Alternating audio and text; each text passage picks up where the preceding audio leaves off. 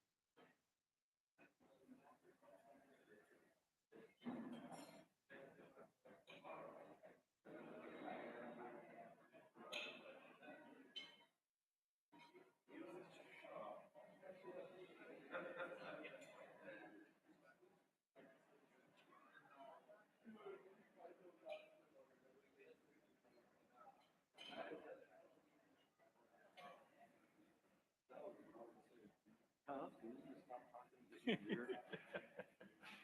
I mean,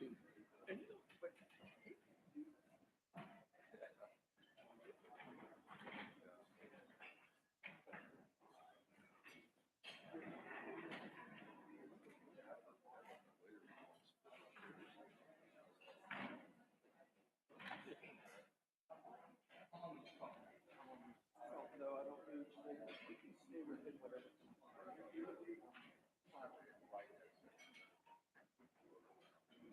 The session starts at 8. Main session. The main session starts at 15 minutes. I just.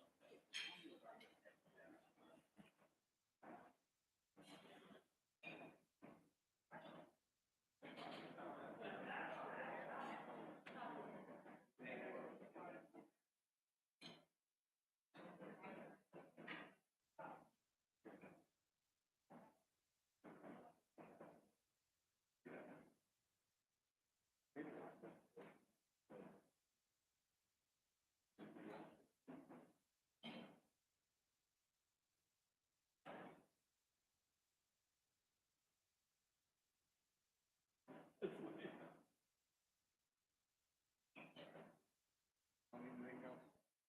All I need is you to tell me when you're ready. I think we start right before.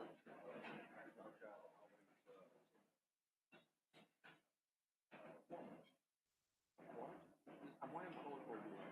Oh, cheap project. That's still on daylight savings time. No.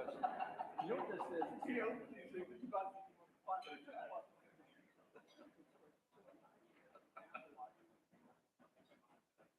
Shake it more. Shake it.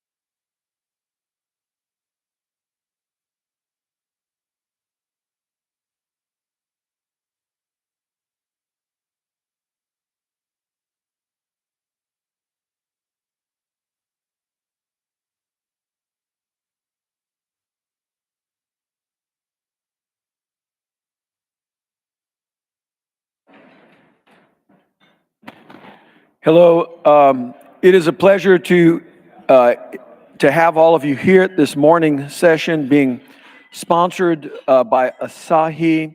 And this is called Cases with the Experts, Device Selection and Techniques for Crossing Success. I'm Craig Walker. I'm joined here on the panel by great friends and spectacular operators, Eric Dipple and Ian Cowich. And certainly they're going to be showing some cases during this panel. So Eric, I've just mentioned. Eric, put your hand up. Yep, that's Eric. Ian, put your hand up. Guys, these are really two phenomenal operators, and lucky for me, they're great friends, colleagues, and people who we can call, discuss cases, and move the field.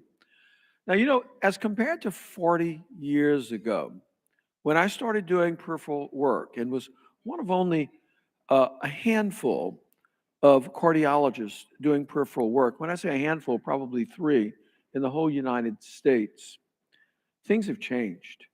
Devices were big, they were stiff, we did not have crossover sheaths, wires were nothing like they were before.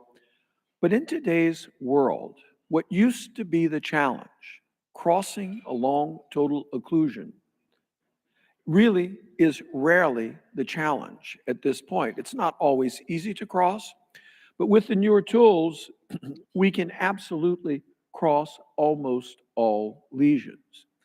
And a big shout out goes from me to Asahi, because I think no one has done as much to move that needle as you have.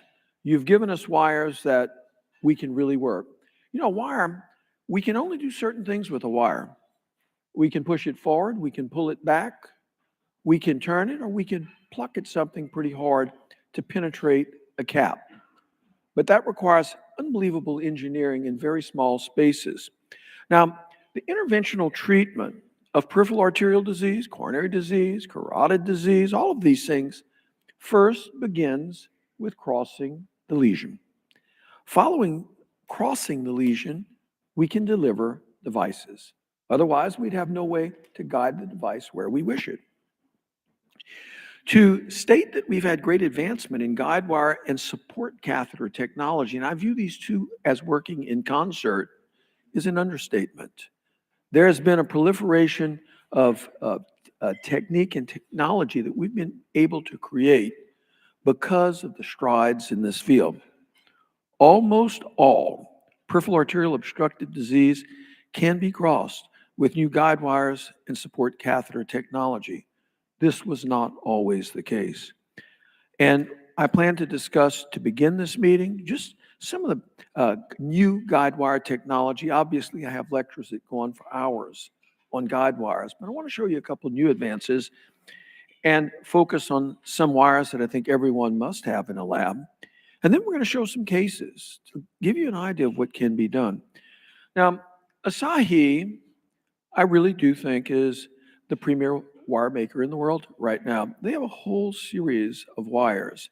And these wires, every one of them, has different attributes. And I sometimes ask other experts, which wire do you use? And they'll tell me, and I'll say, well, why did you use that wire? And a lot of times they just say, well, it's what I've always used. I don't think that's a good answer, because if that were an appropriate answer, we'd all still be driving Model Ts, or we would be going in horse and buggy. Okay, change is not always good, but if you can't change, you will not improve, and that's clearly obvious.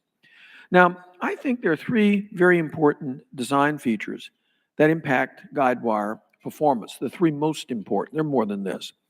Number one is the very distal tip. Now, keep in mind, we're blowing this up a lot, but this guide wire is 14 thousandths, about the size of a human hair. And all of this technology is going on inside this guide wire. So at that distal tip, we have what we call tip load. That's how much strength the wire has, how easy it is to punch through an area of total occlusion. We have a spring coil around the tip. This spring coil gives us visibility and helps us in our ability to torque a wire. Because as we guide a wire, as I mentioned, all we can do is turn it, we can pull it, we can push it forward, we can pull it back, or we can pluck at something going kind of fast. to re-enter into the true lumen. Now, we can make these tips simply straight and blunt, or we can sharpen the tip. We can taper it. As we sharpen the tip with the same stiffness behind, that tip will have greater penetrance, because what creates penetrance is force per unit area. Just like you sharpen a knife, it will cut through things. If you sharpen an arrow, it will penetrate better. And so if we taper the tip, it gives it better penetrance. And then finally, we can coat these tips. We can put sleeves over the coil to make it have less friction, and we can add hydrophilic polymers, which create a very slippery surface. Next, we have the core of the wire. That is the basic diameter of the wire. It's from which everything else springs. And by grinding this wire down, we make certain areas more flexible. Now, it matters what is the thickness of the wire, the material that shaft is made of. Is it nitinol or is it stainless steel? Because each of those have different attributes. And the taper, as we grind it down to make it flexible. Do we do that over a long period of time so that it easily goes around bends? Or do we do this abruptly so that we have support without having to push it far?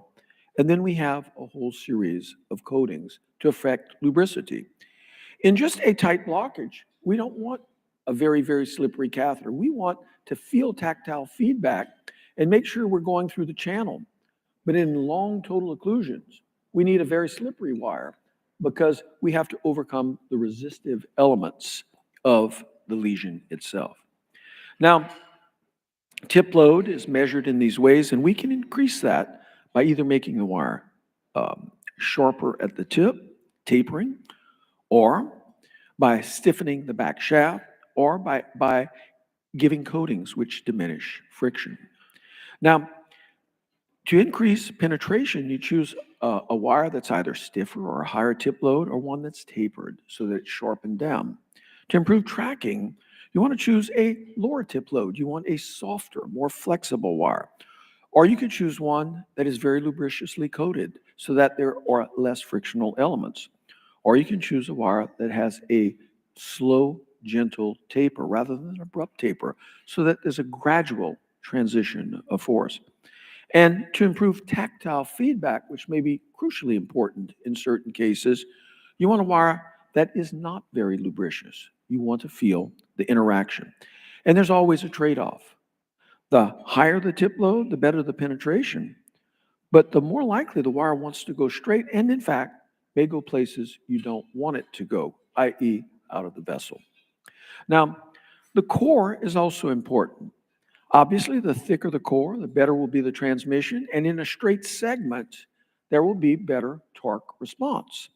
But in severe curves, because it's stiffer, those curves may impair the ability to torque a wire. A thinner wire is going to always track more easily, and often we need thinner wires to deliver some of the tools that we have. Nitinol, or a nickel titanium alloy, is more durable than stainless steel. It will not kink, but it does not have the same support, nor does it give you as good a torque. And a wire with a smooth taper, as I've mentioned before, is going to easily go around bends. These are some of the coatings, and you see these sleeves, we can spray coatings on these, and that makes it more lubricious. But if we take a jacket and we put it over the coils, notice how it smooths out the coils on the left. That allows us to go through more easily. And so if we can put this jacket on top of a wire, it will easily slide through lesions. Now, what Asahi has done, and I'm just briefly going to mention this, is what I call new guide wire technology. So as we look at older wires, and you look at the tip here, you see the coil, the dots as you're going on. This is just the very tip. And you see here we have a very round, kind of blunt tip. Well, in most early wires, this core is flat. Therefore, if you try to steer the wire by torquing it, by bending it, often there's what we call whip. You bend, you try to turn the wire, and it doesn't move. You turn a little more, it doesn't move. And all of a sudden, the thing flips over. We don't want that. We want even distribution of torque. And so what Asahi has done is they've made this round. They've made this round. That gives better transmission of torque. But now you're giving up some of the absolute metal, so how do you make that up? Well, now what they do is they create a 7-wire hypotube, which they put out here at the very end. This is called a twist wire. So now you have just as much metal, but again, it is round, it is torqued. And so now, as we torque, we have one-to-one transmission. Now, you might imagine if we're trying to navigate through very tortuous vessels in the foot, we're going from one vessel through what we call choke vessels that are about the size of a capillary and come back up, we got to have control of the wire. There's never been a wire that was able to respond like these wires. So that's very important. But in addition, between the central core of a wire and the coils, most wires have an empty space. And so these areas you can't torque as well, and these areas can get damaged. So what Asahi has done here is they have a 6-wire micro braid hypotube to fill in the space. Now, what does this do? It protects the core from kinking. It gives us better torque. But it's really unbelievable technology because in this 14 thousandths wire, what they end up having is 15 wires in a wire that's about the size of a human hair. Think of the engineering that went into this. Now, there's some wires I think are crucial to stock in every lab and that I stock in my office-based lab, and I call these premium wires. The Xi'an Black is the wire I just showed you with the twist wire, with Act 1 technology, with the twist wires I've mentioned, the most torqueable of all wires. And this is, simply put, I think the most steerable wire that has ever been made. It has a very soft tip and it's very atraumatic. And here you can see some of the characteristics, and it's important for every doctor to read these charts. It tells you what's available, but more than that, it tells you the construction. And once you understand the basic building blocks, then you can always understand where to use this wire. There's another wire I think is crucial. This is one of the newer wires. It's called the Gladius Mongo ES. And there's never been a wire like this for crossing, in my opinion, long occlusions below the knee. Why is this? Well, they've made this wire have nice stiffness, but they've created a hinge point in the wire so that this wire automatically will make a 1 millimeter J. So it makes it slightly smaller than the vessel, and it easily slips down along long total blockages. Again, the construct of that wire. We can also see that this wire, as compared to many other wires, holds its tip configuration much better even once it has been prolapsed.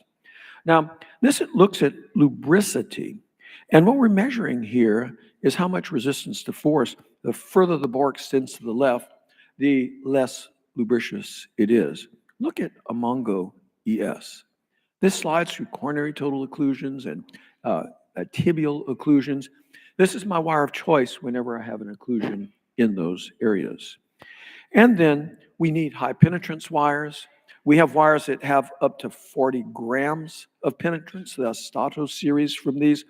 But the one wire I use most when I need most penetrance is a rounded tip. It's not tapered. It's a little stiffer shaft. It torques very well. This is the Halbert. I like to use the 18 thousandths Halbert. I find this to be an incredibly helpful wire when I'm having to penetrate a totally occluded vessel that is highly calcified. Again, these are the characteristics of that wire. I can give you access to whole wire articles that I've published so that you can actually read in depth about these. But here you can see this is a patient who we have to get the anterior tibial open. You can see the dense calcium at the knee. And as you look in the middle frame, you can see the anterior tibial is diseased and then it dies down low. This patient has an occlusion. The perineal is okay, but those two SATs and the angiosome of the AT are terrible.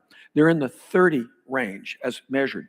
And so we're going to get in this vessel and where we first treat the lesions above. But look at this little J that I'm mentioning. That's going through a total occlusion, real time. I didn't do anything before this.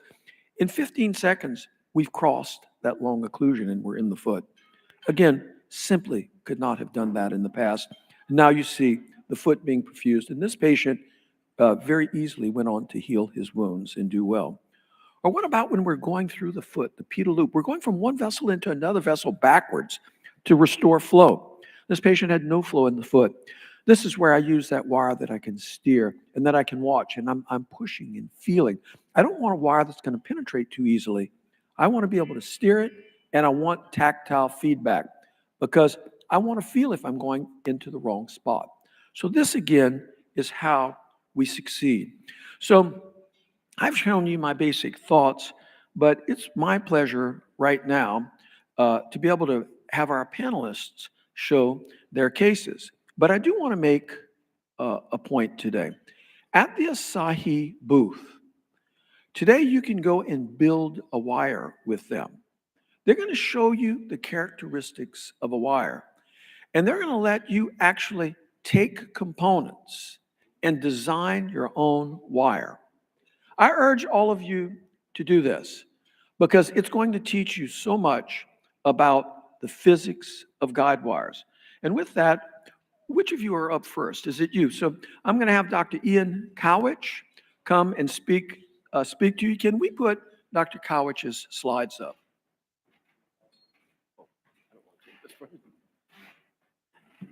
Thank you, Dr. Walker, for the invitation to Asahi for the support. I want to talk a little bit more on wire selection and escalation and just kind of go over my toolbox for what I have. As Dr. Walker mentioned, a lot of us, especially in fellowship, are told, learn the wire that use that wire, becomes your favorite wire. But, as his analogy with would-be driving T-Mobile cars, it's very important that we adapt to the better wires and give ourselves the best advantage we can. These are my disclosures. So my toolbox for crossing here, for 035 would be a cross lead. For 014 and 018, we have Regalia, Treasure 12, and then the Mongo 14 and the Mongo 18. And for catheters usage, I started using the crosswalk. These are all, the last four are all newer devices, as well as cross lead devices from Asahi. For iliac and SFA CTOs, where the vessels are much bigger, where the ranges from 5 to 8 or 9 millimeters, I tend to use the 035 wires more. I tend to use the crosswalk and the cross lead. The crosswalk I like because it's a braided catheter and it provides support and stiffness. It's able to go, the 014 and 018 are actually able to go through the 2.4 millimeter sheet that we often use in the pedal. So it gives you good support from coming retrograde as well as going antegrade. And the cross lead, as we'll talk about, is very steerable, shapeable, and has a good prolapse point that forms a narrow loop. So we delve a little bit more into the cross lead and supporting the modifier retrograde as well as the antegrade. And the cross lead, as we'll talk about, is very steerable, shapeable, and has a good prolapse point that forms a narrow loop. So we delve a little bit more into the cross lead and the 035 wire. We'll see that it has a polymer jacket that's hydrophilic. It's called a slip coat. And it has a shapeable tip, one to torque, and it forms a narrow loop. So these are the main four features of the cross lead that makes this wire really outstanding. And as we dive a little bit deeper into this, we'll see that, that tip is made up of a distal flat nitinol core and then has actually two Act 1s. And the Act 1 is, as Dr. Walker mentioned, is that special wire wrapping around, 6 wires wrapped around themselves. And the cross lead actually has two. What this does is it gives the tip actually a little bit of stiffness that you can insert it directly into the guide sheet, and it's good for crossing lesions as well as the core is for good device delivery. Again, the three good features of the wire that it has double Act 1. It's the main core is a one-piece nitinol core, and then the core tip is pressed. What this allows is it gives you a narrow loop formation. It gives you a good torque response. It gives you it's a highly durable wire, and both the tip and the body is very stiff. And because of the pressed core tip, you're actually able to shape this wire. It retains the shape, and then whenever you cross your lesion, you can actually pull the wire back a little bit, and the tip straightens out again. So very durable tip. What it is it's a 25 centimeter polymer jacket hydrophilic coating. Again, it's their proprietary slip coat. And the device comes in two lengths, the 200 and the 300 centimeter length. And even though it comes initially as an angled shape, the first 20 millimeters are a shapeable length. And what you can see here is that we are able to, with the competitor wire, you're not able to really change the shape of the wire. So no matter how much you use your device, your shaping device, you're not able to change the device. Whereas here with the cross lead, you can see that it can be shaped because of the nitinol core. And so you're able to make this based on what your preference is for selecting vessels. And so the device actually comes with a shaping tool, which allows you to be able to start to shape the wire. And because of the Act 1, it allows you to have better shape retention, as well as you can either reshape the wire as needed, or you can actually go ahead and make it whatever the angle that you desire. It does come in with an angle that's equivalent to its competitor with the same angle. But again, because this is shapeable, you can actually make it to your whatever your desire. As far as how well does the torque respond, we can see that with the Glide Advantage that there's actually you see here that we're actually torquing the wire, and at the distal end, the torque takes a while to be transmitted, and so you don't have a good one-to-one response.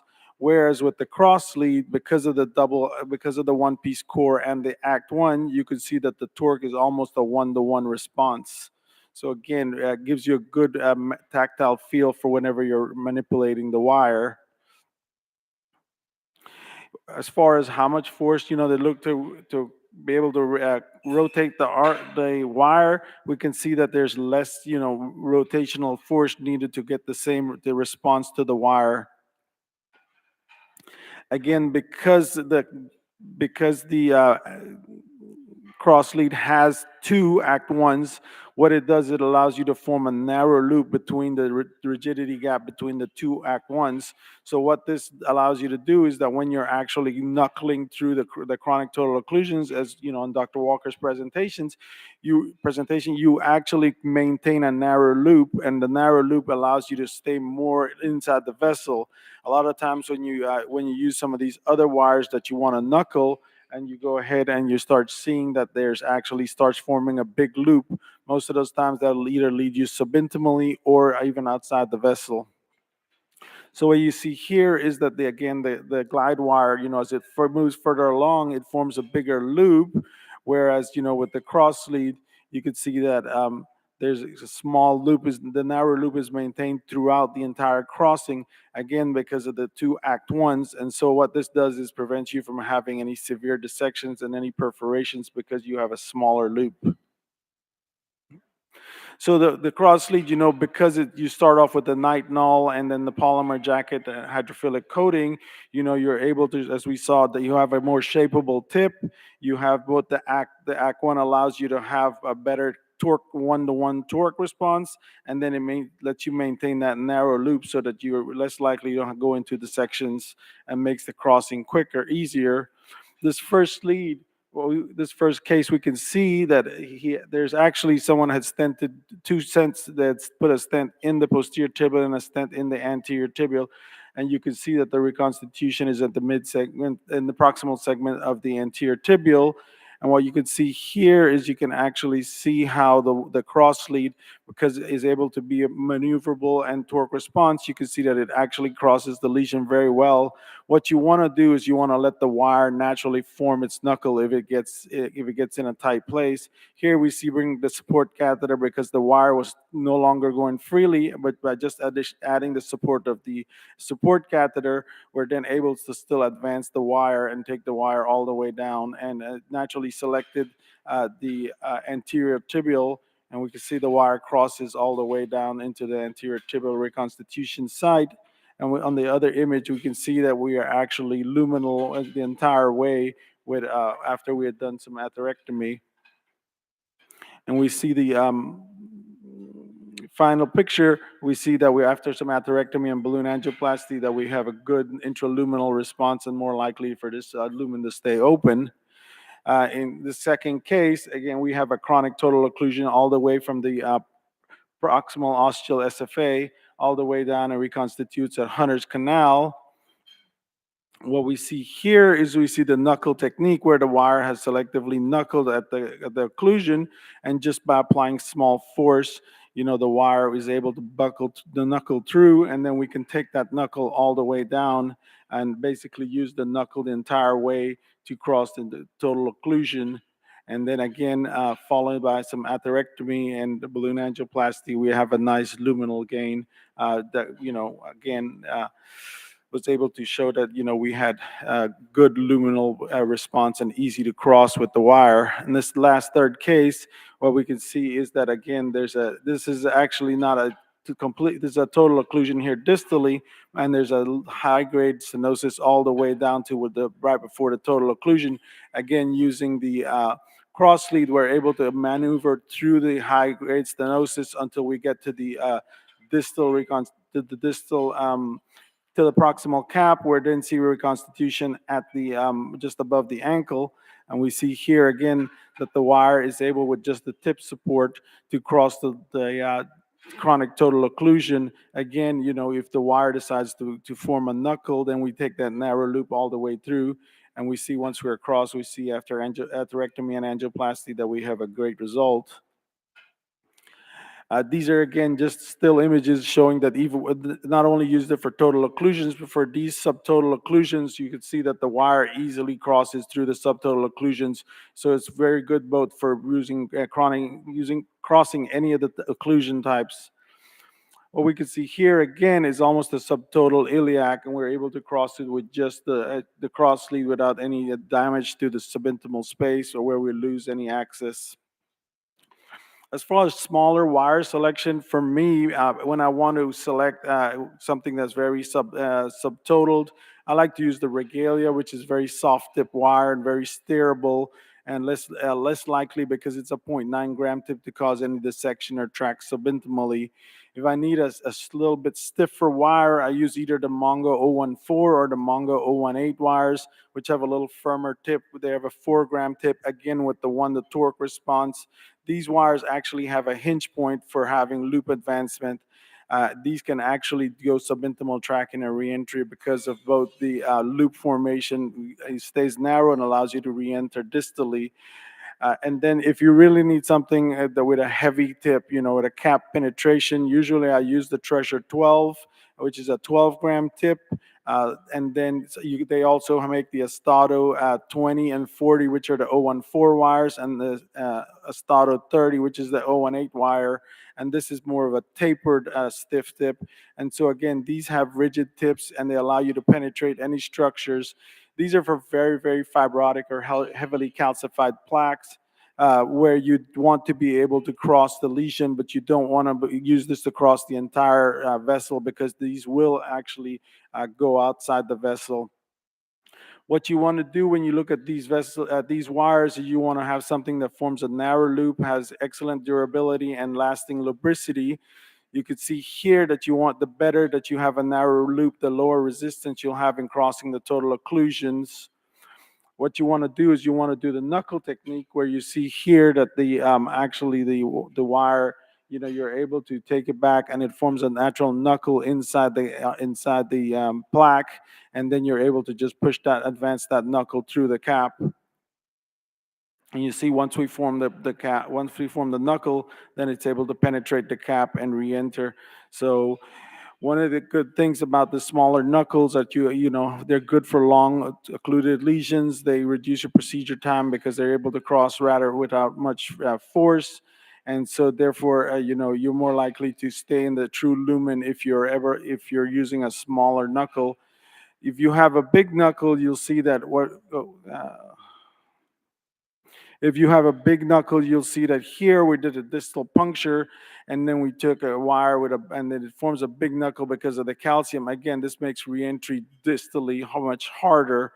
So again, you want something, with a little micro gap between the core that allows you to form a small knuckle. You again want something with high lubricity for crossing the long lesions, and the AC1 allows you to be able to do that. Here's the 018 Mongo, which has recently been released. Again, has a nice polymer jacket and a hydrophilic coating tip, and then a good stainless steel core. It comes in both the 190 and 300. And so again, it has the same features where, it has this has a single ACK1, allows it to be able to prolapse pretty easily. You can see that in comparison to the other other wires, it forms this loop very early, and it actually maintains that loop despite the amount of force. It remains the same size. The SAF support again is comparable to most of the other wires that are out there. Here you'll see that when we advance the wire, that it actually will form the small loop, whereas a competitive wire would tend to form a bigger loop, so you're able to have less resistance when you're crossing. Again, tips and tricks for crawling the loop. You want the loop to form inside the plaque. You don't want to form the loop outside before you enter the plaque. If the loop starts getting too big, you want to pull it back and readjust, and normally keep you in the formal loop. And then when you get stuck, you want to advance the micro catheter to give you some guide support. Tip durability, again, just like prior, you're able to pull it back and reshape it. Again, good one-to-one response, and here you see that it maintains good lubricity, so you don't have to apply a lot of force in order to advance the catheter. It comes pre-shaped in a 1 millimeter length, so that you're able to actually use that without any damage to the wire core. And so usually the loop will form about 12 millimeters, 1.2 millimeters below from the tip. This is a chronic total occlusion in the popliteal that reconstitutes here in this anterior tibial. This is just a big collateral. And so what you can see here, we're able to advance the wire for all the way down here, but we were not able to cross luminally from above. So we stuck retrograde, and actually with the prolapse wire, we were able to easily enter into the reconstituted side up above, and we're able to externalize the wire pretty easily, again, because it's the shape tip is maintained. So we actually can straighten out the tip and then just use it to externalize through a JR4 guide catheter. This is the pre, and then these are the two post pictures. This case, he actually had a lesion in the anterior wound, and then 6 weeks after the resolution, there was complete resolution of the wound. And then this one is another one where the chronic total occlusion is in the proximal anterior tibial. And so the reconstitution was so what we were able to do is basically take this wire from above, and you'll see that we advanced the wire, as again, going straight and bringing a support catheter. It allows us to be able to advance the wire as far as it needs to. What eventually happens is that the wire will form its natural loop, its natural knuckle, and once the knuckle forms, then we just use the knuckle as well as the support catheter to advance the wire. And so here you see the formation of the knuckle, and we're able to just advance that knuckle and go across the chronic total occlusion. We did enter into the perineal. You see where it's over the wire. And so then what we're able to do is then just bring up the support catheter and then redirect the wire to go up into the popliteal artery. And so now we see that the wire is easily in the popliteal artery, and this is after atherectomy. We have great results. These are just, again, similar cases where, we have long total occlusions from the ostium. We're not able to see the ostium, and here behind the hardware, you see reconstitution. And so we're able to just take the knuckle from above and, again, just be able to prolapse the wire from below. And then once we're able to do that, we're in the lumen here, and we're able to see the catheter here, and then we are able to externalize the wire very easily, again, because once you pull the loop out, you still have a good formation of the wire, preservation of the wire tip. So again, those are the final results. So this was just an easy wire catheter crossing from above, where we were able to stay luminal the entire way. And then we see that the pre and the post, because we're luminal, we're able to stay good channel. So in conclusion, the new wire technology has made crossing easier. The crosslead has a shapeable tip. It remains durable and has great torque response. The Mongo 18 has, again, the similar features with being durable tip and good support. And remind yourself that as the wires improve, to give yourself these tools to be successful. Thank you. Thank you, Ian. Really nice talk. Bring up Dr. Dipple, who's going to show us some interesting cases as well. But I think, again, you just saw, as we're getting up Dr. Dipple's slides, you saw a nice example of what can be crossed now, and the answer is almost everything. It's very important. All right. First of all, thank you for being here this morning on behalf of Asahi and NCVH. When my alarm clock was going off this morning and I was dragging myself out of bed, I was hoping I wasn't going to be speaking to an empty room. So it's much appreciated that you all got up as well. Second of all, I think that wires are probably one of the most important tools in my tool bag of anything else that I do.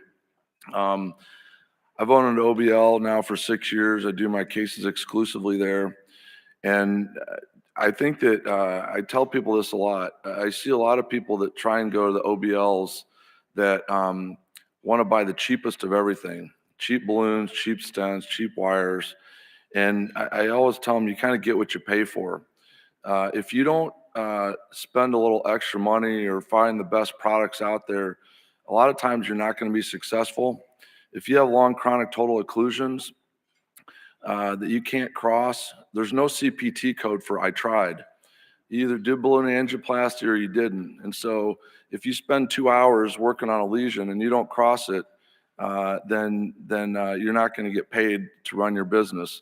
When I started my OBL, I wanted to have a center of excellence. I didn't want to be as good as the hospital. I wanted to be better than the hospital. And I believe that we are better than the hospital. Oftentimes I go to the hospital and I ask for certain things. They don't even have basic stuff that I need in my tools. And so there's a lot of things that I don't know much about, but there's some things I know a lot about. And I think if you're going to be good at what you do, you have to know a lot about the tools that you use. If I can't paint, I'm not an artist. If you ask me to paint a picture, you're going to get a stick figure drawing. But I do appreciate that the Mona Lisa wasn't painted with a 4-inch paintbrush. And so you have to understand the tools that you use every day if you're going to be successful. And so I'm just going to show you a few cases. I don't have any fancy data or anything like that. I'm not going to get into a lot of the details of the different wires. You can talk to your Asahi people about that. They can put posters up in your lab and you can figure it out when you're looking at them. But I'm just going to show you some of the things that I do and some of the tools that I use to do successful complex CLI cases in an outpatient setting. So this is a gentleman that I worked on several years ago now, 67 years old. He'd had a TMA a few years prior, and then he'd had a normal angiogram. They told him his arteries are normal. He'd had this wound on his foot for a couple weeks now, and he was a typical Iowa patient. This is not uncommon for what I see, BMI of 41. This is actually on the lighter side. Some of them are quite a few decimals higher. But so we brought him into the lab, and his arteries up above, and his aorta, his femoral arteries, his tibial arteries were completely normal. But his foot wasn't normal. He had a complete occlusion of the lateral plantar branch that was exactly where his ulcer was. And I felt it had to be the culprit lesion. The problem was at the time, I didn't have anything I could really reach there because he had a very high aortic bifurcation. None of my catheters could reach down that far because of his body mass. I couldn't do an antegrade femoral approach. And so I was trying to figure out how I was going to get to that while I was standing there looking at this images. And so I decided to do an antegrade dorsalis pedis approach. So I just stuck directly down on the dorsalis pedis artery with the microcatheter, got access, and I put a microsheath in there and just did a picture. And you can see, it's probably not going to run through. There we go. Go back and do it this way. Go backwards. There we go. You can see this run through on the right-hand side. There's a total occlusion there. So then the next question is, how am I going to cross this? So what I chose is a Fielder XT wire. This is completely bareback. There's no sheath in there. And the image, he kind of moved his foot, but I was using a road map. I hope you can see that wire kind of moving there. But I had an idea of where the dorsalis pedis was going into the pedal loop. And I was just kind of probing around, feeling my way through there. And that's one of the things you need with the tactile feel. But once it knuckled over, then I knew I was okay. And I just started pushing it through this occlusion. You can see kind of working its way through the occlusion. Eventually, it's going to pop up into the into the posterior tibial artery. Then what I did is on the right-hand side is just brought a 2 millimeter balloon. Again, this is bareback. This is not with any sheath or anything. Brought that down through the occlusion, pushed it through there.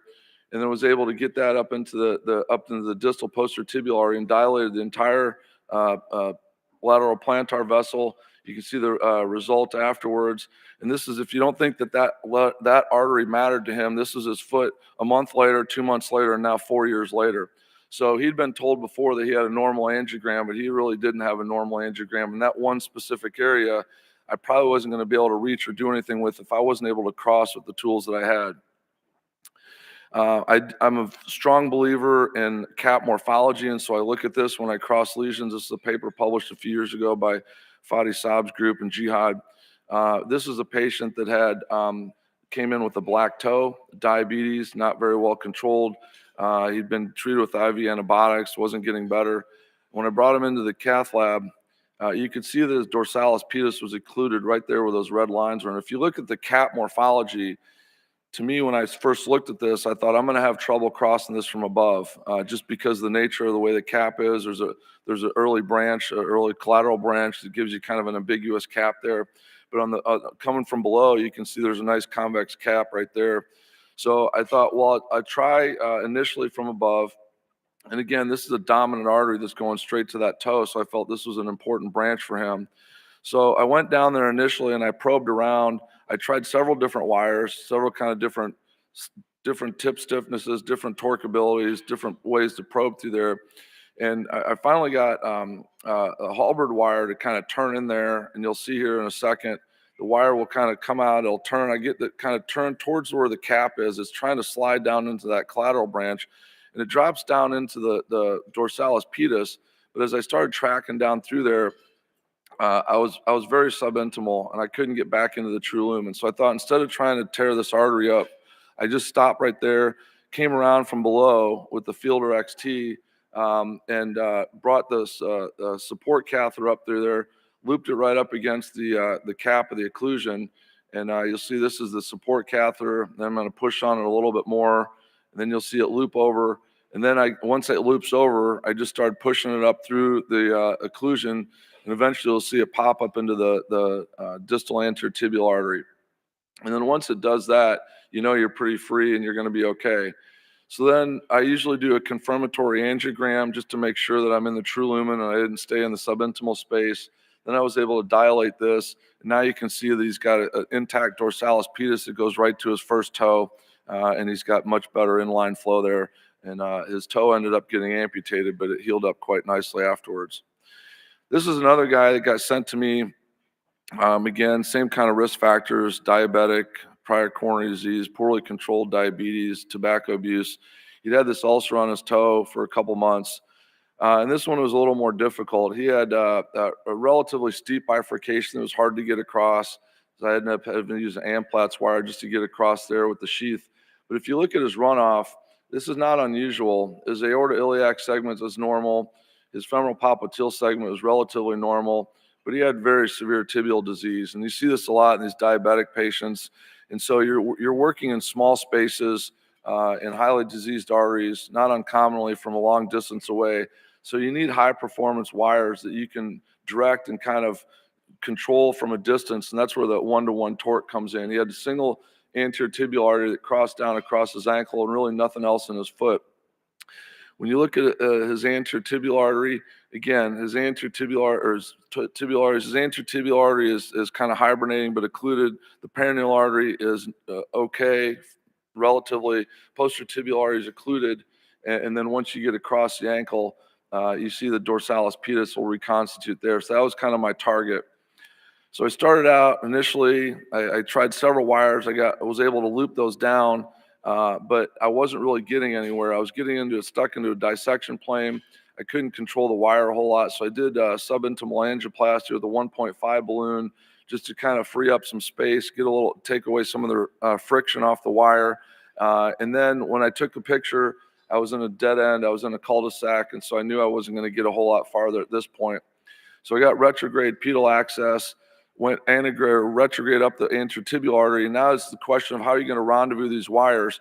And that's where things like the Xi'an black comes in. To me, it's very helpful with the torque control. And so you're trying to marry a 1.4 wire, a 0.04 wire into a 0.018 catheter from about 3 feet away. And it's like threading a needle, and it's sometimes can be quite difficult. But if you have the kind of the wires and the tools that you need, a lot of times you can be successful if you're patient. So there, once the wire goes down the support catheter, now the rest of the case is fairly simple. You can complete your case.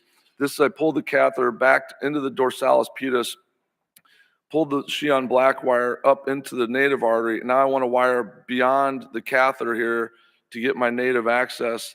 And then once I got past that, I was able to pull out the support catheter, hold pressure there for a few minutes, and now you can finish the case with laser atherectomy, balloon angioplasty, and you get a final result that looks like this, and his ulcer subsequently healed up after they did a partial amputation of his toe.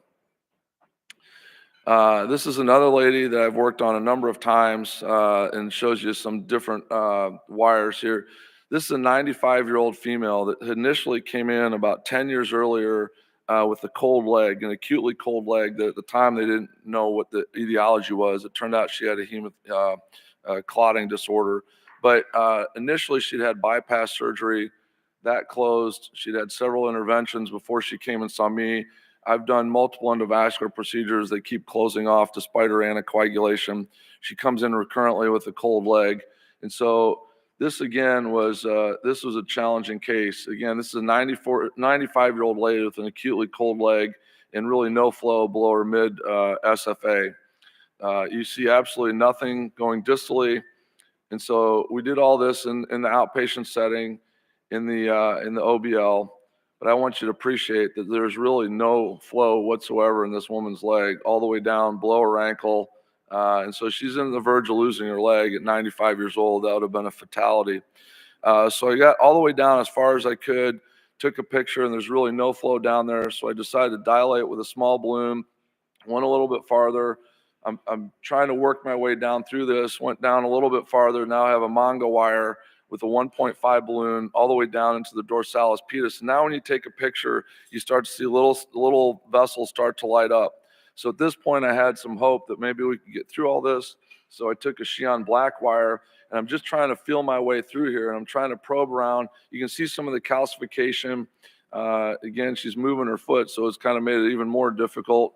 But I worked my way through. I want to prolapse this right about there, and you can see it start to buckle. And once it buckles, then you can push your way through, all the way through her lateral plantar branch, going back up her posterior tibial artery. I was able to dilate. I took a 1.25 balloon. She's a small lady. She's only about 4'11", and so she doesn't have big arteries. I took a 1.25 balloon all the way around there. That was the longest, smallest balloon I had. Dilated through her pedal loop, did a laser atherectomy all the way down through there, all the way into her foot, dilated it, took a picture, and had no flow.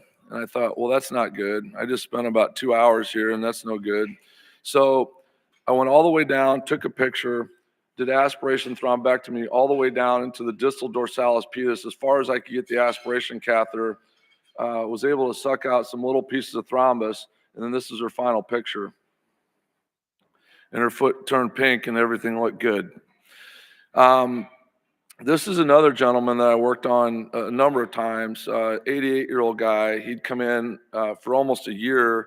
I was trying to get this ulcer to heal up. I dilate, stent him, multiple interventions in his posterior tibial artery. He had really no runoff, and that kept reoccluding. So finally I said to him, Jack, we're going to need to do something a little different here. So this was his angiogram. Not too terrible, but a few areas of restenosis in the SFA and popliteal. But really, besides a perineal artery that goes partway down, there's not a whole lot that gets below his ankle.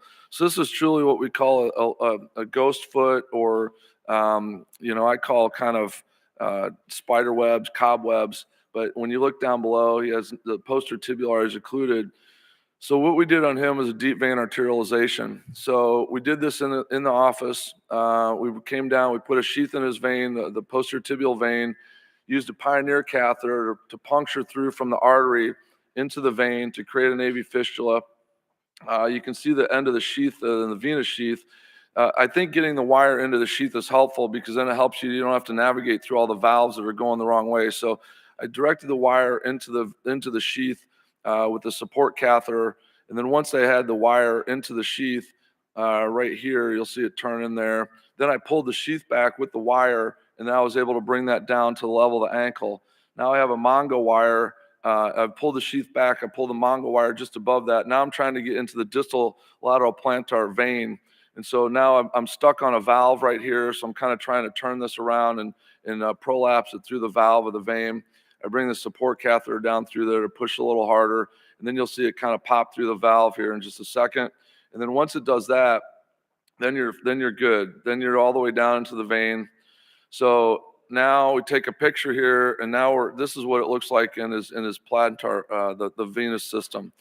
So now I've got to connect all this. So I take a Fielder XT, run this up through his pedal loop, back up the dorsal vein, going back up into the anterior compartment of his foot.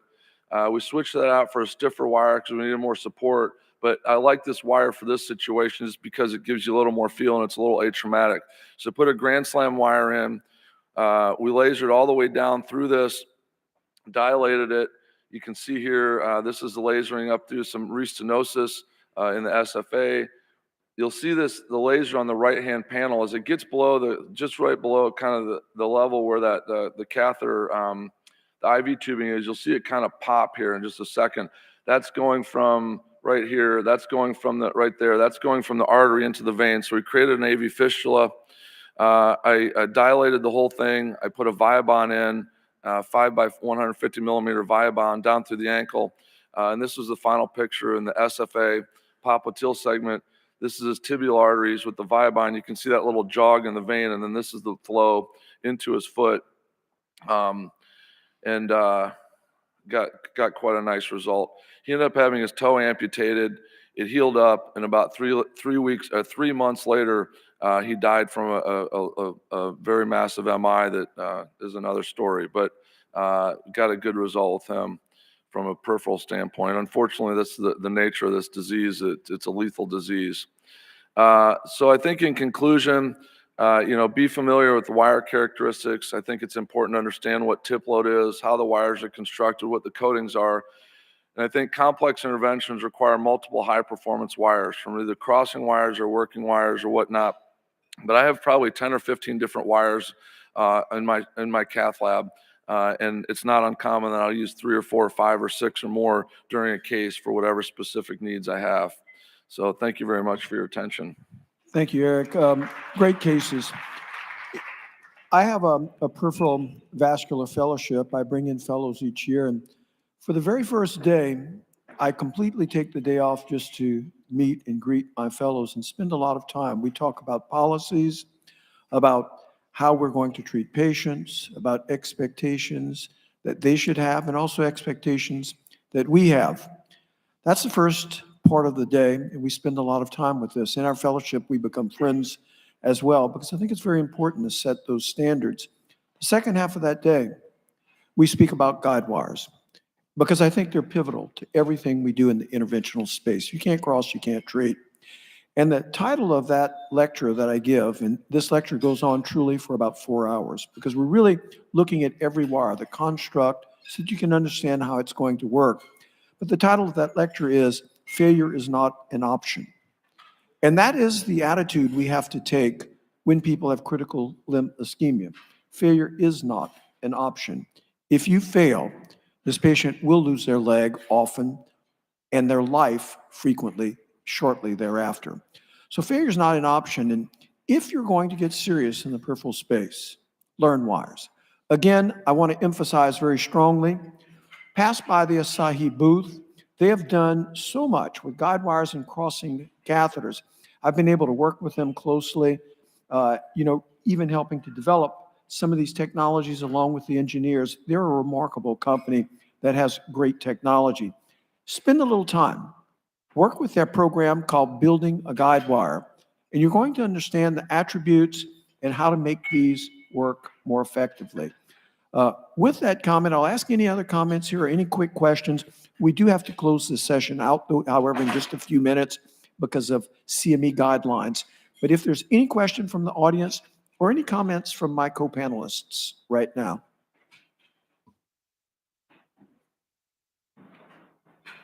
I just want to echo what Craig said. I mean, I strongly believe that you're only as good as the tools in your hand. And, you know, if unfortunately, in a lot of the OBLs I see, people want to buy the cheapest stuff. And I've seen this too many times, you know, that they'll take cheap wires, they'll poke around at things for 5 or 10 minutes, and they say they can't cross. And somehow a lot of these patients end up getting referred to me. You know, with the right tools, you can fix a lot of this stuff. These people that have CLI, it's a death sentence to a lot of them. I mean, if they get their leg amputated, they have a 20% chance of dying in the next 12 months, and they have a 50% overall mortality at 5 years. So this is not a benign thing. And so if you can't save their legs, you can't save their life. So it's critically important that we have the right tools. I also want to echo what Eric and Dr. Walker said. You got to learn what your wires are. This is a great program from Asahi to go learn to see what wire characteristics are. Learn your wire characteristics, and that way you know when you're picking a wire, why you're picking it. As Eric showed, you can take multiple wires to cross a lesion, but at the end of the day, you have to cross the lesions to make it change to make some benefit to these patients. We have one question, sir. Please ask your Yes, question. sir. This is for Dr. Dipple. You mentioned aspiration thrombectomy in the infrapopliteal space. What's your device of choice there? For the case I did, for that one, I just use a simple aspiration catheter that we have. It's an Aspire, made by Aspire, or no, it's angiodynamics catheter. Sorry, it's just a straight aspiration catheter because I needed to get all the way down into the distal dorsalis pedis, and so it's similar to an export catheter. That's the subject of another several-hour lecture because we have to really pay attention to how much clot, how big the particles, how old is the clot. All of those things matter. Some clot is very malleable. You can compress it. It's easily sucked out. Some is hard as a rock. In fact, Narula showed that what we always thought was just atherosclerosis below the knee is actually often old calcified clot without even substantial atherosclerosis. They did this in amputated specimens. So we're learning a lot about this. There have been great strides in medical therapy as well. But we have to learn about this field. This is so important. And you know what's the sad part about this, and we'll close the session out with this, is we can't screen coronary arteries very well by just a physical exam. But you can always feel for a foot pulse. If it is absent, you have a sick patient. You may not need to open up a balloon, open up a vessel with a balloon, but you damn well better evaluate that patient because he's at higher risk of dying of heart attack, stroke, and other problems. And you can start measures to lessen that likelihood. You can lower their cholesterol, put them on antiplatelet drugs, perhaps vasodilators, make sure their blood pressure is controlled, and also make sure that this patient is cautioned that he has atherosclerotic disease and he needs to be careful with it. This is a strong plea to all of you. Check foot pulses. It should be a part of the standard physical exam. With that, we have to close this session so that we have the time between this and the CME credits. I thank all of you for getting up early. I want to thank Asahi, for making beautiful wires and making my job so much easier in terms of succeeding with people, but also for your undying continued support of education. That's the only way we can improve. And I want to thank you from the bottom of my heart for what you do. Thank you very much.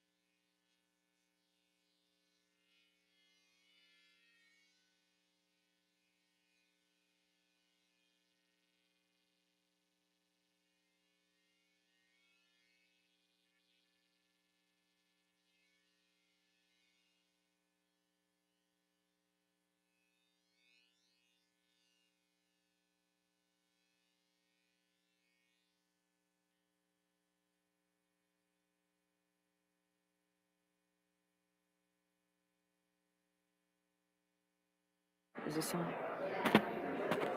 Can you hear me? Hey, good morning, everybody. We're going to go ahead and get started. Our first speaker is Dr. Eric Sisemski, who will be going over an overview of racial and sex disparities in PAD. Great, thank you very much, and fantastic pronunciation of my last name, which doesn't happen frequently.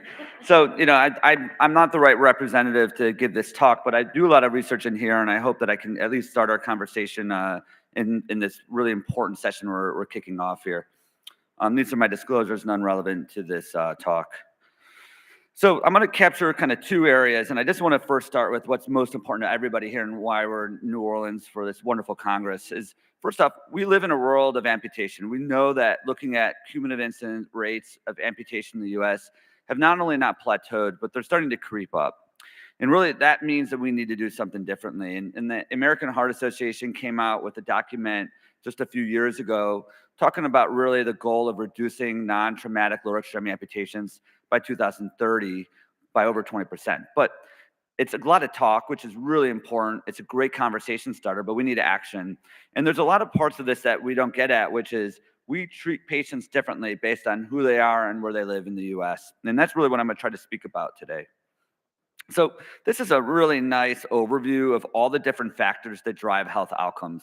And this is not meant for everybody to try to read, but you can see here that there are all these aspects that really fall into the constructs of how our socioeconomic and overall social systems are set up. And whether that's the economic stability of an area, the environment, education, and food access, to what does that community and social context look like? That all feeds into the healthcare services that provide important care for these patients. And we know, again, that people with peripheral artery disease are very often overlooked compared to the counterpart of cardiovascular conditions that have been publicized and advertised and really targeted over the last 2 decades.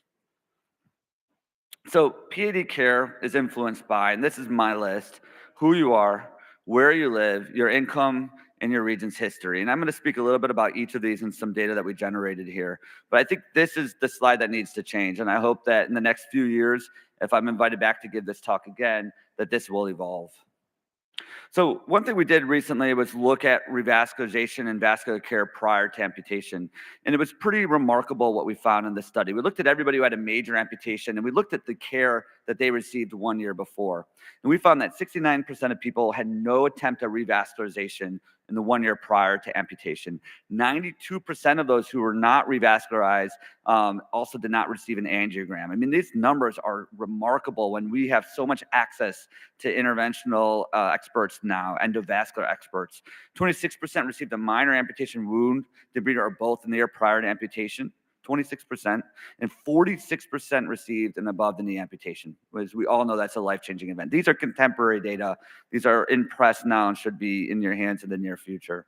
And if you look at the determinants of vascular care prior to amputation, interestingly, if you're a male and living in a low-income area or treated at a safety net hospital, you're much less likely to receive an angiogram or vascular care before your amputation. So there are clear signals here about targeting populations differently based on who you are, where you live, and the resources of the area that you live in. We also know, and this is a nice heat map, that this is a generalized generalized issue throughout the country. And so if you look again here, this is an area where people are much more likely to get an angiogram than down here in the south. And again, that's quite remarkable. Again, it's just where you live and where you reside, you're going to see a difference in care. This is from that same document looking at reducing amputation rates. And this is really one group, which are Black Americans, that have stood out as being poorly treated or undertreated and under-recognized. And I have so many of my colleagues here of doing so much to try to change this trend. And you can just look at lower extremity amputation rates for Black American patients versus non-Black patients are dramatically different. And in this document, they propose a number of reasons why this exists that go back to the constructs of how our society is set up. And again, this all feeds into what's most important to getting good cardiovascular and limb outcomes. Poor access to healthcare, poor housing conditions, poorly funded schools, poor access to capital, all lead to poor CVD and stroke outcomes. And I think there's no hiding from this. I think this is exactly what needs to change if we're going to really make that 20% dent that the American Heart Association proved, is understanding these populations that are not getting the care that they deserve to get. We did a study just looking at how different patients of different racial backgrounds present for a peripheral intervention. And one thing that stood out was if you're a Black American coming in for an intervention in the US, you're much more likely to come in with a greater degree of tissue loss and much more advanced disease than you are if you have a non-Black American race. And so just understanding the drivers of that is critically important. And again, the biggest thing that really follows is that if you come in with more advanced disease, you're going to have worse outcomes. We know that. So again, it all comes back in the line is we want to talk about, should we do something different on the vascular revascularization side? Should we use drug-coated technology? Those things actually make a very small difference in terms of amputation rates. The bigger problem is how advanced is your disease when it came in, and then we'll show you in a moment how much comorbidities drove your advanced disease. So if you break this down also by the country, it really didn't matter where you live in the US, the same signal existed that if you are a Black American background, you had a different severity of disease and outcomes compared to those of non-Black race. And if you break down why this was driven, this is really driven by higher burden of comorbidities. Patients who came in with more advanced disease had more severe comorbidities that were undertreated, underrecognized, and really led to a more advanced course that really had no chance of getting a better outcome once they got to the right vascular providers. So if we step back and thinking about the infrastructure of how to change outcomes, it doesn't happen on the table. It happens, again, understanding those who are most risk, diabetics, chronic kidney disease, underdiagnosed hypertension, and getting them services much earlier on and upstream than when they get to the hospital. Now, this is not only for a race-based conversation. I think we've seen the same thing by sex and gender. And so this is a figure looking at the incidence of PAD among men and women. And what's different from my other world I live in, and many of you in the coronary space, is women have as great a chance, if not greater, of having advanced peripheral artery disease as men are. We don't see that on the coronary side, but we see that on the peripheral artery side. And when you look at the outcomes related men versus women, we know that greater cardiovascular events and greater limb events occur in women, more proximal amputations, more perioperative complications, and greater cardiovascular mortality. So again, we're doing this wrong, not only by race, but also by sex. I think that we've not figured out how to tailor our treatments correctly to these unique populations. I'm just going to wrap up on the final slides. This is really the unique figure that came out in a recent publication thinking about all the reasons why we have gender discrepancies in peripheral artery disease in a mixture of clinical, societal, and biological influences. And these all feed into how we move forward in terms of understanding how to improve these outcomes. We have to put all three of these bins together and thinking about how to tailor our care for our female patients in addition to our other patients who are under-recognized and poorly treated.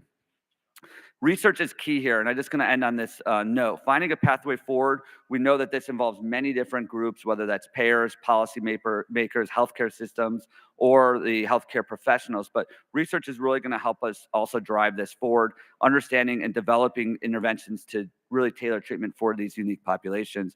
And I just want to highlight that our clinical trials have never represented our patients appropriately. We've always under-enrolled female patients and minority patients, and that's changing. We now have targeted trials like this one from Boston Scientific called Elegance that are allowing enrollment only if you meet these pre-specified criteria, including 40% women in the trial and 40% underrepresented minorities. Thank you very much. I'm looking forward to this conversation, and it's a privilege to kick off this session. Thank you. That was an excellent lecture. I'm next. I'll be presenting over the current state of heart disease in women. If I could get my slides. All right. I have no disclosures. So myth that heart disease is a male disease. It's just as prevalent in women. In fact, almost as many women as men die each year of heart disease in the United States. Again, this is just a representation from just a few years ago of women ages 35 and above. And you can see the southeastern part of our country is really not doing a great when it comes to heart disease. So female prevalence of selected chronic diseases, breast cancer gets a big name because it's obviously an awful disease. But if you look, heart disease, PAD, and diabetes is much more common, and we really need to raise that awareness, especially in females. How does heart disease affect women? Heart disease remains the leading cause of death for women in the United States, killing around just under 300,000 women in 2017, or about 1 in every 5 females. Heart disease is the leading cause of death for African American women, white women in the United States, and then among American Indian and Alaskan Native women, heart disease and cancer cause roughly the same number of deaths each year. And then for Hispanic and Asian or Pacific Islander women, heart disease is second only to cancer as the cause of death. About 1 in 16 women aged 20 or older have coronary artery disease, and about 1 in 16 white women, Black women, and Hispanic women, and then 1 in 30 Asian women. Premature mortality, meaning someone less than 65 years, is increasing in the US, which is a scary trend. And this is primarily driven by drug abuse, accidental deaths, and organ system disease, with cancer and heart disease being the 2 major causes of premature death. The cardiometabolic risk factors are on the rise in young women, and young women with heart disease have a greater relative risk of mortality compared to men. This was an analysis over about 20 years that was done for premature heart disease and cancer-related mortality in women, compared to premature mortality attributed to heart disease and in cancer in women, to assess the contemporary trends in the mortality gap between both these disease entities. Again, it was about 20 years. Of data that showed while cancer remains the more prevalent cause of premature death in women, premature heart disease is increasing. Demographically, the upsurge in heart disease mortality was noted in women aged 25 to 34, and then 55 to 64 years. Non-Hispanic whites and non-Hispanic American Indian and Alaska Native, compared with women who died of cancer. Consequently, the mortality gap between cancer and heart disease is narrowing at an accelerated rate. This was an article put out last year by the Journal of American Heart Association. The aim was to determine whether different pregnancy-related complications are associated with general and specific outcomes of cardiovascular disease. It adjusted for major confounding factors, including overweight, smoking, and comorbidities. The specific outcomes of cardiovascular disease were a first-time hospitalization of ischemic heart disease, ischemic stroke, TIA, or PAD. The aim was also to describe whether first-time hospitalization of cardiovascular disease occurred earlier in women with pregnancy complications compared to women who had no pregnancy complications. It was a large cohort study, over 2 million women and over 4 million pregnancies, with a median follow-up of over 20 years, showed that both maternal and fetal complications are associated with an increased cardiovascular mortality earlier in life, an increased chance of hospitalizations, and an earlier onset of ischemic heart disease, stroke, TIA, or PAD after adjustment of the major confounding factors. So this just goes to show a chart from this study that if you had preeclampsia, gestational hypertension, diabetes, preterm birth, very preterm birth, small for gestational age, or stillbirth, that you're at an increased risk of cardiovascular disease at a younger age. Symptoms of heart disease in women. I'm sure y'all know that women don't read the book. We don't present typically. So getting the awareness out there of these symptoms is important. The most common heart attack symptom in women remains the same as men, but some type of chest pain, pressure, discomfort that lasts a few minutes. But women are more likely than men to have heart attack symptoms completely unrelated to the chest. They can have neck or jaw pain, shoulder pain, upper back pain, upper belly pain, shortness of breath, pain in arms, nausea, vomiting, sweating, lightheadedness, unusual fatigue, and heartburn. Risk factors in women: a fourth of heart disease is attributed to smoking. There has been a decline in cigarette smoking in the past 20 years, but with the emerging rise of e-cigarettes and combustible cigarettes, you still have a higher odds of adverse cardiovascular outcomes in young adults. The shifting trends of modifiable cardiovascular risk factors affecting young adults have influenced heart disease mortality. About 56 million US adults aged 18 to 64 have uncontrolled hypertension, and hypertension control has plateaued during the last decade. Only 50% of eligible US adults back in the early 2000s were taking statins, with eligible women less likely to be treated. An increasing prevalence of obesity, as I'm sure we're all aware, is found among US adults. And then the growing rates of chronic kidney disease, a low quality diet, and physical inactivity are also on the rise. Compared with men, younger women with acute MI had a lesser likelihood of receiving invasive or medical treatments. Women with atherosclerotic cardiovascular disease were less likely to receive aspirin or statins. And then in a recent meta-analysis of 43 studies, 41% of women with high risk or established cardiovascular disease were prescribed aspirin by a PCP versus 56% of men. And then women were less likely to receive angiotensin converting enzyme inhibitors or ACE inhibitors. Women living in rural US experienced an increase in premature coronary artery disease mortality in contrast to their counterparts in the metropolitan areas, which have seen a continued reduction in premature CAD mortality. This was a campaign by AHA in 2019 that reported awareness among women considering heart disease as the leading cause of death has declined from 65% in 2009 to 44% in 2019. The awareness decline was consistent across all ethnicities, all races, and ages, except for women over 65. Women aged 25 to 34 and ethnic and racial minorities faced the most significant decline in awareness, and the odds of women identifying breast cancer as the leading cause of death had increased almost threefold in 2019, with a stronger association observed among young women. So awareness about symptoms of heart disease has declined in women as well. So we really got to get this awareness out there.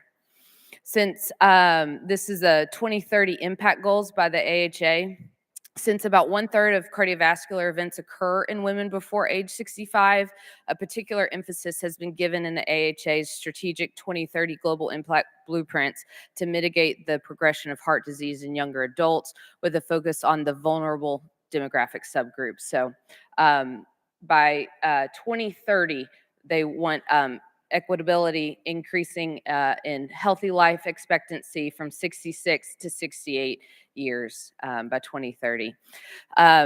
Lastly, this was just an interesting thought is it time for sex-specific guidelines in cardiovascular disease?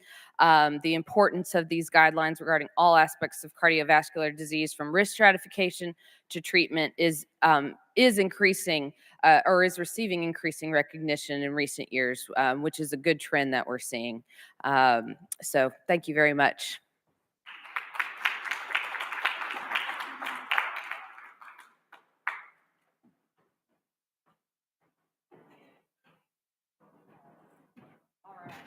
Next, we have Dr. Brian Fisher. He's going to be talking about interventional outcomes, men versus women. All right. Well, again, thank you guys. What an amazing conference it's been so far. I'm really honored to have this opportunity. I don't know that I feel necessarily qualified to give this talk about disparities in care and outcomes when it comes to women. But what I will say is that I'm married to a phenomenal woman, and we've been together for almost 20 years. And I also have 3 young girls that we're raising that I want to raise to be confident and go out into the world and be leaders. And so this is, at least in that respect, there is a connection in what I believe and what I see and what I think is important when it comes to equality and health equity in women. So I want to jump in and just talk about what we're going to talk about here, and just understand that there are differences in outcomes between men and women who undergo interventions for peripheral vascular disease. That is a plain statement that there is really nothing that you can argue in that. That is a fact. What I want to do is just kind of go into the idea of why this happens in our society, and then look at some actionable items that will move us closer to health equity between the sexes. And what I think, as far as this talk is concerned, what I think is the most important part of it, again, is looking at some actionable items. As you guys know, there are talks given and there are journal articles written about this, and they've been written about them for the past maybe 15 or 20 years. When it comes to racial disparities or disparities between gender, we know that these problems exist. And what I truly value and what I've come to embrace more and more as I've gotten older and as my practices continue to mature is really helping to move these things, move it forward, move the needle forward, and have something actionable that we can do. Again, we know the problem is there, and let's actually do something about it. So gender disparities in the treatment of peripheral vascular disease, they vary when it comes to diagnosis, management, and outcomes of peripheral vascular disease based on the gender of the patient. Men and women experience peripheral vascular disease at potentially similar rates, and that varies in the literature. I know we saw a talk earlier saying that peripheral vascular disease is actually higher in our female cohorts, but similar to cardiovascular disease, we know that women present a little bit different. And I would almost argue that, we joke about saying that women, aren't reading the book, and maybe women should be writing the book instead, and we'd have a better idea of what we were trying to accomplish.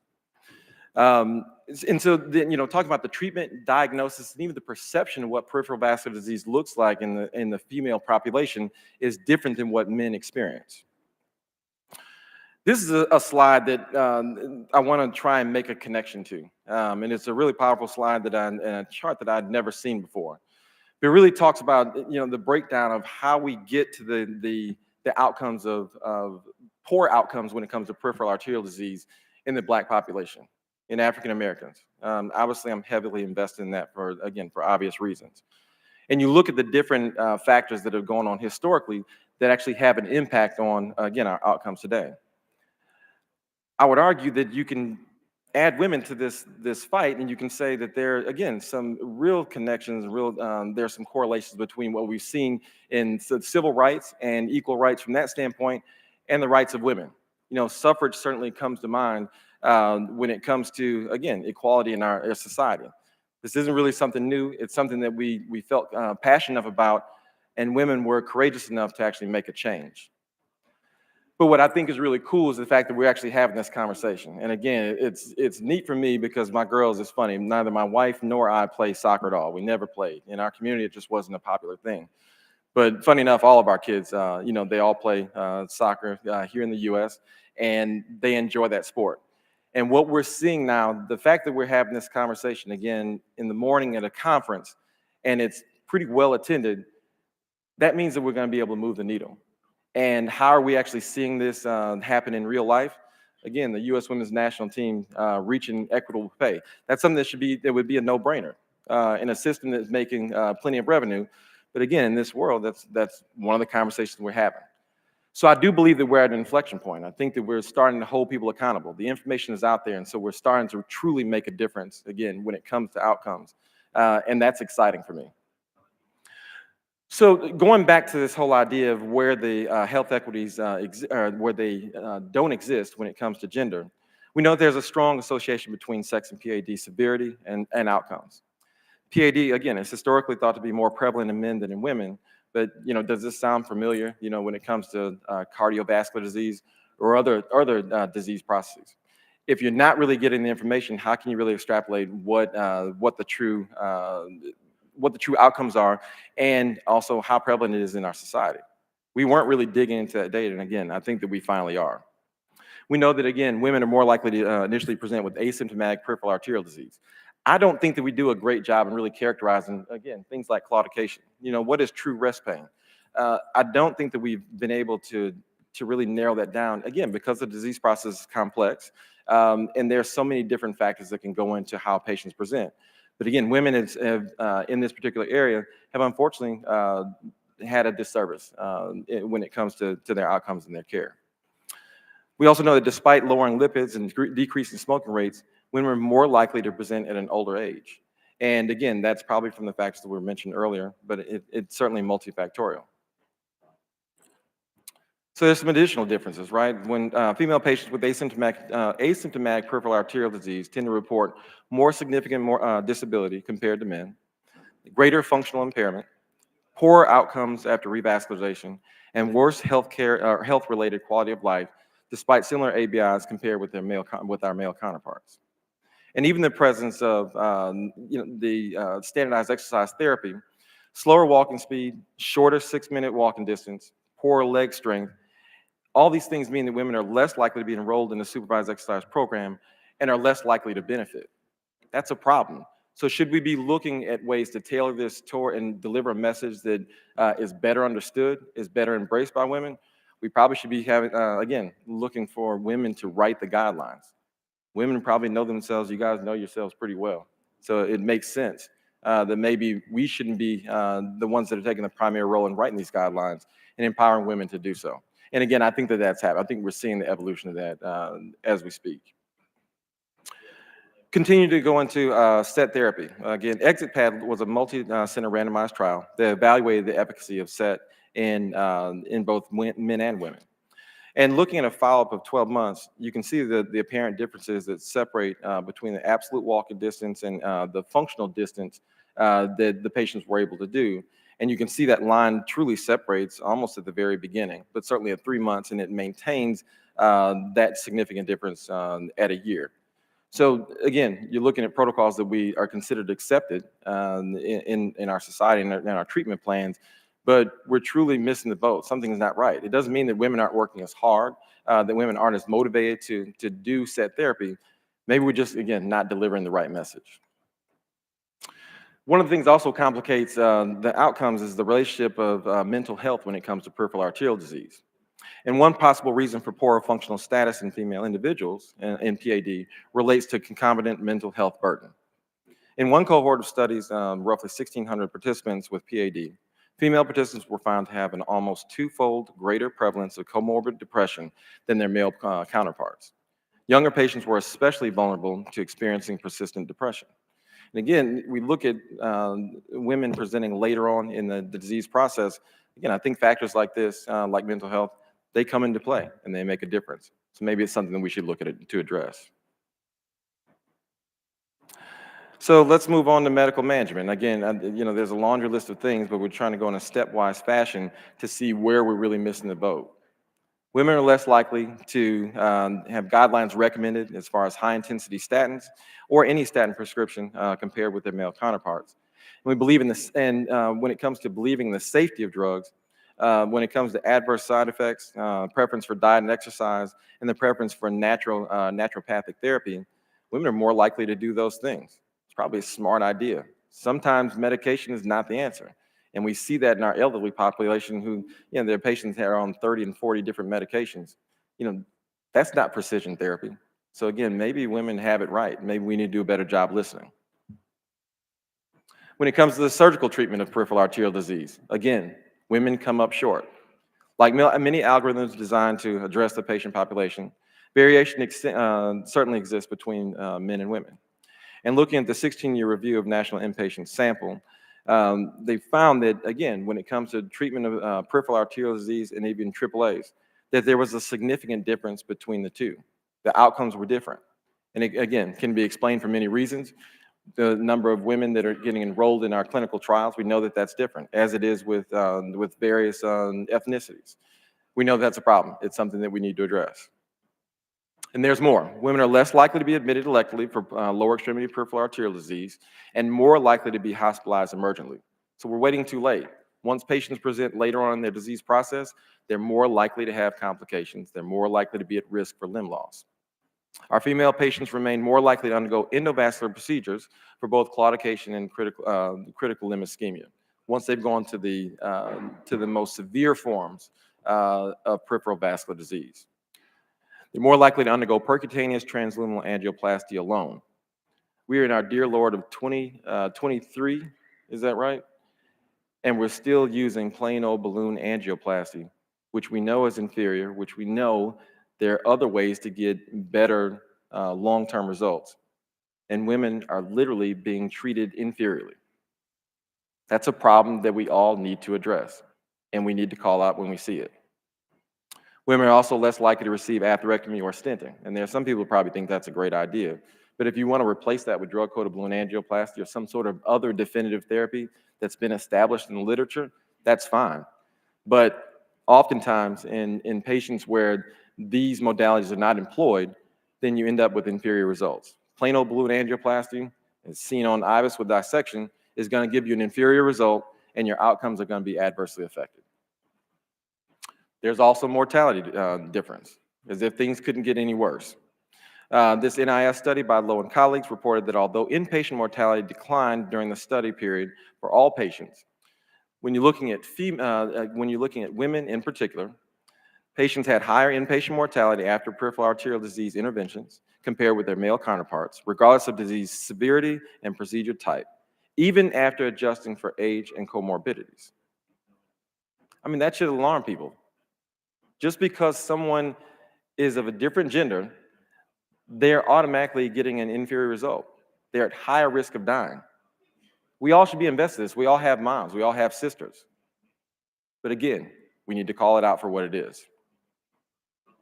There's a morbidity difference, okay? So we know that there's difference in deaths. Now we just talk about complications. Women have higher rates of short-term complications compared to men. That includes early graft thrombosis, embolization, incisional site complications, cardiac events, stroke, and pulmonary complications. And then just looking at the shorter term complications and things that can go wrong, decreased bypass patency seen at, even at 2 years, and then decreased survival seen at 5 years. So I mentioned earlier that I wanted to talk about, again, just actionable items when it comes to disparities. And we kind of touched on some of these topics earlier. But what can we do to truly make a difference? When it comes to women, or when it comes to the disparities and as far as health equity and gender, we know that diagnosing PAD earlier in the primary care setting through standardized use of a vascular exam. We have to do the basic things. Someone comes in and their legs are tired, they don't necessarily need to go and have a bypass or go and have an atherectomy or have any intervention at all. But just having the recognition, making the diagnosis. With that, you can take a step forward and actually make a difference in that patient's life. We need to start doing a better job of reconciling medications, optimizing guidelines recommended for treatments. I can't emphasize enough. Again, I think dudes need to spend less time making these recommendations, and I think women need to be making these recommendations. I think that it makes perfect sense. We need to improve medication adherence using, again, the 5-step CDC recommendations that are already in place. We need to also develop metrics of functionality beyond walking distance, because again, the way that we characterize it now, it's pulling out some disparities that, that we need to be able to address, but we don't fully understand what those differences are. And then finally, further research into sex-based differences in endovascular surgery. And I would say looking at including more women in what we're seeing now, more women and minorities in our clinical trials and making this a regular phenomenon. So in conclusion, in order to achieve health equity between the sexes, we must, again, provide care that is informed by an awareness of differences in women and men that can have significant impacts of disease presentation, medical management, and operative outcomes. We also need to provide comprehensive care, working collaboratively with primary care practitioners and enlisting resources to address unique patient circumstances. One of the reasons that I think that this is one of the dopest conferences that I go to and I'm having the honor of being invited to is look at the number of disciplines that are here that are talking about these various disease processes. When you have inclusivity, when you have collaboration, when you have people working together, we do better. I'm a better vascular surgeon because some of my closest colleagues are interventional radiologists and interventional cardiologists. So this is one that I truly think is important. And if we collaborate better and we spend less time building silos and trying to address these problems as just individual societies, then I think that we'll truly be able to make a difference. And then finally, being willing to develop and employ new technological tools that can bridge the gap between patients and providers and ultimately improve vascular outcomes across all patient subgroups. Thank you very much. Thank you, Dr. Thank you, Dr. Fisher. That was an excellent lecture. Next, we have Dr. Faluso Folcariti. He will be presenting on the Mississippi Delta experience. Greetings, good morning. I tell folks that I didn't drive 5 hours to speak for 8 minutes, but I'm going to do my best. I'm Felicio Faccariti, and I'm here to talk about my experience in the heart of the Mississippi Delta. But we have to realize why we're all here today. As much as we're here for a conference, we have to understand the history of why we're here to talk about inequities in care. When you talk about equity, it's about having a fair and just opportunity to attain the highest health that you can and the best health that you can. So this is a picture, and on the top left is, anyone know the Emmett Till story? That's the grocery store where the 14-year-old in 1955 was falsely accused by the wife of the owner of the grocery store, which ultimately led to his abduction and his murder. In this shed, on the bottom left picture is the shed where Emmett Till was killed in 1955. That's about 8 miles east of where I practice. The death of Emmett Till sparked the civil rights movement because it brought Black and white Americans together in the heart of the Delta. The top right is just basically for fun. It's basically the Grammy Museum. The Grammy Museum is in LA, but there is one in Cleveland, Mississippi, because Mississippi has the highest number of Grammy Award winners in the country. And the bottom right is Mount Bayou, the first Black-owned community post-slavery. All right. My talk can go forever, but if you want to learn more, I recommend you read The Black American Amputation Epidemic. It talks about the violent practices of how Black Americans lose their limbs due to discriminatory practices, but also fragmented practices and policies that are lacking in what we do. No disclosures. We all know the prevalence of peripheral arterial disease. Mary Yost is in the audience, and I just need to credit her and Craig Walker for the great article that just came out highlighting that part of the disparity initially is that we falsely stated that the number was 8 million or 12 million. No, it's 21 million or greater, and I recommend you read that article. But it's a death sentence when you have peripheral arterial disease or its complication. And for those that are disproportionately affected, the awareness level in that population is lower, especially in our Black, Hispanic, and Native American colleagues. Over the next couple of decades, Black Americans will have the highest rates of cardiovascular disease. The question is, what are we doing to educate the Black community about this storm that they're about to face or have faced? And in terms of Mississippi itself, it's not that there is a lack of insurance. There's this false misconception that a lot of Mississippians are uninsured. No, they're underinsured, but there is a marketplace. They are poor. We have a poor health literacy. We have the lowest number of physicians per capita. We have an aging cardiovascular workforce. We had the lowest metric of every social determinant of health spectrum that you can think of. There's a lack of hospital community engagement with absentee preventative policies upstream, midstream, and downstream. And across the spectrum, there's systemic inequities in care.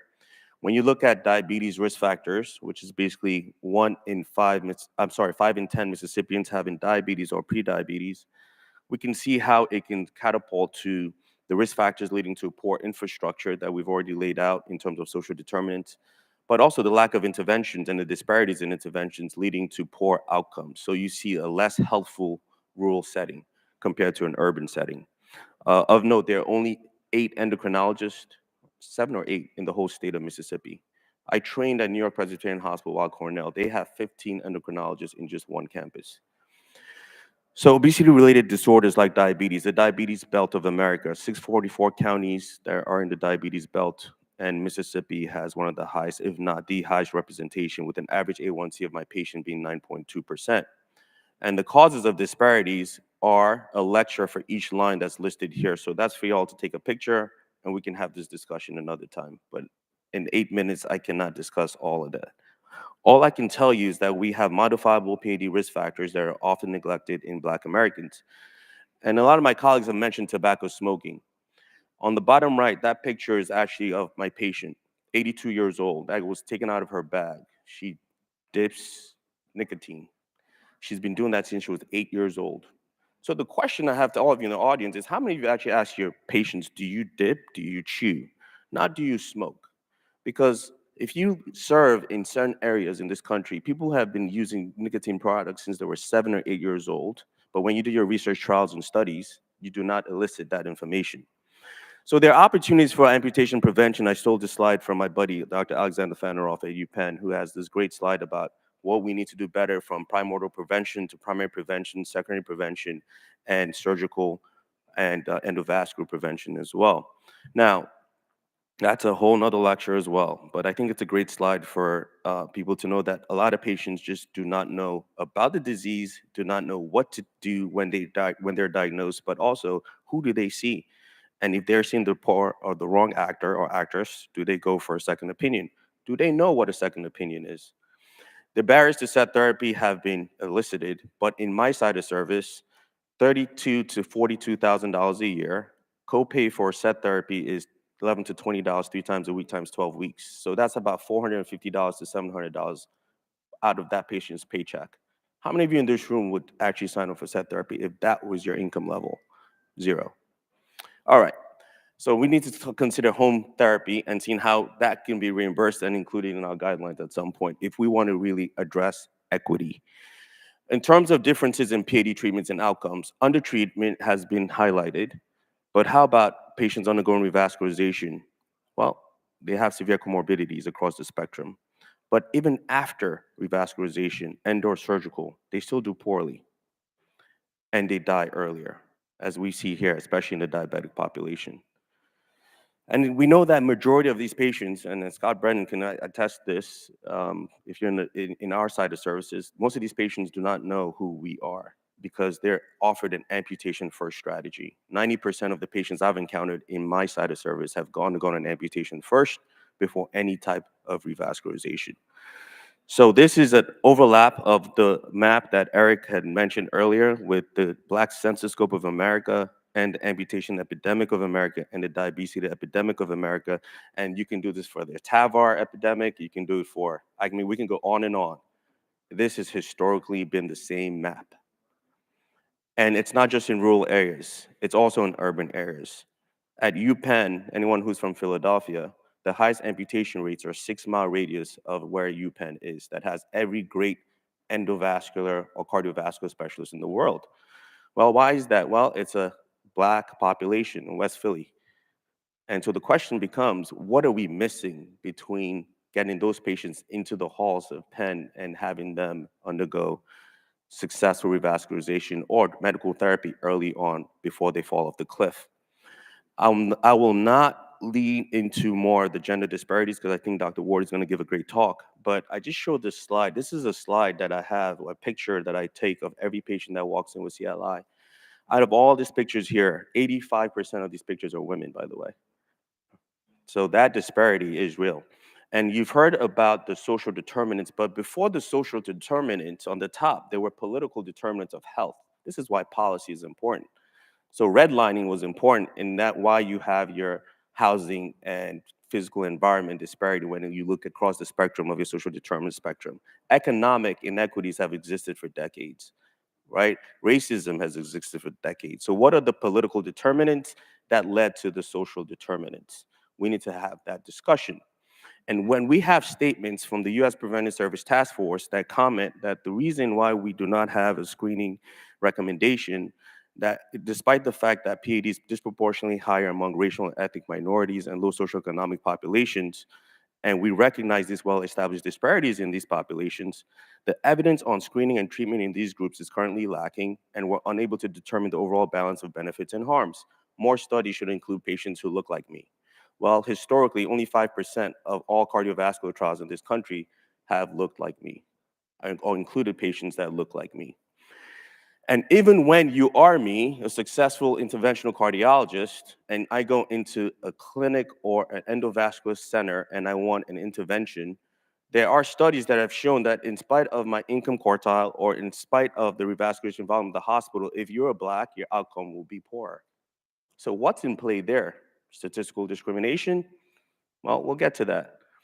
But in our study, we've gone a comprehensive awareness program where we've addressed and engaged our community and designed effective and alternative treatment algorithm where we discuss not only upstream barriers, midstream, but also how we can get patients to where they need to get to. And allyship and collaboration is very key. I have a couple of allies here in the audience that I've worked with in helping us decrease amputation rates by 88% over a 4-year barrier. But these are discussions we have. How do we remove such barriers and encourage adoption? Financial toxicity, addressing their access to therapy, prior authorization barriers. That cost me one full-time employee, by the way, to address prior authorization barriers. Side effects, to talk to someone about 5 minutes about the side effects, especially the men in your practice, effects of beta blockers or effects of anticoagulants and antiplatelation. But the most challenging, but the most rewarding part is engaging the community across the spectrum, both young, athletic, right, high school, but actually going across disciplines, the emergency room residents, the cardiothoracic surgical residents, the DO schools, UMMC medical school, and also our physician assistants and advanced practitioners. So across the board, I think policy is important. I think policy is important because policy is where we need to address our political determinants. But we also have to address the gaps in our training systems. How many fellows are equipped to deal with above and below the knee and below the ankle interventions? So we invite them over to get trained. So hands-on experience is something that we've provided and we've endorsed, meeting the people not only where they are, but providing the tools they need in their toolbox. So I highly encourage everyone to look into the Amputation Reduction and Compassion Act, which is basically creating an educational program through the HHS program that authorizes Congress to allocate the funds for PAD educational programs nationally, and also for HHS to help endorse a screening of at-risk beneficiaries under Medicare and Medicaid that will help diminish and bridge the gap in disparities in care. So as I close, I'll present to you a 67-year-old African-American male with non-healing wound to his right second toe that came to see me 6 weeks after he was evaluated by a vascular team. And he's had diabetes for multiple years, did not know the impact of diabetes. $30,000 a year is what he makes. His A1C on presentation was 11.03. He had an abnormal arterial Doppler when he came to see me, but his right ABI was 0.96, interesting enough. And he underwent an intervention for a CTO of a TPT trunk that he had, and you can see the before and after on the first left. He had a mid-SFA lesion that looked like a 65% lesion, but after IVUS was actually a 79% lesion. And this is his story. Doctor sent me over to the room center to get the toe implanted. Just the toe. Remember, Yes. we restored blood flow to the leg. There you go. So what happened? So once I get over to the room center Right. and everything, Right. I told the doctor had said, Mr. Rucker, you're gonna be an outpatient surgeon. Correct. They're gonna clip the toe, ain't gonna take no more than 2 stitches and you going back home. Right. So he told you they're gonna clip the toe, 2 stitches, that's it. That's it. Then what happened? You woke up and your whole leg was chopped off. Man, don't you know it. See here? Is that what happened? That's what happened. See, he pulled all the scab off the toe. He wouldn't let the toe heal. So this is what the toe looked like. So we went from a toe to a hole below the knee amputation. And this happens frequently. This is not a one-off. I see this monthly. So there is racism in healthcare. It's structural, it's systemic, it saps the strength of the whole system. It's why I'm taking beyond 4 minutes of my time, and it needs to be dismantled. And put your passion, your purpose together, and continue to make good and necessary trouble. Thank you very much. Thank you so much, Dr. Fakaridi. All right, next we have Dr. Scott Brandon. He's going to talk about peripheral arterial disease in Native Americans. All right, everybody get ready to get fired up here about PAD awareness and disparities. I'm going to be talking about my Native American cohort, which is the most underrepresented and the highest risk cohort that we have in the United States. Our Native Americans are 3 times more likely to have a major amputation or die from the risks of diabetes when compared with age and comorbidity cohorts across the board. So let's get started. Those are my disclosures.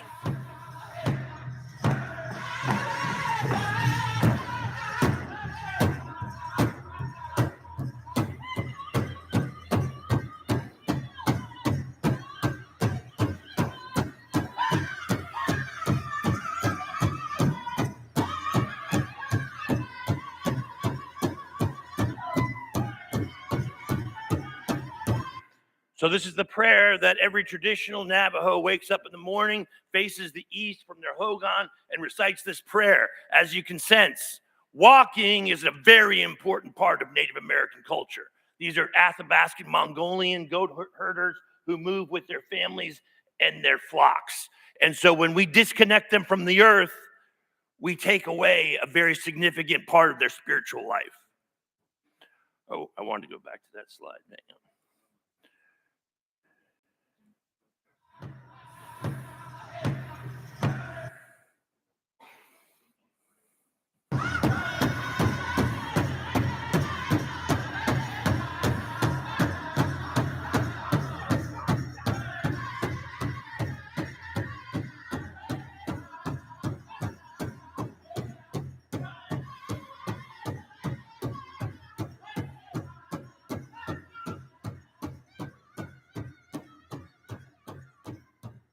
I grew up herding sheep with my grandparents, living in a hogan, no electricity, no water, and just living off of the land. It makes me proud to say that I'm Native American. I am a registered nurse that works here in Tuba City, I have seen more than enough people who have been affected by diabetes. It's heartbreaking because a lot of it can be avoided. They just need teaching. They just need to hear from a medical profession to kind of teach them and then to give them that hope like, oh, you know, I can avoid an amputation. It doesn't have to go that way. It does not have to go as far as getting an amputation.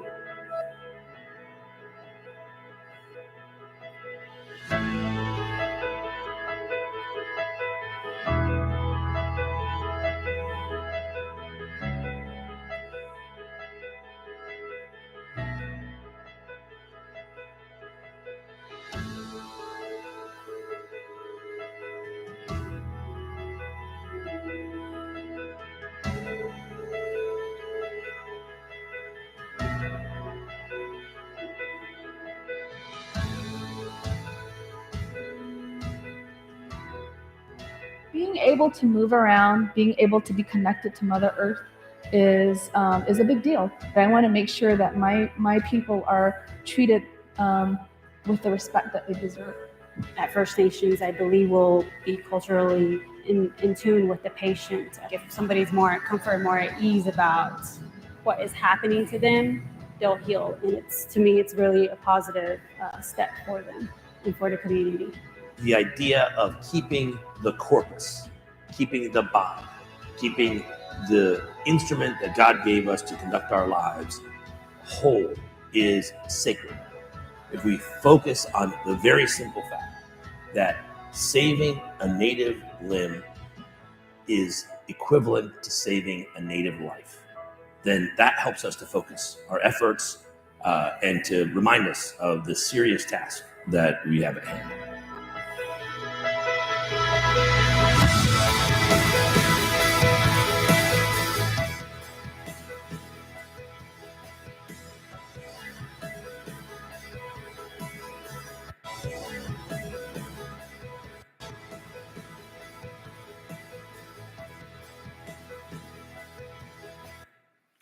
So some of you guys have seen that video before. Some of you haven't. It's intended to create a little bit of emotion.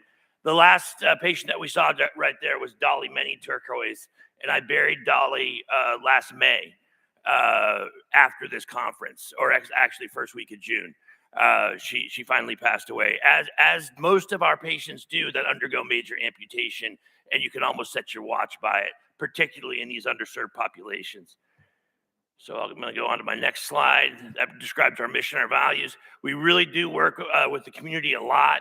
This is the local fry bread inspector that we spend some time with, just making sure that the fry bread's appropriately greasy. That's intended to be funny.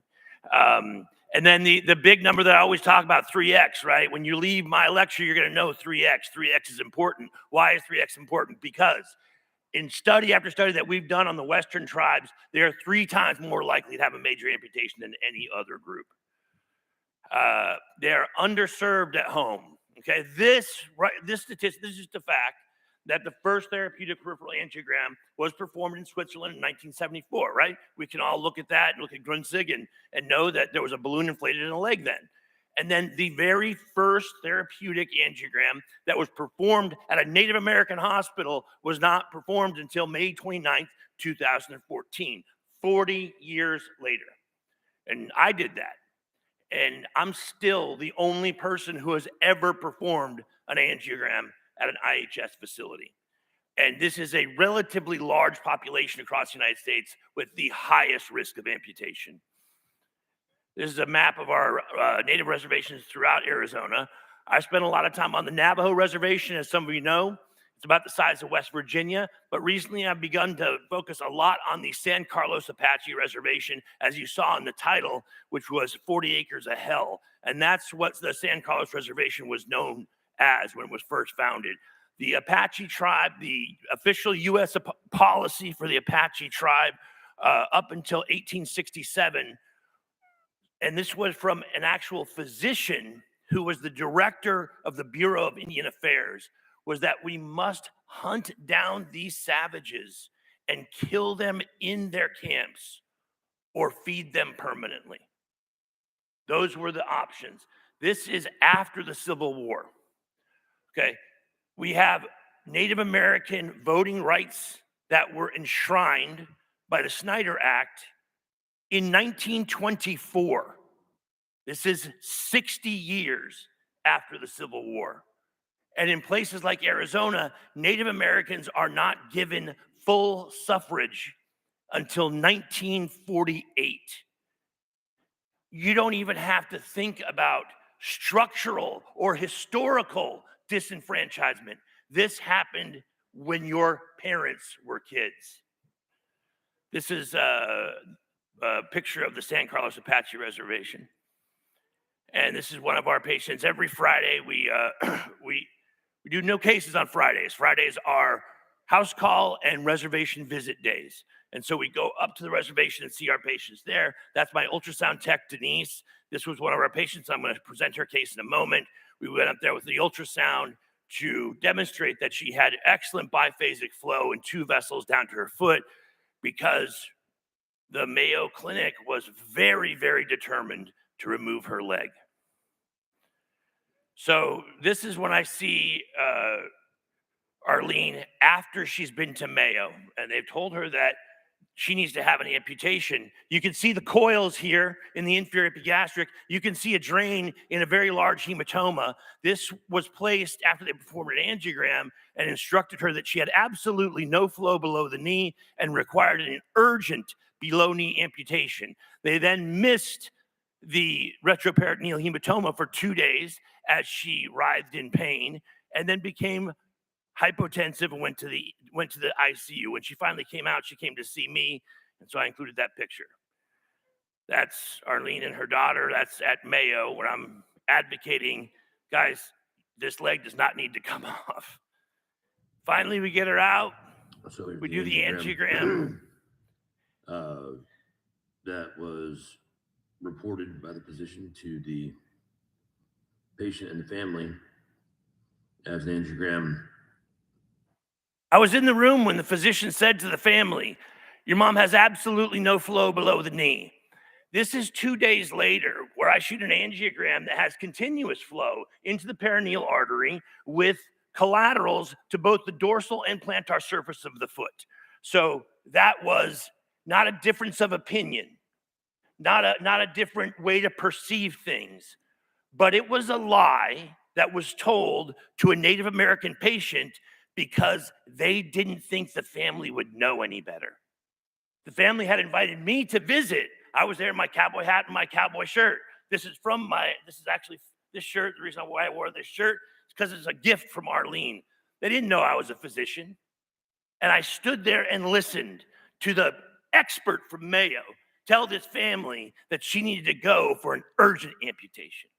And when the doctor left the room, I said, guys, I don't think she does. And thank God she didn't. And here, recanalize the anterior tibial artery. So I went down the AT, opened that up. She's got flow into the DP that's connecting with calcaneal collaterals there. I did a prolonged inflation of 1.5 and then a 2.0 balloon through the AT and the DP out into the first metatarsal branch. I then came through the lateral plantar, came around the loop, and performed a 2.5 millimeter balloon angioplasty through the posterior tibial, common, excuse me, and the common plantar. And we have some good perfusion there. You can see this is a previous access site that I did for or actually that was this case. I did a posterior tibial artery access to get her posterior tibial open, then ballooned across it. But that little extra there is from the access site. But you can see she's got great perfusion to the dorsum and to the plantar surface of the foot. There's no need for an amputation here. And here's her runoff after, less than an hour. This is her runoff, 3-vessel runoff to the foot. After having been absolutely 100% guaranteed that she needed a BKA. So after I did that little reconstruction there in about an hour, I sent her over to my friend's place, who's a podiatrist right across the way, and he did take off her hallux. She had an infection, dry gangrene, no osteo. She had an MRI that showed no osteo. But because they didn't think the family knew any better, they were fine with taking her leg off. And you can see that's healed very well now. Thank you. Thank you, Dr. Brannon. Our final speaker of the morning is Dr. Sharice Ward. She'll be talking about gender and racial disparities in PAD.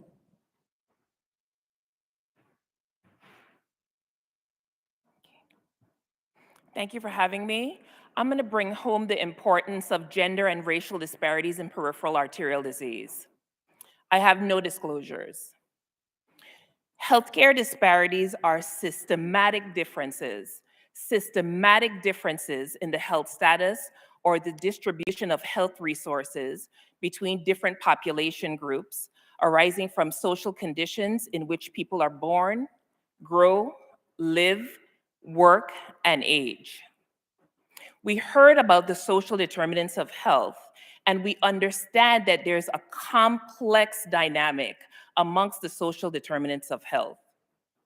Social factors including education, employment status, income level, gender, and ethnicity have a marked influence on the morbidity and mortality from infectious diseases such as COVID, as we've learned, outcomes once diagnosed with diabetes or hypertension, cardiovascular health, risk of death from MI, and risk of amputation. These inequities have a significant social and economic cost, both to individuals and the entire society. We know that over 238 million adults worldwide are living with PAD. In the United States, upwards of 10% of adults over the age of 40 are affected. PAD increases with age and doubles with each decade of life. As the mean age of the population increases, the number of PAD cases increases. In fact, between the year 2000 and 2015, it was thought that the prevalence grew by more than 45% worldwide. Asymptomatic and under-recognized PAD represent almost 90% of cases. Thus, the true disease burden is likely significantly underestimated. We know that the prevalence of PAD is higher in women, is similar or may even be higher compared to men. African Americans have 2 to 3 times higher prevalence of PAD than Caucasian patients. And African Americans develop PAD at a much younger age. In fact, African Americans reach a 10% lifetime risk for PAD 10 years earlier than Caucasians and Hispanics. The morbidity and mortality rates in patients with PAD range from 30 to 70% during the 5 to 15-year period after a PAD diagnosis. We know that PAD is associated with poor health outcomes, reduced functionality, and a poor quality of life. Gender, race, and other social determinants of health affect all aspects of PAD. The prevalence, perioperative medical optimization, the use of diagnostic testing, operative approach, and the risk of amputation. When compared to men, women are more likely to be asymptomatic, more likely to present with subtle symptoms or have symptoms that are misdiagnosed or attributed to arthritis, gout, or just part of the normal aging process. Women are more likely to be older at presentation and more likely to have impaired mobility at presentation and a much more rapid functional decline compared to men. Women are more likely to have advanced disease at the time of intervention. And amongst women with PAD, Black and Native American women have a higher risk of morbidity and mortality compared to white and Hispanic women. In patients undergoing peripheral artery interventions, female sex was associated with a higher rate of blood transfusions, a higher rate of vascular complications, and a higher rate of embolic complications. In women undergoing iliac angioplasty and stenting for critical limb ischemia, Women were found to have significantly reduced primary stent patency rates and the need for additional procedures to obtain limb salvage when compared to men. Female gender was found to be an independent predictor of bypass graft failure and stent thrombosis.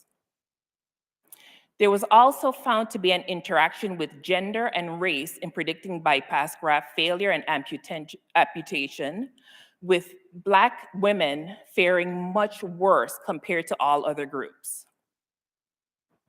Amongst those undergoing carotid revascularization, African Americans were more likely to present with symptoms, and symptomatic African American patients more likely to present with stroke compared to whites. Amongst patients with AAA, Black patients were more likely to present with symptomatic aneurysms and ruptured aneurysms. African Americans were also more likely to present with critical limb ischemia. And despite presenting at a younger age, Black patients had more comorbidities at the time of their initial vascular intervention. And among those insured and not on Medicaid, African Americans presented with more severe disease across all the major vascular territories. In addition, African American patients were less likely to be on appropriate medical management both before and after discharge from PAD intervention.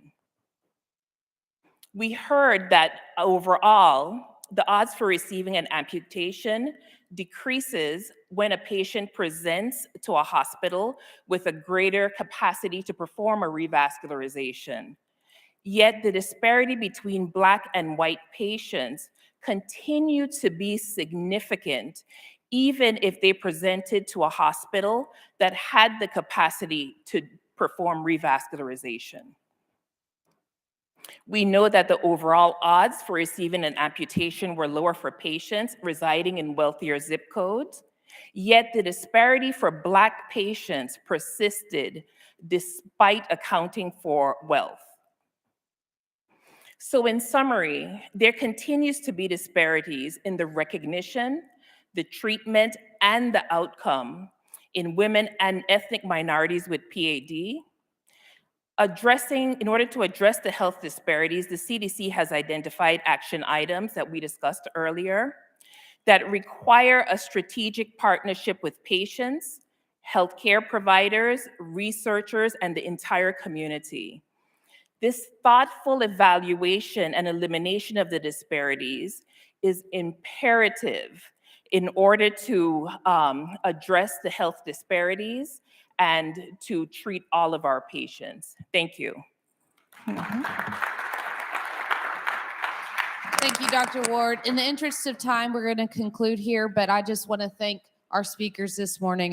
This is a very important discussion we need to be having, and thank you all for y'all's attendance here. Thank you.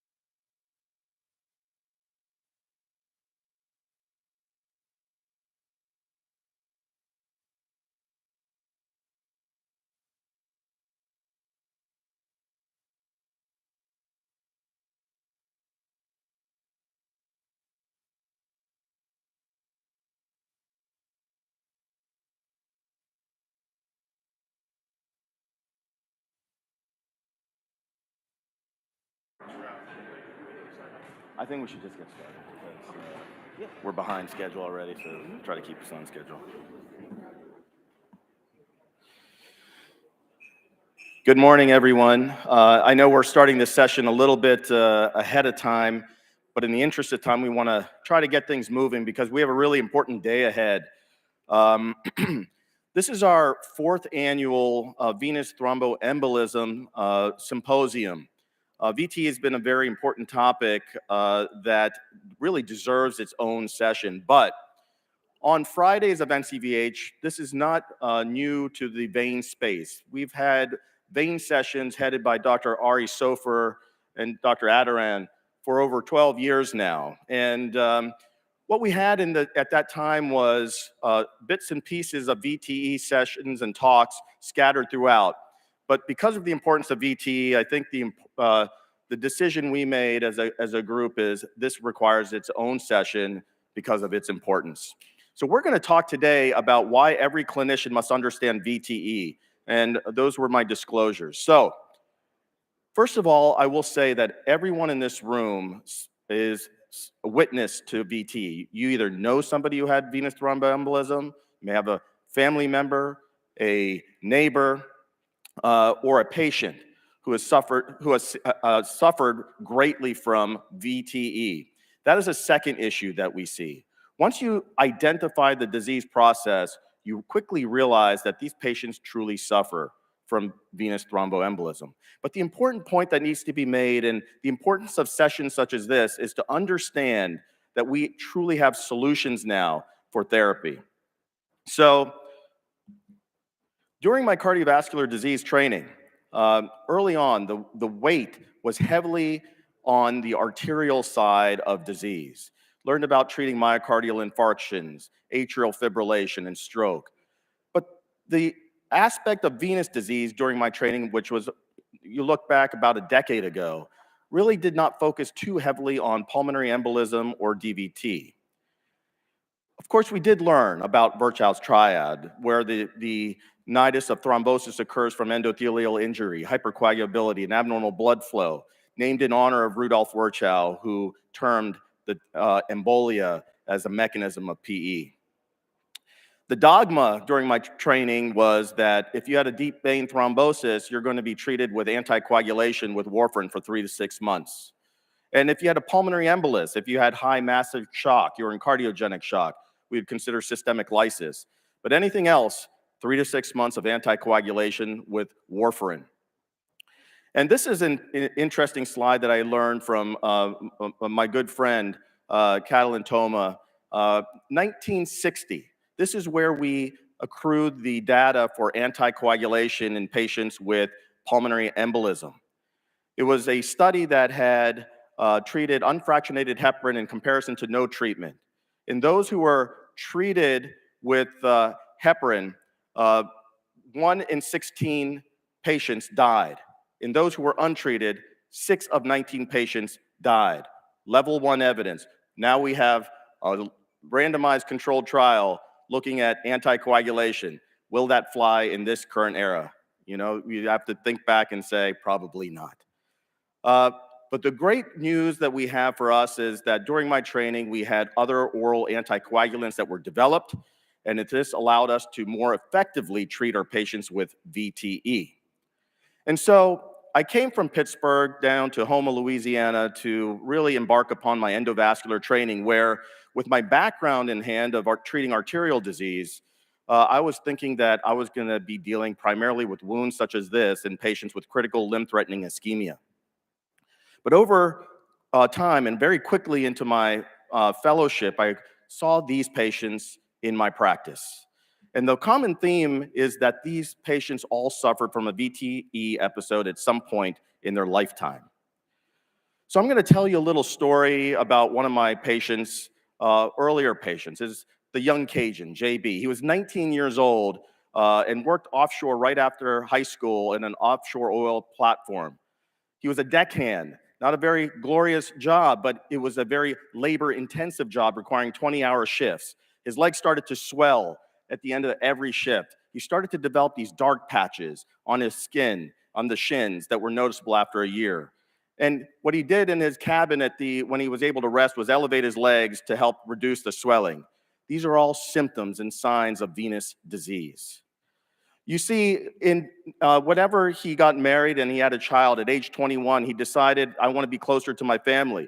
So he took another job as a garbage collector in his local town. It paid the bills and he had excellent benefits. 6 years later, he had an injury on the job that led to a VTE diagnosis. He had a pulmonary embolism and a deep vein thrombosis. He was sent away to a facility, and at that time, he was treated with an IVC filter given clot burden. The details of his DVT-PE hospitalization were really unknown, but the patient, JB, told me, I remember I was out of breath, and they told me I had clots in my pelvis. He was discharged home on warfarin a few days later. You fast forward and you see that JB slowly was having more pain and swelling in his legs, and over the next year he started to develop a medial malleolus ulcer. His pain was unbearable. He was also noting that with any kind of activity, he was short-winded. He ultimately lost his job because he couldn't work, and he applied for disability. And he developed this wound, and that's when I first met him. He came to us walking with his son and his wife, and he had extensive, you could smell the room from afar of his wound, and you saw the suffering that he was having as he was coming to my office room. And what I immediately noticed is that he had extensive deep vein thrombosis within his femoral vein. Immediately, based upon our background, we decided to take him to the lab where we found extensive compression from fibrosis of old thrombotic disease, which we were able to treat with stenting. And 1 month later, his wound started to gradually improve with good wound care, but it didn't close completely. And we utilized the tools of the trade to help identify where else the nidus of the ulcer could be coming from, looking at perforator branches, superficial venous insufficiency, and we're able to treat these with foam sclerotherapy of Varithena and also with therapy such as endovenous laser therapy to ultimately gain a healing wound. And we were able to get his life back. And you can learn more about this. We published this story in Vein magazine. But I wanted to highlight this story for an important reason. Vein disease is a disease where patients suffer greatly.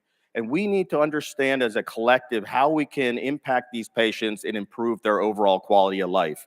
You think about all the patients in your lifetime that you have treated that may have had a misdiagnosis of venous disease, and we must do a better job. And so we know that VT is a diagnosis of grave consequences.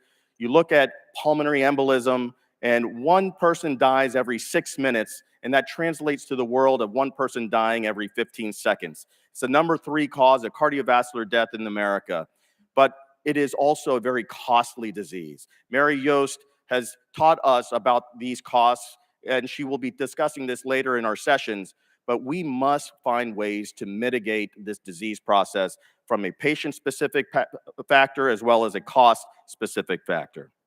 So you look at the long-term sequela of VTE. Chronic thromboembolic pulmonary hypertension is a condition that can be quite debilitating to patients. DVT itself with post-thrombotic syndrome, these patients are suffering from pain. They are unable to work in many scenarios, and these are conditions that this session will hopefully help highlight and how we can prevent it from getting to that point. We understand that anticoagulation is mandatory, but is it enough to prevent long-term sequela? You know, anticoagulation does not dissolve the clots. It helps it from getting worse.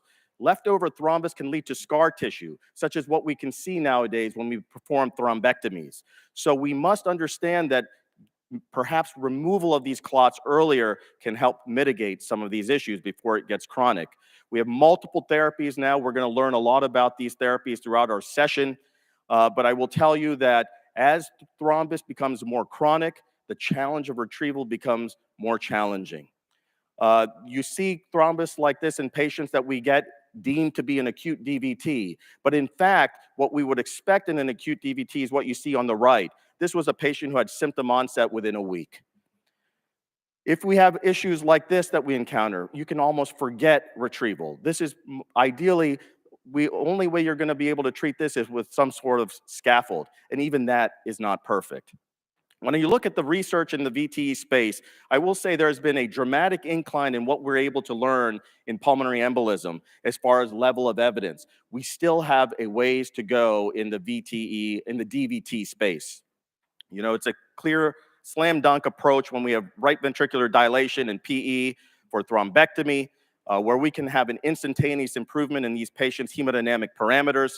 You see patients with acute DVT with impending phlegmasia. It's a slam dunk approach to be able to treat these patients right away and get instantaneous improvement in their symptoms. But endpoints matter. With the pulmonary embolus side of research, we have clear data with endpoints such as cardiac outputs, hemodynamic parameters such as PA pressures, and outcome measures such as death to help guide our clinical trial program. On the DVT side, we have good scoring systems, but it's hard to judge an effectiveness of a therapy that may only manifest fully 10 years after its onset. So therein lies the issue with studying, in my opinion, deep vein thrombosis. But I will just say, to follow up and finish, that the evolution of my career over the last decade has really transitioned into a more balanced approach. I treat arterial disease, yes, but I equally treat venous disease. And that's because we have increased awareness within our communities. And I will say in summary that all of us, just to summarize as my first slide, we must understand VT because all of us see it. We all see the patient suffering from it, and now we have multiple solutions for treating it. And I welcome you all to this VT symposium. It's going to be a great session, and hopefully this will help to raise awareness and enhance the knowledge of this very debilitating condition. And I thank you all.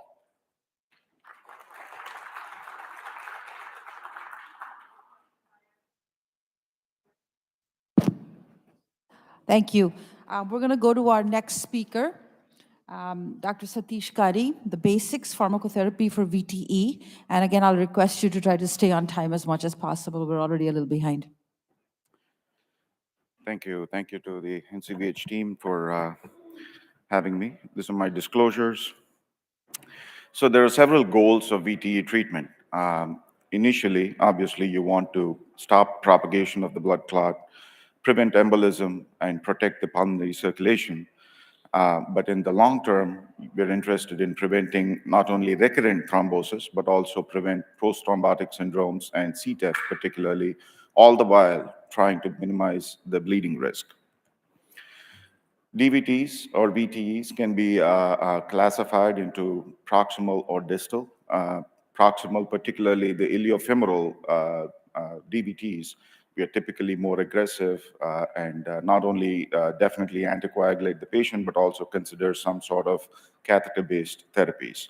In the case of distal DVTs, particularly the infrapopliteal DVTs, generally anticoagulation may not be considered, and you're generally more conservative.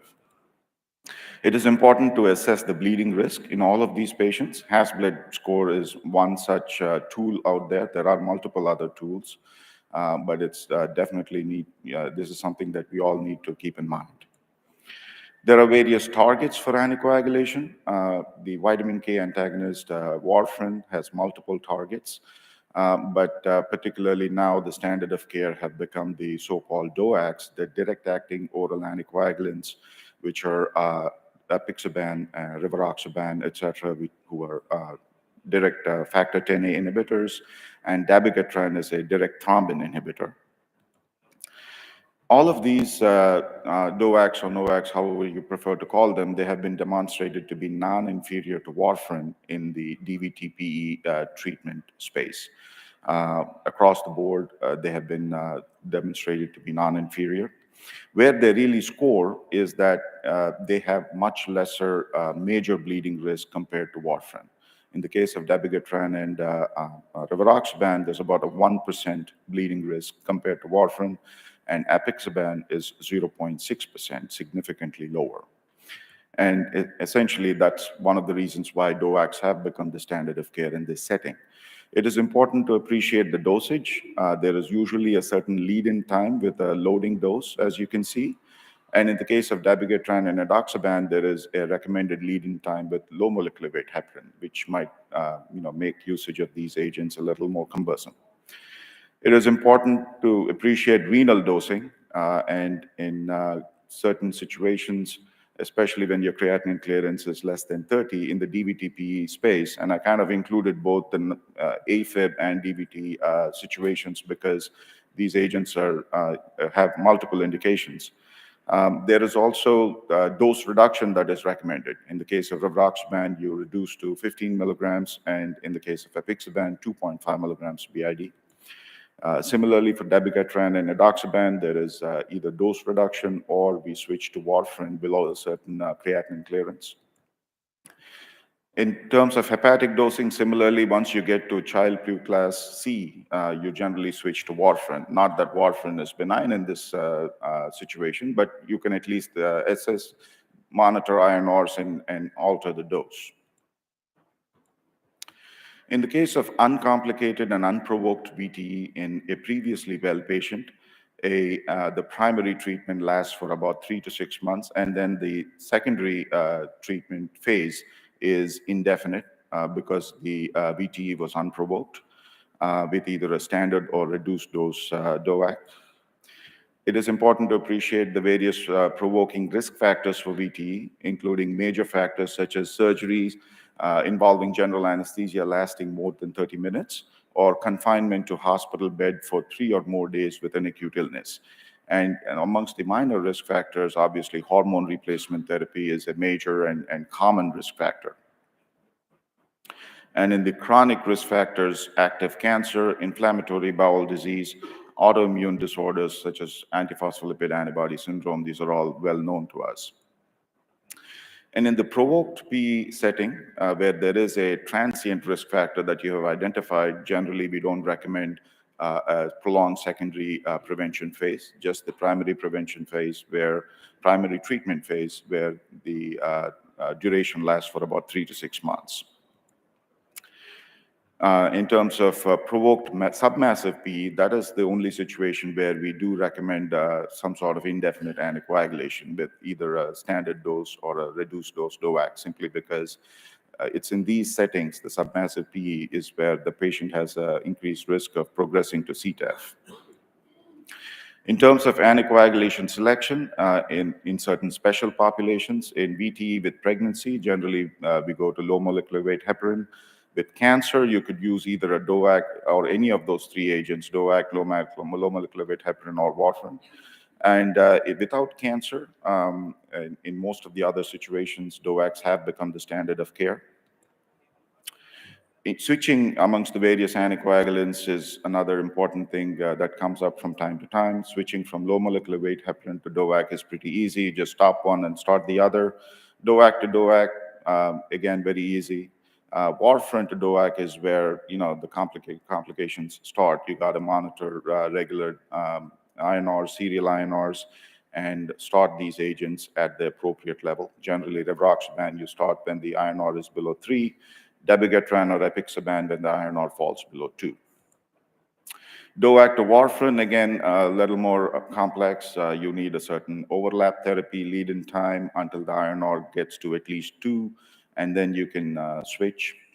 Note that one important thing is DOACs may interfere with INR. So when you draw the blood sample is extremely important. You time the blood sample draw right before the next dose is due. So you're catching at the trough of the level, so where the interference with INR is minimal.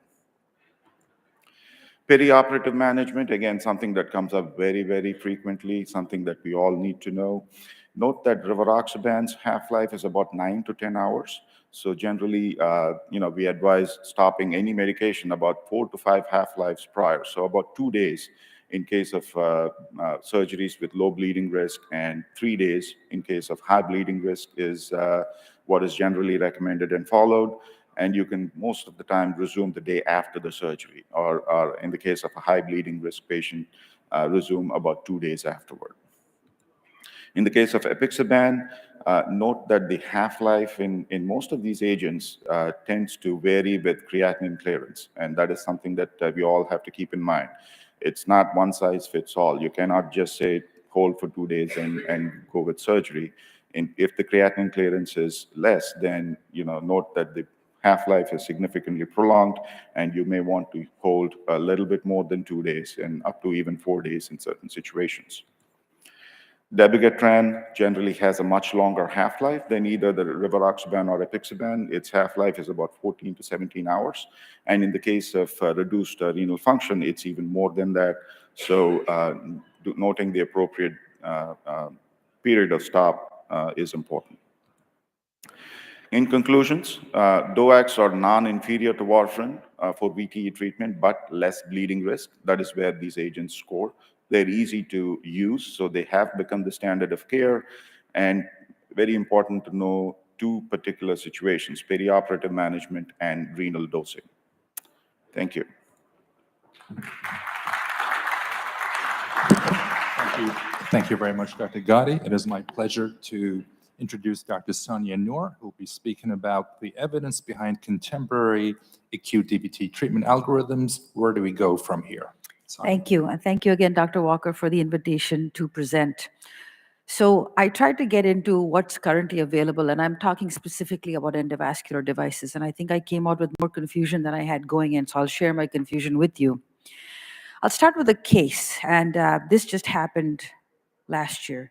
This is a 60-year-old female who underwent a right knee replacement. We have quite a lot of orthopedic surgeons in Buffalo, very good friends of mine, and it's not uncommon at all that you get a call after a knee replacement for a swelling. Nonetheless, this lady had some swelling, some tightness, and some pain after her surgery. Didn't talk to the physician about it. They still discharged her from the hospital. 1 week later, she couldn't really continue with physical therapy. They still muddled through the physical therapy. Nobody really called vascular or thought about anything else. Now another week goes by. So now she's 2 weeks post-op. She starts to develop more swelling of her lower extremity, the left lower extremity. And then she develops chest pain, goes to the ER, gets evaluated with a CT scan, has a PE. Because she's stable, they send her home on anticoagulation. Another week later, she comes to see me. Still nobody's really picked up the phone and called me and say, hey, can you see her? So I evaluate her, as you can see, pretty significantly swollen, right lower extremity, excuse me, I think I said left. And based on that, later that week, I took her because of the window of having an acute clot. You want to be able to treat it as soon as possible. And now she's 3 weeks post-op, so I felt safe enough. If I needed to give her a little bit of TPA, we'd be okay. So I do these cases usually prone position. That's what normally happens. So it's a right lower extremity, but it looks like it's left. Essentially, we did a venogram. You see that there's some chronic changes, which is interesting because this is the first time she's reporting a DVT. I used the ClotTriever device, took out, as was talked about before, little chunks of chicken practically. In an acute DVT, that shouldn't be the case. It should be mostly soft clot. She had an underlying pathology. As you can see, there's compression on the IVUS, which was then stented. So this lady basically in a background of having May-Thurner syndrome, developed a DVT at some point in her life, had a second hit when she had her knee surgery, and now she developed a full-blown DVT PE, which then got diagnosed and treated with ClotTriever. So in follow-up, she did really well. She came back to see me, discharged her from the hospital, came back to see her in a month. She could start her physical therapy. She could go back to rehab. She had now lost weight, and she was really able to do the things that she did.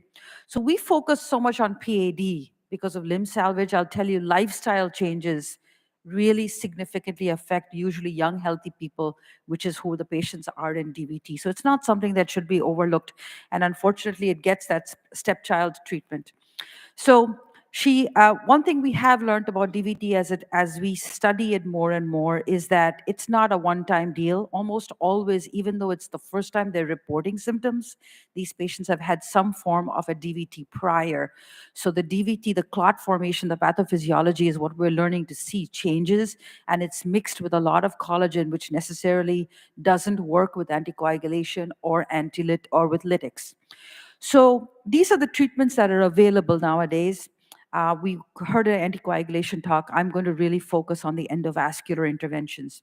So of the endovascular interventions, you could do thrombolysis, which is the TPA directed with the catheter. You could do mechanical thrombectomy. I showed you an example. You can do suction thrombectomy, which we'll talk about in a second.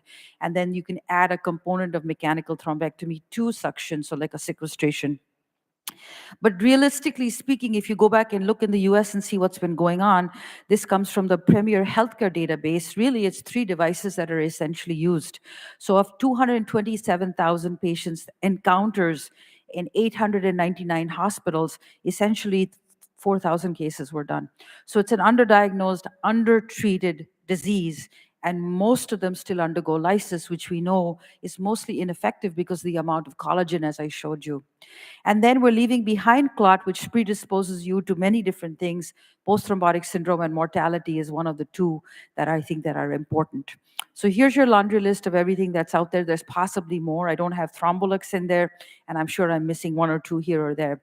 So the problem is with trying to develop an algorithm, which is where is my confusion is, if you really look at randomized controlled trials, which is what we use to direct how we treat, we really don't have a clear-cut way on how to treat these patients.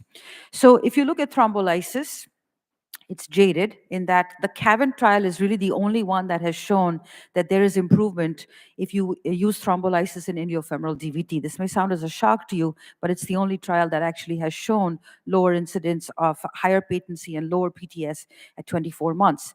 The ATTRACT trial, I think, failed us because of the design. So they clumped together the femoral popliteal and the iliofemoral DVT. And basically what they found is there was no difference in the 2 subgroups with anticoagulation versus pharmacomechanical. So it was not enrolled correctly. They screened almost 28,000 patients, but they only looked at 692. I don't think the IVUS was done in every patient. They kind of decided whether thrombus removal was complete or incomplete. And as a result, we really don't have a clear-cut strategy for after ATTRACT if you follow it. So clear DVT is sort of an answer to that. This is being done with angiojet, and the goal is to see if there's a difference between catheter-directed thrombectomy versus anticoagulation alone. It's going to be in 2 segments. There's a cohort first and then a randomized control trial. The plan is to use the angiojet power pulse system, and of the first cohort of the results that are available, they are successful. 12-month results are showing that patients have less PTS, if not no PTS, and then the Villalta scores in a year are improving. So we'll have to see how that goes. The next trial that's still enrolling is BOLT. That basically is looking at the Lightning catheter. This is enrolling currently, 290 patients, 50 sites, to look at major safety and efficacy. Then there's JEDI by Abbott, which is basically a single session aspiration catheter. Very limited data on that. So I have not used it. I cannot comment on it, but it looks like it has at least efficacy and safety data right now, and I think more to be seen. This is the Prodigy system that also allows some kind of an aspiration. I'll come back to ClotTriever because I think this is the device that has been studied the most at this point. I think there's reasonable data with it. What I like about the CLOUT registry, and I'm sure many of us participated in the CLOUT registry, is that these patients had acute, subacute, and chronic disease, all of which was treated, and the results are pretty favorable. So it can be done in a single session with not a lot of blood loss. You don't have to use thrombolytics. If you want to, you can. It minimizes your length of stay. The rate thrombosis rate is pretty low, and probably the best part of it is almost 90% or near complete thrombus removal.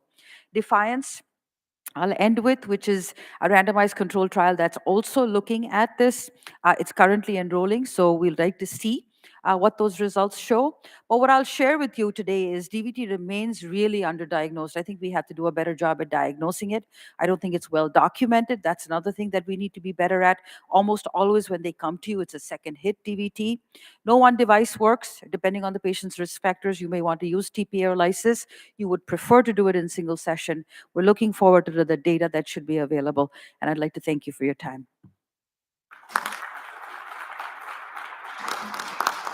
Thank you very much, Dr. Noor. It is my pleasure to introduce Dr. Bob Beasley, who is going to talk about pharmacomechanical versus pure mechanical thrombectomy in DVT. There's a one-size-fits-all.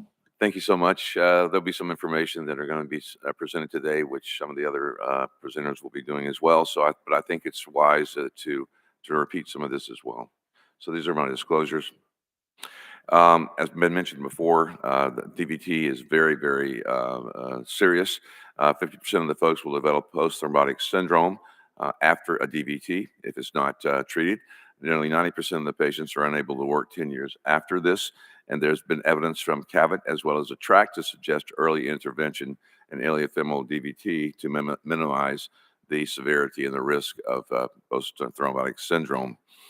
Treatment landscape, as Dr. Noor has briefly spoken about, is endovascular, which is catheter-directed thrombolysis, overnight infusion, catheters or ultrasound-assisted infusion catheters as well, and then a variety of mechanical thrombectomy catheters. As we all know, catheter-directed thrombolysis does require either an overnight infusion or ultrasound-assisted infusion. And there's a significantly increased bleeding risk with this. These thrombolytics are expensive, and they require most of the time at least one night in the ICU. JEDI has been previously mentioned, has a powerful suction, and it does have some data, but not that much, as Dr. Noor has recently said. And there's here's an example of an IVC filter where just 2 passes pretty much cleared a lot of thrombus. Angiogas pulse spray thrombectomy has been mentioned as well, and there is ongoing trials. This is just an example of one of the cases that I had when I was at the hospital, where it cleaned out very nicely in an occluded stent, and then we balloon angioplasty it afterwards. The penumbra system, the Indigo system, has a Cat 8 as well as a Lightning 12 now. It has a great separator, large lumen, has tip directionality, and it has a very nice suction pump, which has gone through another iteration so that it really saves blood loss, and it works very, very nicely. Here's an example of my partner, Timothy Yates, when we were at the hospital, that shows a DVT within the femoral and iliac region, and then post-treatment with the penumbra device really nicely takes care of it. Here's a case that I did when I was over there at the hospital as well, showing a complete occlusion of the femoral vein related to a hip replacement there, impinging upon the common femoral vein as well. Very nicely cleaned out, and then stented it to get a good result as well, and see some of the thrombus that was removed. Here's another case where it was a femoral popliteal and iliac occlusion that was very easily cleaned out with the penumbra technique. And you can see the way the separator and the directionality of the device producing a nice result. As mentioned previously, here's the ClotTriever. We were involved, as you said, most of us was involved in the clot trial, coring element, collection bag, and a very nice funnel to remove the clot without having any debris. And then this is kind of how it acts, again, with mechanically coring the clot from the vein wall, removes the clot burden, and it eliminates essentially thrombolytics and ICU stay, enables a single session treatment, and there's no capital equipment. Multiple devices are being either studied at this time or are on the horizon, capitalizing, I think, on this very successful product. Just a quick case here from when I was at the hospital as well, or left-sided DVT. Came in with a ClotTriever, 4 passes in the femoral segment, and then 4 passes in the iliac segment. Very nice removal of clot, and you can see all the different kinds of clot there, the acute, subacute, and even some chronic thrombus that was removed. Same patient here. And then this is a full spectrum, as has been shown previously. So just very briefly, they over at since they do have so much data with the ClotTriever, the CLOUT trial and the ATTRACT trial was kind of compared a little bit with pharmacomechanical thrombectomy and mechanical thrombectomy. So there was a propensity score matching on 11 baseline covariants. And in the comparison, there was more thrombus removed and better outcomes with the mechanical thrombectomy system. Nearly twice the number of patients achieved 100% thrombus clearance, and there was significant decrease in patients with the post-thrombotic syndrome symptoms at 30 days. Furthermore, on the procedural characteristics, the mechanical thrombectomy, essentially everybody was able to be studied and worked on in a single session, as opposed to only 25% that had a pharmacomechanical thrombectomy. TPA was almost never used in the mechanical thrombectomy, where 100% of the times it was used. Post-procedure overnight stays significantly less in mechanical thrombectomy as well as ICU. So the effectiveness was pretty much nicely shown as not almost 92% complete or near complete thrombus removal with mechanical thrombectomy. Only one, I think they had a serious abnormal adverse event with a clot triever on one patient. There was essentially no valve, vessel, or acute injury, kidney injuries. The procedural characteristics, almost all the patients were completed in one session with minimal blood loss, essentially no thrombolytics, and only 2% of the folks had to stay in the ICU. So in conclusion, I think the new mechanical thrombectomy devices represent significant advances in iliofemoral thrombus removal. There's going to be dramatic reduction in the percentage of patients that develop post-thrombotic syndrome and its devastating sequelae. Thank you very much. Thank you, Dr. Beasley. I'd like to call Dr. Brian Brown, an update on the CLOUT registry.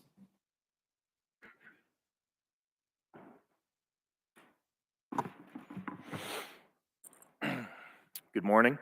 It's an honor to be with here. NCVH, it's an honor to speak on behalf of NARI and the CLOUT registry participants, which I was not one of, to be honest, but I do a lot of this work now, and I'm trying to enroll in Defiance. So I am a consultant, KOL for NARI. A lot of what I'm going to talk to you about today has actually already been said by the previous speakers. So some of the slides that have data that's been suggested we'll move past, but you've heard, and I think it's worth reiterating, that post-thrombotic syndrome happens in 50% of patients with our standard of care, which, as we're saying up here, is not acceptable. Prior studies have looked at interventional approaches that have not found significant benefit, but there is quite a bit of evidence that there is acute outcomes that are improved with the mechanical thrombectomy system from Inari, and what we're trying to look for is longer-term outcomes. This is the clot triever system. It's been shown in multiple prior presentations here. It's the largest mechanical thrombectomy study in the field to date.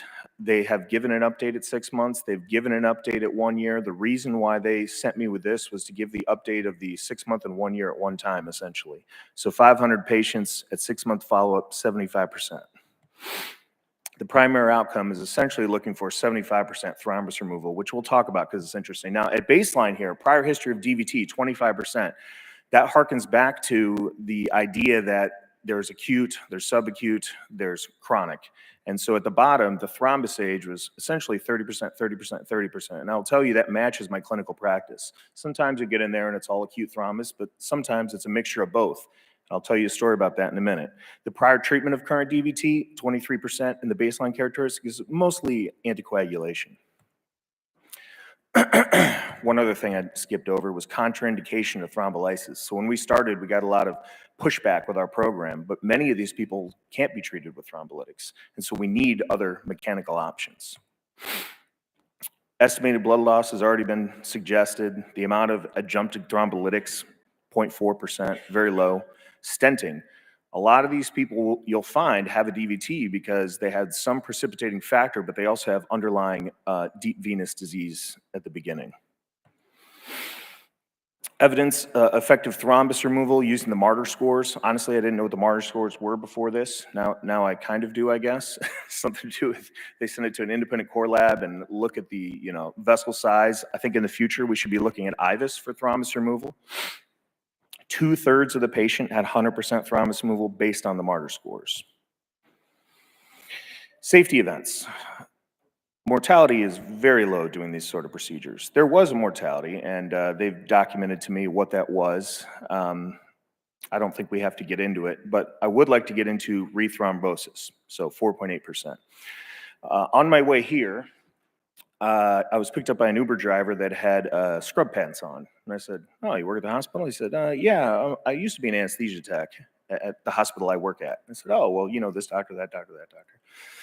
On the way there, he said, "What are you doing?" I said, "Oh, I'm going to give a talk about removing DVT and PE." And he looked at me in the rearview mirror and he goes, "Dr. Brown, you removed my PE." And I said, "Oh." He said, "You removed my DVT. And we had to do it twice." So then I started sweating. I was like, oh my goodness. So you're gonna just like ram us into the barricade. So this gentleman said, "I wanna thank you so much. I feel so great." So I dug into what had happened. And this plays into how a lot of DVTs are acute and chronic. So this gentleman had a prior DVT in 2017. I treated him last year. The PE went fine. He said the elephant on his chest went away. We treated his leg in typical fashion, but he came back in a couple weeks later. We had stented his iliac. When I went back in, we redid mechanical thrombectomy. We got bilateral popliteal vein access. We're kind of up and over using the second time instead of the clot triever. Of course, we're using the flow triever because we didn't want to take the clot triever through a fresh Abre stent. But he had residual stenosis that was chronic. And so as we're ballooning down his femoral vein, there was a napkin ring lesion and the balloon burst. And so that's what he was talking about. And then I had to remove this burst balloon. But the point is we need better tools to treat chronic DVT because a lot of these people that we're going to meet with DVT already had DVT before. And now they're in the hospital saying there's an acute DVT when realistically there is an acute DVT, but also a chronic DVT. With that, I'll move on.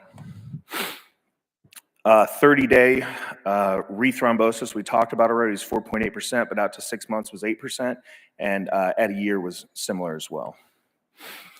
Restored flow by ultrasound, 92.5% at 6 months had flow. I think that's really powerful. Obviously, compressibility is measuring essentially the same thing. These are quality of life scores. They all did very well. Now the 1-year update, 253 patients. This is powerful. Post-thrombotic syndrome, 76.7 at 6 months, and it improved at a year to 78.4%, completely free of post-thrombotic syndrome. And then only 20% continued to have it, but of that 20%, only 10% were in the moderate to severe range. This is in comparison to other trials. So CLOUT looking at post-thrombotic syndrome versus ATTRACT and CAVA in both their anticoagulation arm and their catheter-directed therapy arm fared very well. In conclusion, the device is safe, the device is effective, it can be used in people that have contraindication to lytics. It showed not only acute improvements, but now they're starting to show more longer-term patient-centered improvements with symptoms.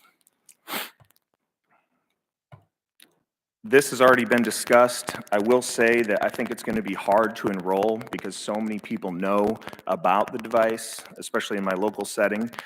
And I am a local PI and I'm going to look to try to enroll as many as I can, but this is the sort of data we need, which is anticoagulation versus mechanical thrombectomy. Thank you all very much. Thank you, Dr. Brown. I'd like to invite Dr. Thorpe. Interventional therapy for below-knee DVT, a viable option for or strictly taboo? Thank you very much. I'm glad to be part of this. I feel like the Lone Ranger for doing the DVT work for almost more than 30 years. And now we have this a magnitude of people interested in doing it. And I'm confident that there'll be some innovations that help with this next topic. But I'm going to share with you what I did and how it helped people. And most recently, I had a phone call from a woman in Chicago. And she said, you know, Dr. Thorpe, when you were at the University of Iowa, you treated my husband. He's a police officer and he's retiring now. And we're making our plans for, you know, our insurance and all that. And Frank wants me to ask you if you know where he could dedicate his body when he dies so somebody could examine his veins. Because he's so grateful for you for treating him when you did, because he's been able to continue his career ever since then. And I thought, I've never had a phone call like that. And maybe Mary has an idea where it can go. But people who get treated for below the knee thrombus are very grateful too. How do I go backwards here? What's the controversy about doing this? Well, it's difficult. Dr. Masuda had an article a number of years ago that showed that there were very few data points to understand randomized controlled trial results for treating people with DVT, particularly below the knee. And she did conclude, however, that despite the lack of data, given the risks of propagation and PE and recurrence of DVT if you don't remove it, Nothing should be considered unacceptable. And that promoted a lot of thrombolytic therapy in my lab, because we had a method. I developed a method to treat below the knee DVT. And the venous valves are really important. When you think about it, there are about 7 valves above the knee, and there are about 100 valves below the knee. And that's because people need to have that calf muscle pump and be able to run effectively if they're escaping a saber-toothed tiger. Now, we don't do that anymore, but the valves are there and they're very important, and if they're full of clot, it ruins them. So the deep valves, you know, are in the jugular, the subclavian, the gonadal veins, and in the lower extremities. And I just told you this about the 100 valves below the calf, below the knee. Most people don't know that at all. People don't even understand about their veins and their valves.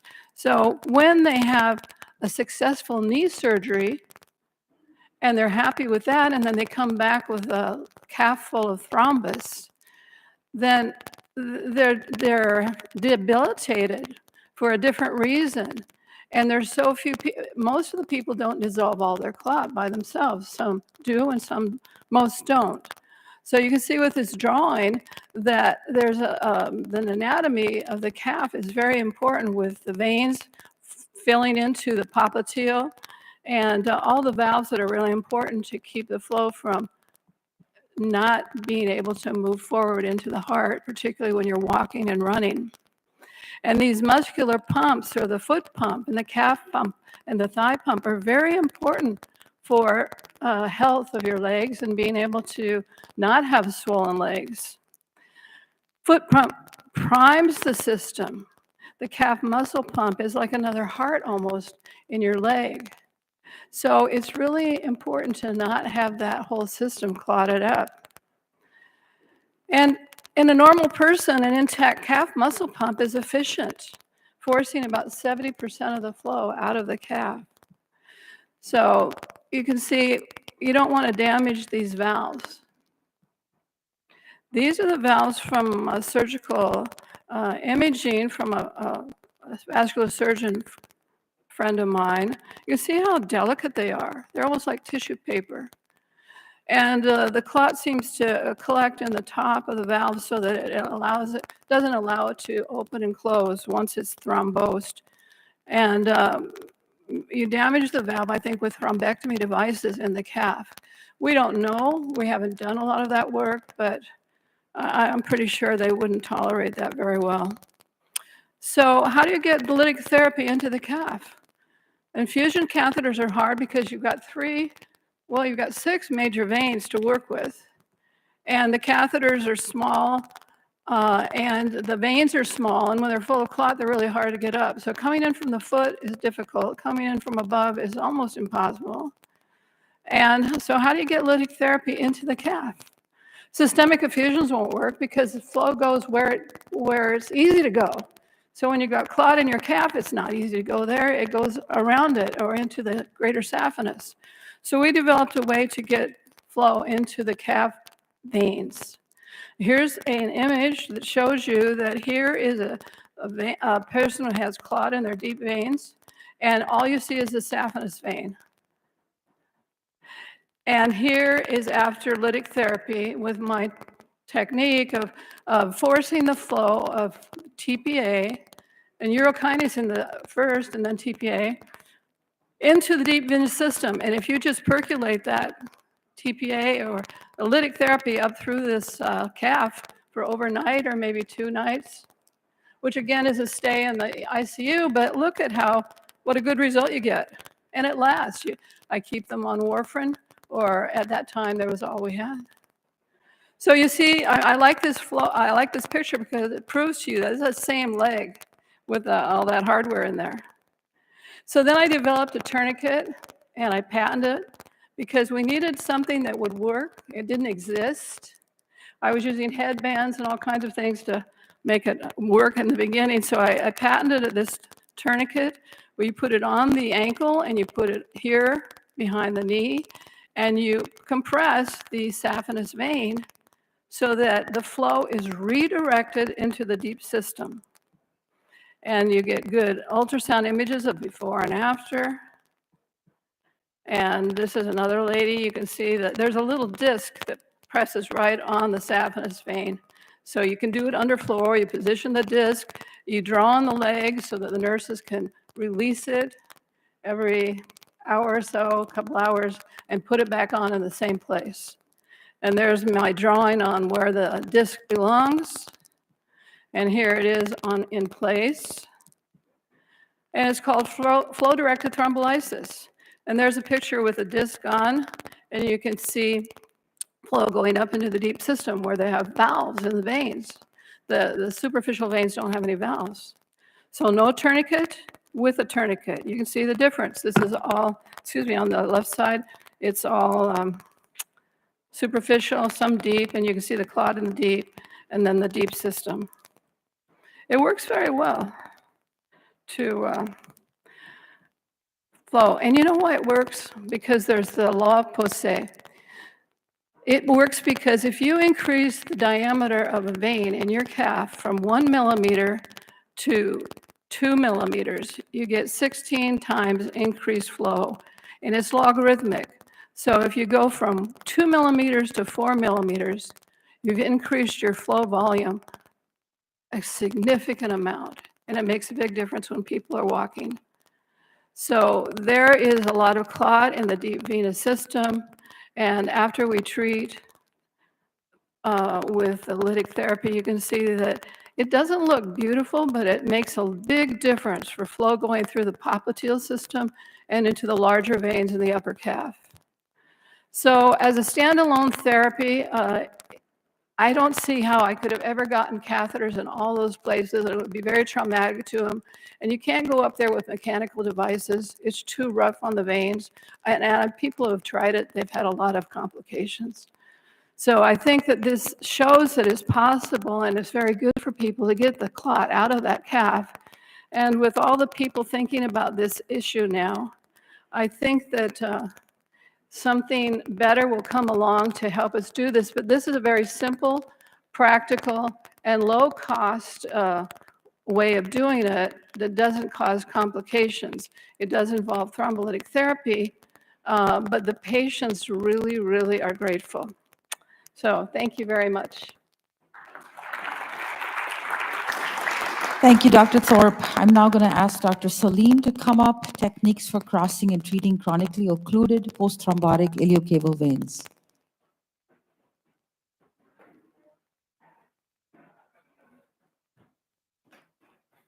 Thank you very much.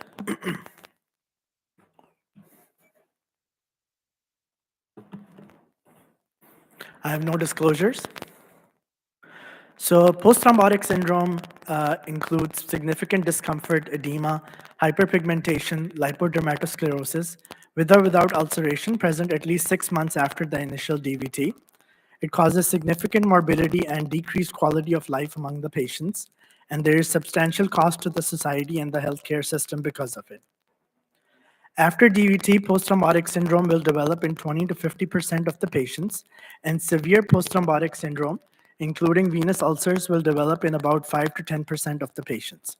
The principal risk factors being anatomically extensive DVT, recurrent ipsilateral DVT, persistent leg symptoms 1 month after the acute DVT, obesity, and older age. So the question is when to intervene for patients who have post-thrombotic syndrome. So first off, they should have symptoms, which means selected patients with moderate to severe post-thrombotic syndrome who have substantial disability and daily life limitations. There should be failure of conservative therapy for about 3 to 6 months and imaging findings which are supportive of obstructive venous disease. Good cross-sectional imaging helps with the procedural planning. And in this regard, our go-to is a CTV with formatting in the coronal and the sagittal view, in addition to the ultrasound. If the disease extends far proximal into the IVC to the level of the renal veins or even the hepatic veins, cross-sectional imaging will provide information regarding the renal vein and hepatic vein patency. Duplex ultrasound will give an indication of the health of the common femoral vein and display prognostic indications on how widespread the post-thrombotic changes are in the deep veins of the entire limb. Also will provide information on the health of the inflow channel for the anticipated stent, which may be either the profunda vein or the femoral vein or both. Due to the positive remodeling, when arteries begin to occlude, they actually enlarge and then completely occlude with atherosclerotic debris. In case of venous occlusion, however, the endothelial cells no longer feel the shear stress of the blood flow, and with the lack of signals, endothelial cells stop mitosis, resulting in involution of the vein. So on imaging, the vein is often a tiny wisp, and if that little wisp is there, you can often stay intraluminal and re-enter within the IVC. Access points need to allow visualization of the entire common femoral vein to the lesser trochanter. Generally, this mandates access via the femoral vein, which is our preferred access, but you can also access the profunda vein, popliteal vein, or the internal jugular vein in various circumstances. Venography can be helpful in providing information on the patency and the collaterals, but it is inaccurate for the complete diagnosis and procedural guidance. Intravascular ultrasound should be used for determining the degree of the stenosis, the level of the confluence, the profunda, the extent of the disease, and the stent landing zones, as well as confirmation of the final stent success. Inflow and outflow should be carefully planned to prevent future stent occlusion. Generally, at least the profunda vein or the femoral vein must be patent to provide inflow, and IVC should be patent to provide adequate outflow. This was a patient who was stented all the way up to the hepatic vein, as you can see. At the level of the renal vein and at the level of the hepatic vein, it is usually our preference to use Z stents. Stents should be of adequate size to replicate the normal anatomy, which is typically for the common femoral vein 12 millimeters, external iliac vein 14 millimeters, common iliac vein 16 millimeters, and for the inferior vena cava at least 18 millimeters to 24 millimeters. Stents used in the iliac veins should mirror normal anatomic size. An 8 millimeter stent was inserted in the iliac vein in this patient, and even though the stent is patent, the patient did not report any improvement in symptoms because the peripheral venous hypertension was not adequately addressed by placing an 8 millimeter stent. So this created an iatrogenic stenosis, which is nearly impossible to correct. This was a patient in whom, again, an undersized stent was placed, and the stent pretty much thrombosed right after it was placed. So you can see that it is pretty much floating in the vein. And very fortunately, the stent did not embolize. Slight oversizing with stents, with wall stents, is recommended to restore lumen as to a normal lumen as possible, to adequately decompress the leg veins, and also gives rooms to overdilate later in cases with in-stent restenosis and stent compression. However, with the newer nitinol stents, you do not need to oversize, and generally a 1:1 sizing is recommended. Make sure you're in the IVC and the iliac veins when placing the stents. There have been a few instances when stents were placed in the spinal canal inadvertently, and that led to paralysis in the patients. So just something to be mindful about. Patients requiring intrainguinal extension of the stent demonstrated no significant difference in primary patency compared with those who did not. However, avoid jailing the profunda, and that is generally where you should stop. Avoid jailing the contralateral iliac vein orifice because that has a 10% chance of causing DVT on the contralateral side. With the wall stent, the main problem is that the main body is more robust compared to the ends. So when you place an end right at this point of maximum compression, the stent can slide down out thrombose, which is what happened in these patients. So what we've done in the past for that is place a Z stent at that point to provide extra radial force, which anchors the wall stent in place and also provides extra radial strength there to combat the compression. With the newer nitinol stents, we have not needed to place the Z stents. Another important principle is to stent from healthy vein to healthy vein. So do not leave any skip areas because that will cause the stent to occlude. This was a patient in whom a stent was placed at an outside facility. The patient presented with thrombosis of the stent within a week. As you can see over here, there is an area which is stenosed, and that was missed during the initial venography. And we basically angioplastied it and extended the stent, and the stent has stayed patent since. Patients with an IVC filter in the setting of a stent tend to have an increased rate of deep venous thrombosis on the stented side. We have found that. Also, an increased rate of reintervention secondary to in-stent restenosis was also noted. So every effort should be made to take the IVC filter out if it is no longer indicated. When that is not possible, it has been our practice to angioplasty across the stent, across the IVC filter and stent it. Thank you.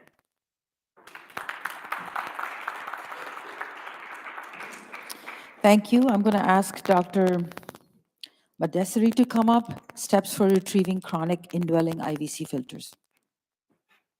Thank you. Good morning. Thank you to Pradeep and everybody for the invitation. I appreciate it. Great talk so far. So I think that was a great little follow-up to say that filters cause problems. And it's hard to teach everybody how to remove chronic indwelling filters. So we'll just kind of go through some of the basics of how I kind of look at it. This is my disclosure slide. So I got to kind of go through a sequence to get to the end in a very quick manner here. The past is what we used to have as filters many, many years ago. Hopefully you don't ever see these in patients. Most of them have expired. But every now and then you might see some of these. They look like UFOs in the vein on a CT scan. That's what it looks like in the top left here. That's what the original kind of filter interruption filter was. It looked like this, Mobanudin. And then we moved on. There was clips, and every now and then you might find one of these in patients. This is a case showing what that looked like. These are not fun to deal with. You can recanalize around these things, but that's not something you should hopefully be trying, and especially if you're starting a filter practice, don't try to get into those. What do we have now? There was a flurry of filters that originally started from the oil industry design collaboration, and that's where we got into the greenfield filters of Kim Ray's. And we still see some of these around. I'll show a case of that. And then there was a lot of different filter types. Most of them are horrendous. They are not needed, but every now and then we'll see them still and, you know, can be taken out. I will say that almost any filter can be taken out. Should it be taken out? That's a different discussion, but we should take them out. These are the most common ones we kind of see in circulation. Some of them have hooks, some of them still don't from the older ones. There's Venatex, which I hope no one's placing, but we take them out and can be taken out. And the convertible one kind of fell out of play. So what makes for a complex indwelling filter removal, what makes for that problem is often bad placement. Here's a patient that morbidly obese from an outside hospital in VTAC. They thought was having an MI or amongst a lot of cardiologists, something wrong with the heart. So they did a cardiac cath and on a lidocaine drip, and they're like, wait, what is that? And they called over there. They don't have any support, but I don't know. It's very hard to see here. It's because of the size of the patient, but there's a triangular object in the right side of the heart, and it looks like a conical filter. What it really was a Venatech stuck in the right ventricle. So that's not fun. So it wasn't having a heart attack, but now we're having a heart attack because we got to figure out what to do. And this can be removed. Not the point of the whole study, but it went from neck, and we used tip deflecting sheets and all that. Now, if you ever get to a point where you're doing these kind of things, have a lot of support. Echo is very important.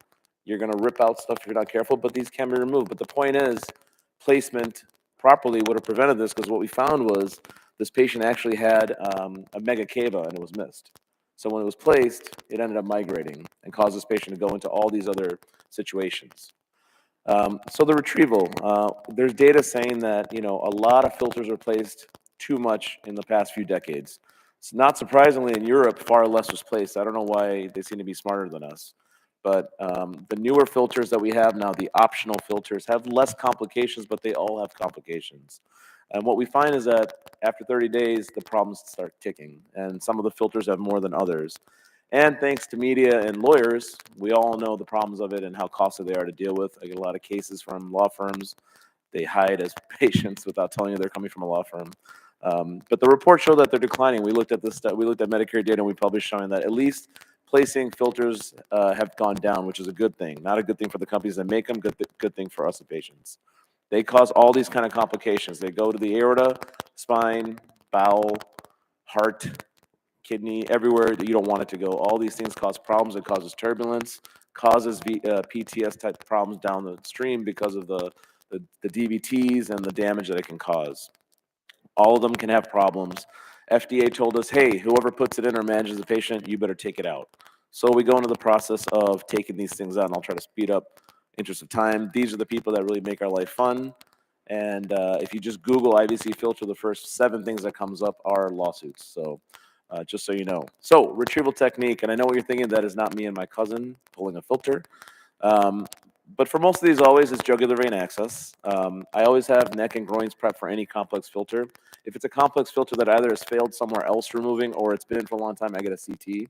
Otherwise, if it's placed by me or our team or whatever, I have recent imaging, I don't. But a CT will help you plan, but neck and groin is always very important. The only one that I don't always have to have neck if it's recent is an op-tease filter, which I hope no one's placing. I call them crap tees. That has the hook on the bottom if it was placed correctly and can be removed from below. But if it's more than 3 months, chances are you'll need neck and groin again. Sometimes, rarely, I've had to go through the liver to take out a filter because of SVC occlusions. So that can be done. Again, don't jump on that idea. Left iliac vein, sometimes to just kind of find out what's going on. You might be missing a May-Thurner that's been causing some of their other problems. And if the venogram is okay, then proceed. The systems that we use commonly first are end snare or gooseneck snares, whatever your fancy. Some companies have kits that have it included. A loop wire technique for a hangman, forceps, tight rail, and laser. This is a tight rail, which is a EP device or EP extraction device. We used it for conical filters. I wouldn't use it for anything else. It's a cheap device that cheaper than a laser system, which nowadays we still have to use laser for many of my complex filters, but it can be done. It has rotating blades. The biggest thing is do not pull the filter. What you do is you put tension while you sheath it. If you pull the filter, bad things can happen, and by bad things I mean things like this, which you don't want to have, because once you regain consciousness, you're going to have to fix this. And this is by the heart by dragging a filter all the way up. So, case, patient had a greenfield in for 34 years. You might be wondering, why are you taking it out now? Well, the patient demanded it, and I'd rather me do it than someone else, even though we said, hey, we don't think after 34 years you need to really take it out. They were not occluded, but nevertheless, for all complex filters from me, I will have laser in the room. I have everything prepped. I usually start with a 16 French sheath. Be careful, these sheaths, these filters can shred the sheaths. Start with the snare. That's usually when the resident's taking that part. Then I come in after they fail. And then loop wire attempts and do some push-ups because some of these can be very strong. The greenfield filter is a very good filter. It's very strong. Quite often I have to use forceps through that. And then sometimes I have to go bigger for laser. So some of the techniques, loop wire technique, is where you use an exchange soft glide wire and you snare it around the cone of the filter, the hook or the cone. And sometimes you do the hangman because the top of it has been tilted and it's caused so much scar tissue that it won't straighten out. So you use the loop to do different obliques to try to get to the top of it, and then you're able to hopefully sheath it. This is a hangman with tiltos filtered. And then you kind of straighten it out. That's not really around the hook, that's around the scar tissue, the fibrin, and then you're able to sheath it over. Laser, this is kind of a pictorial representation of what it does. It's slow and steady. It's very helpful for these scarred in filters, especially opteses that are scarred in. Any of these that get very scarred, if I can't pull it with a forceps and I have access to the top of the filter, it's a laser system. So this one uses a sheath and forceps, and those hooks at the bottom are very tough, but it can be done. It did come out successfully. Had broken a couple snares in the process. This in the picture is a laser sheath tip.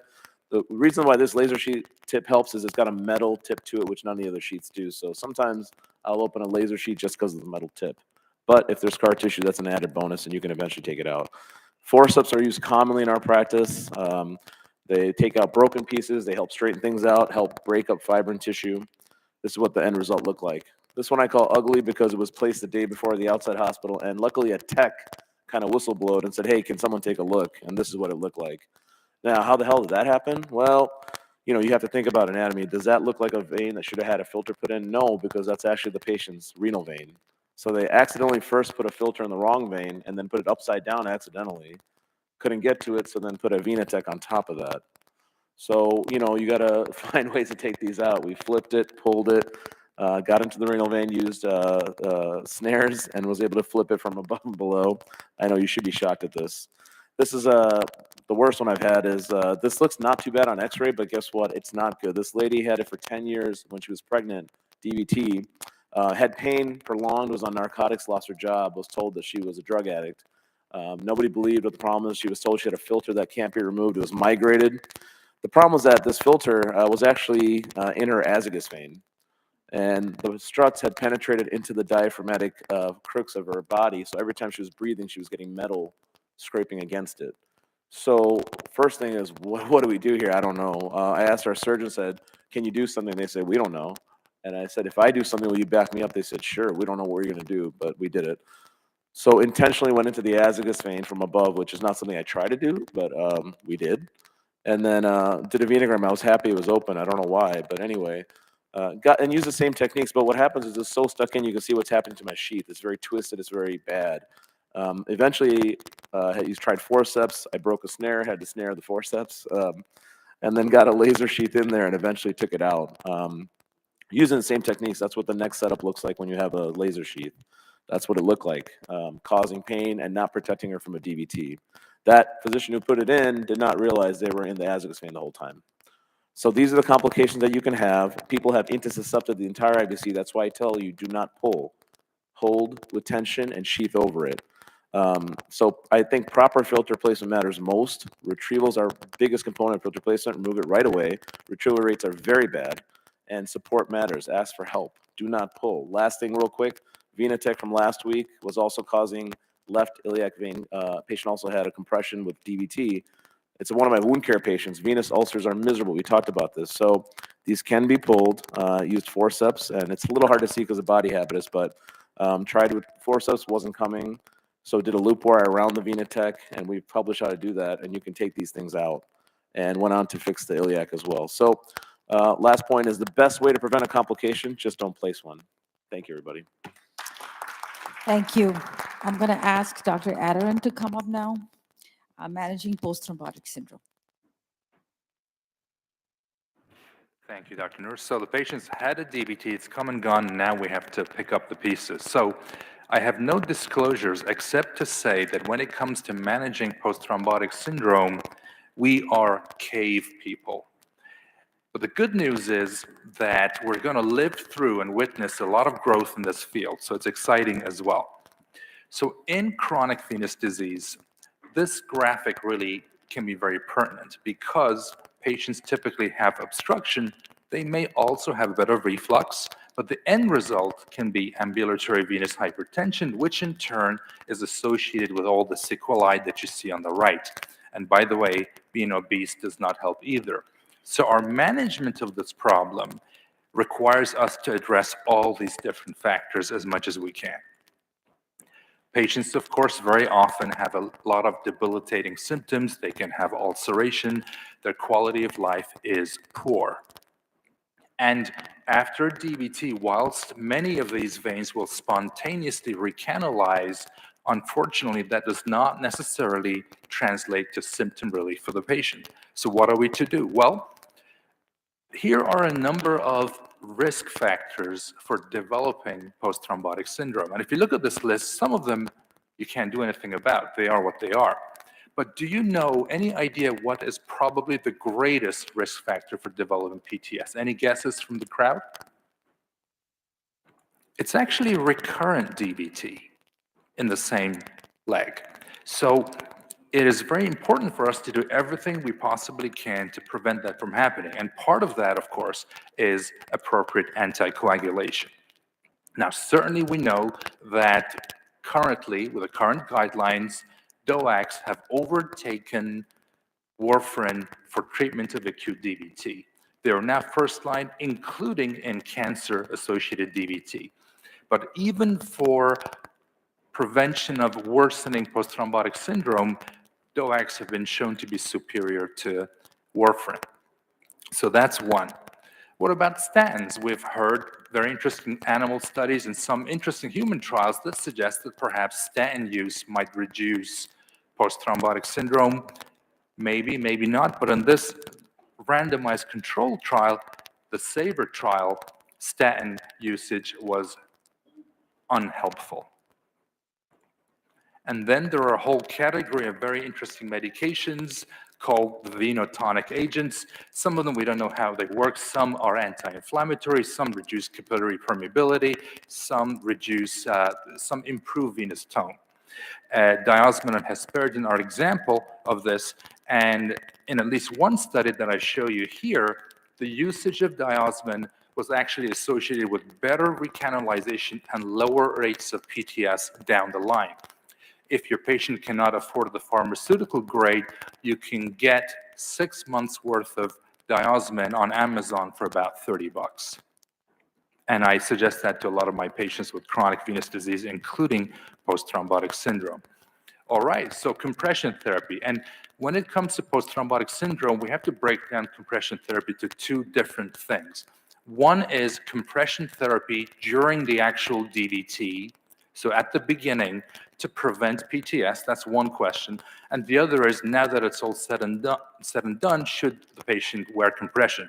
Well, PTS prevention in acute DVT, there was a Chinese study that showed that it definitely appears to work if used properly and the patients comply with it. The study that many of you will hear quoted is the SOX trial, which was a negative trial. The problem with that study was compliance was very poor, and in that study, the patients were mailed the SOX to wear roughly 2 weeks after the DVT had begun. So there were a lot of problems with it. So I think it is not unreasonable to apply compression early on during the acute DVT, and there is data to suggest the long-term use is probably reasonable as well. It may also prevent ulceration. All right, now here's the part that you've probably been waiting for, reconstruction of obstructed veins. And many of us do it, many of the audience do it. I see Dr. Murphy in the audience. So we all love to do these procedures, and they're very rewarding, challenging, but rewarding, and they help a lot of patients. The C-TRACK trial is in progress. That's going to be a trying to enroll patients to see whether early endovascular intervention helps these patients. But the data so far has been, well, let's just say less than high quality. This particular meta-analysis of mostly observational data of poor quality shows the ulcer healing to be decent, but the pain relief and the swelling relief, not so great with iliofemoral stenting. Some of your post-thrombotic patients may also have, at the same time, deep venous insufficiency that also contributes to the problem, contributes to the ambulatory venous hypertension. And yes, there are trials looking at either surgically implanted valves or even neovalves. These are not for post-thrombotics yet, but they may be coming down the line. So far, nothing available yet. This is very, very early days yet, and we're not sure if any of this is going to work at all. So your patients with post-thrombotic syndrome have to understand a number of things, and I think this should form part of your interaction. One is that they should understand that this is not curable. The fact is, it's a chronic condition that will be with them for life. A lot of patients may not say this, but they are concerned when their leg looks so horrible, am I going to lose my leg? And the good news is that they're highly unlikely to, so it's worth reassuring them. Anticoagulation is important, and as you know, particularly for unprovoked deep vein thrombosis, generally indefinite anticoagulation is appropriate. We do not want them to get another clot. And venotonic agents are a very viable option at low cost and really very low downside. Encourage them to walk and elevate often when they can, reduce obesity when you can. So in summary then, we're going to do what we can for these patients, even though there's no cure. Yes, it's going to require some medicines and supplements, including anticoagulants.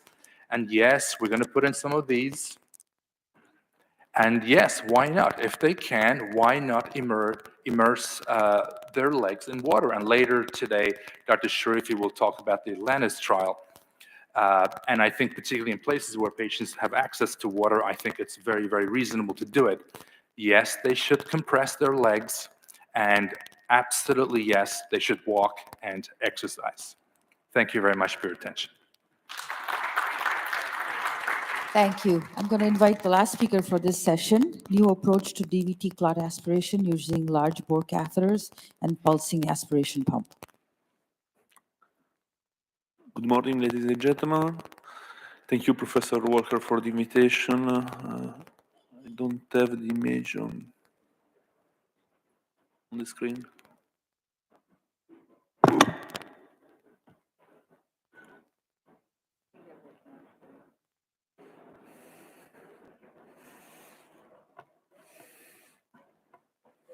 Yeah, here there is. Okay. So this is my disclosure.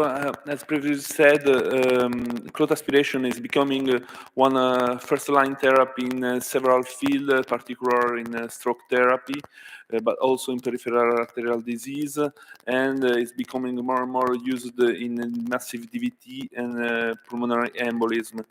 It's very safe, effective, and may reduce the cost of hospital stay. But there is still some challenge in this kind of treatment. In particular, the aspiration catheter may clog, and you are obliged to remove it, wash it, and so perform several repeated aspiration. And also, when we use a large catheter, we can remove large blood volume, so we can decrease the patient hemoglobin. The ideal treatment should be the thrombectomy with one pass clot aspiration. How we can perform this kind of aspiration? Three factors influence the efficacy of our thrombectomy: the negative pressure generated by the suction system, the resistance that may depend from the diameter of the suction catheter and the connecting tube, but also from the statistic friction due to the clot corked on the tip of the catheter, and the clot viscosity that depends on clot aging and the blood characteristics. When the one clot aspiration may be obtained if we use a larger aspiration catheter. Bigger is better. But also more efficient aspiration pumps are needed. So at least an aspiration pressure of plus of 28-inch mercury on liquid, and ideally the pulsating aspiration. To explain you, here we have some graphics that show the different type of aspirating systems in the market. We have a continuous mode when we have the pump arrive to the maximum and maintain the maximum aspiration during all the thrombectomy. The on-off pulse mode when there is a cycle of aspiration. We have a pump that aspire, then there is a period of off of the pump, and then restart with the aspiration in a cyclical way. And the last one is the new one, is a step-up pulse mode, where there is a valve that can detect the increase of the aspiration pump. So don't have it.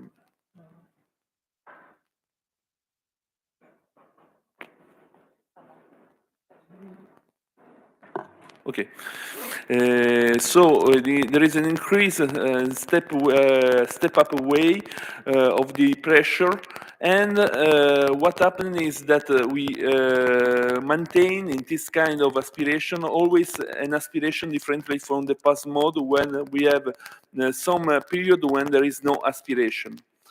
And another aspect is the volume that we aspire, because more powerful is the pump, more powerful is the flow. But we have to prevent to aspire too much blood in order to prevent anemia. The intermittent blood aspiration may affect the clot. As you can observe here, we have some images of electronic microscopy, and we observe the structure of a normal clot and the structure of a clot that is generated on that is treated with the pulsing aspiration. So with the pulsing aspiration, we can stretch the clot and change its diameter in order to adapt to the inner catheter diameter. But we can also modify the frictional force in order to prevent that the clot rests cocked on the tip of the catheter and may be aspirated easily. And another important thing is the lubrication of the catheter. With an intermittent aspiration, we generate a retrograde microfluid inside the catheter that may lubricate the catheter and facilitate the aspiration, and naturally the reduction of blood loss. The quiver step-up pulsing aspiration pump is a new type of pump produced by Anoxia. Is a pump that is composed by a portable pump, a collecting bag, a cloth aspiration tube, and an inline flow switch. Is small and held single-use disposable. All these elements are sterile and is the most powerful pump in the market, minus 28.5 inch mercury, with a step-up pulsing force that can improve the change of the cloth in order to favorize the aspiration. A low-flow pump, and but the most important thing is easy to set up and use it on the table. This is some example of the bench tests that have been performed. You can observe that the pump is the most powerful, and you have an aspiration flow that is reduced compared to the other pump in the market.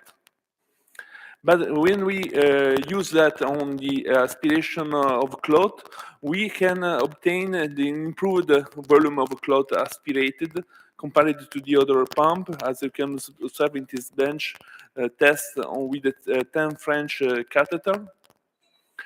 And also with the catheter in a bent position like in these tests. So we have a nice aspiration pressure. This is the noise that we generate with this kind of pump. So you can observe that this is very different from the pump in the market. And the step-up pulsing aspiration is low flow and can be very efficient in the aspiration of the pump. To let you understand the difference with the continuous aspiration, this is what happened when we use a continuous aspiration with a big cloth, and this is what happened with a pulsing aspiration. We arrived with the same type of cloth as aspirate completely the cloth. So we need some new tests on animal and on man.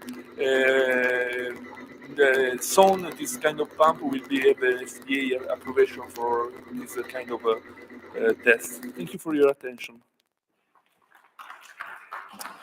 Thank you. Because we are so behind, we're not going to take questions.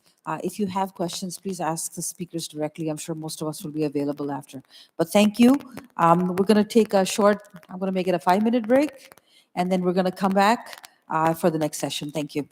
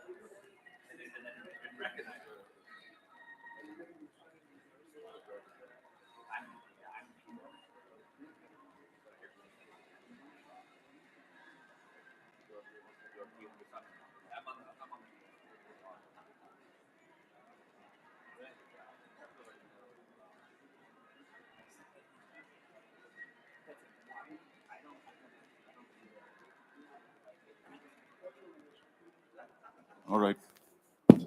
All right, we'll go ahead and get started with this session. Thank you all for attending. Our first talk is going to be by Dr. Thoma, Catalin Thoma from Pittsburgh. He's talking on contemporary PE management. Thank you. Thanks for having me as people will trickle in. I've done this talk last year too, and I think this year I'm going to change the focus a little bit to talk more about the future because there's a lot of exciting stuff happening. My name is Catalin Thoma. I'm from the University of Pittsburgh Medical Center. These are my disclosures. So the evolution of the interventional PE management went through these 3 stages. We're now entering this later stage of the comparative effectiveness, but we started with early feasibility studies, and there's a lot of companies out there that are still in this phase, specifically for the thrombectomy devices with the FLAIR study, for ECOS with Ultima in Seattle. And then we moved on to real-world performance registries, where the FLASH registry and the Seattle also sits, EXTRACT-P and so forth. But now it's very exciting that we are able to move into a comparative effectiveness study where we're looking at 2 different types of treatment. So either 2 different catheter-based therapies or catheter versus anticoagulation. And it's also important to understand, and this question has been asked before, is why didn't we go directly into randomized controlled trials? Is because the field has been maturing. We understand much more about the disease process, about how to do a catheter-based PE intervention now than we did even 5 years ago. So this is important, an important aspect of the way the field evolved. So now that we have tools that work, what can we do? Well, we can start asking questions such as, do we impact mortality in high-risk PE? Do we impact hard endpoints in submassive PE? How do these different devices compare to each other? Is there a role for intervention in preventing the post-PE syndrome? So hopefully we'll have some answers to these questions. I'm just going to touch on the sort of 3 leading devices on the market in the PE space. The ECOS catheter has been the longest. It's now a Boston Scientific supported product. Ultrasound facilitated lysis entering the clot, 2 6 French catheters. I'm not going to dwell too much into the prior data on this, the Ultima trial and the Seattle trial. This is the more recent data from the knockout registry. And again, you can see that there is sustained improvement in the RV to LV ratio, which is a surrogate we use in the PE world to quantify the degree of RV dysfunction with a good safety profile. No intracerebral hemorrhages in this large registry. Where are we moving with this? The HI-PETHO trial is all the hype about this now. So this is a randomized controlled trial comparing the ECOS technology to anticoagulation in intermediate high-risk PE. So what we used to term before submassive PE. And as you can see, the primary endpoint is at day 7. The primary endpoint is a composite of mortality, cardiorespiratory decompensation, and PE recurrence. The cardiorespiratory collapse and decompensation is defined, as you can see here. It's an independent, blinded outcome adjudication, so it's a solid randomized controlled trial. There's a number of key additional assessments here, ranging from the type of bleeding to changes in the CTEPH diagnosis at 12 months, health economic assessments, and so forth, as well as a CPET evaluation in selected cases. 172 subjects enrolled to date. There's a lot of participation in this trial in Europe as well. So a lot of exciting data hopefully coming out of this study. The second device I wanted to touch on is the aspiration thrombectomy with the Penumbra system. This again has evolved over the years. It consists, you've seen this technology in the earlier session, consists of a vacuum generator, the catheters, which are now, I should upgrade the slides, there's a 16 French catheter nowadays. And now we also have this lightning system that allows you to sort of save some blood and not aspirate a lot of blood with this technology. Again, not going to touch too much on the existing data with this system. The EXTRACT-PE study was the study that led to the approval of this device in the PE space. The standard 100+ patients, single arm, where you demonstrate a good RV to LV ratio reduction at 48 hours with good safety. Where is this moving now? The STORM-PE study, again, is the first randomized controlled trial comparing penumbra to anticoagulation. It's the same as the HI-PEITHO in terms of patient population. We're talking about intermediate high-risk PE patients, up to 20 sites. It's only 100 patients using a surrogate endpoint of RV to LV ratio. This is the primary endpoint, as mentioned. There's, of course, a number of secondary endpoints, including major adverse events and quality of life, although the expectation is that the number is a little small to detect meaningful changes here. The last device I wanted to talk about is the large bore aspiration thrombectomy, the FlowTriever system.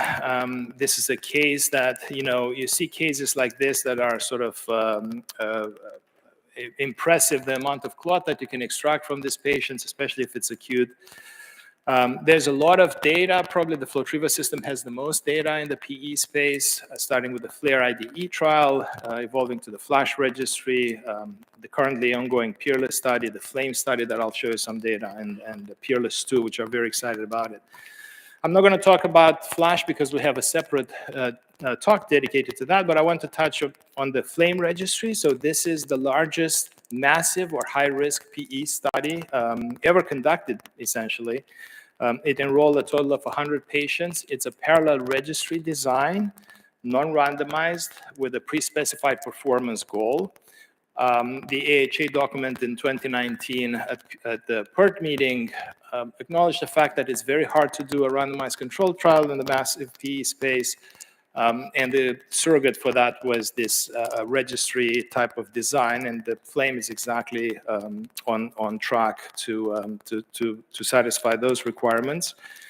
The important thing is in the FlowTriever arm, the composite primary endpoint was 17%. There is, again, a parallel arm that included all the patients that were not treated with FlowTriever at the same hospitals. These are not comparable. These are different patient population. In the context arm, the composite primary endpoint occurred in 63% of the patients.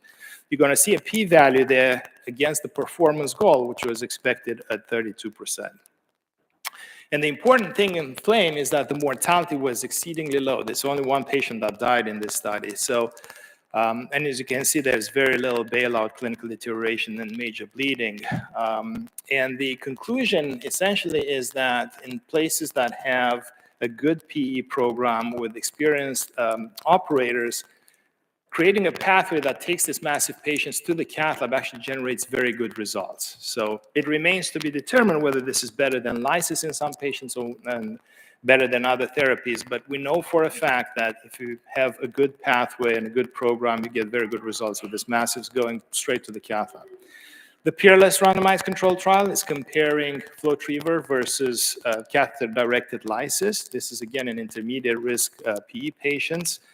The primary endpoint is a win ratio, a composite of all-cause mortality, intracerebral hemorrhage, major bleeding, clinical deterioration, and ICU admission. This trial is also enrolling very well now. We passed the half-point enrollment, and hopefully we'll be able to conclude the trial soon.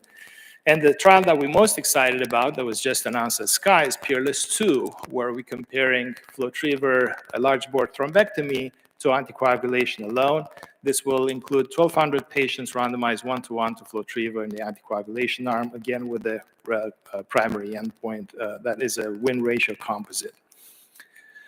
So a lot of excitement in the field. If you do a search on clinicaltrials.gov, you find about 20 studies in this space. So hopefully all this data will come up in the next couple of years and potentially change the guidelines. And with that, I thank you for your attention.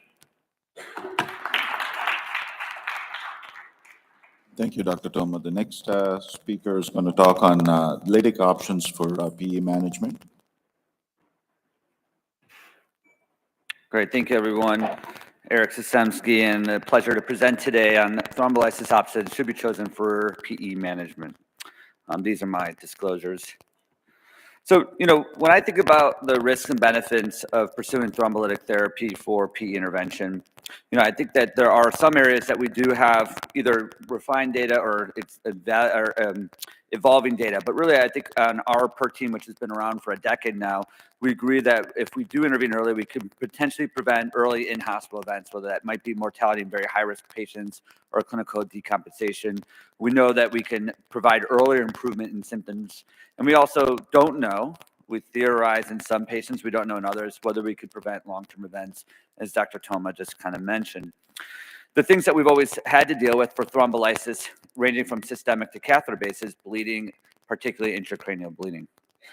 So looking back at the data and how we've gone from systemic to catheter-based interventions, you have to look at the first randomized trial in this space, which is the only randomized trial, which was IV streptokinase versus heparin for people with massive PEs. And there were 8 people in this trial, but this is how we formed our evidence base for providing lytic therapy for high-risk PE. Unfortunately, we've made some improvements, but we still struggle with these events that have limited our ability to make this a more prevalent intervention, and that's primarily that of major bleeding and intracranial hemorrhage. So this is a systematic review, and again, of all different types of therapies that we're evaluating in different populations, including submassive and high risk PE, but we still have struggled with this, in particular for systemic administration of thrombolytics. So now we have a little bit of a different approach for the routine administration of thrombolytic therapy. This is kind of the main players right now in the thrombolytic space. And the top 2 are really standard multi-use catheters, the Craig McNamara Unifuse catheter. And then I'm going to focus on really what we call the specialized catheters. And you were introduced in the last talk briefly to ECOS, and then also the Thrombolex catheter. So when you look at intracranial hemorrhage and major bleeding, I just show you the rates for systemic administration of thrombolytics. This is a meta-analysis performed by Jay Gehrig, a good friend of mine, in a really important document that came out in circulation in 2019 about the device-based management of pulmonary embolism. And you can see here nicely that when you meta-analyze all the catheter-based thrombolytic trials, you've now gone from about 10+% of major bleeding down to 4.3%, and an intracranial hemorrhage rate that's now less than 1%. And you can see also that when we break down, especially in newer trials, lower doses of administration of TPA, that we will even see lower rates of these endpoints. Now, as mentioned, the ECOS catheter really is a unique device. It provides both maceration through ultrasound properties of the clot, in addition to administration of TPA. And this is a representative image here of the 2 catheters in the bilateral pulmonary arteries that can be placed from either a dual single axis sheath or joint sheaths if needed for bilateral, or only unilateral in the appropriate patients. I think that the nice thing about this device is that most operators feel comfortable placing it because it's very similar to doing a right heart cath, whereas thrombectomy is a little bit more of a specialized procedure. If you look at the history of ECOS, it's quite extensive. Again, Boston Scientific had acquired this, the original company, BTG, and we can see that they've really been the main drivers of the early evidence. And again, we see what the future looks like, but this is the data that has been generated about this specific catheter I'm going to speak about over the next few minutes. The most important trial out of all of it is, to date, the only finished randomized trial looking at an intervention-based anticoagulation for PE intervention. This is the Ultima trial. And again, small trial. There was 59 patients in total, but there was a randomization of treatment to either the ECOS arm or just standard care with heparin therapy. And we saw nicely that there was a rapid and 90-day improvement in the RV to LV ratio. The RV to LV ratio has been the primary surrogate endpoint in all these PE studies due to its association with 38 mortality. So this is really where we've anchored our studies. And you can also see that there is improvement in other endpoints with really preserved safety. And if you look on the right here, there's no intracranial hemorrhage, again, small study, but in the ECOS arm, and very minor bleeding, no significant major bleeding. So this is really the driving evidence of how ECOS became part of the strategic algorithm for treating submassive PE. The extension studies of these were all single-arm studies, now tailoring therapy to get a better understanding of how this fits into our program. So the SADL-2 trial looked at a larger group of patients, 150, with acute PE, and again, showed nicely that there was an improvement in RV to LV ratio at 2 days or 48 hours, but also a significant improvement of pulmonary pressures. And this is a thing that you'll hear a little bit more about on the CDT side, because there is thought that this does a better job of addressing more distal clot and pulmonary artery obstruction. But really, this is a nice trial, again, showing the safety of the ECOS catheter with 0 intracranial hemorrhages and minimal major bleeding. Now, how has this evolved? Well, when we first started doing this, we would pretty much do 12-hour administration. So it'd usually be a milligram per hour per catheter. So you end up at around 20 to 24 milligrams of TPA.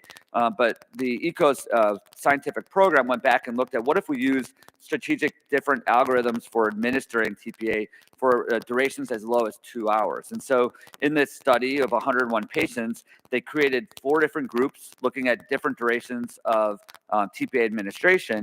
And you can see nicely here that anywhere between 2 to 6 hours of treatment and 1 to 2 milligrams per hour per catheter really got you to the same endpoint in terms of RV to LV ratio reduction. Now, this isn't tied to clinical endpoints. This is really a surrogate endpoint, but again, so that you have options in terms of how you treat your patients in terms of TPA duration and dosage.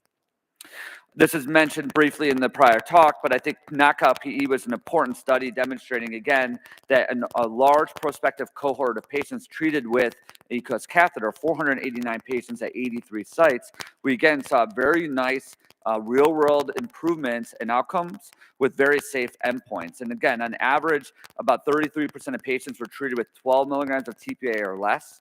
And again, in a 489 patient study, there was no intracerebral hemorrhage events and very low mortality at 30 days. So again, this really rounds out the evidence base to support the ECOS catheter. And we're moving to the next phase. And again, as Dr. Toma presented in his presentation, that this is where the future is going now, is we really have a great intervention for people who are at high risk for decompensation, who have a low bleeding risk. And that's how we use this in clinical practice. But the HiPythos study will really help formalize a strategic pathway for a more generalized population of PE patients and really formally tell us that, is this a better strategy than anticoagulation alone among those who are still conservative about the management of PE. I do just want to highlight here that there is now another PE-indicated device for catheter-directed thrombolysis. The Thrombolex Bashir catheter was now recently designated a PE FDA indication based on the NIH-funded rescue trial.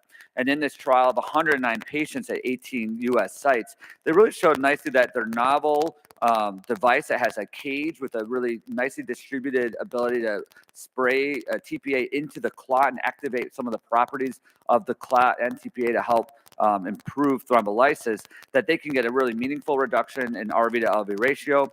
And also, as I mentioned, an improvement in what is termed the PA obstruction index. So this is really how many pulmonary arteries remain occluded at the end of therapy.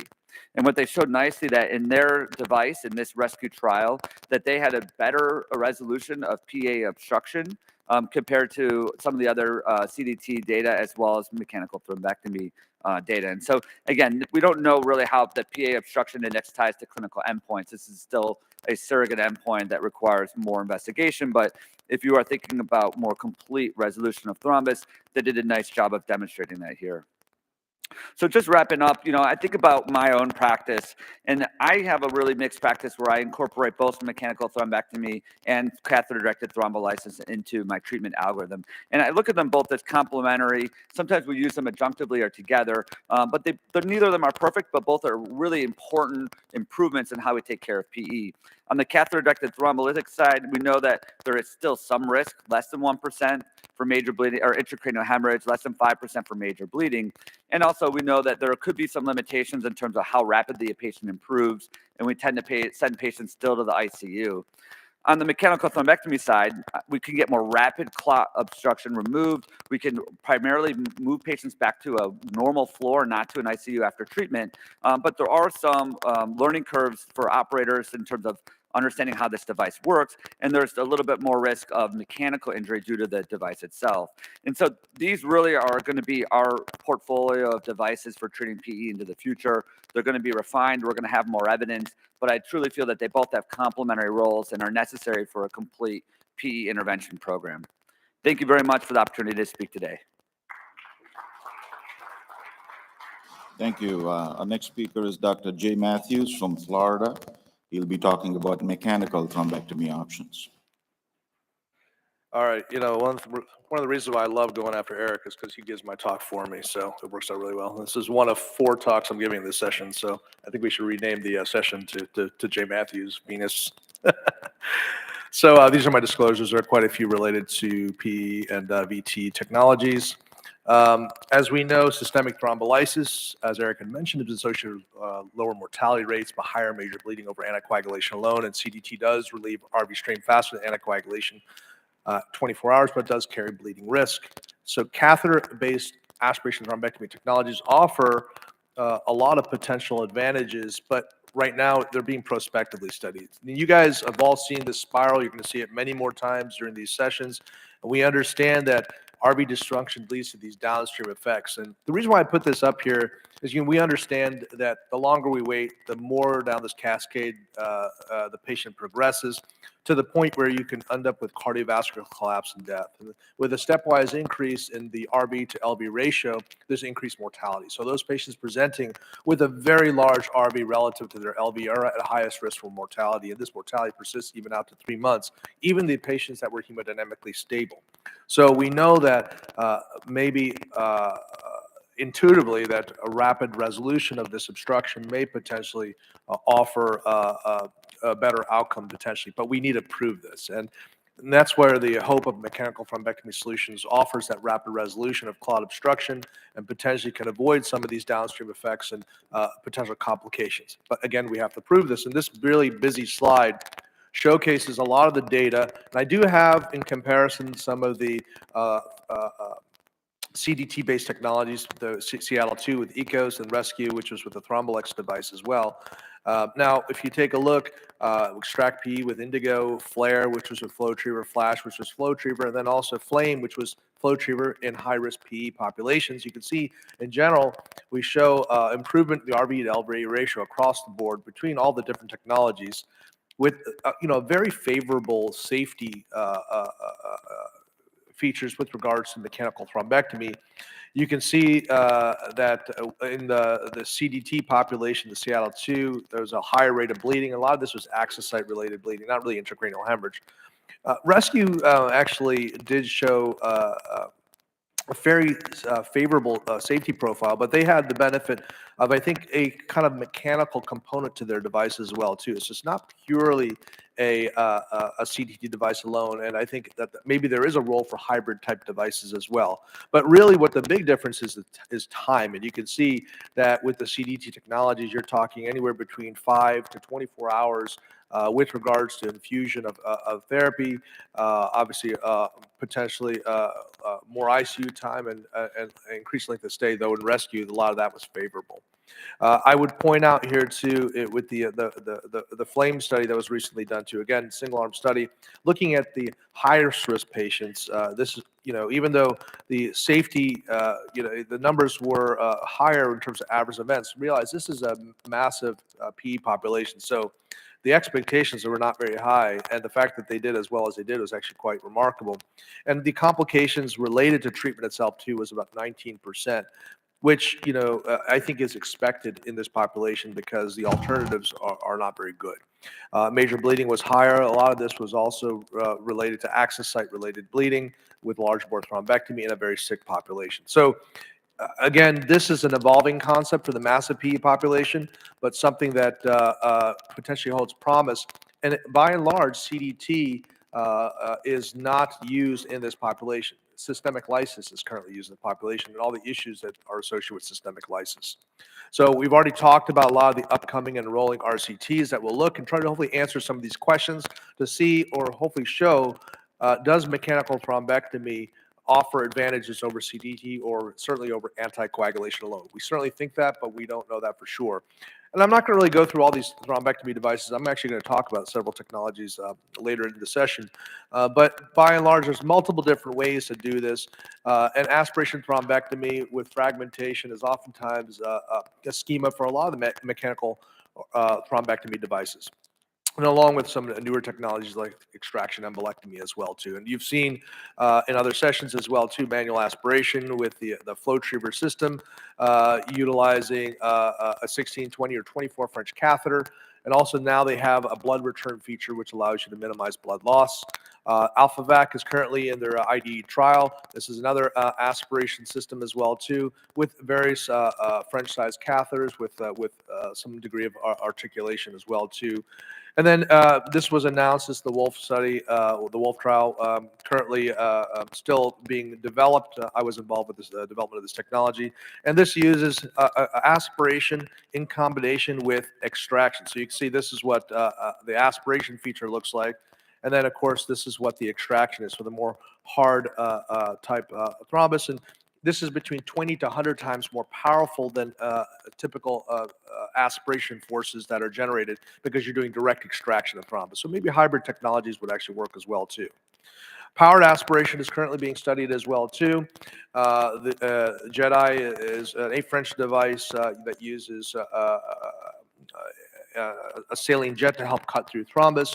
ID trial is currently announced. Of course, we have the Indigo system with 12 and Flash, which is power aspiration. AngioVac, which is the parent to the AlphaVac system, is sometimes used off-label, but very rarely. Now we have better options. And of course, there are many other pre-market devices that we won't talk about right now too.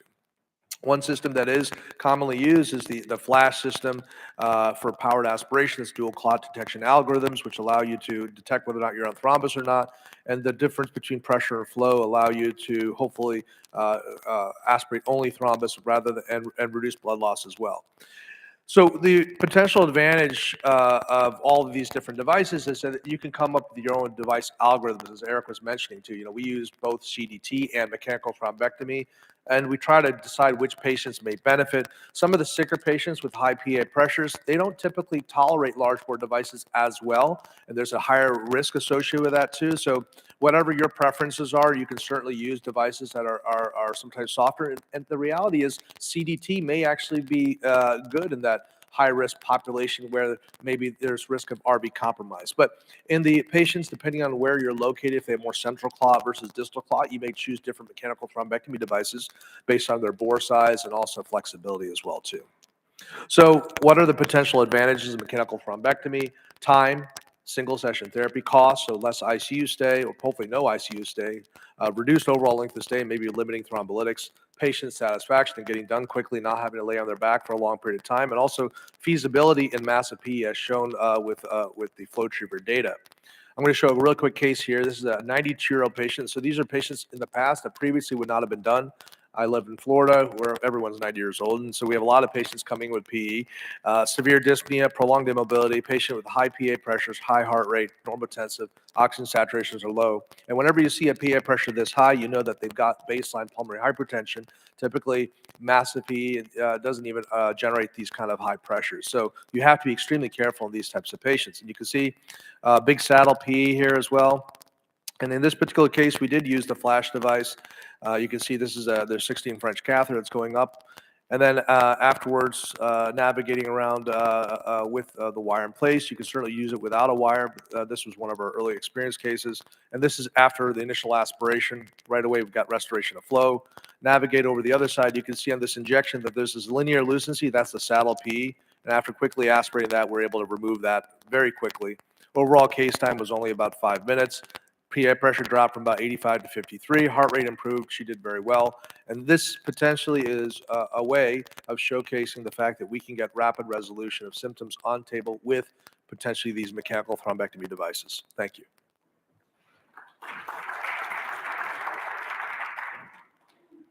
Thank you, Jay. The next speaker is Dr. Mohsen Sharifi, and he will be talking on managing shock and hemodynamic support in acute PE. Good morning, ladies and gentlemen. My name is Mohsen Sharifi. It's a pleasure to be here. I'd like to thank Dr. Walker and the organizing committee. Now, before I start, I have no disclosures, but I will be going through the existing literature and also my own personal perspective on some of these things, which may be a little different than what you have just heard.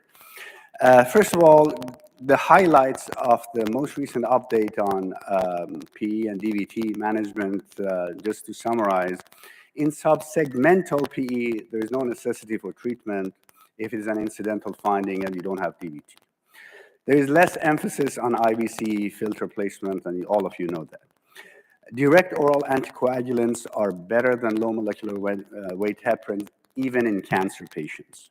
There is no role for compression stockings in PTS and for prevention of recurrent DVT, although I personally feel it's good for symptomatic relief.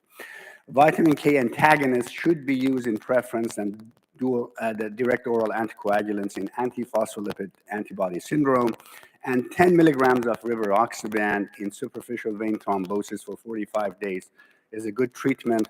Two other things not mentioned is the same dose can be used in patients who are hospitalized rather than Lovenox, and low-dose rivaroxaban, 2.5 milligrams BID for PAD. Now, there's a spectrum of PE. On one side, you've heard about it, there's stability, and patients can go home. On the other side, it can lead to catastrophe. You've seen this picture. You start in massive PE, you have increased RV afterload, leading ultimately to RV contractility reduction and obstructive shock and death. Data from Mass General Hospital suggests that contrary to our previous belief that patients requiring some form of advanced therapy is only 5 to 10% is not the case. Of all comers, it's around 60%. Two-thirds of them would qualify. Now, obviously, if you have a patient like this, you don't want to give them just anticoagulation alone. Now, RV is affected by preload afterload and contractility. RV behavior is different in PE than in inferior MI, for example, that you should not be giving these people a lot of fluid. Maximum should be around half a liter. Best pressor would be norepinephrine. And then going back to the most recent recommendations of the European Society for Cardiology, there is a 1B indication for systemic thrombolysis. Interestingly, surgical pulmonary embolectomy now is receiving a 1C indication. ECMO has entered the guidelines as a 2B indication as well. Now, I'm going to submit to you that once we're talking about thrombolysis, we're talking about 100 milligrams of TPA. It is very effective, but by no means it is safe. It is a savage hound, and that's why we see a shift from thrombolysis to all these catheters. But if you simply reduce the dose to a few milligrams, up to 50 milligrams, you are within the safe zone. And I would submit to you that it's even safer than anticoagulation. Now, this is the dreaded complication with standard dose thrombolysis.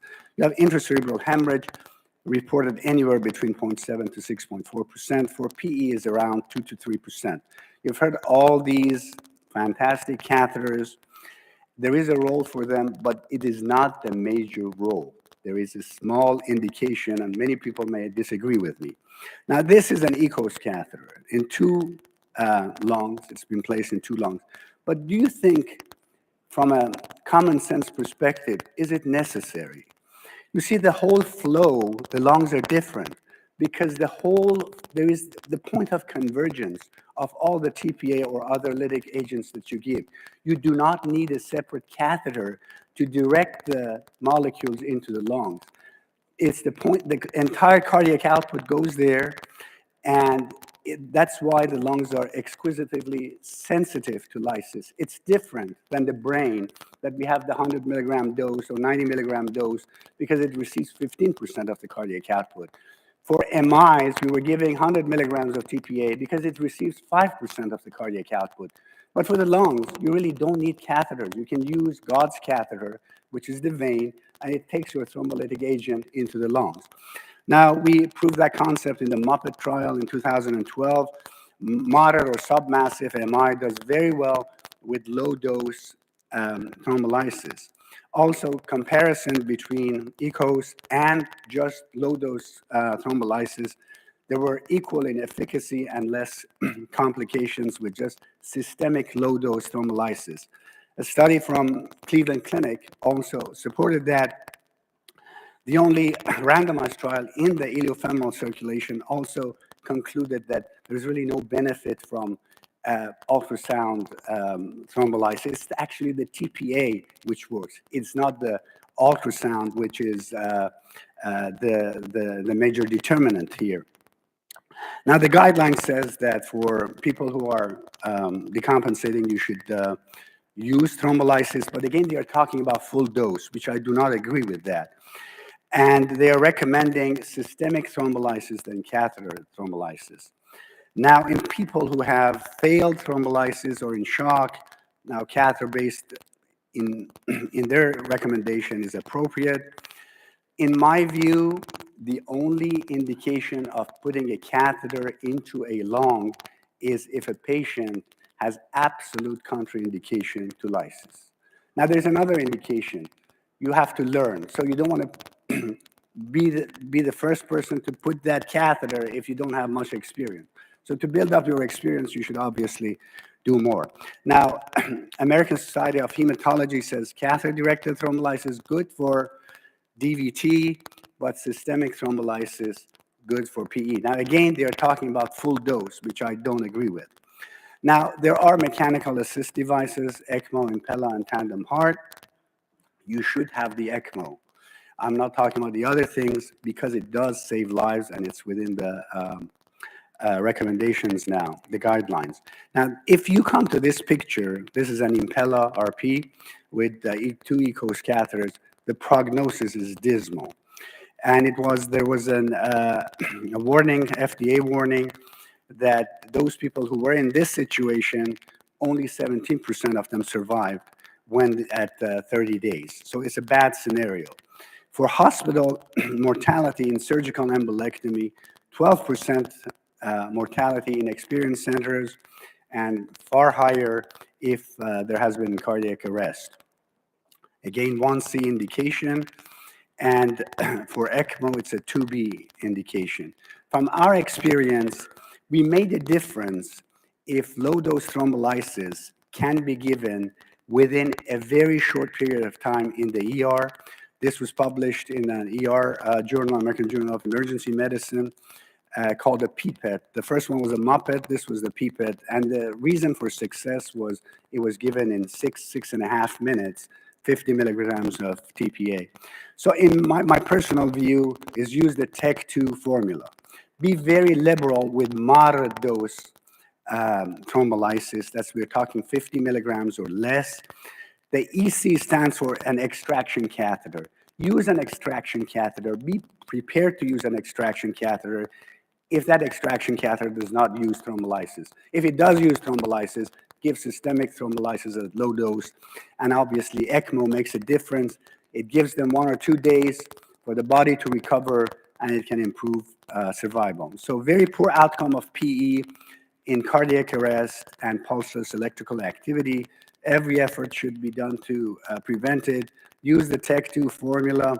And quoting from William Osler, the good physician treats the disease. The great physician treats the patient who has the disease. Thank you.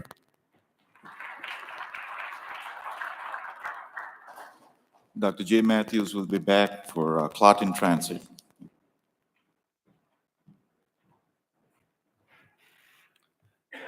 All right, get my slides up here, please. Thank you. So I'm going to show a quick case of clot in transit too. We are behind schedule, so we're going to try to make up time. I'm going to get rid of one of my talks as well too. So this is a 69-year-old man with a previous history of atrial fibrillation, not an anticoagulation. He had rate-controlled atrial fibrillation on EKG. And he had presented with some, vague weakness and whatnot too, and dyspnea for the previous week. A bedside echo that was done routinely showed a large mobile echo density consistent with thrombus in transit through a PFO, and he was deemed not a thrombolytic or surgical candidate after heart team discussion. So the decision was, are we going to open him up, or are we going to go ahead and try to do a catheter-based therapy? And so he was taken for urgent endovascular evacuation. This is the bedside echo that was done. It shows a massive clot. You can see bouncing around in the right atrium, touching the tricuspid valve across the PFO, and then going into the left atrium, going almost to the level of the mitral valve. At this time, this is before we had the Lightning Flash system, and we did use the Lightning 12. And you can see that in order to do these kind of cases, and since this was the first in-man case for this technology, many cases have been done in the United States since this time using a similar type technique. So we recommend placing a cerebral protection device. In this case, we used a Sentinel device to reduce the risk of neuro events. The one additional modification can be also to place a filter in the left vertebral artery as well too, because there has been one reported case during a mitral valve thrombectomy where a patient did end up with a pontine stroke due to presumed embolization to the left vert. So that's something that you should definitely consider as well. In this particular situation, we had used a 20 French dry seal, a 12 French Destino, which is an articulating catheter, along with the 12 French Lightning H-torque. Since this time, we've eliminated the Destino catheter and just go with the H-torque along with the 20 French dry seal. So this kind of case can be done with just bedside echo. You can certainly use ice, but the reason why I didn't use ice is because that's one additional catheter that needs to be manipulated. And a lot of times here, you're just focusing on trying to get this clot out very reliably. And you can do this with surface echo very well. It's a lot easier to do. Certainly would not recommend doing TE, because if you use TE, there is a risk that the patient could cough and then cause the clot to go across that PFO, causing worsening paradoxical embolization. So you can see that the catheter is now being moved around. Here's the catheter is engaged on the thrombus. You want to go ahead and make sure you have a solid engagement and allow that clot to digest into the catheter.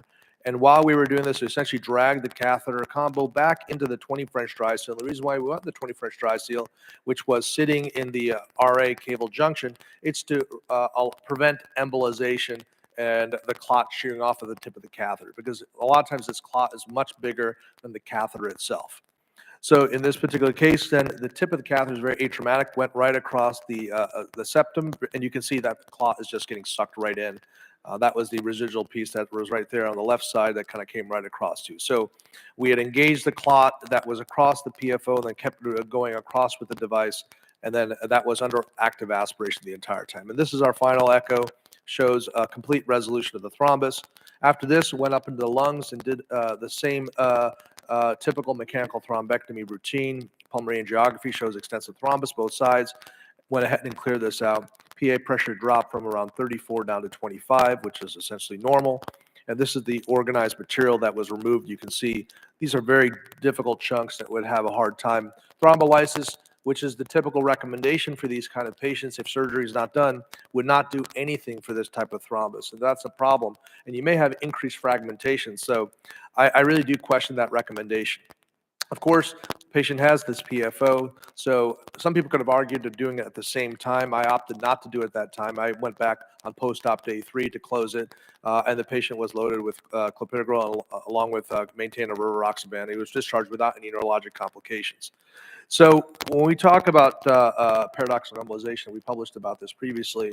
It happens in about 26% of the well, the PFOs occur about 26% of the population, but it's only about 1 to 2% of that population itself. And now the thing about paradoxical embolization, the reason why it may occur more commonly in patients with PE is that if you have clot in transit and you have high PE burden, there's elevated pulmonary pressures, which may drive that clot across the PFO. So it's something that you really need to think about, especially in clot in transit cases. There's a lot of interest in doing these cases with large bore thrombectomy devices. The FlowTriever device does have an indication for clot in transit. You want to make sure that there isn't a PFO, or be very cognizant of whether or not there could be a PFO. Surgical embolectomy may be potentially safer, but you have to be at centers that can do that, and many of these patients aren't surgical candidates. And of course, fibrinolytics can be associated with increased risk of hemorrhage. And, the older mortality data favored fibrinolytics over surgical embolectomy. But again, this was prior to the advent of large bore thrombectomy solutions. So all of this may change as we continue to advance with these devices.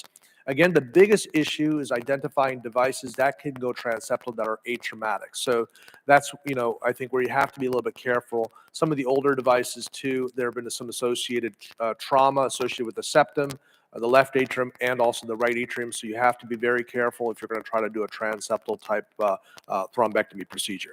Thank you very much. Thank you. Very interesting. Our next speaker, Dr. Jack Casas. We're talking on maintaining an effective PERT program. Good morning. I want to thank Dr. Walker again for having me come speak. I have to follow this great panel. So we have all these treatments that are out there now. So does your hospital want to start a program? My disclosures, which are none. If you're a hospital administrator, before you argue with someone, ask yourself, is that person even mentally mature enough to grasp the concept of a different perspective? Because if not, there's absolutely no point. If you have to convince your hospital you want to start this program, and you have to have it outlined how you're going to do it. You can't just say, I want to start treating PEs. So you have to impart your knowledge onto your administrators. So who needs to be involved with a PERT program? Primarily, there are three: pulmonary critical care, interventional cardiology, and emergency room. With your emergency room department really needed to be on board so they could recognize when's the appropriate time to activate. Depending on the size and services that your hospital has, the PERT team could also include cardiac surgery, interventional radiology, hematology, vascular medicine, but most programs have 3 to 5 specialties involved. Hospital considerations. What services do you have? The range for PE is large. It can be from being able to handle just the low intermediate risk PE with PESI scores less than 86 all the way to ECMO. It's just going to depend on what facilities you have, and what you're going to treat and what you're going to try to accept. Financial issues, you're going to have 24, if you're going to do it right, you got to have 24-hour availability. You have to have the equipment, your directed thrombolysis catheters, thrombectomy catheters. You're going to have to consider the ICU cost, on-call interventional and cath lab or OR, adequate nursing care, and you got to have the docs that want to take the call. What we did at our rural hospital, we incorporated our STEMI call with PE call. So when we talk about the speed of getting in to treat these people, we treated it like a STEMI. We used the cath lab as our primary site for intervention. We primarily initially used catheter-directed therapy for thrombolysis because, again, the learning curve of using the larger bore equipment. As stated before, this may become a more standard care. We decided to go the thrombolytic route. Surgical thrombectomy when cardiac surgery was available. And if it was a massive PE, the team would have a discussion. Are we going to ship this patient right away? Not have a prolonged discussion, leave him in the ER 2 or 3 hours. If we were going to be able to take care of him, we did it. If not, you ship them. Pulmonary emergency response team, our risk levels low, intermediate high, and high risk, fairly well defined. Anything low risk should not be coming to the PERT team. Low intermediate on up with the PESI score of 86 or greater, those are the ones that we're going to expect to get a call on. Again, to reiterate, low risk, there's no need to contact the team. This is the PESI score. Our emergency room knows that they are not going to call me with the PE unless they've done two things. One, actually documented there was a PE, and number two, figured out what the PESI score was. That is then going to lead to the discussion of what our next step is going to be. I took this from MD Anderson. I expect people to memorize this by the end. The reason I put this up, again, if you're going to start a program, you have to have a baseline of where to start and where your decision making is going to be. So you can pare this down, and like I said, what we did, we made it as simple as humanly possible so that we could expedite treatment for the patients. That's a little confusing on the last slide.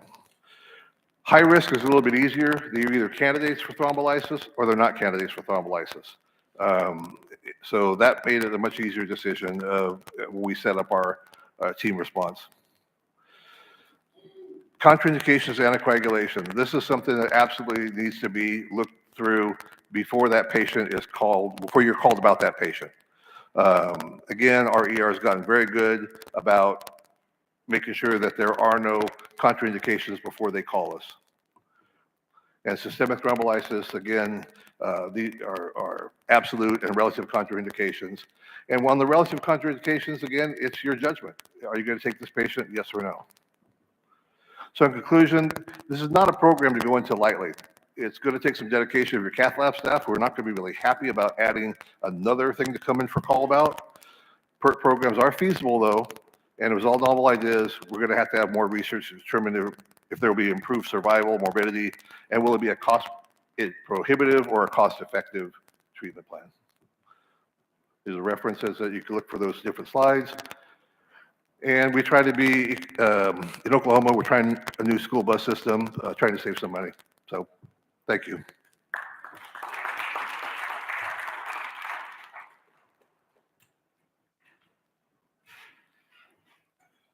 Thank you, Dr. Casas. I'll be talking now on options for managing CTEPH. We've seen excellent, fantastic presentations on management of acute PE, but what happens to life after PE? My disclosures, we're going to try to breeze through these slides due to time crunch. VTE remains a major source of mortality and morbidity. We've seen that, we know that. Not just because of a risk of sudden death, but significant proportion of survivors end up developing recurrent VTE, venous stasis syndromes, and a focus of this talk, CTEPH, chronic thromboembolic pulmonary hypertension, which is fortunately a rare but a major long-term complication with a cumulative incidence of over 3% at 1 year, even after a first PE episode. So that's important to remember. And after a PE, there are several important consequences that we need to keep in mind, including reduced peak VO2, persistent dyspnea, overall reduced functional capacity, and a reduced quality of life in these patients, mostly centered around persistent RV dysfunction. There are several causes of persistent symptoms. CTEPH is just one of them, particularly in patients with pre-existing comorbidities such as asthma, COPD, and CHF. All of these things, contribute to poor prognosis in these individuals. At the heart of the pathophysiology of CTEPH is some form of persistent obstruction of proximal pulmonary arteries by organized thrombi or distal small vessel disease, all of which contributes to and leads to increased pulmonary vascular resistance and chronic and potentially irreversible RV dysfunction, which is a major contributor to their poor prognosis. But note that up to 25% of patients with CTEPH have no history of DVT or PE. So a lot of these patients kind of fly under the radar and end up being diagnosed with this. So rare complication, as I said, but a very poor prognosis if left untreated, with a survival rates of as low as 30% in patients with elevated PA pressures at 5 years. But there are a number of treatment options at this point. One of the major kind of vexing risk factor that we often come across is just a diagnostic delay in PE, something that's entirely avoidable in a lot of these individuals. The clinical presentation centers around exertional dyspnea and reduced functional capacity and reduced quality of life. And the diagnostic algorithm should start with a high index of suspicion. As I said, up to 25% of patients with CTEPH have no history of DVT or PE. If you're looking for that essential element, then you're going to be missing a lot of patients. Should start with an echocardiogram. Everybody with PE should have an echocardiogram down the road after about 3 months of adequate anticoagulation. And a VQ scan has excellent negative predictive value. A normal VQ scan essentially rules out CTEPH. Echocardiogram also enables us to classify and determine the probability of CTEPH, but the diagnostic criteria center around VQ scan and right heart cath. Essentially, everybody should have these two diagnostic modalities where you could demonstrate elevated mean PA pressure and a normal wedge pressure that would diagnose CTEPH. The 3 key principles in CTEPH management involve accurate diagnosis, as I said, with a VQ scan and a right heart cath, but lifelong anticoagulation is the cornerstone in a majority of these patients, unless contraindicated, and all patients should be referred to an expert center to consider operability, to consider the treatment options that are now widely available. This is a suggestive algorithm, so once you diagnose CTEPH, you immediately put them on anticoagulation, make sure they're on lifelong anticoagulation. Then, hopefully with a multidisciplinary CTEPH team, you determine their operability. Are they technically operable patients, meaning accessible clots, because the treatment of choice is pulmonary endarterectomy in these patients? And of course, their operative risk in terms of whether they're acceptable risk or otherwise. And the 3 main treatment options include pulmonary endarterectomy, which is the treatment of choice, followed by alternatives such as balloon pulmonary angioplasty and pH-targeted medications. Unfortunately, a significant proportion of these patients end up with persistent symptomatic pulmonary hypertension and can and should be considered for lung transplantation as well. So pulmonary endarterectomy is the treatment of choice, but unfortunately, technical feasibility, accessibility of the thrombus, and operative risk are impediments, and a significant proportion of these patients do end up having persistent recurrent pulmonary hypertension even after PEA. So what makes these patients operable or inoperable is essentially access to the thrombus and operative risk itself. Balloon pulmonary angioplasty is an alternative option to PEA, particularly in patients who are not technically feasible to undergo PEA. This is an evolving modality. It's not anymore experimental or not considered to be a Hail Mary thing, but generally should be reserved for experienced centers and can provide pretty dramatic and good results in the right hands at the right settings, as you can see. Riociguat is a targeted pH medication. It's a soluble guanylate cyclase stimulator that has been shown to have significant improvement in 6-minute walking distance in the CHEST-1 study, and CHEST-2 also, extended this up to a year. Macitentan is a endothelin receptor antagonist. It's important to choose some modality. It's important to go through that algorithm, because if you leave these patients untreated, they do very, very poorly, as you can see. There are several challenges. Like I said, the major challenge still seems to be median diagnostic delay of 14 months, which causes a major impediment with these patients. Suggested screening algorithm, but no matter what, treating these patients is extremely important. Pulmonary hypertension may slow you down, but it should not shut you up. Thank you.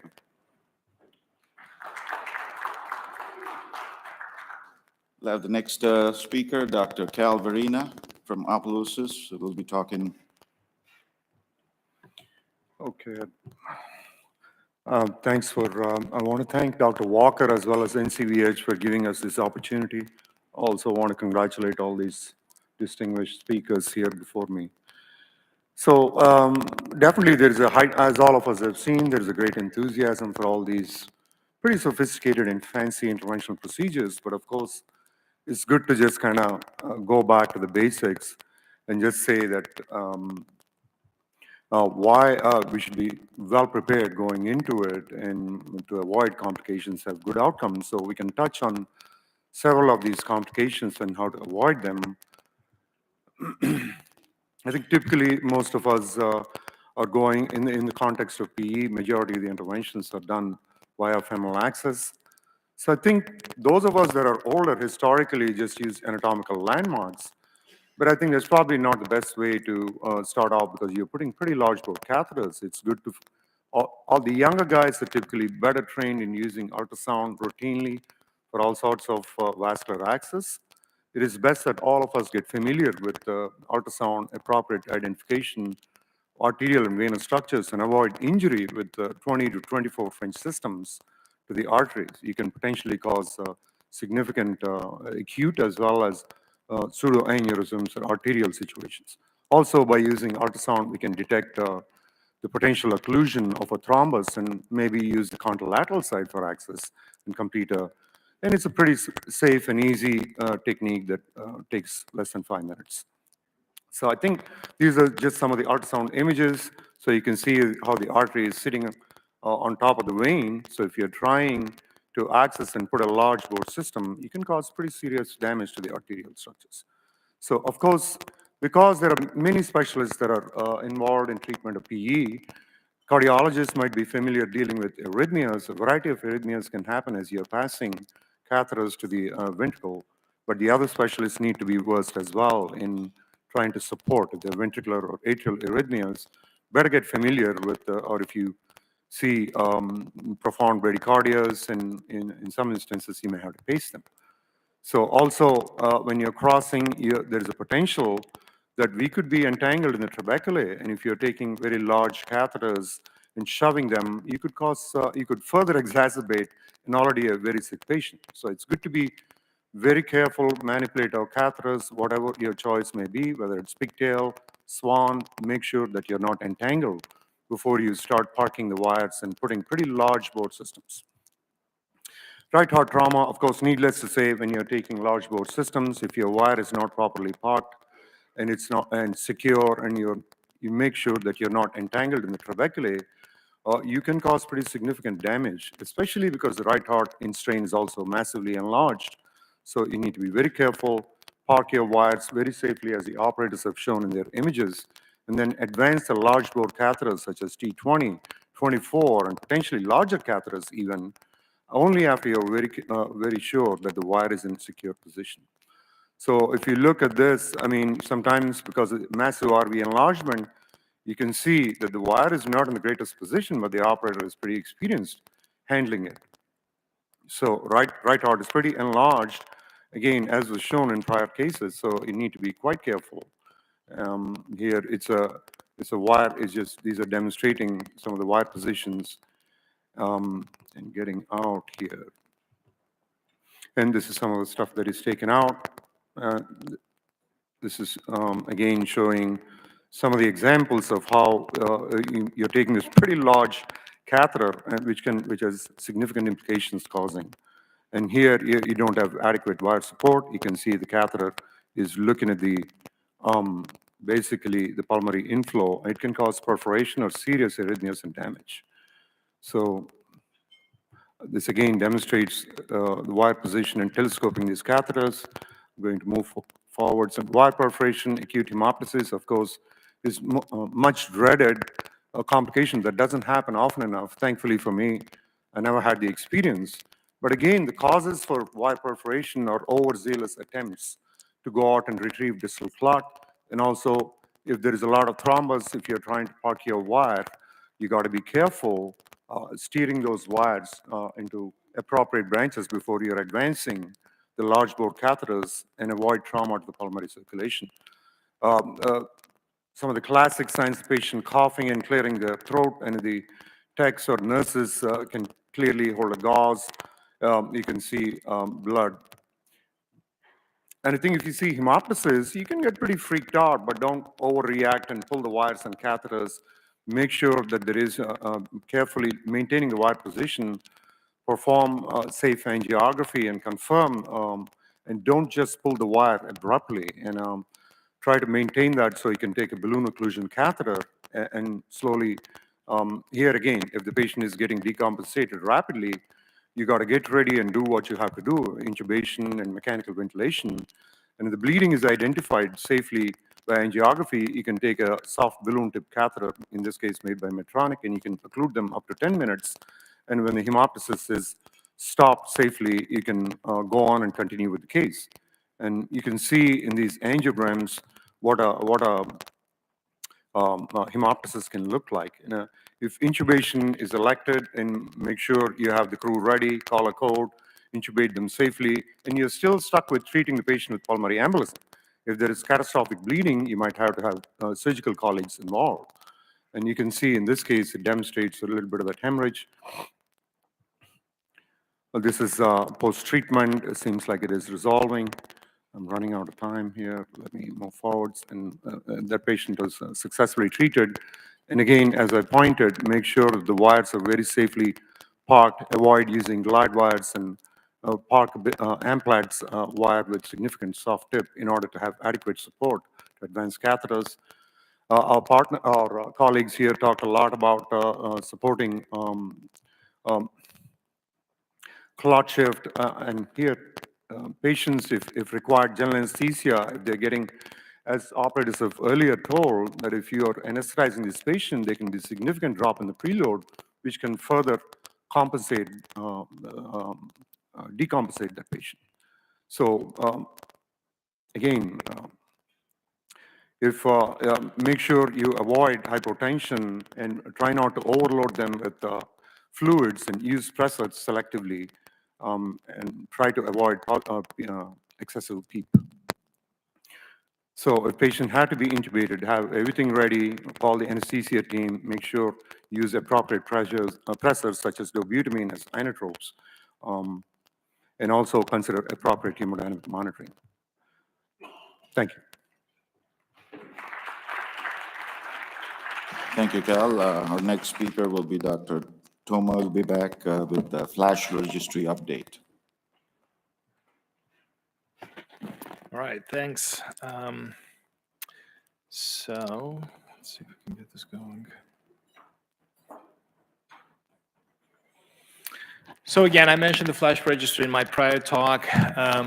The background for this is everybody's aware that submassive PE and massive PE still carry high mortality, and catheter-based treatment can offer very interesting solutions to these problems with data supporting short-term safety and effectiveness so far. So the idea with FLASH was to sort of take the FLAIR data, which was the IDE study for the FlowTriever system, and see how that translates into a real-world patient population. So the FLASH registry was utilizing the Inari FlowTriever system, which you've seen a number of times with several iterations during the course of the trial, including the addition of the FlowSaver device to return the blood to the patient, which is very important. Prospective multi-center single-arm registry. The U.S. cohort was 800 patients. There's a 200-patient cohort in Europe as well. The goal was to evaluate safety and effectiveness for 6 months. Primary endpoint was a major adverse event composite endpoint detailed here, and we have a number of 6 months assessments as well. This update today focuses more on the 6 months data. The 800 patients were enrolled at 50 U.S. sites, a lot of experienced operators. About 600 of these patients completed the 6 months follow-up with a significant amount of dropout for a variety of reasons. These are the patient characteristics. We previously reported this. The 800 patient cohort was presented at TCT last year. Important to note that a lot of these patients had lytic contraindication, about 30% of them. The vast majority of the patients were in the intermediate or submassive category, 76% of the patients.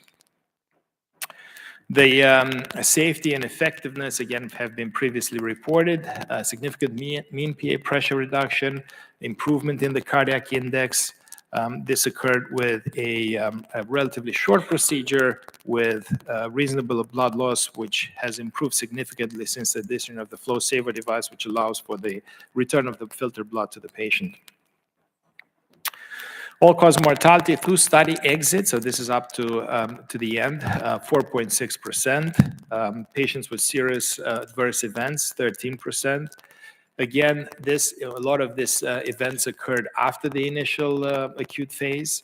The readmission rate was very low, especially the readmission rate related to the PE. Prevalence of CTEPH was very low. Again, we don't know how many of these patients already had some degree of CTEPH at baseline. These are the 6 months data. The echocardiographic assessment demonstrates significant and rapid improvement in the RV-LV ratio, which was sustained and got better by 30 days and by 6 months. Same thing with the RV systolic pressure measured by echo. The 6 months endpoint has some functional endpoints baked in as well with the Modified Medical Research Council dyspnea score, which is very similar to the New York Heart Association classification. And as you can see, the patients are improving significantly by 48 hours. By 30 days, interestingly enough, in FLASH is the fact that most of these improvements, most of these functional improvements occur relatively quickly. So by 30 days, you achieve most of the functional improvement, which is interesting to see. This is another way of looking at the functional endpoint. So we did do 6-minute walk test. This was a little difficult to accomplish, especially in the acute phase. And due to the attrition throughout the case, we didn't have as many of these patients completing the 6-minute walk test, but we have significant data. And again, it's very interesting to see that a lot of these patients recover back to baseline by 30 days, or most of the improvement is achieved by 30 days, so rapid improvement. The PE quality of life questionnaire is a tool that was specifically developed for patients with PE and encompasses not just dyspnea, but includes chest pain and other elements in it. And as you can see, there's a significant improvement by 30 days that progresses by 6 months. A score of 4 is actually very, very low. The other interesting thing that came out of the FLASH registry is we looked at, we did a lot of, all the patients in FLASH had a right heart cath, so we were able to assess if they had subclinical normotensive cardiogenic shock based on the fact that they had a decreased cardiac index at baseline. So we tried to answer the questions, can we predict that based on other characteristics? And this is a paper that was presented recently and published by Dr. Bangalore, looking at what are the predictors for normotensive cardiogenic shock in the intermediate or submassive patient population. And it's not infrequent. It's about 30% of the patients that have a decreased cardiac index at the time of the procedure. And the outcome of this paper was to come up with this composite PE shock score, where you see some elements that you would expect: positive troponin, BNP, moderate to severe RV dysfunction by echo, again, emphasizing the importance of echo pre-procedure. But central clot is very important here, as well as the presence of DVT, and of course tachycardia, which is something that one would expect to see here. And as you can see, if you have a score of 6, meaning all of these elements together, your chances of having a depressed cardiac index at the time of the procedure exceeds 50%. So in conclusion, in a very large prospective cohort, the Flotriva system demonstrates a favorable long-term safety profile, low mortality. The recovery was very rapid, and most of the recovery was achieved by 30 days. Multiple system and functional improvements were observed for 6 months. Of course, the next step is to compare this to anticoagulation alone, and that is the goal of the Peerless 2 study that we already talked about. So thank you for your attention. These are some of the papers resulting from the FLASH registry.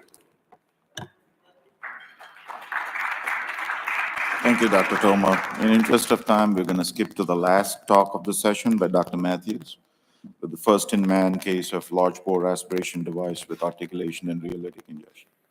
Yeah, I shortened the title. So this is really a multimodality mechanical thrombectomy device for VTE. It's a first-in-human experience with the Acura ATC system. My disclosures have not changed. So obviously a lot of challenges. We've seen a lot of different talks today too regarding different devices that are out there as well too with mechanical thrombectomy, but they do have a lot of limitations, including the need for stiff wires to access the vasculature, catheter clogging, multiple exchanges, blood loss, different types of clot morphology, especially organized clot morphology, which oftentimes cannot be ingested through the catheter, and also complicated architecture, especially the right heart and navigating through the right heart. So there's room for improvement with these technologies, understanding these limitations. So this is the ATC catheter from Acura Medical. Within this model here, you can see this is a standard wire. It could be a supercore, Onplatz wire. And this is the delivery sheath, and you can see that there's a funnel that is extended through this. Contrast can be injected outside through this to allow for guidance. That funnel there too also has several saline jets as well too that allow for clot maceration as well. So I'm going to go through each of these components a little bit more clearly. So you have this external sheath that allows for navigation and articulation. The gap between the sheath itself too and the funnel allows for contrast injection. It can also be done with the dilator as well too. This is a bidirectional low profile sheath which allows you to navigate through the architecture of the right heart. And then this is also ultimately connected to a console which has the pump as well, and also integrated sensors within the catheter itself too, which allow for pressure monitoring throughout the procedure. So this sheath itself too is very low profile, very steerable. It can be potentially used in a sheathless fashion, but can also track through a large 16-French sheath. It's able to go through softer wires. A lot of the other mechanical thrombectomy catheters require a stiff wire, which can change the architecture of the right heart, which creates complications. The expandable funnel itself too is very soft and atraumatic itself too. It expands out to 30 French, so essentially, a 12 millimeter funnel. And then there are again sensors that allow for dynamic PA pressure monitoring throughout the case. This is the steerable sheath. You can rotate this drum, which allows you to give articulation. And then this is the actual aspiration catheter, which goes through that sheath. So you see the saline jets, which are firing back and macerating the thrombus. And then on top of that, it then draws down into an 8 French catheter. So you have a large funnel which creates a lot of suction force, but it's drawn into a much smaller catheter, which does help limit the amount of blood loss that you have. And then on top of this, this is a very simple setup as well too. You have catheter activation on the handle itself too, but the pump itself displays real-time pressures, the amount of blood that's being drawn out, whether or not you're actually on thrombus. It tells you if you're on the clot. It also tells you about clot clearance, and then also the amount of irrigation saline that's used for the procedure as well. And this is what the console looks like. This is one of the initial designs as well. And you can see the PA pressure monitoring that allows you to tell whether or not you've actually done something while you're doing the case, and you can see a dynamic real-time pressure drops as well too.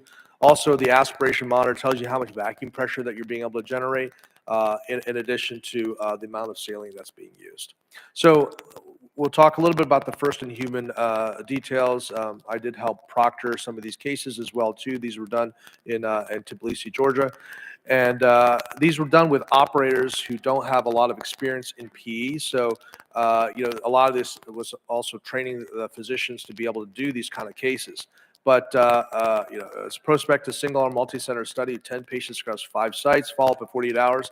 And these are really tough clot cases because a lot of these patients had already had thrombus for a week or more. And it takes time to get these patients through the hospital. So it's not like the cases that we get where we have a patient that presents right away. So this is a lot more organized clot, a lot more challenging type of morphology that we're dealing with. And they looked at standard endpoints, including RV-LV ratio of 48 hours. So by and large, though, most of these patients did have symptom onset within 14 days, had proximal P on CT, and these were relatively stable patients that were medically eligible. So across the 2 sites, we had 5 patients treated thus far. Most of these patients were older in age, and the patients mostly were male and obviously Caucasian as well too in that part of the world. So if you take a look, these were the procedural characteristics. Blood loss was about 260 cc's plus or minus 140 cc's. Now, again, a lot of this comes down to experience as well too. We know that experience is a big part of this process as well too. There were no technical complications, and most of these patients were femoral access. You can see that we're able to achieve a 27% reduction in the RV to LV ratio by 48 hours. This is a case example, a 75-year-old patient presenting with a VT, had a stroke 3 years prior. Hemodynamics were relatively stable, positive D-dimer and troponin levels. RV to LV ratio was increased. You can see, now this is not an ideal wire position, but again, we were trying to train these operators on how to do these types of cases. This is over a supracore wire, and again, this is the 16 French sheath with dilator in place. This is the funnel expanded. You can see the thrombus there as well too. There's a second pigtail for pressure measurements as well too, which we initially did. But again, the device itself also gives you that information as well. You can see that there was improvement in clot resolution. Now, we were not super aggressive because again, these are early operators, and so this device could have been taken more distally for additional clot removal. Now, this is another example too of articulation as well. So you can see extensive thrombus there too in the right lower lobar pulmonary arteries. This is the funnel extended down into that branch, and then this is the final afterwards too. You can see resolution of that thrombus as well too. There's an additional branch there too that has clot in it. Again, could have gone after it, but this is an early experience. Did not want to traumatize this patient, especially in their first in human experience. So another case as well too. You can see extensive thrombus in the left main pulmonary artery. And then post aspiration, significant improvement in perfusion overall. So these are the CTs kind of showing pre and post with a resolution of the saddle PEs.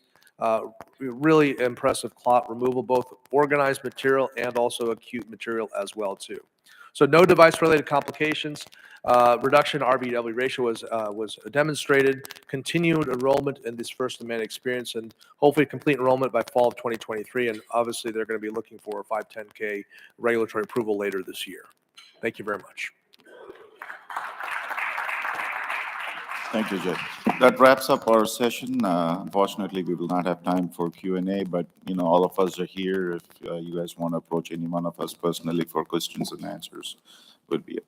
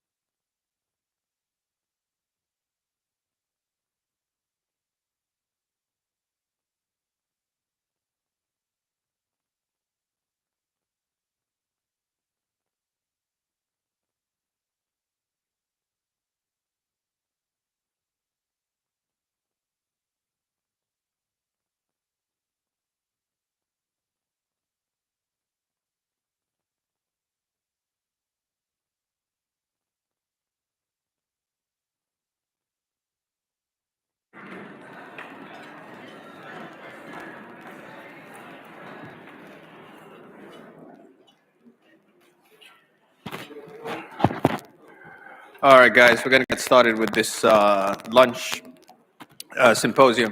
First of all, I know how difficult it is staying awake during this session, especially with the great fried chicken. So it's one of the hallmarks of this conference is the fried chicken lunch. So please enjoy. First, I'd like to thank Janssen for giving us the opportunity to make this happen today. This is a very relaxed session. It's primarily to address some of the disparities that we see within PAD treatment and amputation trends. Of course, you know, the first session of the day was designed for that. And of course, there was some phenomenal speakers involved. This is to complement that and also to kind of expose what Janssen is doing in the field to try and help with that. So my name is Osama Ibrahim. I'm one of the co-chairmen here and also chairman for NCVH Nashville. I've been involved with NCVH for a long amount of time, and Craig Walker is a true mentor, and definitely I owe a lot in my career to Craig. Started getting more involved into health policy and with racial disparities with two of my amazing friends who are on the panel today, Mary Yost, who's president of the SAGE Group, and Mary has been instrumental in bringing the economic data, which was extremely important for us to invade Washington with our concerns. And she's going to share some of this data with you. Another person on the panel is Dr. Felucia Fakaridi, who is by far one of the bravest interventional cardiologists, borderline insane, that he left New Jersey and Philadelphia and decided to relocate to the Mississippi Delta. I have never been to the Mississippi Delta, but according to what I hear, it is not a very it's not an easy place to live in for an interventional cardiologist. I think the entire state of Mississippi has 7 endocrinologists, so it's definitely underserved. And he's done remarkable things down in the Delta. Also joining us is Dr. Richard Brown, who is a cardiologist by training, but has transitioned to a role in Janssen and has been instrumental in helping us take some of this information back to Washington to influence our policymakers. There's a saying that I heard, which is, there are decisions that are made by individuals that are elected to office, not appointed.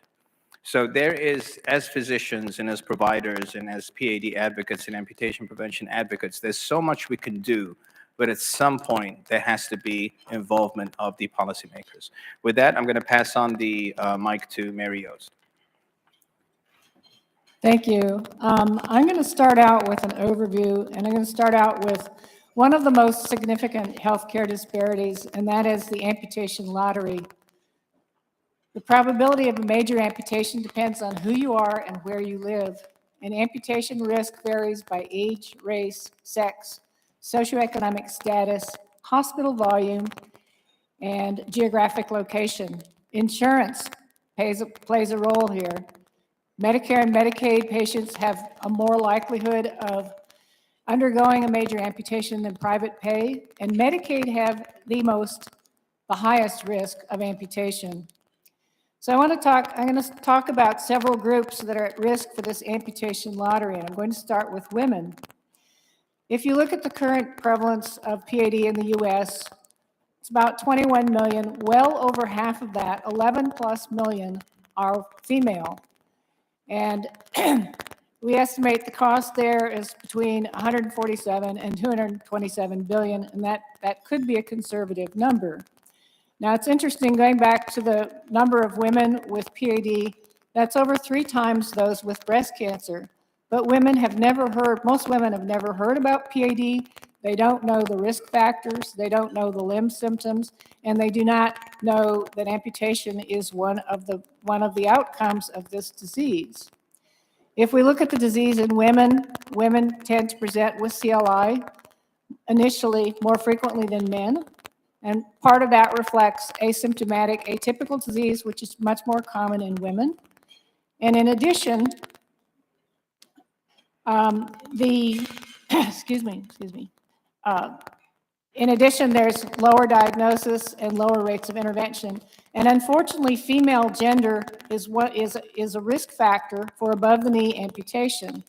Now, if you look at African Americans, another group that's at high risk for the amputation lottery, what you see is that 12% of the population, 45 and older, ages 45 and older, is African American.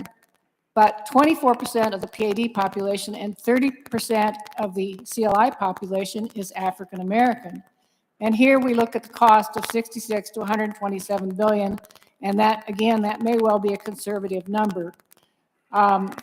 Again, African Americans tend to present more frequently with critical limb ischemia. They have higher rates of asymptomatic atypical disease, lower rates of intermittent claudication. There's also a higher risk of amputation, 1 times to 4 times the risk. And women, African American women in particular, have the highest risk, 7.6 times the risk for other women and a higher risk than males. Let me go back to a couple of points. There's also differences in comorbidities, and these are very important. And the comorbidities in particular that are more prevalent in African Americans are diabetes, chronic kidney disease, and hypertension. And if you've heard any of my previous lectures, you know that there's a profound impact of diabetes and chronic kidney disease on PAD and CLI. So then in terms of other groups that are at high risk for major amputation, we have Hispanics and Native Americans. Now this is a real data desert. There's very little data on these two groups, but basically Hispanics have a higher risk of critical limb ischemia. They're more likely to present with CLI and also tend to have a higher risk of amputation. And the same is true for Native Americans. And I'll just end on 2 final points, and that is PAD has a PR problem. I said this to an industry friend of mine, and that is PAD has no PR. No one has ever heard of this disease. The only time anybody ever heard of the disease was when a particular drug was advertised on television like 30 years ago or something. If we look at the knowledge and awareness, it has improved since the original study in 2006. But even with the AHA study that was done in 2018, the knowledge and awareness was still less than 50%, and it was the lowest in African Americans and Hispanics, particularly those who lived in disadvantaged neighborhoods. And I believe the figure was only about 6% were aware of the risk factors, the limb symptoms, and again, the possibility of amputation. And remember, in particular, African Americans have a higher prevalence of diabetes. Final comment, we had this very good session this morning on disparities, and there was some wonderful data, very similar to the data I'm discussing right now. And what I found really depressing was that the data has not changed in the over 20 years that I've been specializing in this area. And it's now time to make a change, and hopefully Jansen can help us make that change. Thank you, Mary, very much. You bring out very important points, depressing also. And yes, we do have a major PR problem, and unfortunately, a lot of patients don't make the connection that if you have poor circulation, it's going to lead to amputation. And unfortunately, sometimes they're not given a second chance or a second opinion. That being said, with the fact that something needs to change, I think it's a great segue for Felucio to come in and tell us our experience about what he's done in the Mississippi Delta. Sure.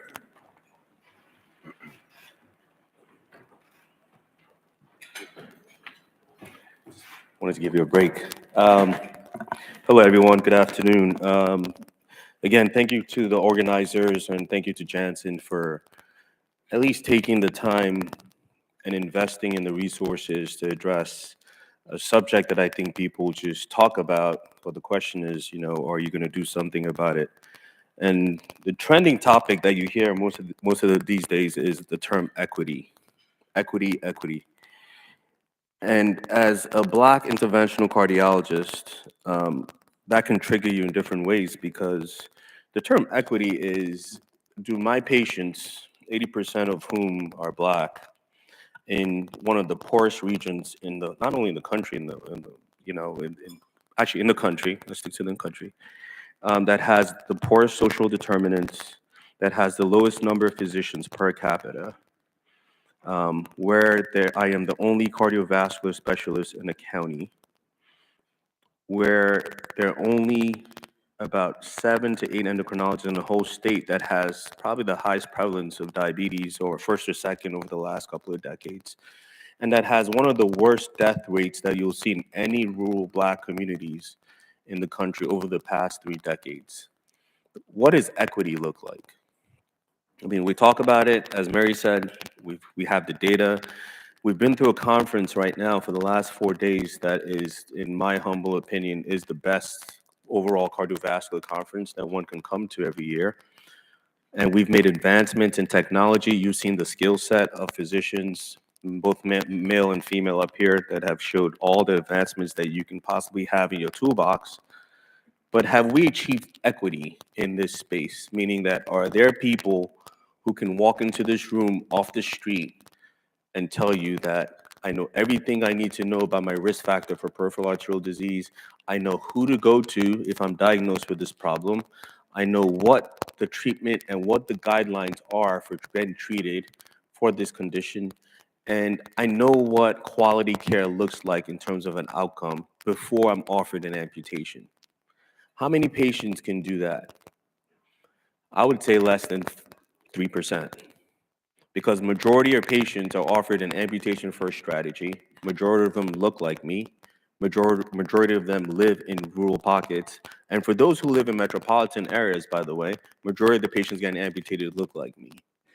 So as a kid who grew up in Africa and then who went to New Jersey and did all this training in between New Jersey and New York, was it difficult to go back to the Delta and say, hey, listen, I want to start a practice? No. It was not, because it was similar to what happens in third world countries. And for all the economic data that has been spewed out this morning and all the money that we spend on our healthcare system, we still have marginalized communities that have suffered or are suffering in silence, clinically, economically, and from a human standpoint due to this epidemic.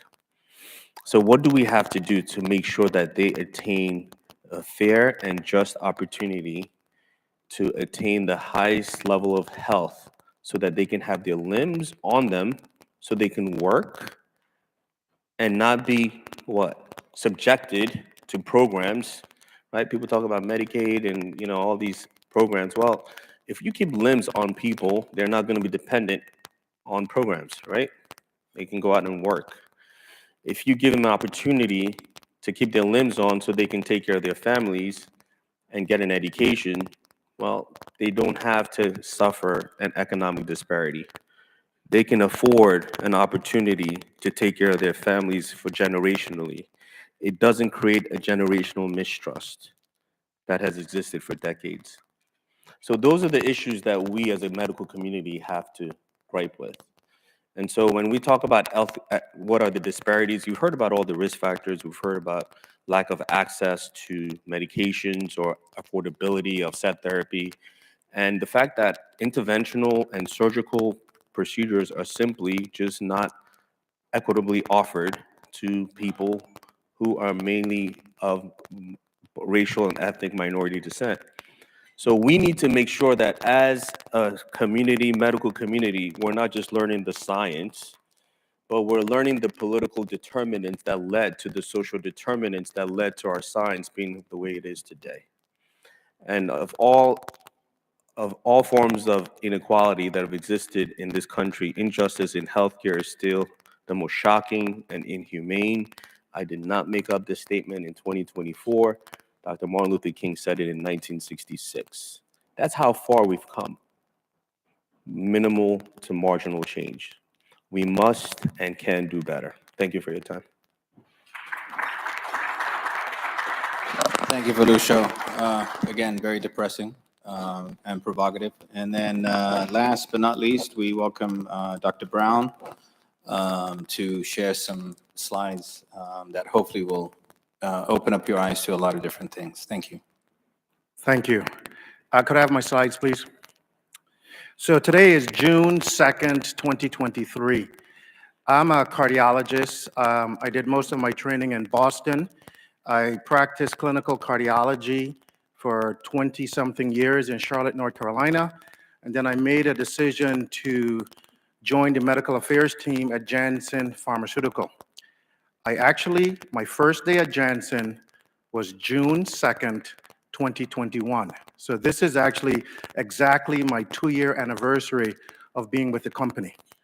And there are 2 reasons that I left clinical practice to join this company.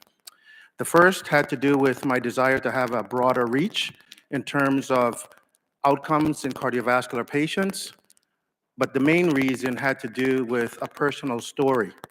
My father-in-law, a Black man, diabetic, lost his left leg to amputation, followed by an amputation of his right arm, followed by an amputation of his right leg. Within 2 years, he was dead, in his 50s, and never had an opportunity to see his grandchildren grow up. When we have patients with late-stage peripheral artery disease, there are decisions that clinicians can make. Amputation is one of them. Once you've had a major amputation, your risk of being dead within 3 years is about 71%. Or you could have an opportunity to undergo a revascularization procedure where the mortality rate at 1 year is about 5%. I firmly believe that the decisions to perform amputations on my father-in-law was driven by the color of his skin. And I want to show you data that supports that statement. At Janssen, we have developed a tool called the HEAT map, Health Equity Advisement Tracker tool. And what it looks at is a group of Medicare patients, so it's all Medicare data. So it's not a white person with Aetna compared to a Black person without insurance.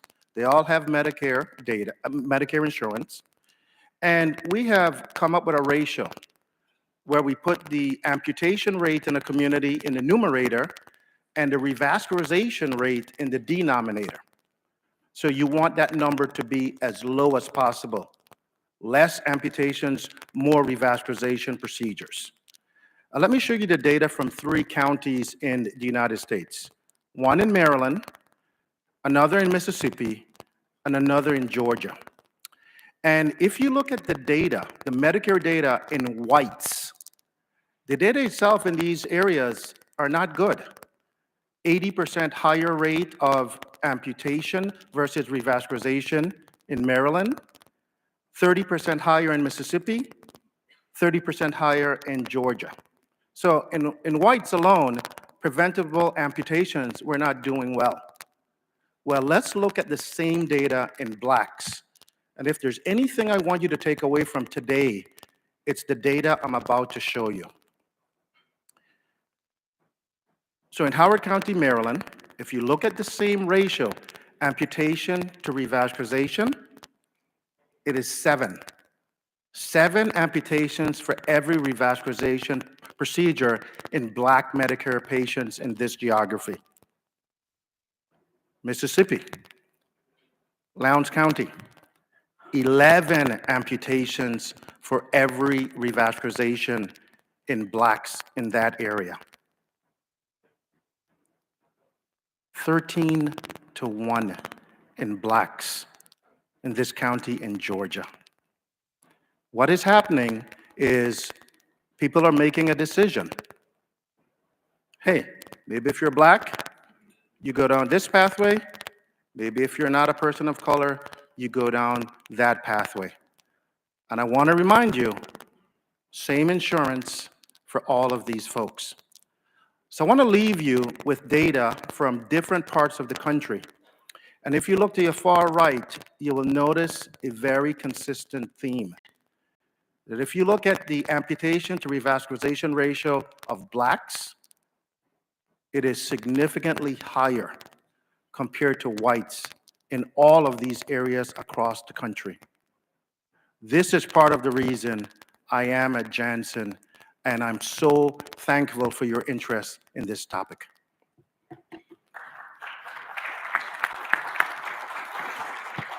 So one thing when you're on the panel up here, you can look at the reactions of the audience. A lot of head shakings, a lot of phones being taken out and taking pictures of the data.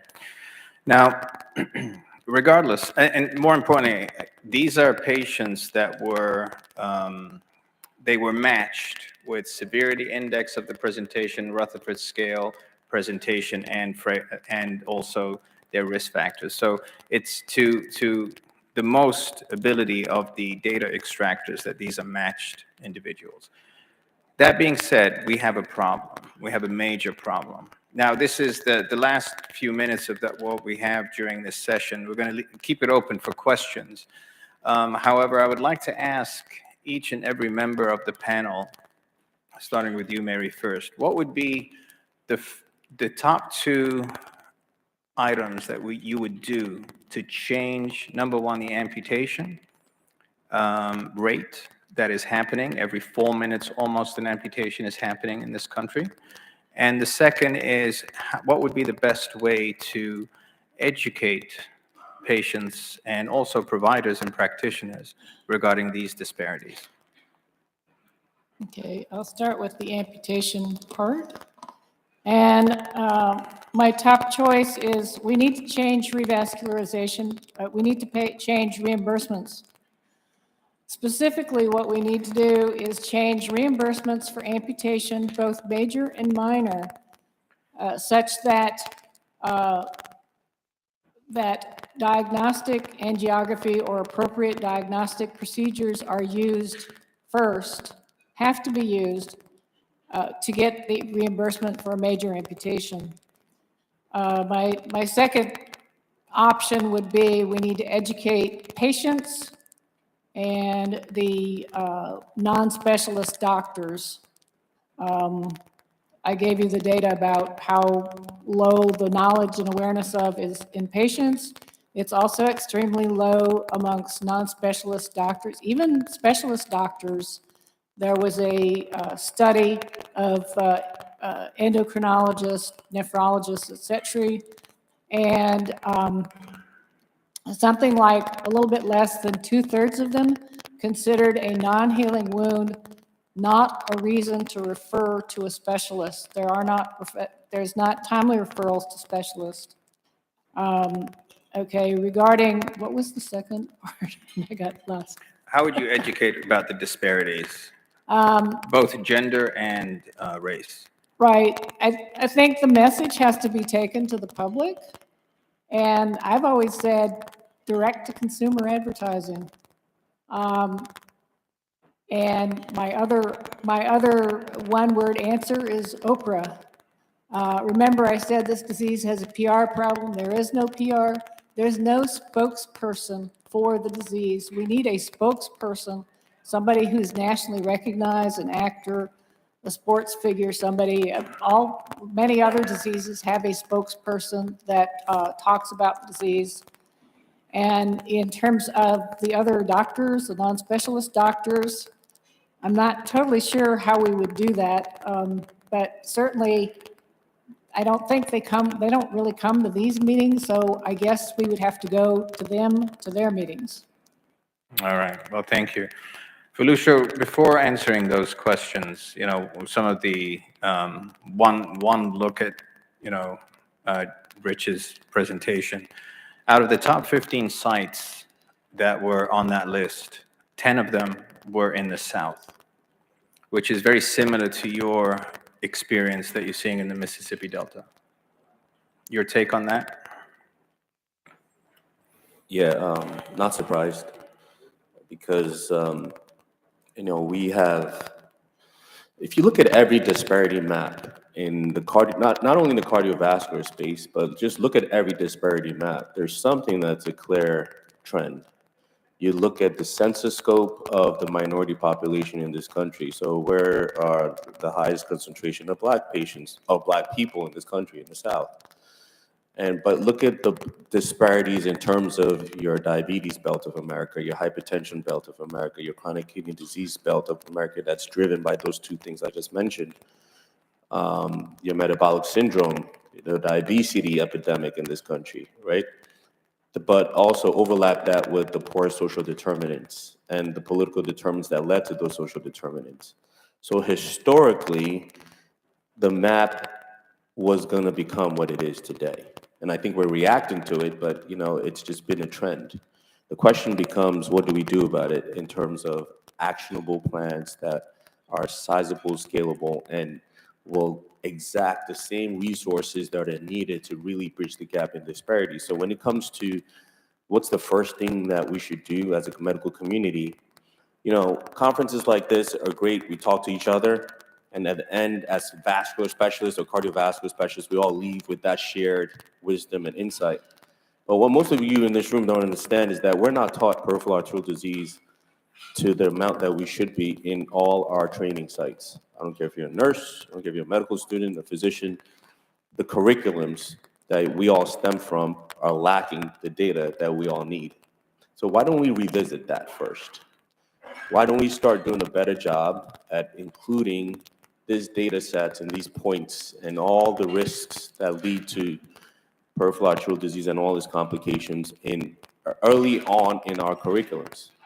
And I challenge anyone who's been through their medical school curriculum or can look back and see how many PAD questions did you have during your 4-year period of medical school? I bet you the answer is in one hand.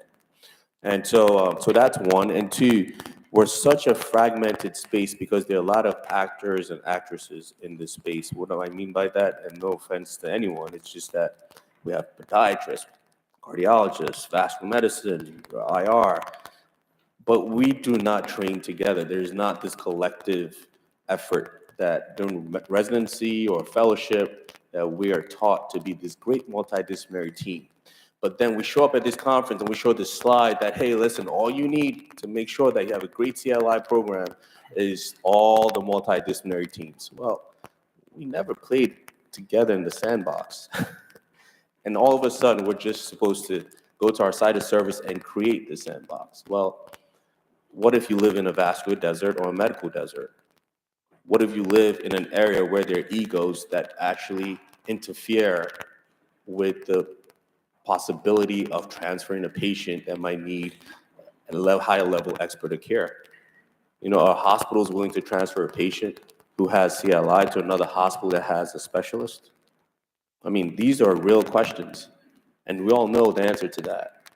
So if there's a surgeon whose first treatment for CLI is an amputation and is in a vascular medical desert and has historically been trained to just chop off limbs of people who have either threatening limb ischemia, and the hospital does not say anything about this, that is going to be the outcome for anyone who resides in that region, particularly for those who live in that census scope that overlaps that disparity map. So that's how we get to that endpoint. In terms of what we need to do, in addition to that, is we need to have policy. And when there were lynchings in this country back in the day, we never said, hey, listen, y'all just need to do better, right? No, there were bad people with bad intentions. So my job is not to change people's hearts. Our jobs are to refrain and restrain the heartless. So policies should be included in terms of how do we make sure that collectively we have every megaphone available for everyone that might be exposed to someone who has bad intentions. And they're bad actors in our surgical space, they're bad actors in our cardiovascular space, they're bad actors across the board. But how do we make sure that equity is achieved every single time, irrespective of insurance status, your race, your sex, your gender, your age, or your geographical location?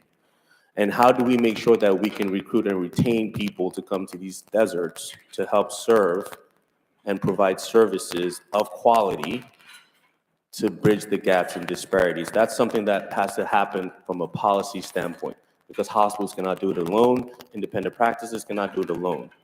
So that's the importance of policy in our space. And lastly, I think, to Mary's point, awareness. we just have, we stink up the joint in terms of how we raise awareness in our space. I think that we have to be disruptive in how we go around the country, around the region, and I believe in a direct-to-consumer approach in talking about the prevalence of this disease, how deadly it is, how chronic it is, how costly it is to our healthcare system, but how the fact that 90% of all these amputations, if given the appropriate intervention and an angiogram, can be prevented. I mean, that's the most shocking statistic out of all of them. Most of these amputations are preventable. Therefore, most of these deaths are preventable. Yeah, thank you, Felucio. I mean, obviously, it is a major PR problem, and it's a very costly, very deadly disease. And so if you would change policy, Dr. Brown, what do you think we should start with? So here's the way I look at this.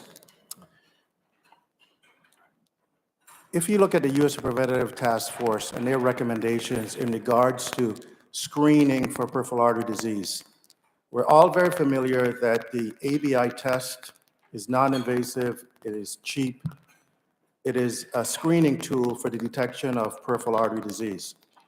The U.S. Preventative Task Force has deemed that the evidence is inconclusive or insufficient to make that recommendation for insurance payment for PAD screening. And the reason that they have this position is that if you, for instance, look at mammography, if you look at every woman in the United States over the age of 40 and you perform a screening mammogram, it is cost effective. If you perform colonoscopy on everyone who is between 45 and 50 in the United States, you will detect enough disease for it to be cost effective. If you do ABI screening, regardless of the age of the individual, on everyone in the United States, it obviously would not be cost effective. But without question, there are groups of individuals who are at high risk of peripheral artery disease in whom ABI screening would be cost effective. So that's the policy we need to change. We have to have a way for individuals at higher risk of peripheral artery disease, a way to detect that disease earlier and provide optimal medical therapy and management for those patients early on. The second thing that's very important is raising awareness.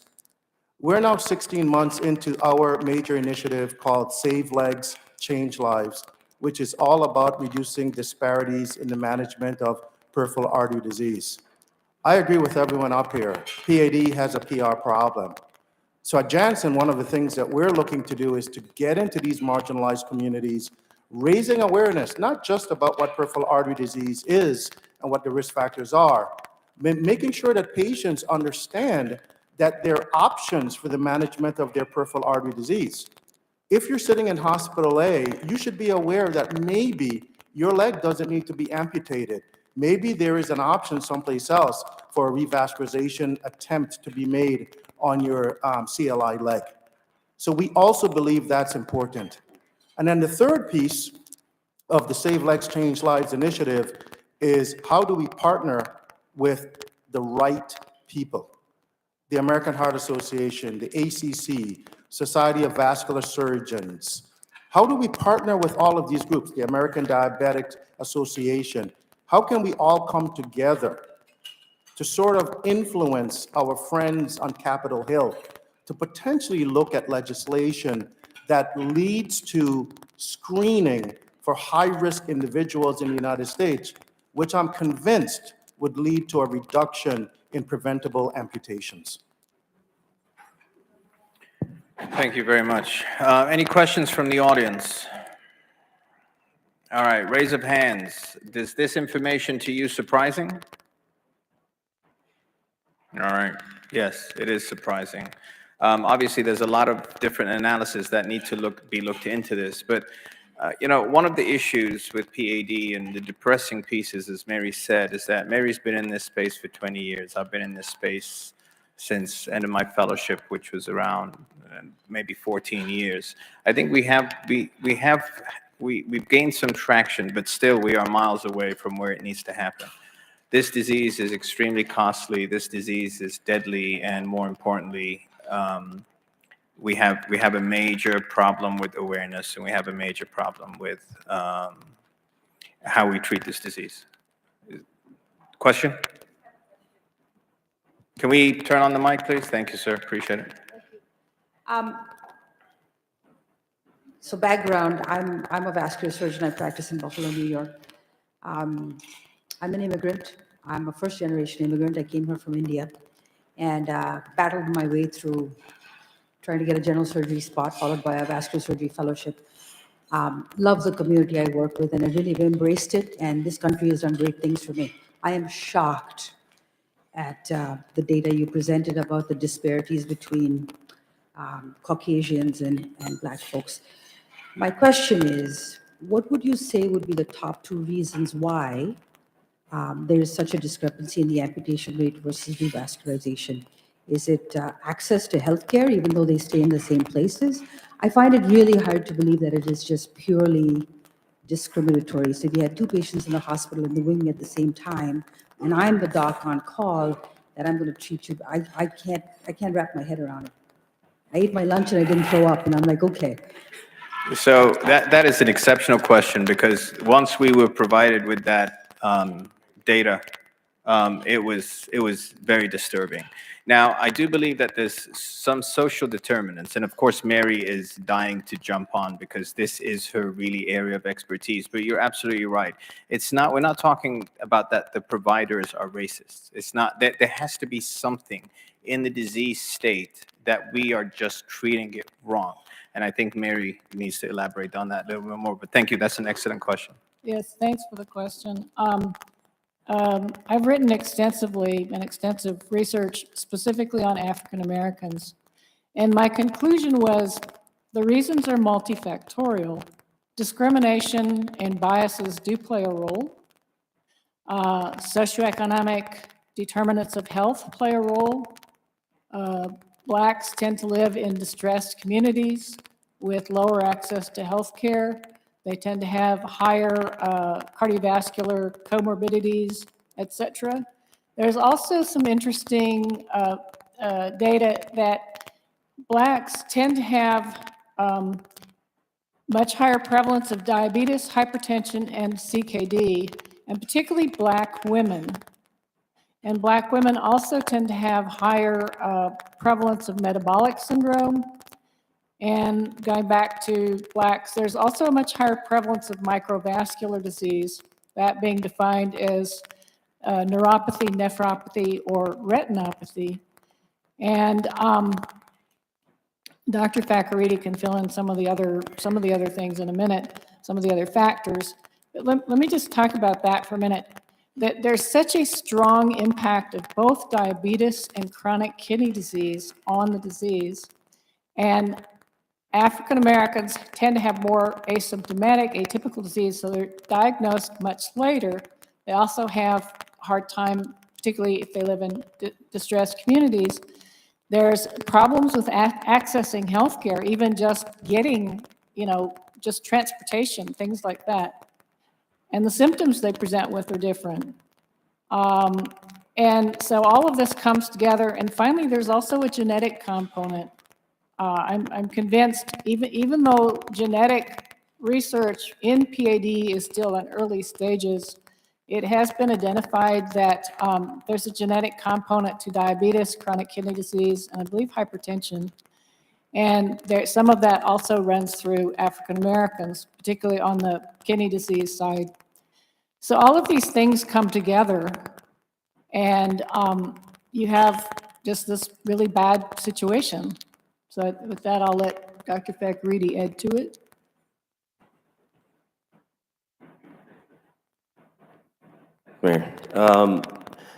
Yeah, so I shared your same sentiment when I practiced.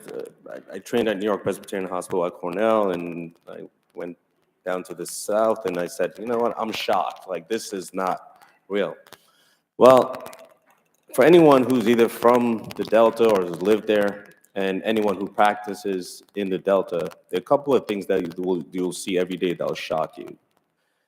What shocks me the most is the fact that there's this preconceived notion that the care that's delivered at your site of service or a different site of service is the same access that these folks have in the South, and that's not the case. It's actually the total opposite. So for instance, most of the amputations that are performed in the heart of the Mississippi Delta are done by general surgeons, not vascular surgeons. I repeat, general surgeons. So the question is, well, the thought process and the knowledge base, well, this is why I defer back to our training. What is the preconceived notion of a general surgeon in managing this disease versus a vascular surgeon? There are differences. There are differences in terms of the outcomes of these patients who predominantly are treated differently once they encounter that first point of contact. And what is the aggressiveness of the wound care specialist that's tied to that case, if it's a CLI case? What is the aggressive nature of the primary care doctor that's tied to that case in terms of managing the diabetes, where you don't have an endocrinologist present? So it's that the odds are just staggered against majority of these folks, predominantly who are Black and brown, unfortunately. I'm not saying that these doctors walk in intentionally every day to want to just amputate, but if a leg that comes in predominantly that looks like a CLI or gangrene, the first thing that they say is, well, you know what, a major amputation, not even minor. I mean, I showed the video earlier, right? Whoever was here at 8 o'clock, I revascularized the patient, sent him back to the wound care center, had just one toe that had to be amputated, and they went for a BKA. This is while I was there.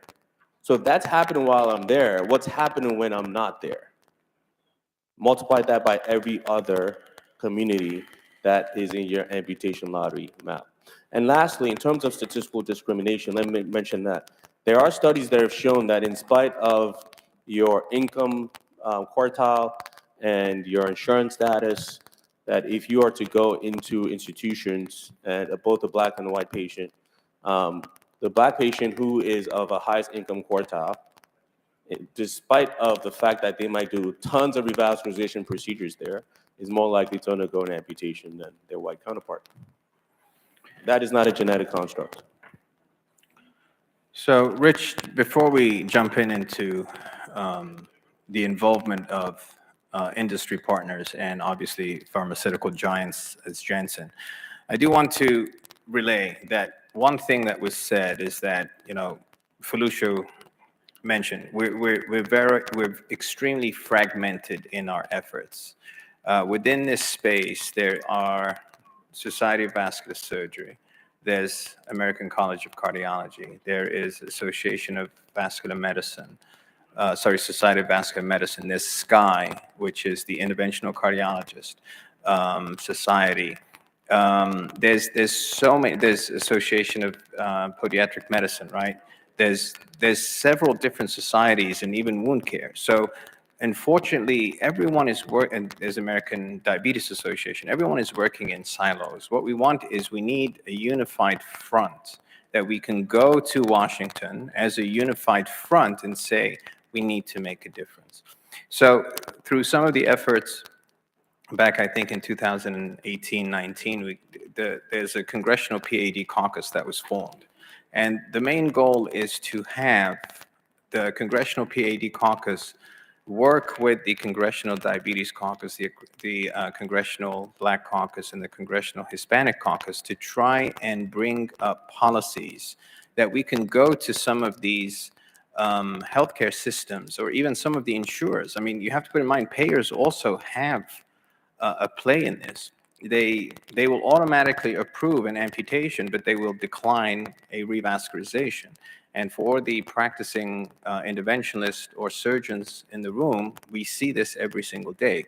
So it is a matter of really looking to, we're just scratching the surface.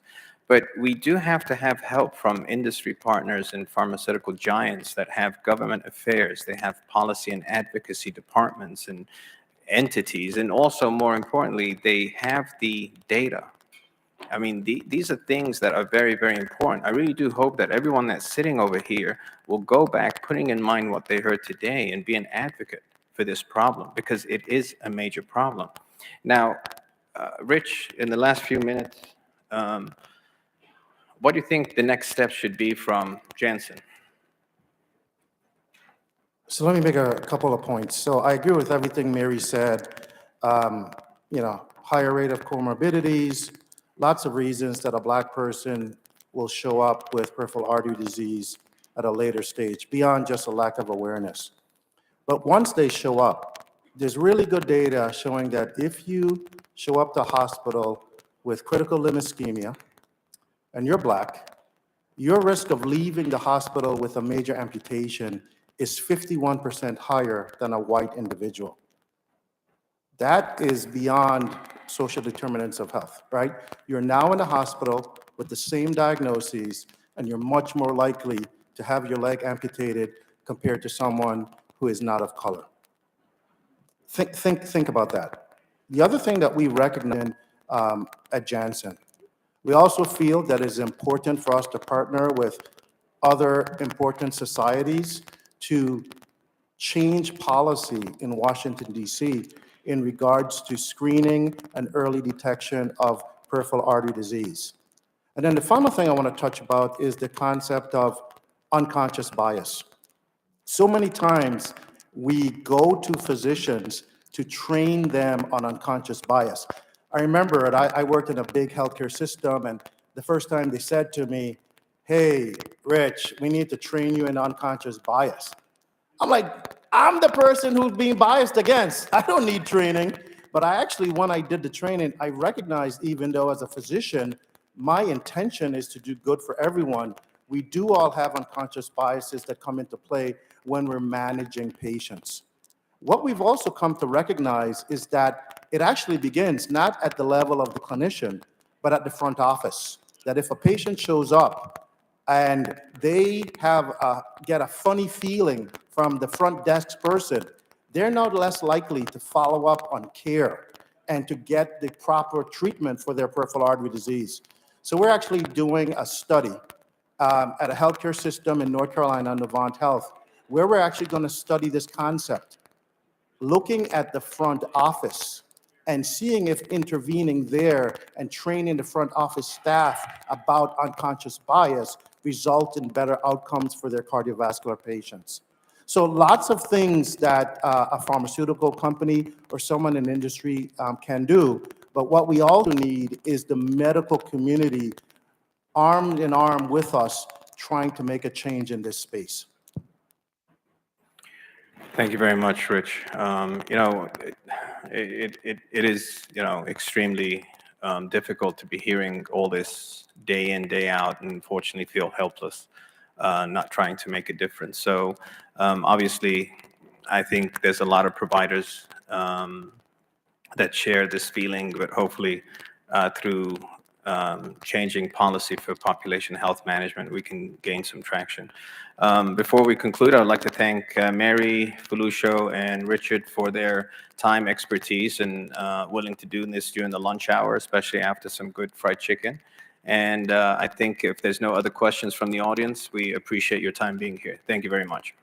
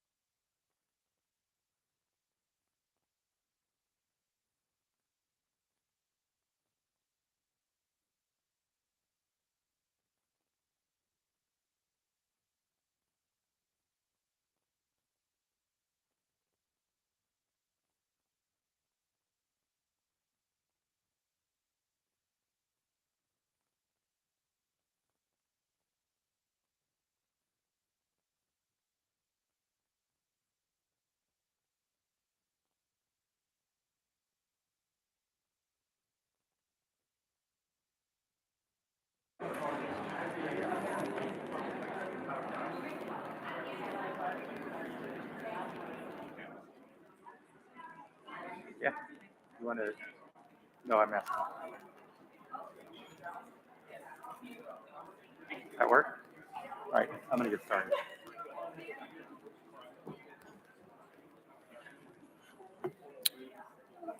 Okay, ladies and gentlemen, we're going to start the afternoon session on superficial venous insufficiency. I want to welcome everybody back. We've got an excellent panel. Just said hi to all of them, so they're ready to go. I call this welcome to the blue side. This conference has been mostly about the arterial system, but my good friend and mentor Craig Walker has decided to include the other half of the circulation you see here. And we're going to be talking about this very important disorder, the most prevalent, the most ignored, and the most misdiagnosed vascular disorder. So before I proceed, I just want you guys to remember this image here. We've got the deep system in the red and the blue system in the beige there.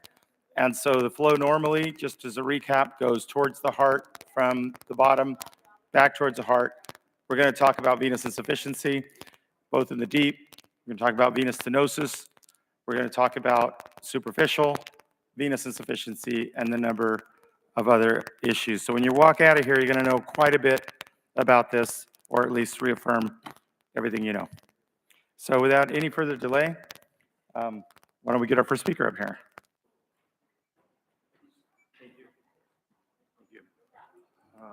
All righty. I guess everybody's up on stage. All right, so this is supposed to be a live case because it turned into a pseudo live case. And so I'm going to use the panel to kind of go through this case together and answer any questions that y'all have. And so I'm going to get started here. And nothing pertinent here. All right, so here's the case. There's a 72-year-old female, complaint of bilateral lower extremity heaviness, restless leg cramping. She's got some neuropathy going on and edema with skin changes. She's got a history of hypertension and recurrent cellulitis in the right lower extremity. Pretty clean social history, but however, she is sedentary because just the worsening lower extremity heaviness and symptoms. She's got some back surgery she had in the past too, and so she's somewhat debilitated from that. Just like I said, a lower spine fusion and cholecystectomy. Those are the vitals. You see a BMI of 39, and then just a limited mobility, back pain. And exam-wise, this is her picture of her. And so as you can tell, I'm going to kind of leave it open to the panel for discussion-wise. And what do you think on this case so far? And what would you want to do?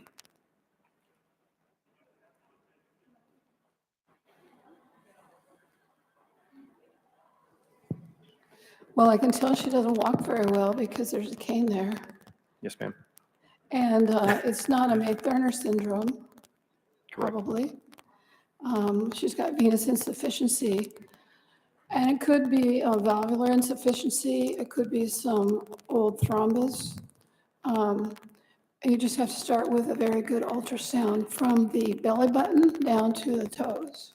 Okay. And that's what my complaint with most of the reports that I get. They just do the lower extremity from the groin down, and then I don't know everything. Would anybody start seeing these seep changes of 4A and at least go to a venogram to take a look, or would your first diagnostic method be an ultrasound? So my routine workup for these patients is actually axial imaging with CTV in addition to ultrasound of the iliacs and the lower extremity. Okay. But I think that's partly based on volume too, whether your practice can take them straight for a venogram versus non-invasive imaging. Yeah. Our approach is for a patient presenting with this kind of scenario is a simple ultrasound, gives us more information and quick evaluation. Okay. Yeah, typically we don't have access to a CT venogram or MRV, so a diagnostic modality is an ultrasound or looking at these changes and the significant symptoms that she's endorsing that going to a venogram was one of the methods that we use. So as cardiologists and vascular specialists, normally do an echo, which was pretty benign. Labs, I routinely check. This is my usual workup that I do. I check a CMP, TSH, VT4, urine, just look for any protein imbalances, liver function, make sure that the renal function's good, because a lot of times we see patients with CKD on the higher stages have retention of fluid. Not much more we can offer, unfortunately, from the venous side until they deteriorate and have to go on hemodialysis. So the ultrasound did show some mild central reflux, right greater than left, and a moderate right GSV thigh reflux of approximately 6 seconds. So that was the initial workup. Any other comments? Any other workup that the panel does besides this? Did you find out if there was deep venous reflux? You have some central reflux in the deep section. I'm sorry, ma'am. There's the right greater than left. All right. So initial treatment, I told her, look, we've got to get you moving. The sedentary lifestyle is not a good option for her and the weight loss. So we started implementing a daily step count with a pedometer, trying to get her moving around the house. And I told her the simple thing to do, this is what I normally do with my patients, is at least do 10 steps more than the day you did before. And that way they can slowly have a small achievement every day of saying, hey, look, I did 10 steps more than I did the day before.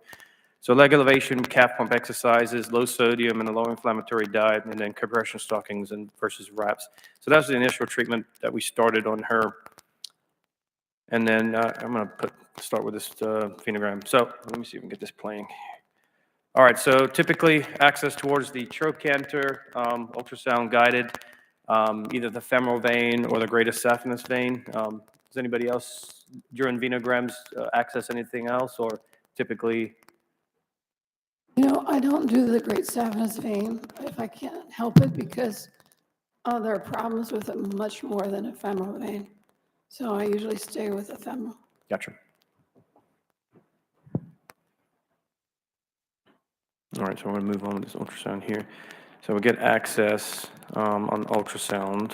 And I typically use ultrasound for all my access. It just saves a lot of complications. Use a micro needle, micro catheter, and then upsize to a 8 French sheath here.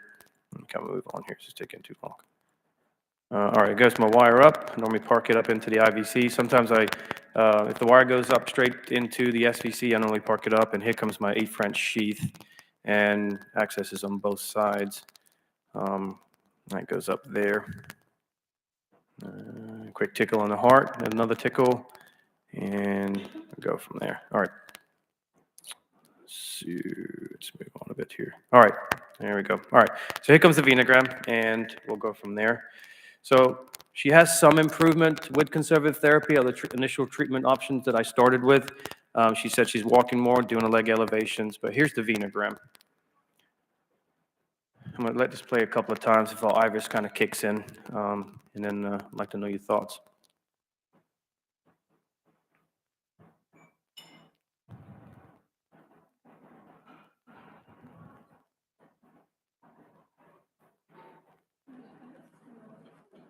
Stenosis in the right external iliac. Correct, yep. Not a lot of cross-pelvic collaterals, which is a little bit coming into the internals on the left, but no escape routes that you can see. So just one quick point though. I think you access the GSV on the right, yeah? Correct. So a lot of the cross-pelvic collaterals are also through the GSV to GSV. So if you access that point, you may not see them. You may not see them. Good point. So with the history so far and the patient's symptoms, she has some improvement, but still having some right lower extremity heaviness and pain. Which direction would you take this? I know we're going to IVUS it, but would you be like, hey, look, this is, she's improving, let's be conservative, or she's still having some significant issues with the recurrent cellulitis and symptoms of the right lower extremity? Any thoughts initially if you see this venogram before we do intravascular ultrasound, which is coming up? I'm sorry, I missed what you did. Did you angioplasty, you said, or what? No, not yet. I haven't done anything yet. This is just a kind of a thought process on workup wise in the back of your head. Iris should be coming up pretty soon right now. Here it comes. That's what we need. Yeah. Do you know, did she ever have a gynecological procedure or any radiation? Not that I know of, no, ma'am. Okay. All right, so right side I did intravascular ultrasound, and this is a key. If you're going to be doing these procedures, this needs to be and must be done in all your venograms. And if you're not planning on doing this, then don't do this procedure. So there's the confluence coming down, the right common. There goes here comes the external, and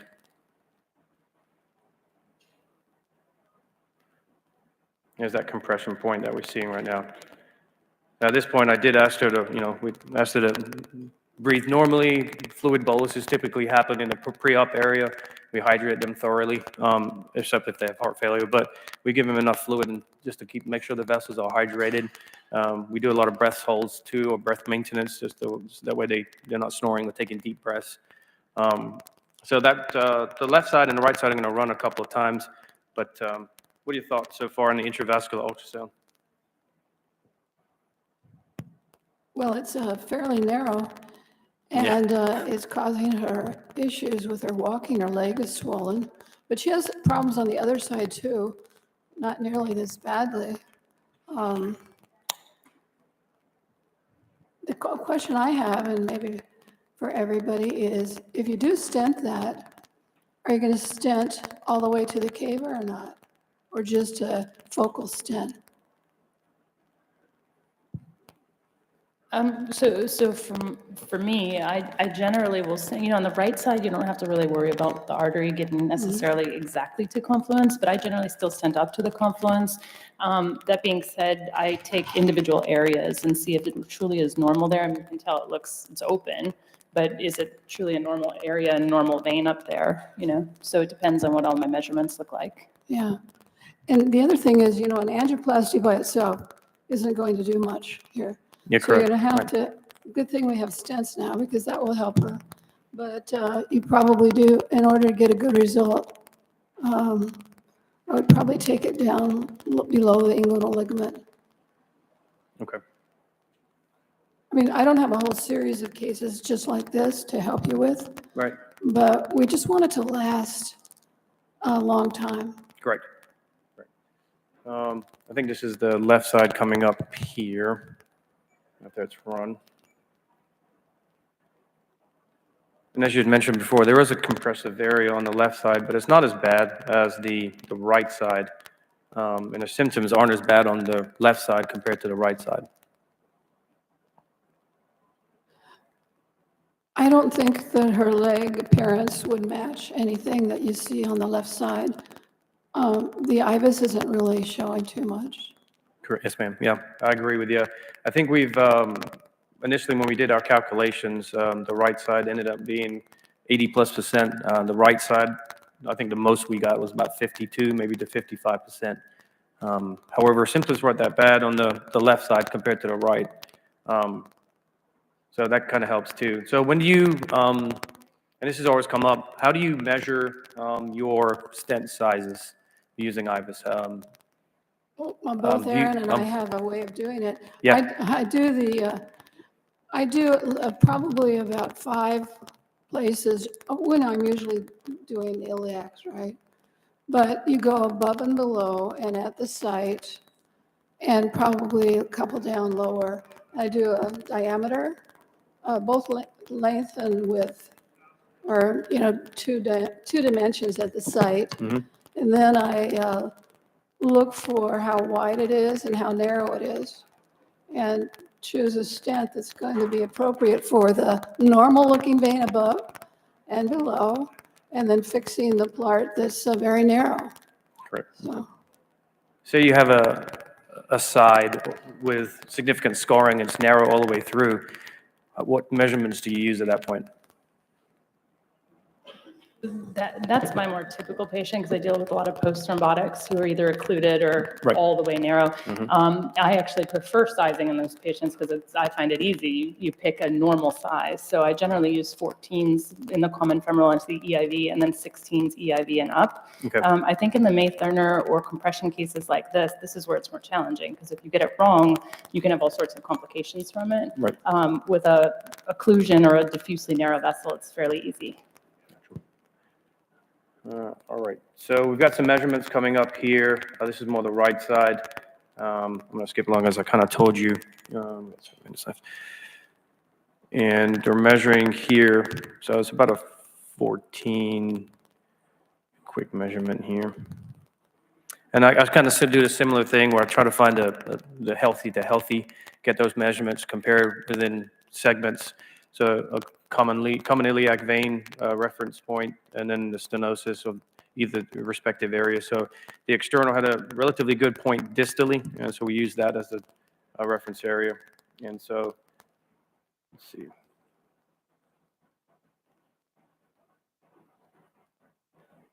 So this was the left side, measuring at 54.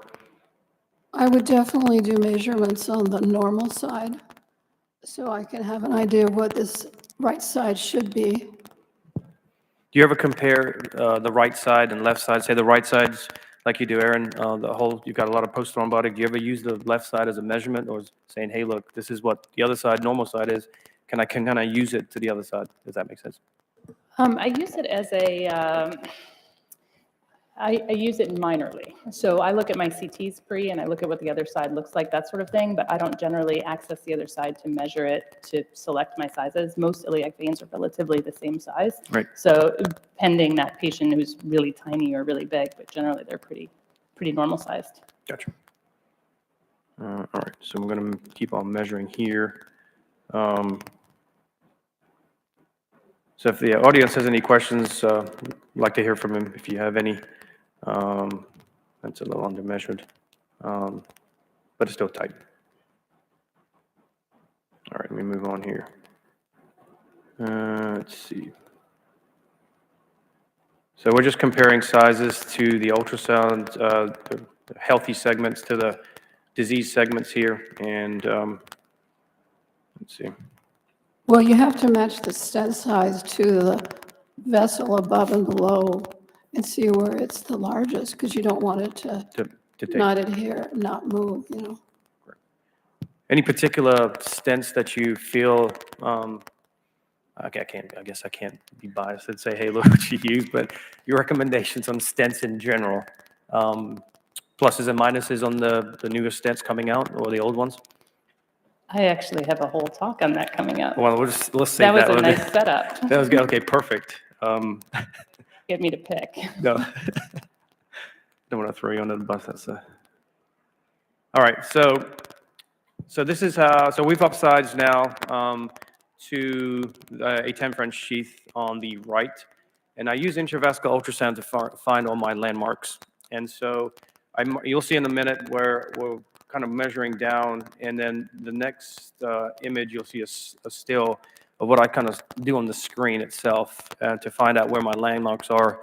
You could use bony landmarks if you wanted to, but I find this is better, for me anyway, to get an accurate landing spot, number one, and number two, the length of the stent using the intravascular ultrasound and the centimeter markings. It's kind of a predicament because you don't want to land it right above the inguinal ligament. That's not a good thing. You might get a new stenosis there in a while, just because people get a stenosis from the inguinal ligament, and then if you add a piece of metal there, it might compound the problem for her. So I would go down under the inguinal ligament into the mid-femoral probably. I agree, but I don't, I think in this particular case, it's going to have a little trouble doing that because the GSV access is at the femoral head. So if you don't have femoral vein access where you can take that stent lower, yeah, you know, then you really can't stent to the mid-femoral. Well, you can pull the sheath back pretty far. We could push, yeah. This is typically, well, this is what I have on the screen with the compression zone. The confluence is at the top of the line, and then good to good. And so here's the balloon. Why are you ballooning it? Just to make sure, this is typically what I was taught by Dr. Walker, number one. But number two is just to make sure that if there's any lesions in there, fibrotic lesions, they actually yield better with the stent. So I find that works better, especially if it's a really fibrotic lesion. I think that's an arterial concept brought to a venous. I don't think there's not really too much to angioplasty. So I actually routinely do that. I think that it's extremely important in post-thrombotic patients, but even in the non-thrombotics, they can have scarring around that vein that caused them to be fixed compression. So I used to get a lot of calls about my stent didn't open, and a lot of times the reason the stent doesn't open is because the scar tissue wasn't broken yet. The balloons are so much stronger than the stents are. So in this case, was it necessary? I don't know, but I do it in every single case just out of a matter of habit, and I think it's needed in a lot of them. So typically I use the Novos. Just love the flared ends. The migration risk is low. But you may have taught me something new today about stenting past an angular ligament, because I typically stay within that first segment of the femoral head. And typically, they're doing this. What size stent did you show us? This is, I think this is a 14, as far as I remember. I would have gone with a 16. myself. You could be right. It could be a 16, but I'll have to go back and take a look. But this is typically where I go. So any comments on stent placement? I guess the lady's been saying go past the angular ligament part, just a little extra. Personally, that's my experience. I would have put it down lower. Okay. Yeah. And this is me just You know, coming she back. might have had a thrombus because a lot of people with that kind of back surgery have DVT in their iliacs. So she may have had clot there a long time ago.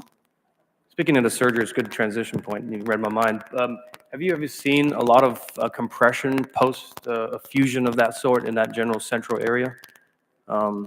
Scarring wise or any kind of narrowing, just in your experience? No, but I've like Patty, have seen a good number of either thrombotic patients that they knew were thrombotic around the time of that surgery, or patients who had missed thrombotic disease because they were during the recovery, so it was attributed to the recovery and they weren't walking much to get too symptomatic until after the fact. Gotcha, makes sense. All right, so here's intravascular ultrasound coming through. As you can tell, it's opposed really well. Got excellent luminal gain and good transition points. So she's a large lady. Yes, ma'am. And remember, I mentioned measuring the right side, the left side. Did you measure that? Yeah, we measured about 54%. I didn't take care of that side because the symptoms were improving. Because I really think she looks like a person who would have a 16 millimeter stent for long term. You just don't want it to move at all. I mean, that's my concern. Have you Now had that it's there, let's hope it doesn't move. Yeah. Have you had a lot of de novos move? I'm just going to throw it out there because I historically haven't. So I'll just for the expert panel. I have one of those in my upcoming talk as well. Okay, gotcha. So it's a great segue. I love it. I didn't read. Any final thoughts about it? You know, the parting line is don't use short stents. Correct. And make sure they're wide enough to adhere to the wall at all locations. This is actually one of my partner's moms, and so yeah. So I called her before this weekend. She's doing excellent now. She says the pain in the right leg has gone away, swelling is reduced. She's moving better now. So that's just a clinical follow-up too. But this is a different case because most of the migrations from iliac lesions are short, too small. So they have a tendency to embolize to the heart. Yeah. So you want to use a longer stent because it's really good to have that apposition, and it doesn't hurt to stent a normal part of the vein. gotcha. Well, thank you. All right. Thank you very much. Nice job. That was a great case, and we're fortunate to have Dr. Murphy and, of course, Dr. Patty Thorpe here. I don't do much deep venous stenting, but it was a really nice interaction. And our next speaker is going to be Dr. Salim, and he'll be talking a little bit about how to diagnose, when to suspect, and how to diagnose deep venous obstruction or deep venous issues. Thank you.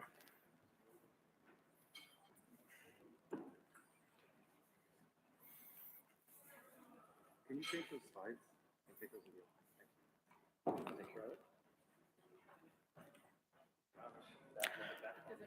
Good afternoon. Thank you very much for having me. So when does one suspect a patient has deep venous obstruction and how to make a diagnosis? What works and what does not? So the first thing to do is take a good history and do a good physical exam. In the history, you ask about symptoms, the history of catheters, pacemaker leads, etc. If they have a hemodialysis access, then you ask about problems during the dialysis, etc. Physical exams, signs of chronic venous disease, abdominal wall, chest wall, collaterals, etc. So this is a SEEP classification, which basically classifies the patients according to the signs of venous disease. C6 being the highest, where patients have active venous ulcers, and C0, they have no visible or palpable signs of venous disease. So how to make a diagnosis? Generally, ultrasound is a good screening tool, but it tends to underestimate the venous diameters, resulting in false positives. MRV also underestimates venous cross-sectional areas compared to IVUS. At our center, the protocol is generally to add a CTV to the ultrasound because it appears to perform pretty well when compared to IVUS.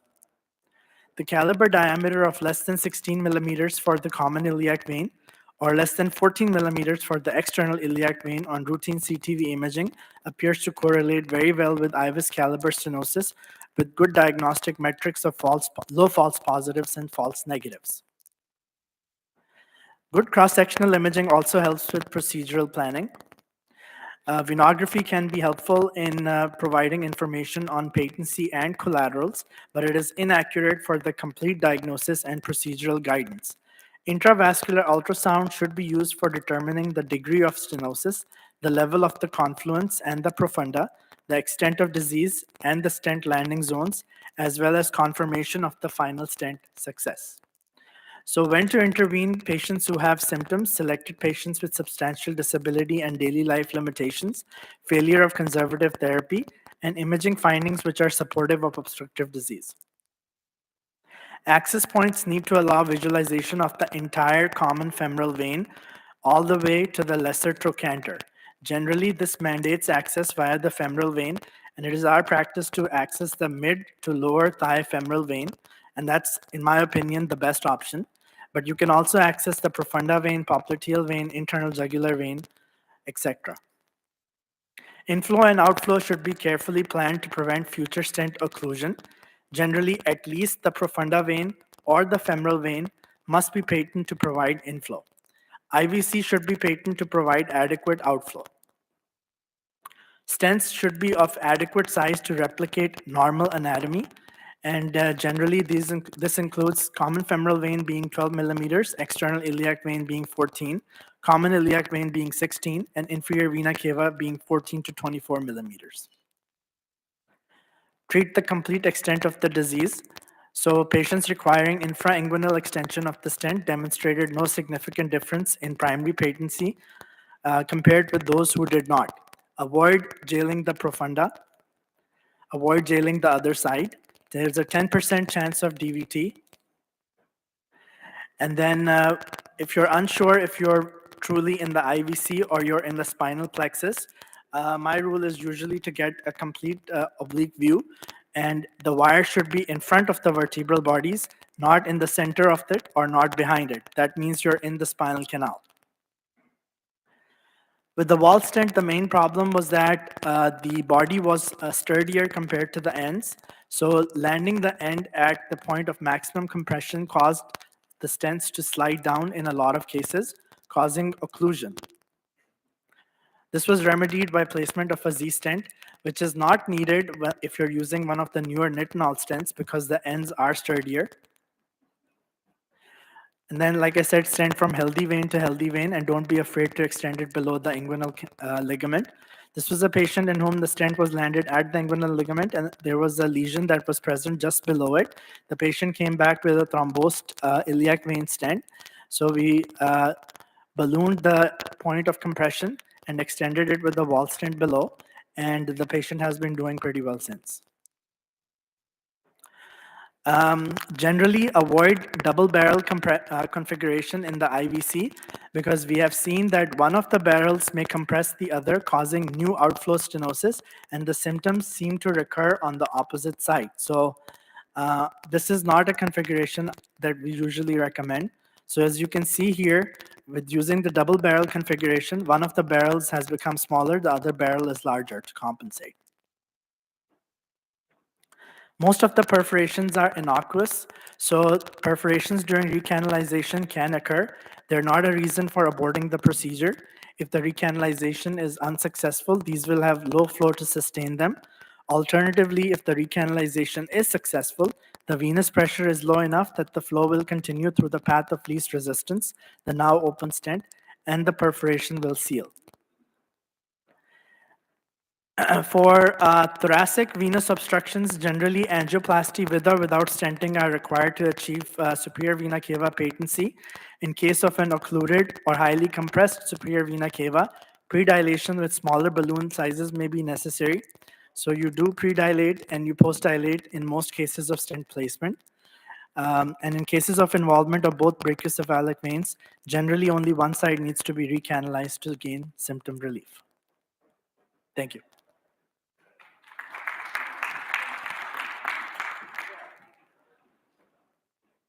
Our next speaker is my good friend and very knowledgeable person in putting things in perspective, Mary Yost.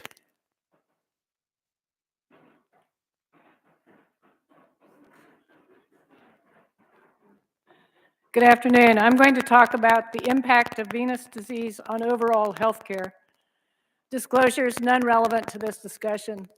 In 2020, if we look at the prevalence of selected chronic diseases, what we see is that at 180 million, chronic venous disease exceeds even diabetes, all cancers put together, PAD, etc. So it's a very common disease. I want to go to varicose veins. U.S. prevalence around 59 million. The vast majority are women. It may be symptomatic. It also may be asymptomatic. One of the key points is this is not just a cosmetic problem, but a manifestation of chronic venous insufficiency. And varicose veins do progress to more severe disease, including ulcers, at a 2 to 4% annual rate in low-risk patients, but 5 to 8% rate in high-risk patients.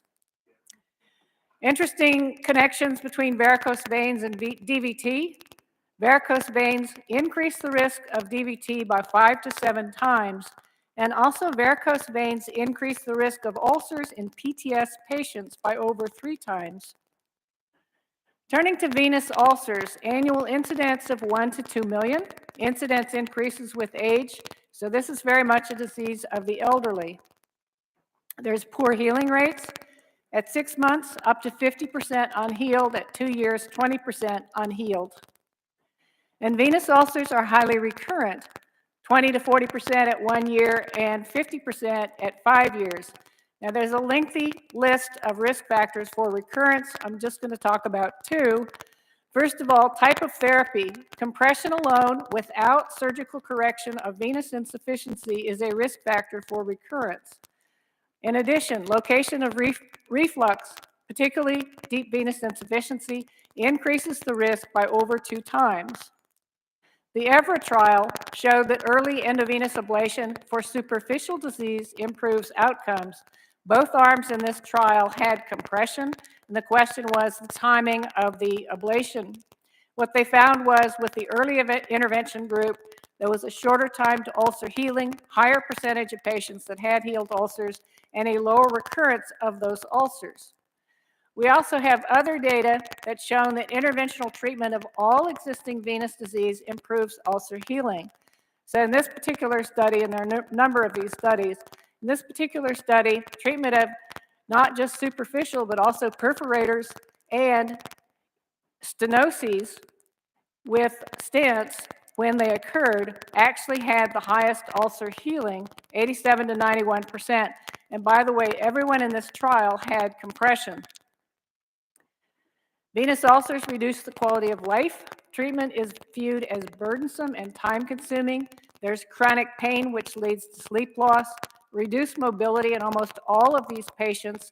That leads to problems in daily living, self-care, inability to work, inability to exercise, odor, swelling, and discharge, all of which leads to a very negative situation, fear, depression, and social isolation. And the physical impairment is ranked similar to congestive heart failure and chronic lung disease. Turning to acute disease, VTE, 900,000 to 1.2 cases, that's prevalence. I think some of this may be older data, anyway, could be low. Clinical presentation can be DVT alone, PE, or both in combination. Mortality at 30 days is high, up to 30%, and 20 to 25% of PE cases present as sudden death. The result, 60,000 to 100,000 VTE deaths. Now, VTE are preventable. Adequate prophylaxis has been shown to reduce the risk of fatal PE by over 60%, DVT by over 50%, and the vast majority of cases are in the hospital and the nursing home. It's also known that over half of hospital patients and almost all of major surgery patients are at risk. However, only a third to 60% or so of hospital patients receive adequate prophylaxis. Hospital-associated VTE, incidence here 1.2% of admissions. And interestingly, incidence has increased in recent years. The reason for that is unclear. 80% of these HA VTEs occurred after discharge, and these patients had a higher risk of mortality and readmissions. And VTE are highly recurrent, occurrence rates of 4 to 15% at 1 year and a third in 10 years. Looking at post-thrombotic syndrome, this is a chronic condition characterized by various types of symptoms. In 5 to 10% of the cases are severe, with severe pain, venous claudication, uncontrolled edema, and venous ulcers. And at 10 years, the probability of developing an ulcer from this situation is about 5%. There are limited treatment options, and PTS patients have a poorer quality of life than those without PTS. And again, quality of life has been viewed by patients as worse than that for arthritis, angina, and chronic lung disease.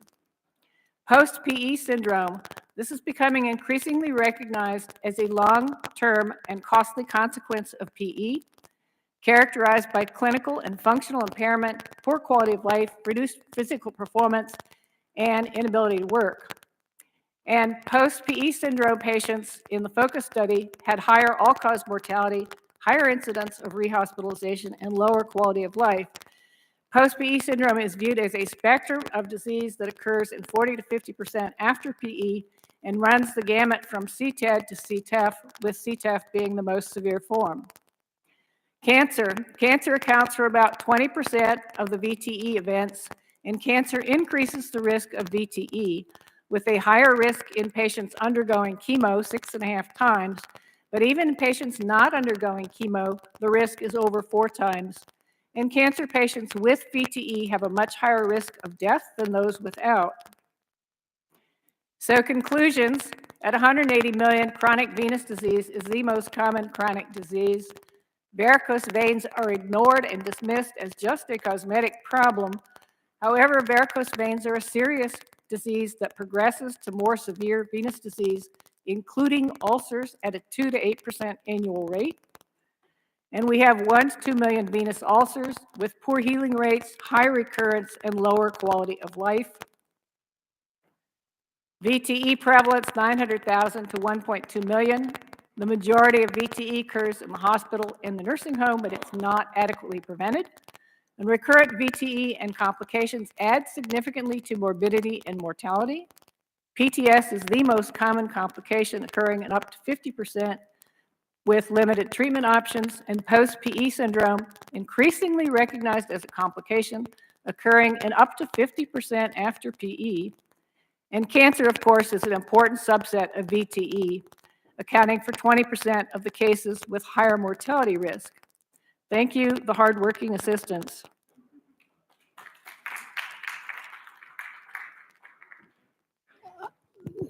Dr. Coronado, can I just make a comment or You sure a can. question to Mary? You always have the best data, but I came across an article in the last year that said something very interesting. I didn't know if you knew about this one. You know, the Caprini score was arranged by Dr. Caprini to go around and see in the hospital which patients had more risk for hospital-acquired DVT, right? They're supposed to do that survey when people come in. And two things came out of that article that was interesting. It's in the last year or so. That more men than women were interviewed. And then the best way to remind either the PA or the MA or the nurses on the ward to do the Caprini score interviews was to text them or email them. Because so many patients actually, I don't think they're supposed to get out of the hospital without having that survey done. But it's important that people are even surveyed for that. And I think they're falling way loose, in terms of knowing that. Not making much progress is what I'm saying. I agree, and Mary, great job on that on that data. What is interesting is that every one of the points that she made, in general, are points that our medical graduates, even our vascular surgery graduates, don't grasp. The knowledge and the awareness of venous insufficiency is so low. I mean, you're looking at less than 10% of patients seeking treatment, despite these, I mean, disastrous numbers financially, and of course, the more important ones are the patients suffering, the frustration, and all the things that were outlined. So, Mary, thanks for putting that in perspective. That was a nice presentation. Patty, I think you're next. Dr. Thorpe is going to come up here and talk about access, venous access. Well, I'm going to give you a case report that shows you some of the venous access issues that we deal with, because I think you're knowledgeable of that. Just want to remind you that when you're accessing in the femoral area and going up over the bifurcation, how close you are to the arteries. I just thought this was a good example to why we try to stay out of trouble. The most difficult thing in venous recanalizations for me is that it requires tools, some of which we don't have, skill, patience, the time, but a desire to fix the vein and not hurt it. And I find that a lot of people that I've tried to teach about this, I don't know what part of medicine, they not appreciate the fact that we're there to fix something without damaging it. And in veins, you just can't do that because it's so hard to repair the problem. So I find that IVUS has shown us a whole lot of information over the past 20 years that I've been using it. And I used to borrow the IVUS from the cardiovascular, from the cardiologists, before they ever would let me own one in the radiology. So, but IVUS is a very important tool for us. I'm going to give you a case of a 42-year-old man who it was kind of a mess. And I speak to him frequently, but he showed up in Phoenix. He had a gunshot wound when he was 23. He embolized, they embolized his internal iliac artery and did a patch repair on the left iliac vein because of the gunshot damage.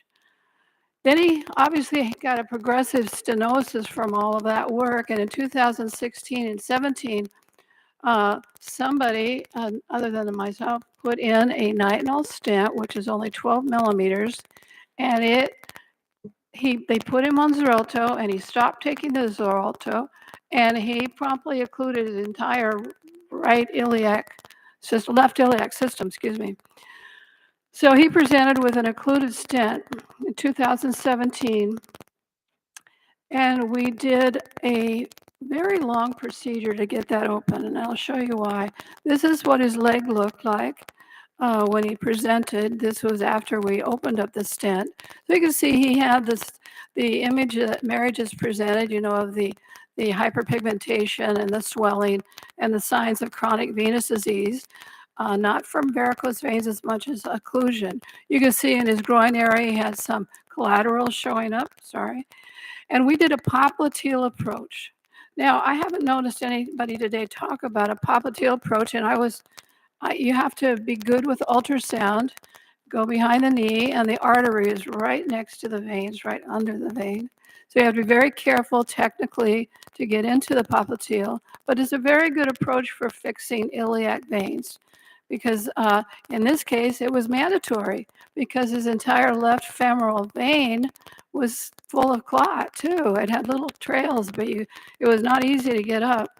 So you can see here's the left femoral vein when he's prone. You can see it's full of old clot, and it wasn't that easy to work the way up through that. And you go a little bit with a wire and you push a little bit, and it's just a matter of it's how do I say, tedious, but it's possible. And maybe I'm the kind of person that thinks of this as a puzzle, but you have to be able to imagine what you want and then hopefully find it without poking the wire through the vein. You don't want that kind of complication. So it takes time and you get better with experience. Well, here's this groin picture.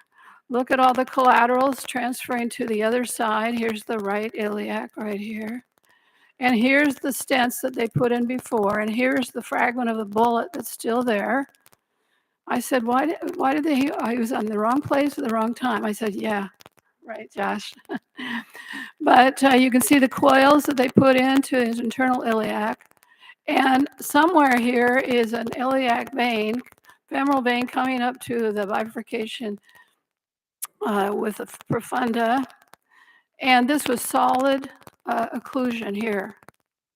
So the goal is to get from here up to the cava. So through the popliteal, I do believe we ran some TPA. This would be an angiocatheter with multiple side holes that we would run TPA for overnight to loosen up in the clot and make it softer. And I want to introduce to you a concept. This is a crossable cath from Zabel Cath, XABLE. These are stainless steel tips that one is serrated and one is not. And I have found that these catheters with these tips cut through old clot better than anything I've ever used. So Zabel Cath is patented and it's not on the market right now because Zabel Cath slowly. And in this case, I believe we did use laser to get up a little bit farther. You see, it's hard to get through that old clot. You've seen all the pictures of it. So we finally worked our way up, and it wasn't that easy, but it worked. And here you can see, before I use laser, I always get a CT scan to make sure my sheath is in the stent, because I don't want to do that before I'm positive that I'm in the right place. So here's another picture of the leftover bullet fragment. Here's the beginning, and here's after we have extended a stent above those other stents and opened him up. So quite a difference, right? So what was the problem? The doctors that put the initial stents in just put the stents in the middle of the iliac vein. We have all learned that that's not a good thing to do because they can get collateral flow from the femoral into the internal iliac system and then bypass the stent, and the stent will close down. You can't ever leave. That's why I was a little bit concerned about that case, about leaving a short stent in just a segment of the vessel. Because if it does close down, then you'll lose a lot more. But anyway, yeah, it was quite a triumph to do this. And that's the end. And I want to point out two things. When you put a stent in the iliac vein, I learned this a long time ago. See, that's not the same patient as the older patient. But see all that disease?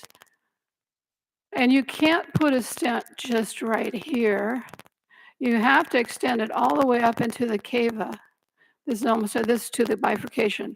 Because if these collaterals come around and go around you, this part of the stent will clot off because it's not being used. No flow coming out here, the flow is going this way into the internal iliac and up to the top. So you have to be very careful about extending your stents from good flow to good flow. It's just like a bypass in surgery. You wouldn't put it in the middle of an artery. You have to go from good flow to good flow in order to keep it open. And I want to show you these two pictures that I think are very important. Everybody thinks because you're sitting there, if somebody puts you're kind of, there's a crease in your groin, that if somebody puts a stent in that area, it's going to kink, but it doesn't. The groin crease has nothing to do with that. I'll show you right now that the groin crease, it's perfectly straight. See that?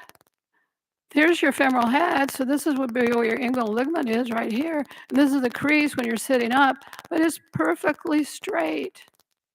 And so it doesn't, the only curve is up here as it goes up into the IVC. And it's kind of a gradual curve. But the fake out is, of course, if the patient's laying down and you shoot that image, it looks like it's a straight shot. but it goes down, up and down, like almost like a roller coaster. So you have to know those curves when you're putting in your stents and your wires. So stenting below the inguinal ligament, for me, is an important way to prevent unusual collateral pathways that might compromise your stent long term. And there are several things that I've learned to not have patients do. Now, I've been using wall stents for many years, and I'm a fan of wall stents because my stents are open. The first stents we put in were in 1993, and the stents from the early 90s are still open in these patients. But I do know that there are certain things that will fragment stents or cause them to stretch apart. One is squats. People shouldn't, if they want to exercise and they're fanatical about that, squats are not good for them, and heavy weightlifting is not. And then I only had one other patient who actually, it took me a long time to get him to tell me the truth. His stent was pulled apart in his femoral area. And I said, "Oh, what did you do, Todd?" And he was driving a BMW at about 130 miles an hour on a course where you train how to drive your car like a race car. And he got out of control, and he had to put his foot on the brake so much, and the other foot pressed into the floor too. And it tore his wall stent. And they weren't made for that. Okay, thank you very much.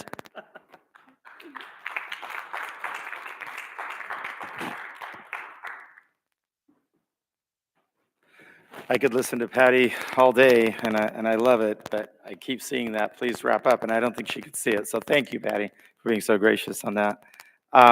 So my good friend Vinay is going to come up here. Dr. Satwa is going to talk to us about the need for intravascular ultrasound in these procedures. Thank you, buddy. All right, good afternoon, everybody. Thank you. Thank you, Dr. Coronado and NCVH for putting this wonderful meeting together. It's a tremendous honor to share the podium here with so many pioneers in venous disease and future stars as well. So thank you again, and this has been a fantastic, eye-opening learning experience for a lot of us, particularly those that haven't been doing it as long as the others. So my talk is going to be very simple. It's discussing the need for IVUS in treating the venous system, and I think I'm going to be preaching to the choir here because I think by this time it's pretty much been beaten in our minds that IVUS is going to be essential.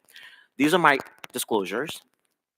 So the first question I get often is, because I treat venous disease in the superficial and the deep space, is that, Vinay, how do you find deep venous disease in your practice? I have a ton of venous cases that come through, and I'm very well versed in treating the superficial system, but when are you actually getting these patients into your deep veins clinic? And so I think when I think about this, the answer is quite simple. First and foremost, when a patient comes to you and you're saying all the classic symptoms of venous disease, but when you do a superficial venous ultrasound, your vascular tech comes back and says, listen, I don't see a lot of reflux in any of the superficial vein segments. First couple of times that happened to me, I went ahead and got a second ultrasound from another vascular tech. I said, hey, no disrespect to you, but let me try another vascular tech and see if maybe they'll find something else. And the answer was the same. No, Dr. Satwa, it's the same. We don't see any venous insufficiency in the superficial system. So that is one clue to look deep. What about patients that actually present with signs of venous insufficiency, such as C3 to C6 disease? But again, same scenario, you're doing an ultrasound and you don't really find much of venous disease in the superficial system. Or patients that you've done a great job in ablating their superficial veins, whatever modality you use, and they come back at their follow-up and you feel great because the vascular study shows that the vein is closed very nicely, but the patient says, I don't think you did anything because my symptoms are the exact same. If not, some of them have actually gotten worse. So that is a situation where you want to think about looking into the deep system. And finally, the last two things, which I think are quite common, especially when you follow vein patients out years and years, is recanalization of previously treated veins. Oftentimes, these veins do open back up. And so if you're finding recanalization in a vein after treating them, but it's multiple recanalizations in a short term, think outside the box and think pelvic. And finally, patients that have post-thrombotic syndrome, which we all can agree 45 to 50% of the time, these patients will have some chronic scarring. So what are our options? Well, I'm not a radiologist, and no disrespect to radiology colleagues out there, but CT venograms are available, but they're very difficult to obtain depending on what part of the country you're in. I got to tell you, share a story with you. The first couple times I ordered a CT venogram, not knowing any better, the patient came back with a CT angiogram. And, you know, this was like a 38-year-old female that had no other issues. And I said, what the heck is going on? So I called the radiology center. They said, well, we thought you made a mistake. We thought you meant CT angiograms, but we've never seen a CT venogram ordered in years. But again, that was a learning experience for me because I did not know that. Similarly, MR venograms are very, very good, show very nice pictures. But again, it can be reader dependent. And at the end of the day, it is a two-dimensional view of a three-dimensional object. And I think what we're all getting to here is that IVUS is the gold standard. IVUS allows you to three-dimensionally visualize the vein from the inside. It allows lesion detection, allows you to see the length and diameter, allows you to guide and plan. Are you going to use a balloon? If so, what size? If you're going to use a stent, sizing is critical. With the dedicated iliac vein stents that are out there in the market, made life much easier. But prior to that, it was really, really important to understand that science of sizing your stents appropriately. And then validation of our post-intervention results. I always say that if you're going to do a venous stent, always conclude your case with an IVUS to show that you've landed the stent from normal to normal and that there's no post-stent lesions.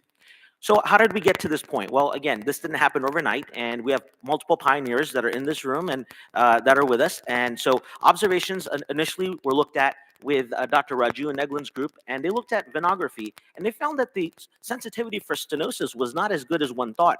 Roughly 34% of lesions were being missed, and many of these were read as normal despite having greater than 50% stenosis by IVUS. The other thing is that as a interventionalist, we do look for clues and we look for collaterals, but when collaterals are not there, that doesn't necessarily exclude hemodynamically significant stenosis. And again, this is a learning curve. Well, then some results were published in 2002 where IVUS was investigated versus single planar venography. And what was found, again, was that the injection of contrast dye only would hide intraluminal webs and would not necessarily rule out extrinsic compression, resulting in deformity of the vessel lumen that you couldn't notice by just doing a luminogram. So most importantly, IVUS appeared to be superior versus single plane venography, and they further went on to describe the distinctive lesions by IVUS. We know that there's non-thrombotic iliac vein lesions and post-thrombotic, and so they're easily differentiated by IVUS.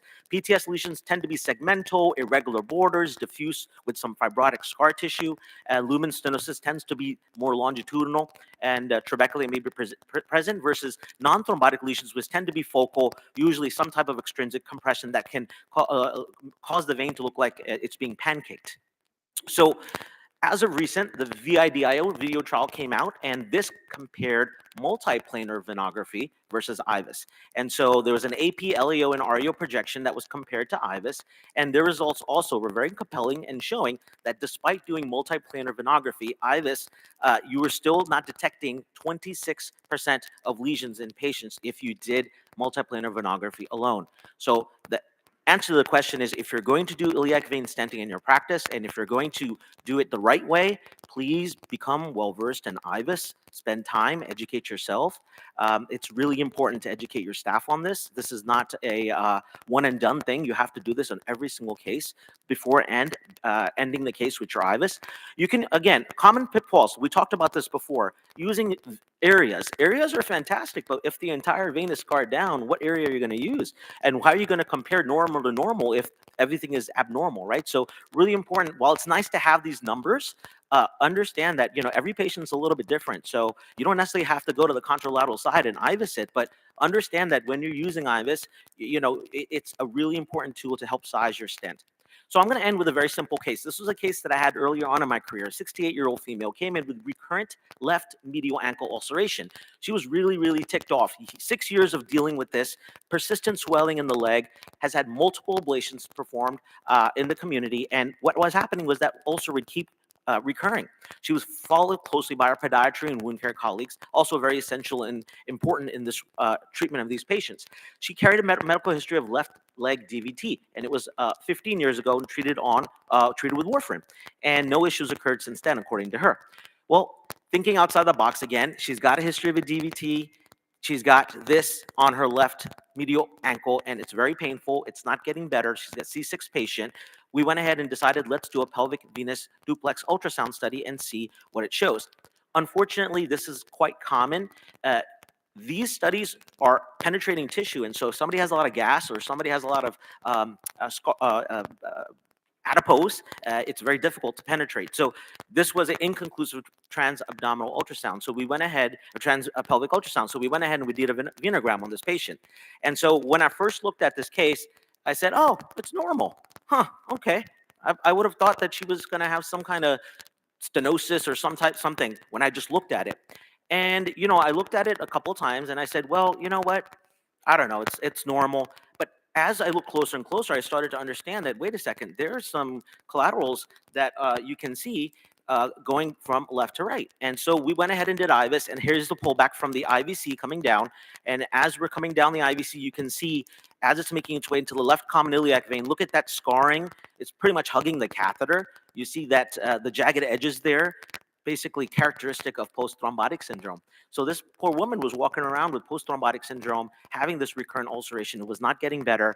And silly me, all I did was a venogram initially and thought, it's normal. But it wasn't until I pulled the IVUS out that I really learned that this is, you know, an important tool, especially in patients that have C6 disease. So this is what the stent looked like. And this patient was very, very happy. She was knitting me sweaters and calling me all kinds of lovely names. And at the end of the day, again, if we're going to do percutaneous endovenous stenting, we have to understand that it's very safe. The outcomes are fantastic, but we must do these in symptomatic patients. Just because we can put a stent in somebody doesn't mean we should. These have to be lifestyle limiting features in patients, because this is very dangerous if all we do is go out there and put a stent in somebody who has compression. Compression doesn't equal a stent. Symptoms that are lifestyle limiting and compression equals a stent in those situations. And please know that IVUS is critical. At the end of the day, come to any of us. We'll be happy to share with you our experience. We'll be happy to orient you to using IVUS. Reach out to your colleagues in the community. So with that being said, I thank you very much for your attention.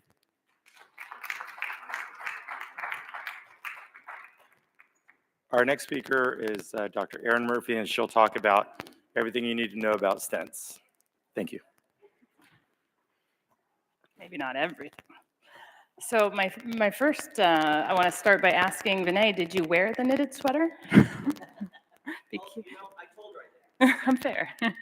All right, so my first talk, we're going to talk about what we have currently available. These are my disclosures. So a brief history of venous stenting. Some of us were kind of involved during this. This one was a little before my time, but using the Pall-Mall stents was the original description in venous stenting, followed by the wall stent for many years, then combined with the Z-stent. This was all off-label. Coming up into 2019, we started with our first on-label stent. So Bard Venovo, then the Vici stent.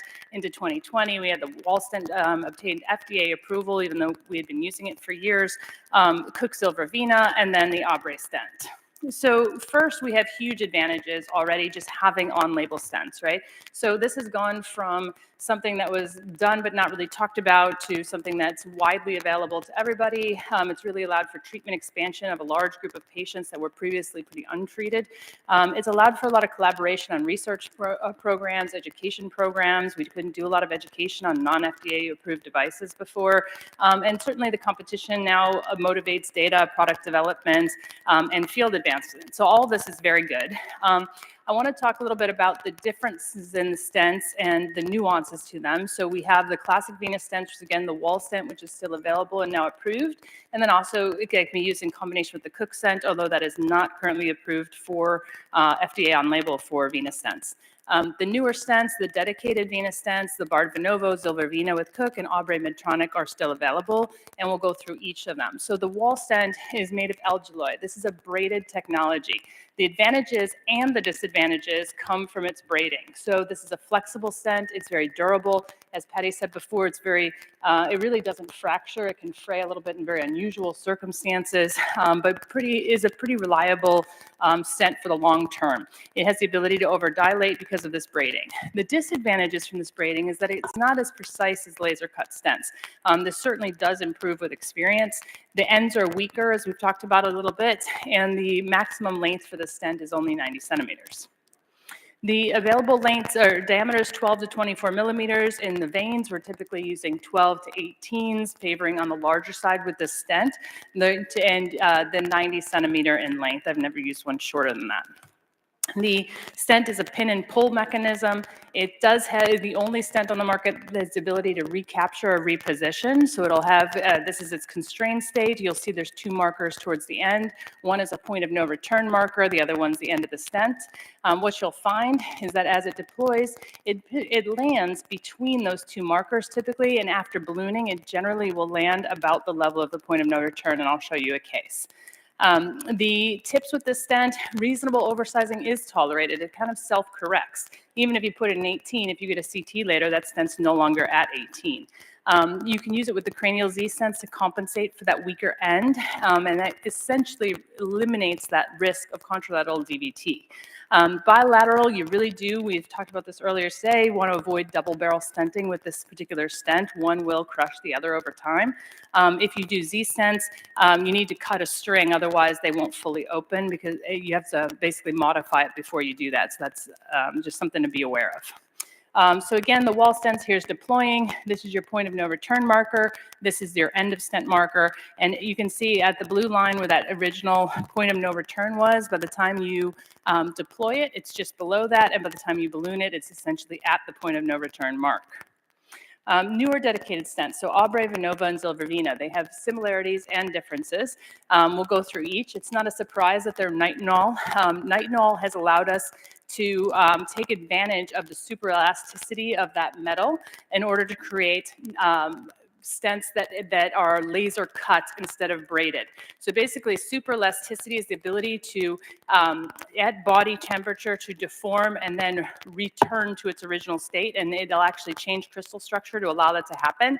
It limits fatigue fractures over time. So now, with the ability to use nitinol, you can switch to these laser cut designs, which then give you better precision and no foreshortening. You can still make a bad nitinol stent, but with proper design, you can have some certain advantages. So all of these stents try to take advantage of that metal property. So the sizes, diameters, and lengths are comparable in all of them. So up to 20 millimeters for Abre and Venovo, up to 16 for Zilvervina, which is the typical largest size we use, occasionally an 18. Stent lengths, 150 max, 160 max, 140 are all pretty adequate for the venous system. Venovo has flared ends. Whether you like that or don't like that, there's no good data there about whether that's helpful or not. Looking at delivery system, Abre and Venovo both have this triaxial delivery system, which is really easy to use, good feedback. The Abre is 9 French for all sizes. Venovo is 8 to 10, but 9 and 10 for the sizes we use most in the iliac system. The Zilvervina is the smallest, so 7 French. So if you're somebody who uses calf access, I generally don't for these cases, but it's a pin and pull, so it's a little bit less accurate than the triaxial type system. It is a little bit less visible on fluoro. The strength is also a little bit variable among them. Remember, when we're looking at venous stents, radial strength is what we have in our arterial stents. So we have it in venous, but that's not the primary component we need, and it's why arterial stents don't do well in the venous system. They tend to crush. We need the radial resistive strength and the compression resistance. When you're looking at these factors, strength-wise, Abre and Venovo are pretty equivalent and probably a little bit better than Zilvervina. When you're looking at flexibility of these stents going through these pelvic turns, that's also important. When you're looking at this factor, the Zilvervina is a little bit more flexible than Abre and Venovo, which again are pretty comparable.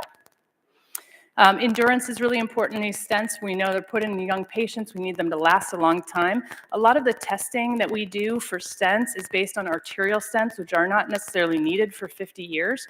So the only company so far that has tested them to 50 years is the Abre stent, and that's on back table only, of course.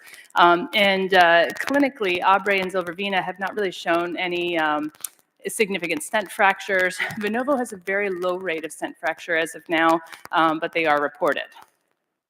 Nitinol stents, you want to make sure you're not oversizing them. They have a lower tolerance compared to the wall stents. Typically 14 to 16 millimeters, 1 to 2 centimeter overlap versus your wall stents, which need more like 4. Try not to overlap these under the ligament if you can avoid it. If they're going to fracture, that's where it's going to happen if there's overlap in that location. So summary for the results with these stents, they're all shown pretty to be safe and effective. Their major adverse events to 30 days about the same. Primary patency out to a year about the same. When you look across the different cohorts, about the same. You do see across the board that the patients in thrombotic cohorts tend to drop off patency with time. The ABRE looked at their stent occlusions and showed that this is due to missed common femoral disease, poor quality inflow, technical errors, anticoagulation decisions in most cases. So there is room for improvement in these groups across the board. All studies showed quality of life and functional assessment scores improved with venous stenting in pretty similar fashion. These are just examples of cases. These can currently be done with any of the currently available venous stents we have. You know, these are a huge leap forward overall that we have, you know, now 4 stents on the market, and they all have some variability, but pick what you need for your patient. It's nice that we have all these choices now. And PS, there's certainly more to come. Philips is coming out with one of their venous stents next year. Gore is now entered in trial, and I'm sure there's going to be more to come from second generation devices. Thank you. And I guess and I'm back. Yeah, into my own time, right? So do's and don'ts of iliac vein stenting. Some of this is going to overlap with some of the talks we've heard, which is good. So again, disclosure. So we all want these kind of outcomes. And certainly they are obtainable. Our patients certainly are getting better with venous stents. However, there is a common error, I think, across all specialties that veins are more forgiving than arteries. But in fact, the thing that protects us from having disastrous complications of limb loss and death and, you know, drama is the same thing that causes a lot of stent failures. This low flow system doesn't tolerate imperfection. So you really need to be careful that you're paying attention to details so you don't look like this when we realize that our judgment and technical errors are why these stents are failing. A lot of times, this is, I put this picture in. If you learn one thing from my talks, remember this picture.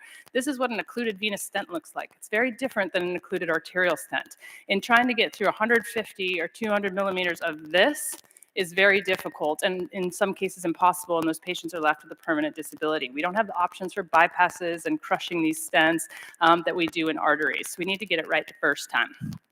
So how do we do that? We'll pick the right patient, right? So the symptoms need to be severe enough to warrant an intervention. I still see patients that were stented for varicose veins. It's really, we should be past that. Iliac obstruction should be enough to cause the symptoms. So if you have a patient who has swelling of their entire leg or severe skin changes all the way up and they've got a 30 to 50% May Thurner, that's not going to solve anything. You want to make sure that their symptoms are not from medical conditions. Patients with, you know, who have excessive BMI, a patient with bilateral edema and a BMI of 50, you're not going to fix that patient with a stent. Patients who have heart failure, pulmonary hypertension. Patients who are non-compliant don't get stents from me. They have to be able to participate in their own care, and they have to be able to take an anticoagulant if they need it. If you venture into post-thrombotic, you need to make sure your patients have adequate inflow. This is probably the thing that most people are not looking at in these patients, and part of the reason is we don't have good standardized preoperative imaging. So I do CTV, I also do iliac duplex, and I look at their inflow specifically. I make sure there's no flaps. This is perfect inflow. I wish mine all looked like that, but if they don't look like that, then I know going into the case what I have to do and what I'm up against.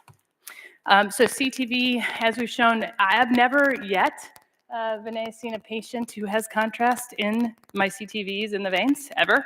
It doesn't deter me because you can still see, like here, you can still see the vein crossing under the arteries, near completely obliterated.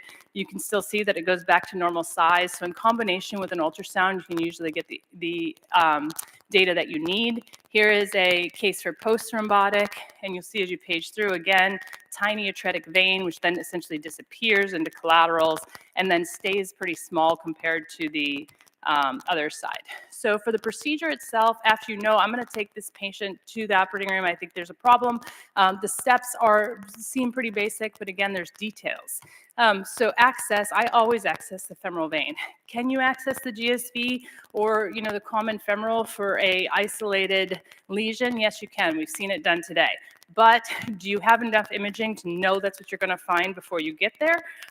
Because you want to make sure that you have adequate access to the level of the profundifemoral confluence. You're not leaving disease under your access point. The GSV enters routinely at the bottom of the femoral head. The profundifemoral confluence is at the level of the lesser trochanter. So this is an example of what can happen if you don't do this right in a post-thrombotic patient. Again, in a May-Thurner type case, you'll get away with that. So this patient had an occluded vein. They had a stent placed. Stent looks great. It's patent. The IVUS was good. Just pulling into the sheath, you can see there's still some disease there right below the stent. This patient wound up with a permanent stent occlusion because after it occluded, it was unable to be opened. I saw this patient years later. And the sad part is this is their inflow now, when I can't open their stent. And so this patient actually would have had a great result if the access point would have been lower.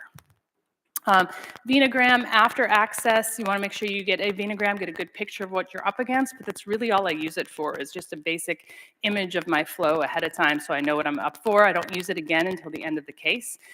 Wire crossing, this is important that you make sure you're in the correct spot for both your non-thrombotic and particularly your post-thrombotic patients. So again, we don't worry about small perforations. We mentioned that before, but crossing into your cava, you want to make sure you have free wire movement in the IVC and in the, I usually check the atrium, and then make sure your wire path is correct. So always a lateral. You should see the smooth transition anterior to the vertebral column. And you should check on IVUS. You should see the artery next to it in the EIV. You should see the artery crossing in the CIV. This is the kinds of things that can go wrong, and they can go really wrong. So this is a non-thrombotic patient where you think you don't have to worry about this. And you can see the crossing is a little high. It's a little bit, acute. Here you can see on a lateral, it's actually entering the spinal canal. And here, it's through a collateral. If you had ballooned this, there are cases where patients have died on the table from this. So there can be drama if you do the wrong thing. Stent in the spinal canal, this patient was in her 30s, had bilateral foot drop, was in rehab for months, and that was after surgical removal. So this is an easy step to get a lateral. Use your IVUS for all decision-making thereafter to determine your extent of disease, your stent sizing, your landing zones. So for your detection of disease for MTS, your biggest question is there an obstruction to treat? Your patient should be hydrated. You should do Valsalva and breath holds. Make sure it's fixed, and you need to make sure that it's bad enough to cause your clinical picture. Take a step back and ask yourself that. Make sure the stents are anchored in the EIV. I never would put a 60 stent anymore. Those stents are not only prone to movement, but they also land typically at the pelvic turn, and they can jail off the distal vein or even erode through the vein, and I'll show you one of those pictures. In post-thrombotic, it's just all about landing zones. It's not as complicated for do they need a stent. So here's when failures occur. This is I had one before. This is a barred stent that was placed in the iliac and then migrated into the cava. This is a stent being surgically removed because when it was, my partner tried to remove it endovascularly, it kept fracturing. And here, the important point is this patient didn't need a stent, right? So there's no lesion there. This was placed in the left vein, which measured around 18 and got a 16 stent. This patient had the stent wasn't long enough, anchored into the EIV. It worked initially, but then watermelon seated backwards and then eroded through the vein. This patient, again, landed on that pelvic turn. So as the stent comes up, the vein turns and the stent doesn't, and started to occlude. Next, you want to make sure you're finding the correct landing zone. So cranially, at the iliac confluence, using IVUS will get you a more accurate result. Here's how the stent should land, where they're not jailing the other side. And this is what happens if you don't get that quite right and your stents go up into the cava. You have this 3 to 10% incidence of contralateral DVT, which requires complex fixing, and a little bit of jimmy rigging, which is not ideal. This is another case, same thing, required some complex stenting to fix it. This patient, we used to tell people to make sure it hits the contralateral wall, but in this particular case, it ate right through the wall and then occluded the stent. This one, again, landed too low, short stents were watermelon seed backwards under a significant lesion, had to be extended higher up. Distally, you want to make sure you take these stents across the ligament into the common femoral vein. Do not be afraid of of the metal load that you think about in arteries. You need to make sure what you worry about in veins is that you don't leave disease behind. You don't want to jail the profunda. That's been mentioned before. Here's your profunda, again, usually about the level of the lesser trochanter. You can find it on IVUS. Here's an example of a patient who had it jailed, who we kept re-intervening to open. And I'll tell you, this is the one case that I get referred for a stent complication that I no longer try to fix. If you have a stent that jails the profunda and is occluded, there is no permanent fix for that. Those patients don't do well. They'll keep re-occluding. There's no salvage options for that. So don't jail the profunda.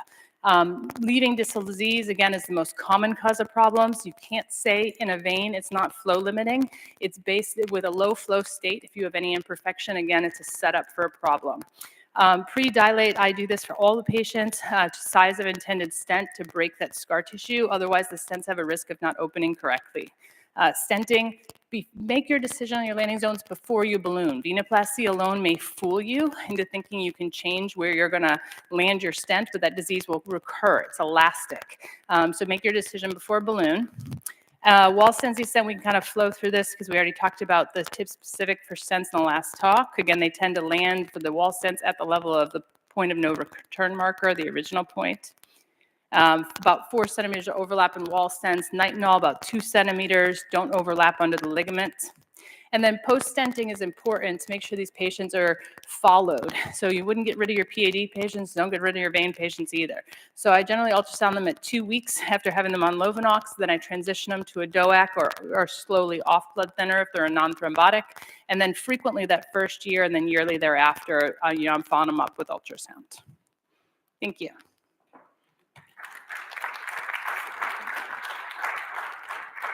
Nicely done. A lot of information there, so I hope you guys took notes.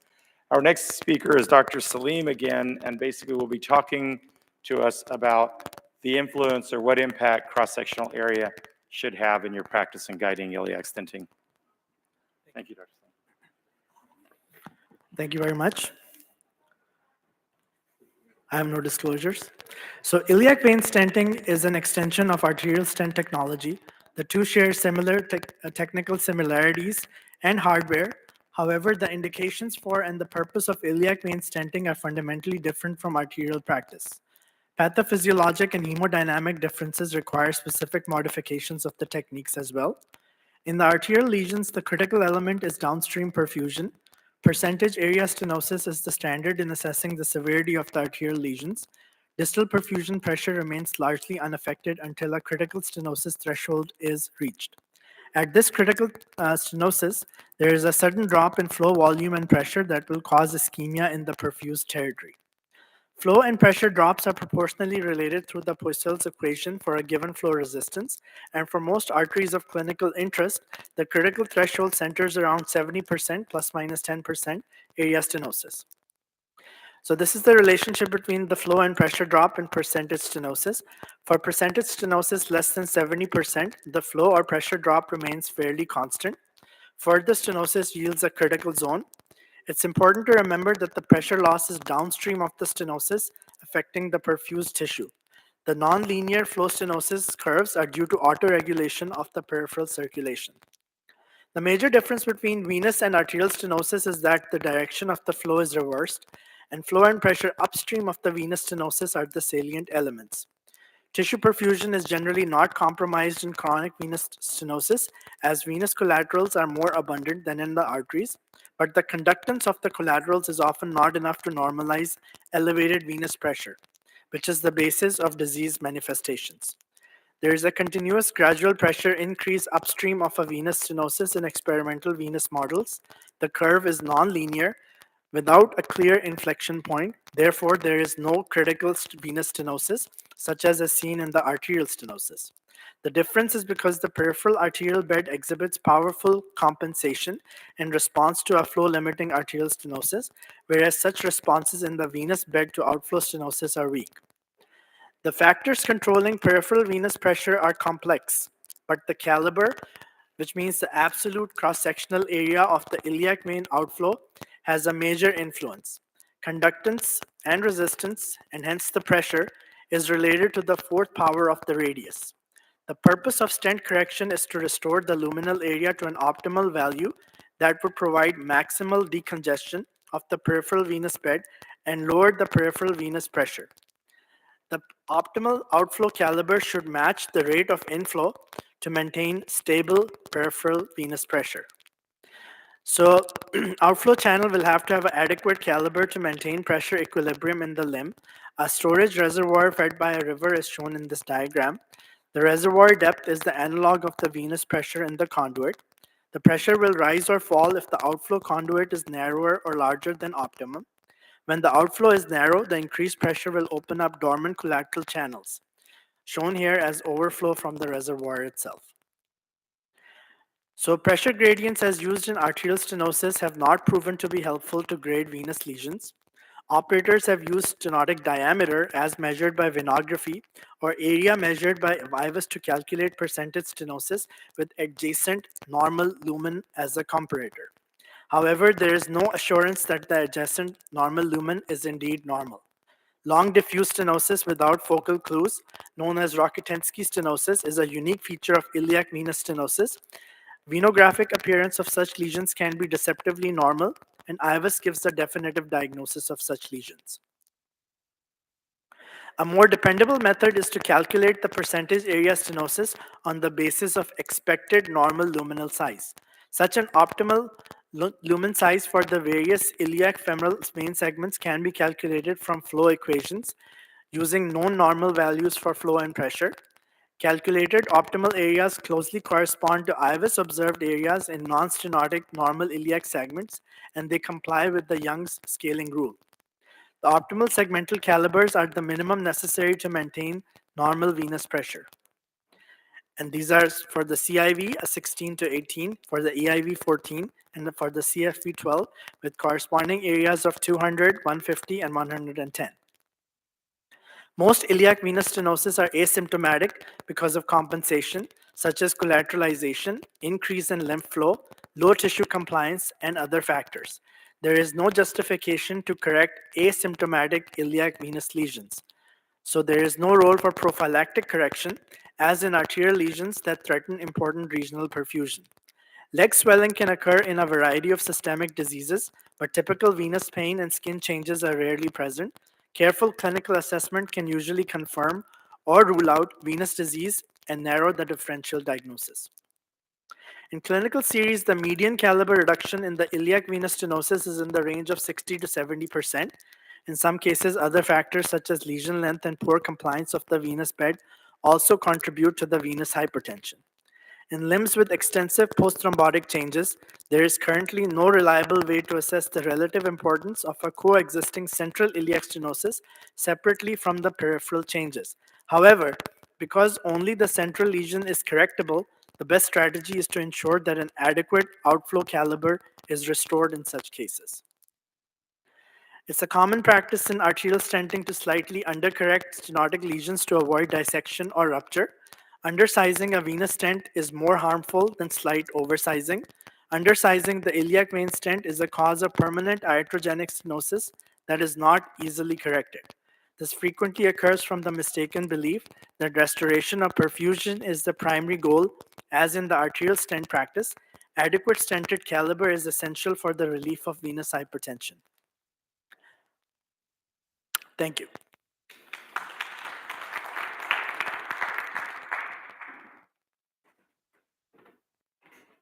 So our next speaker is Dr. Lockenpaul, who will be talking to us about combined superficial venous insufficiency with, I don't see him anywhere, so you know something I don't. Yeah, no, actually, he unfortunately wasn't able to make it, but I believe there's a adjustment in the program. Did we, for pelvic, at least I saw this morning, pelvic congestion syndrome? Yeah, why don't you get yours out of the way?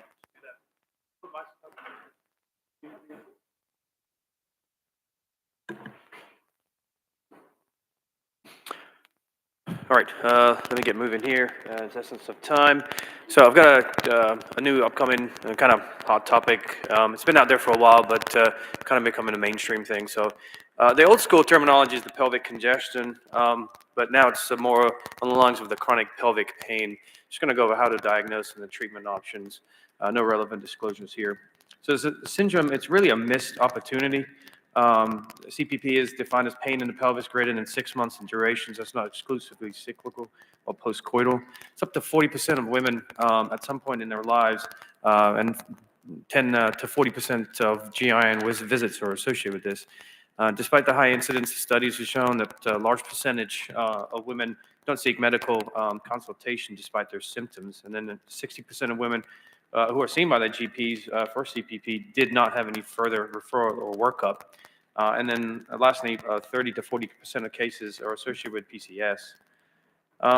So diagnostic dilemma and challenge, there's so many differential diagnoses in the general vicinity with endometriosis, ovarian cyst, PID, uterine fibrosis, PCS, GI issues such as IBS, IBD, renal calculi, and are involved in that general area. So you'll have multiple specialties involved, all try to figure out what's going on, but at the end of the day, they all come down to everything's normal. So anatomy and path, important relationships to note, left renal vein and the SMA for nutcracker, which we'll go over in a little bit.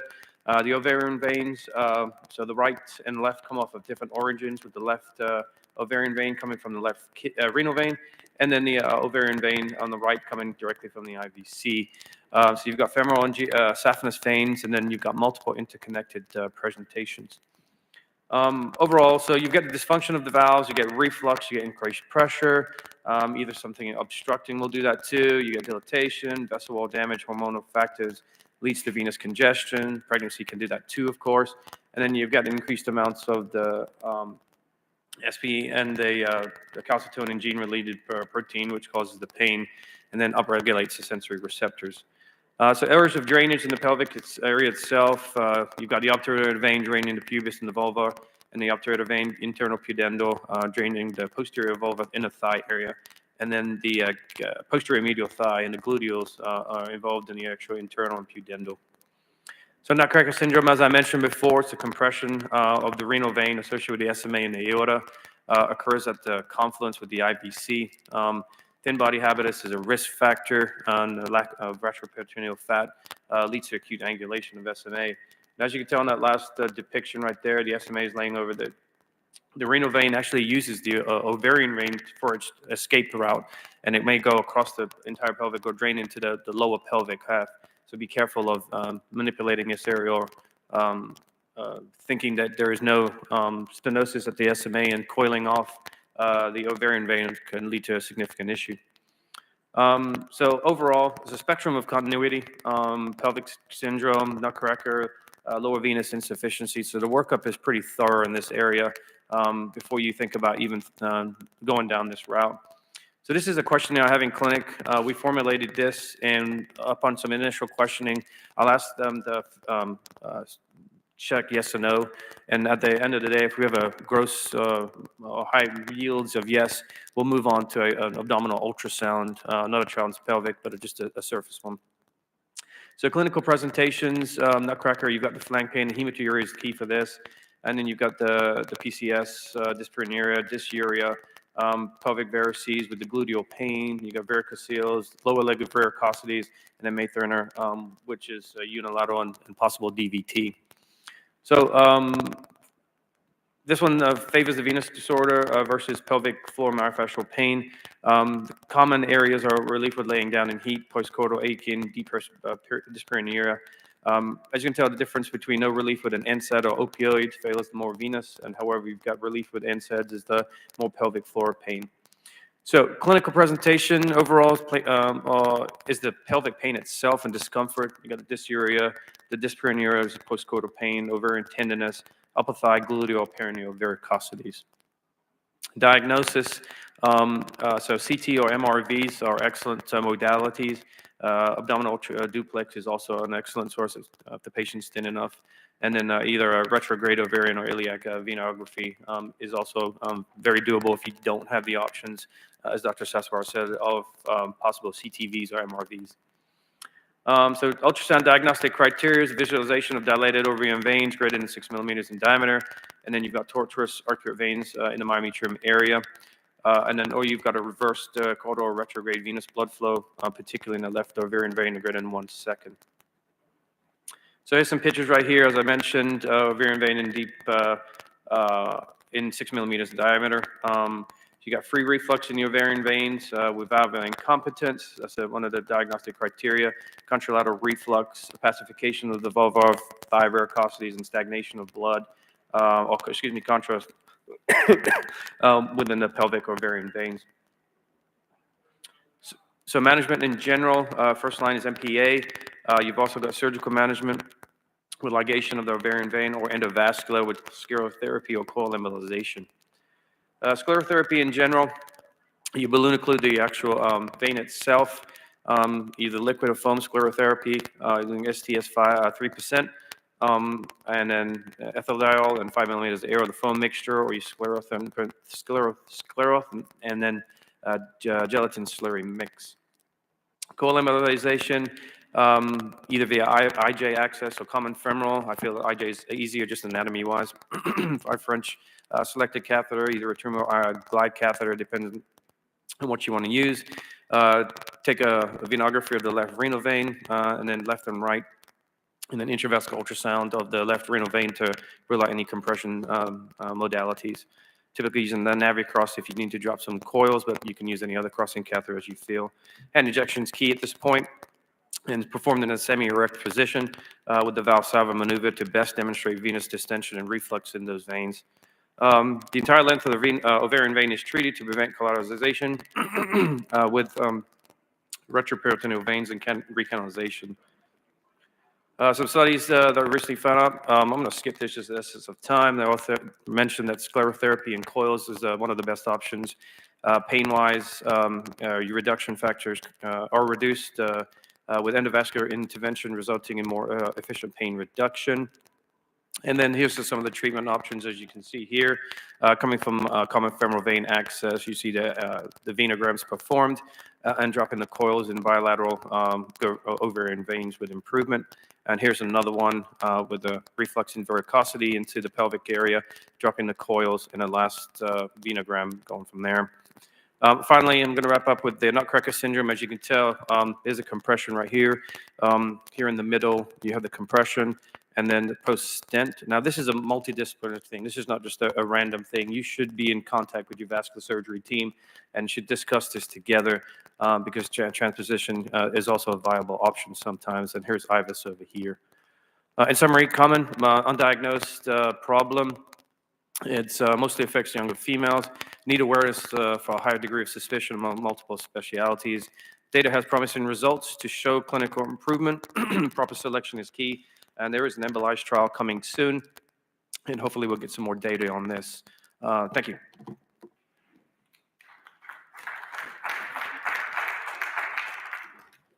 Dr. Mead. Well, that concludes this session. We're going to take a short break and come back in a few minutes with our final panel discussion. Thank you, all of you. Thank you.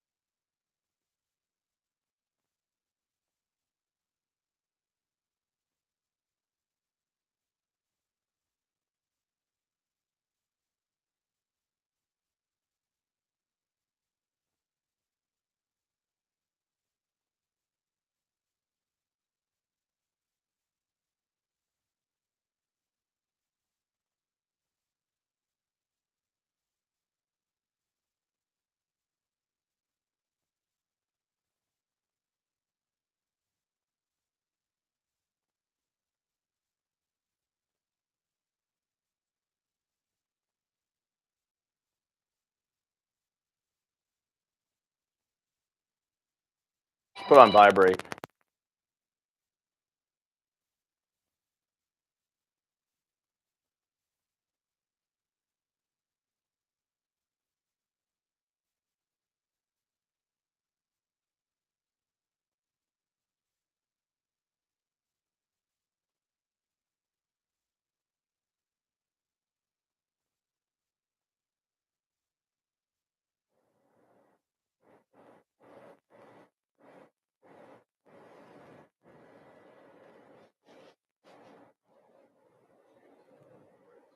I don't hear I don't hear the.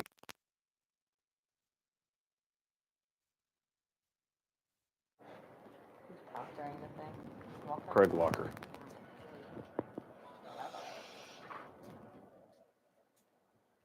All right. I may need that.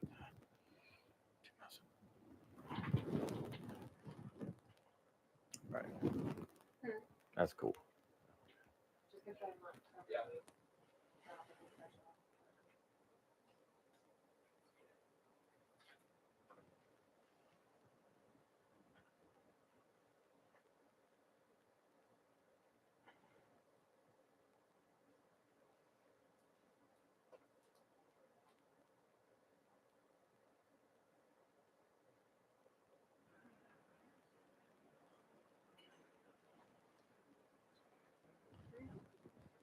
I hear some faint things, but nothing clear. Okay.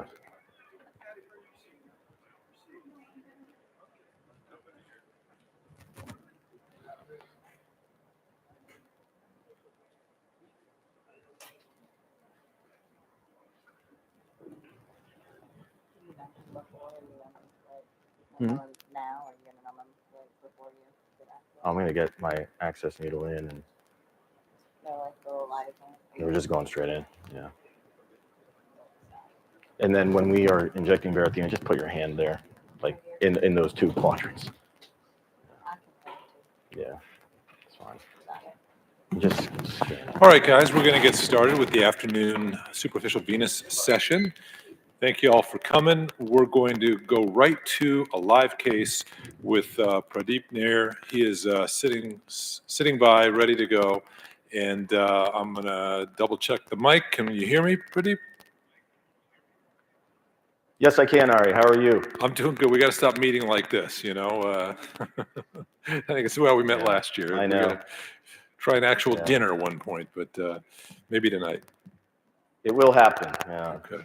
So I have a case that we're going to go over today, but before we get into it, I just want to say a few words and relay my gratitude and thanks for all of the attendees of NCVH this year, our 24th annual meeting. I want to thank all the industry sponsors who were able to help promote our meeting and help make it a success that it is. But very importantly, I want to send a special thank you to Dr. Craig Walker for again doing a phenomenal job with this year's meeting, and it's been a privilege to be able to work with him side by side in helping to make NCVH such a great success. And without further ado, I'm going to get into my case.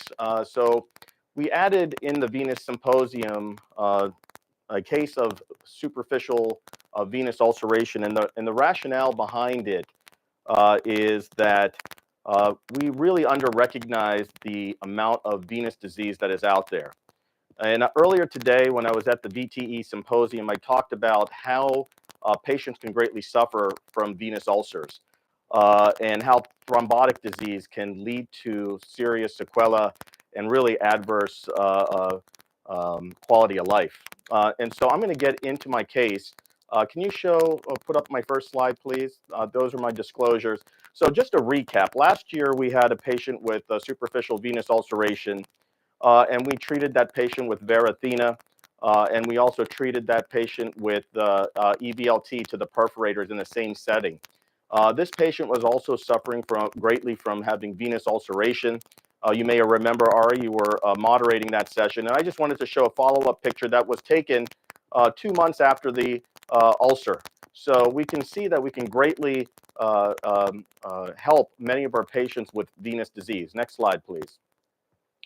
So we're going to get into our case. This is a patient who is a 62-year-old gentleman who is very gracious for allowing us to do this live case. He has a history of hypertension, hypothyroidism, venous insufficiency, and DVT. That is mysterious because he did not know about any history of deep vein thrombosis in the past. Nevertheless, you know, when we did discover this, that he had thrombus, he has been treated with rivaroxaban. He is a shop foreman and is on his feet quite commonly, so he taxes his legs quite a lot. Next slide, please. So here's a timeline of his therapy. The first part, in 2013 and 16, he had a wound that developed on and off, but were really typically small. So they would come and go. And what was done for him over time, between 2017 and 2020, he had treatment from another provider. First, he had an ultrasound. At that time, he was CEAP5. He had, at that time, diagnosis of a chronic partially occlusive thrombus in the right femoral, popliteal, and perineal vein, reflux in the right GSV and right small saphenous vein. So it was decided that because of the recurrence of his venous ulcer, that they would treat the GSV that was refluxing at the time. So he had a radiofrequency ablation. Unfortunately, a year later, the ulcer developed yet again, and he had foam sclerotherapy done to perforator branches, and then his ulcer healed.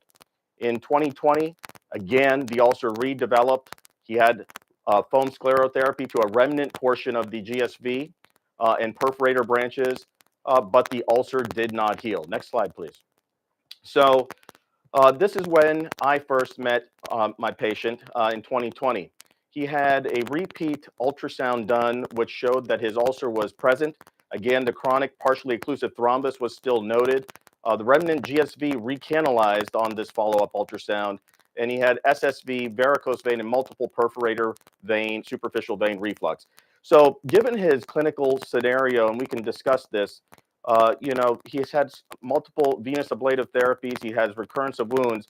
My pre-test likelihood and suspicion, and in addition to his chronic thromboembolic, or I'm sorry, his chronic venous thrombotic disease, made me think of a high suspicion of possible central vein disease. So I took him to the lab to evaluate him with a venogram. Next slide, please.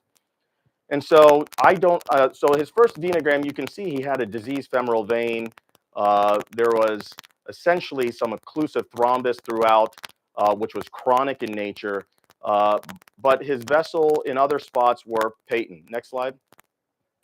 His iliac venogram was rather innocuous. It didn't appear to show anything, but this is why, Pradeep, those are not the reason why we showing. utilize intravascular.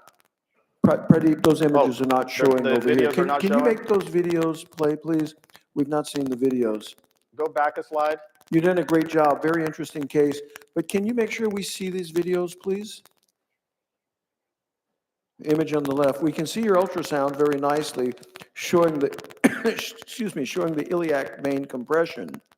So you guys can notice Yeah, that. if they can go back a slide, they can try to play the video. Try to play the video. We should have a video here which can be activated.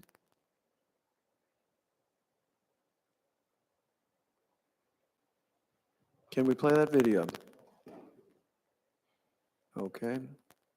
If it can't be played, just let me know and we can. Yeah, I'm not very optimistic with them getting it played. I don't see any big Okay. action in the back, and I'm not Well- seeing that getting played. Well, you know, sometimes with venography by itself anyway, we can be fooled. So you can see the compression on his iliac vein on the right side that clearly showed some compressive disease that we ended up treating. Next slide, please. And I apologize, this was a balloon inflation video of the femoral vein, which it was a video that showed the chronicity of his disease in the femoral vein, that we treated that with balloon angioplasty in his right iliac vein compression with an 18 by 120 millimeter Venovo stent. Next slide, please. And here are the final venograms, which I guess you're not seeing, so I apologize for that. Apparently, but we did get a... Pradeep, that's apparently coming from the lab. Jonathan just told me. Can someone there play those screens, and maybe we can just focus on the screens possibly? because we're not seeing the image. Maybe if you play it live, we can hit that with the camera and see it. Here we are. Now There we we can go. see that. That's Yeah, great. it's not, yeah. Now we can see it. That's great. Oh, you can see videos So playing? notice what he's seen here. It looks like there could have even been an old dual system here. And we see the veins. And whenever you see a recurrent ulceration, you can't explain. You have to think of a lot of things. You have to think about hyperthrombotic syndrome, but you always have to think about the potential for iliac vein compression. By autopsy data in people over age 70, as many as a third have some degree of iliac vein compression. That doesn't mean they all need treatment. But when one sees recurrent ulceration, you darn well better evaluate for iliac vein compression because these are the master drains of the leg. And if you don't deal with those, no matter what you do with all the tributary superficial veins, you're not going to get ideal healing. And so here he's taken this picture. You can see this very nicely. Beautiful. Can you now show those other images you mentioned, the balloon? Yes. And et cetera. Yeah, Your IVUS yeah, came you in can go before. back- If they can go back some. Yeah, and the IVUS clearly showed that there's a significant stenosis, and this stenosis is typically caused by compression. It's not atherosclerosis. It is where the right common iliac artery crosses first over the left common iliac vein, and then the right common iliac vein to become lateral to the right common femoral artery. And in so doing, it can compress it against the fourth lumbar vertebrae. And it was named after the two men that first described it, May and Thurner. So some call it May-Thurner syndrome and others call it Cockett syndrome, another doctor who had described it early on. It is common, but you have to think about it, and it's often missed. So I'll shut up and let you keep talking. Oh, no, those are all very excellent points that you made. But I'm going to get into the rest of the case. So we evaluated the central venous system. We treated it. And next slide, please. So this takes us back to, remember, we were treating him in 2020, treated the deep venous system in 2021. He had another healing of his ulcer, but a year later, it recurred yet again. So he had the ulcer that recurred. We treated his small saphenous vein because we felt there was some drainage coming from that pathway into the ulcer. We treated the remnant GSV at that time with Verathena. We treated some of his perforators with EVLT, and the ulcer improved, but it did not heal. And so I did perform another venogram just to evaluate because he still had some non-occlusive disease and to ensure that the stent was patent, and I didn't place it in a spot that may have led to some restenosis, but it was widely patent. And we did find some varicose veins and perforator reflux, but we couldn't understand why he wasn't able to heal. Next slide.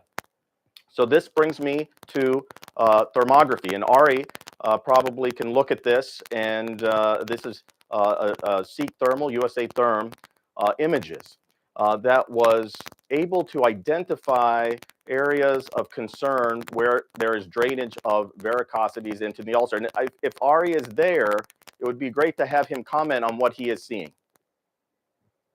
Yeah, so that is a terrific picture, very illustrative, and I don't want to take too much time because I know you're there, and I'm going to talk about this in the next talk. But if you look at that right leg, you see two very interesting things. You see in the middle thermogram, you see a vessel which looks to me like a remnant of the distal GSV coming out with perforators because they get a bit hotter or whiter. So only blood that is hotter than the surrounding tissue will show up in a thermogram. So specifically, the skin is one temperature, it's usually room temperature, and there's only one type of energy that can get this to turn white. That energy is from heat coming from the core system. So it's refluxing back where it's supposed to be going from the superficial skin into the deep system. So that is that white line that you see right by the 57-degree mark there. That's just showing the room temperature, awfully cold in there, by the way. And that is also very interesting to see at the very middle where the actual ulcer is. So now you can see the ulcer because it is cold, because the ulcer itself doesn't have hot blood. The ulcer itself is basically getting close to room temperature because it's poorly covered. It doesn't have the crux of all that heat that surrounds it, which is the dead venous blood or deoxygenated venous blood that surrounds it, makes it weak, and then like a volcano, the ulcer will erupt.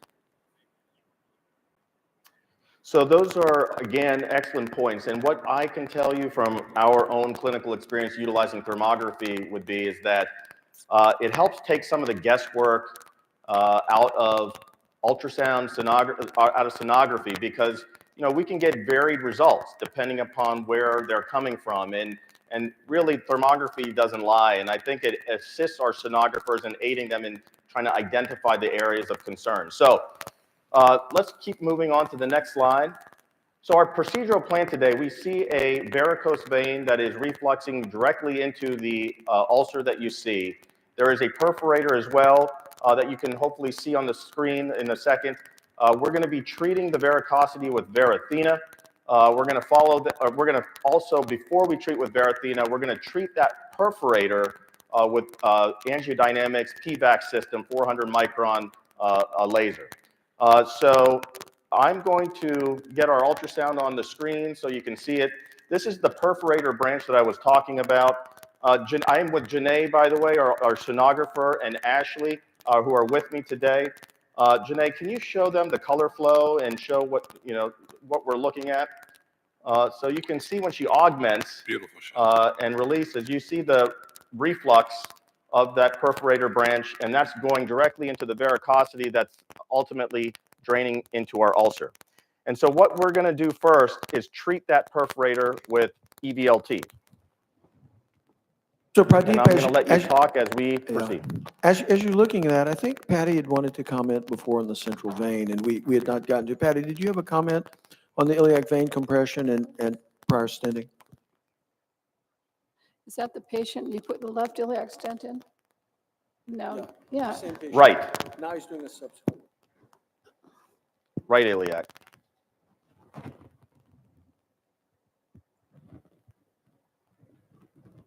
So we get access with a micropuncture needle.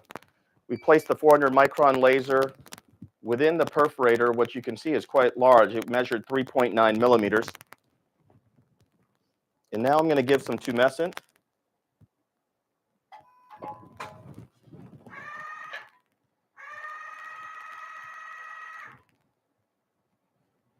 And I can tell you the skin is very leathery. It's very tough to even penetrate with the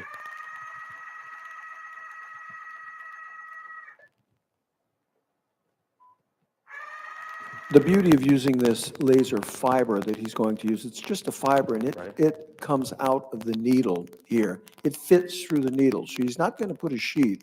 He's preset the distance of this with a TUI on the back so that when he puts the laser fiber, he'll get his needle well into this vessel over a wire. Then as he puts the laser fiber inside, it's there. And as he activates, he'll be able to treat this millimeter by millimeter coming back. And with this, it's the lowest profile system we get in. We found this is incredibly effective in shutting down these perforators. And so you'll see it. Maybe we can have Janae point it out. You can actually see the blood at the tip as it gets agitated by the laser as you're doing this. Tip of the catheter where the agitation is occurring? Yeah. All right. Good. I'm going to do one more, and then we're going to complete this ablation. So I use a pulse system when I do my ablation. So just see how we're looking with color flow. And now let's go ahead and raise the leg for me, please. Good. So that perforator has been adequately ablated. Now we're going to initiate our Varithena process. I know we're going to get the session rolling, so does it come down anymore? Yeah. We're going to raise the leg. This is a very important point when we use Varithena. So Varithena, polydocanol foam, it has very low nitrogen content, oxygen, carbon dioxide, creates micro bubbles that are able to adequately ablate or sclerose our veins as we inject it. So what we use is a micropuncture access. I've already gotten access in the interest of time. So we use, obviously, ultrasound guided access in a longitudinal plane when we do get access. So I have a wire in place, and I'm going to go ahead and place my micropuncture sheath in. Now, an important point when we do Varithena is that we want to flex the leg backwards so that it also helps to close any perforator branches that may be along the path that you didn't see from ultrasound. And so entering with the sheath is very tough because I told you about the skin. So can I see the sheath real quick? All right. So I'm going to pull the wire out, and I'm going to pull the sheath back just to the point that I need. Right there should be good. All right, so when I start below the knee, I start with a low quantity of Varithena, typically. Start with 2 ml, and so that's what we're going to start with. And that helps to, in my opinion, have the vein narrow before we give some more on the second pass. So here we go, foot back, and you're going to see the Varithena entering here very shortly.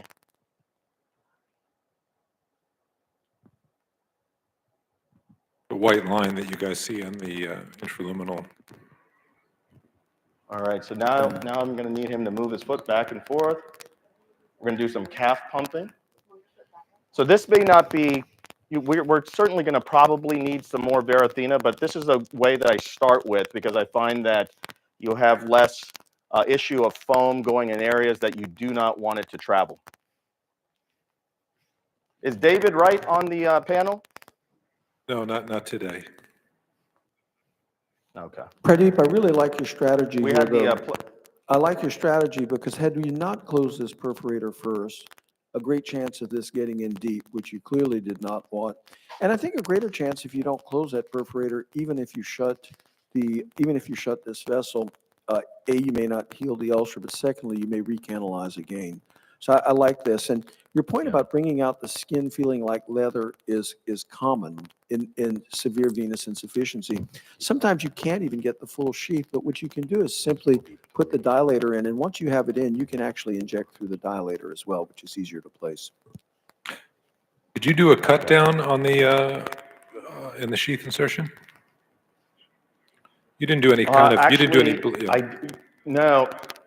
No, we have a stiff a micropuncture sheath from Angiodynamics, so the actual sheath itself does have ability to have penetrance through even leathery skin, and we use this in the arterial system too for micropuncture access at times in calcified arterial vessels. So it will go, but you just don't want anything floppy because you could bend the micropuncture wire and that could cause problems. Well, you're making it look very easy for those of you that are watching. Not only did he not do a cut down or any kind of blade, 11 blade insertion, which sometimes has difficulty in healing, particularly with a patient with lipodermatosclerosis. All right, so let's go ahead and So he's making it look easy. Also, the ultrasound tech in him, as you can see, are working exceptionally well. So he has both hands technically available. So getting, an ultrasound tech comfortable and working together is something that I hope everybody notices.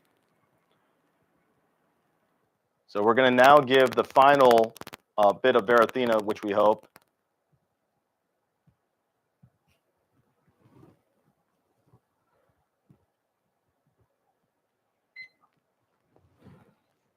Audience, this foam adheres to the wall, and it causes endothelial destruction and scores down the vein. This vein is working against this patient. It's raising pressure. It should be returning blood back into the circulatory system, and instead it's returning this blood right back down the leg. And so this is able to then close this, and it has very nice closure rates, and I think an incredible way to treat this kind of a lesion. So Dr. Walker, I think it's important for the audience. I mean, the superficial venous ablation, in my opinion, is, it may not be a hard procedure to do, but there's a lot of thought that's involved because these patients are chronic patients. These are patients that are with us for life in many respects. Ulcer recurrence is an issue that we're facing day in and day out. But in my own practice, and I know for you as well, we treat critical limb-threatening ischemia, but some of the most satisfied patients are those who we can heal a venous ulcer on because it's really a life-changing, has a life-changing impact on them. So I just wanted to make that point for the audience, and we really should not dismiss superficial venous disease. I think those are great points, Pradeep. And I think you've done one other thing here to ensure that this patient doesn't re-ulcerate. You've treated the iliac vein that was clearly compressed by your IVUS that you showed before. That's a great first step. You know, obviously in a building like this, there are many, many, many drains. Each of those drains ultimately have to drain though into a master drain to get out of this building. And if the master drain isn't working very well, you end up with problems. And so those iliac veins behave in a sense like master veins. It is very important when you see ulcers in the legs that are not healing to Yep. make So- sure a patient doesn't have critical disease. So there. Janae's going to show you the ultrasound. I'm so sorry to interrupt. Janae's going to show you the ultrasound because I think we're done. This was quick. Just show them the ultrasound from the sheath and follow it up. So the foam has, you can see the walls of the vessel have really thickened. The lumen is actually quite small and occluded. And you know, our hope is that this will be enough to get him healing. You know, off camera, offline, I'm going to just evaluate any of the other veins in the area around the ulcer. But I think what we would do in this scenario is stop here and, you know, we just continue with close follow-up. Really elegantly done. Job. Really good job. So this came out great. And Janae, you look great. I don't know if you can hear us, Janae, but you can tell Janae we're giving a Did you hear? compliment. You did a great job. Dr. Walker said you look great. Yeah. Shanae's She says- one of our she says very thank good you. ultrasounds, and so I didn't think she had heard. But anyway, we have wonderful ultrasound techs, and they, you know, they make your life so much better with this. This is so crucial. We have quite a few, and our ultrasound techs are very devoted. We owe a lot of our success here to them. Thank both of you guys. This was a beautiful demonstration. Beautiful. Proud of you. Thank you.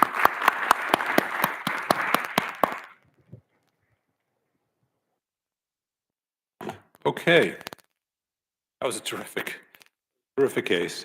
I'm going to actually add to that a little bit because a lot of the things that Dr. Nair had brought up are applicable with this particular talk is using thermography as a tool for patients with a variety of circulatory concerns. And I was asked to actually talk about some of the arterial ones as well. So we're going to mention those. So let me go forward here and yeah. No. Nope, there we go. So these are my disclosures. I'm a cardiologist by trade. Now, venous circulation is obviously the problem here that we're discussing today, although I will mention arterial along with it. But CVI, and Mary has taught me this through the years, is a huge problem. 70, 80 million people minimally in the United States.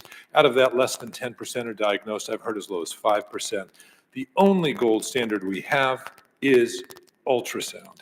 Duplex ultrasound, as you can see with the sort of the weight, the scales there, it is tipping the scales to be a little light. It is not a great screening tool. It is a great imaging tool. So we need to find something better, and that's going to be the focus of some of this talk, as well as to understand that as we're doing imaging, it's going to take 45 to 90 minutes to do a proper exam. So that is an ICAVAL number. That is something that we're supposed to be doing. And as you can see, this is why. There's a lot of varying anatomy. It takes a lot of augmentation to see the refluxing vessel. So a lot of physical tediousness to get it all right. There is no screening or mapping tool that we've come up with that can be useful in venous insufficiency. And that's the problem.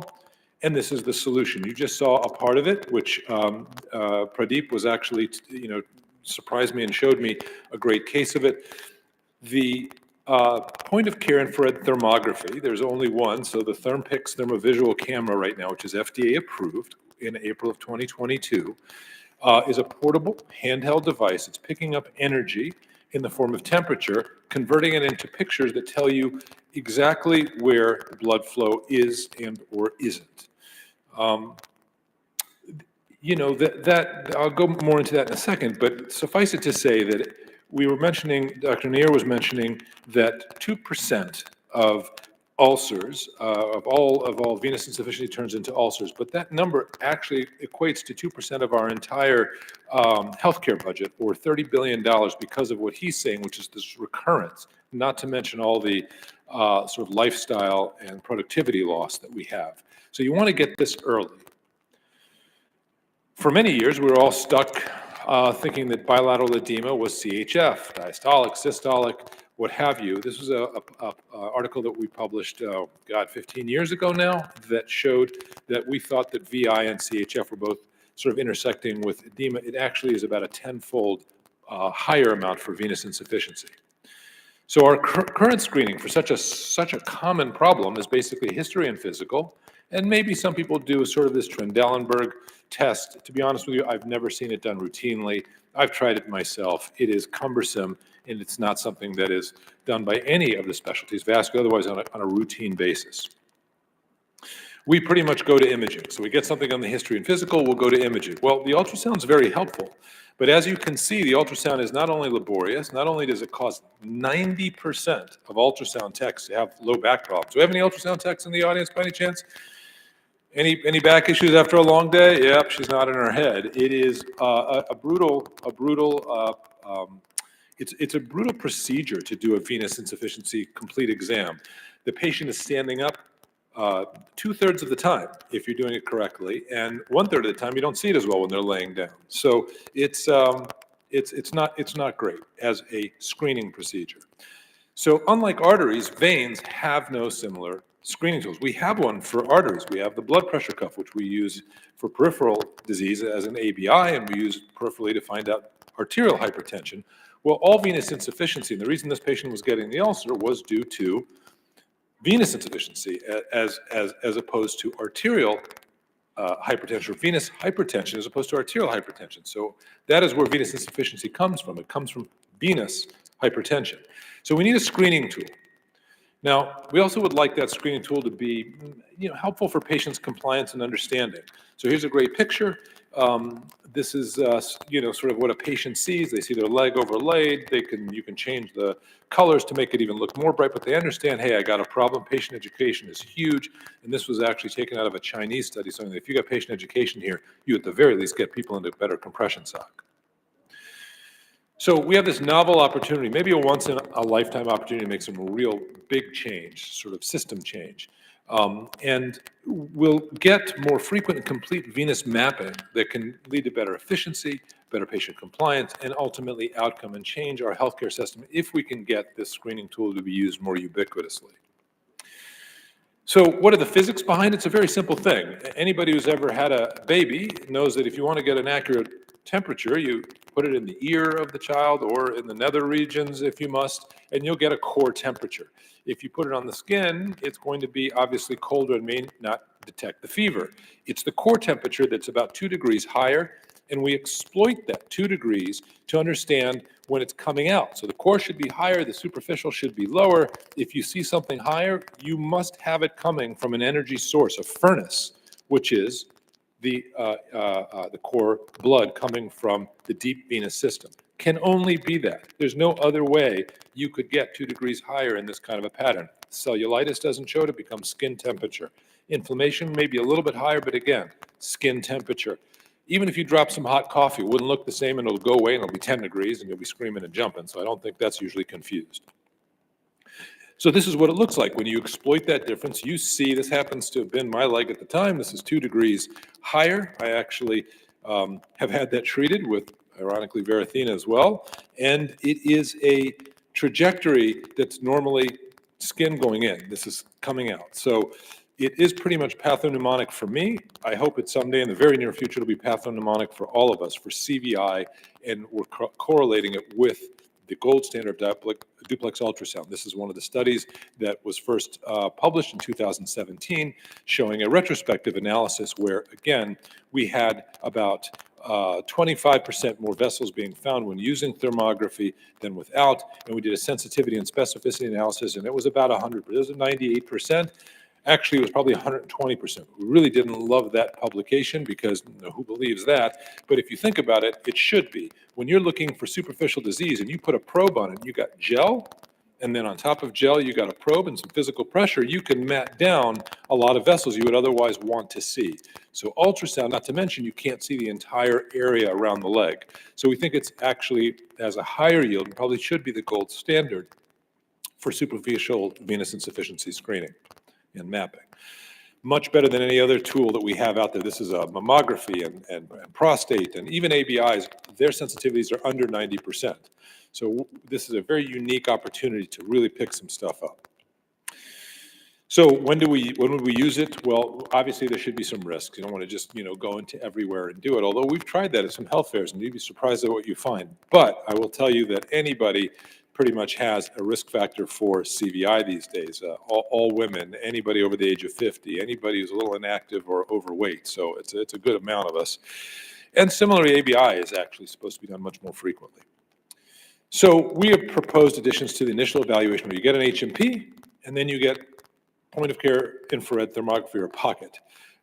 We're trying to get the American Academy of Thermology is already completely wants to do this. The AVF and the AVLS are currently investigating it.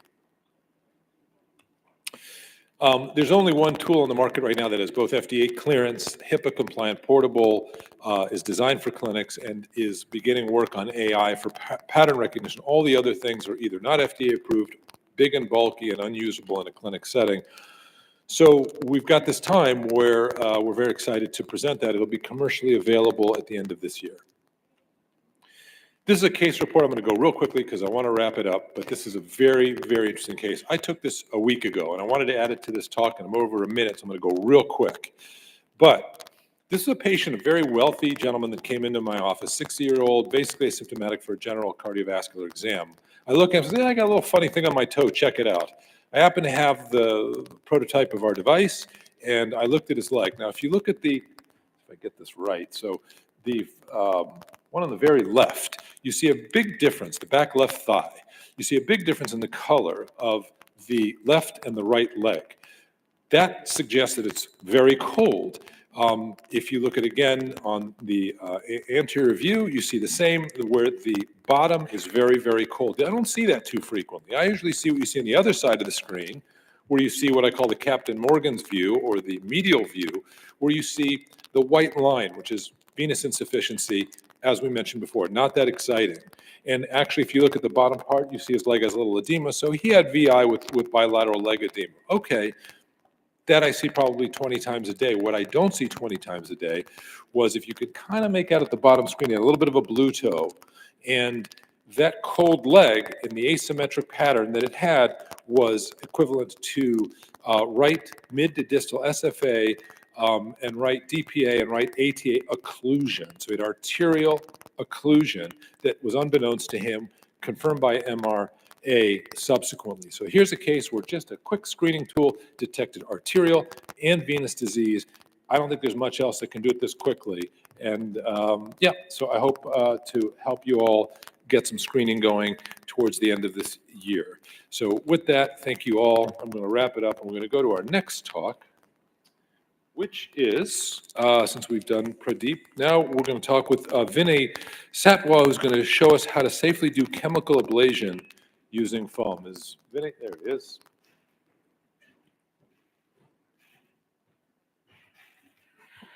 Thank you. Good afternoon, everybody. It's a pleasure to be here and share the podium with such an esteemed panel of experts.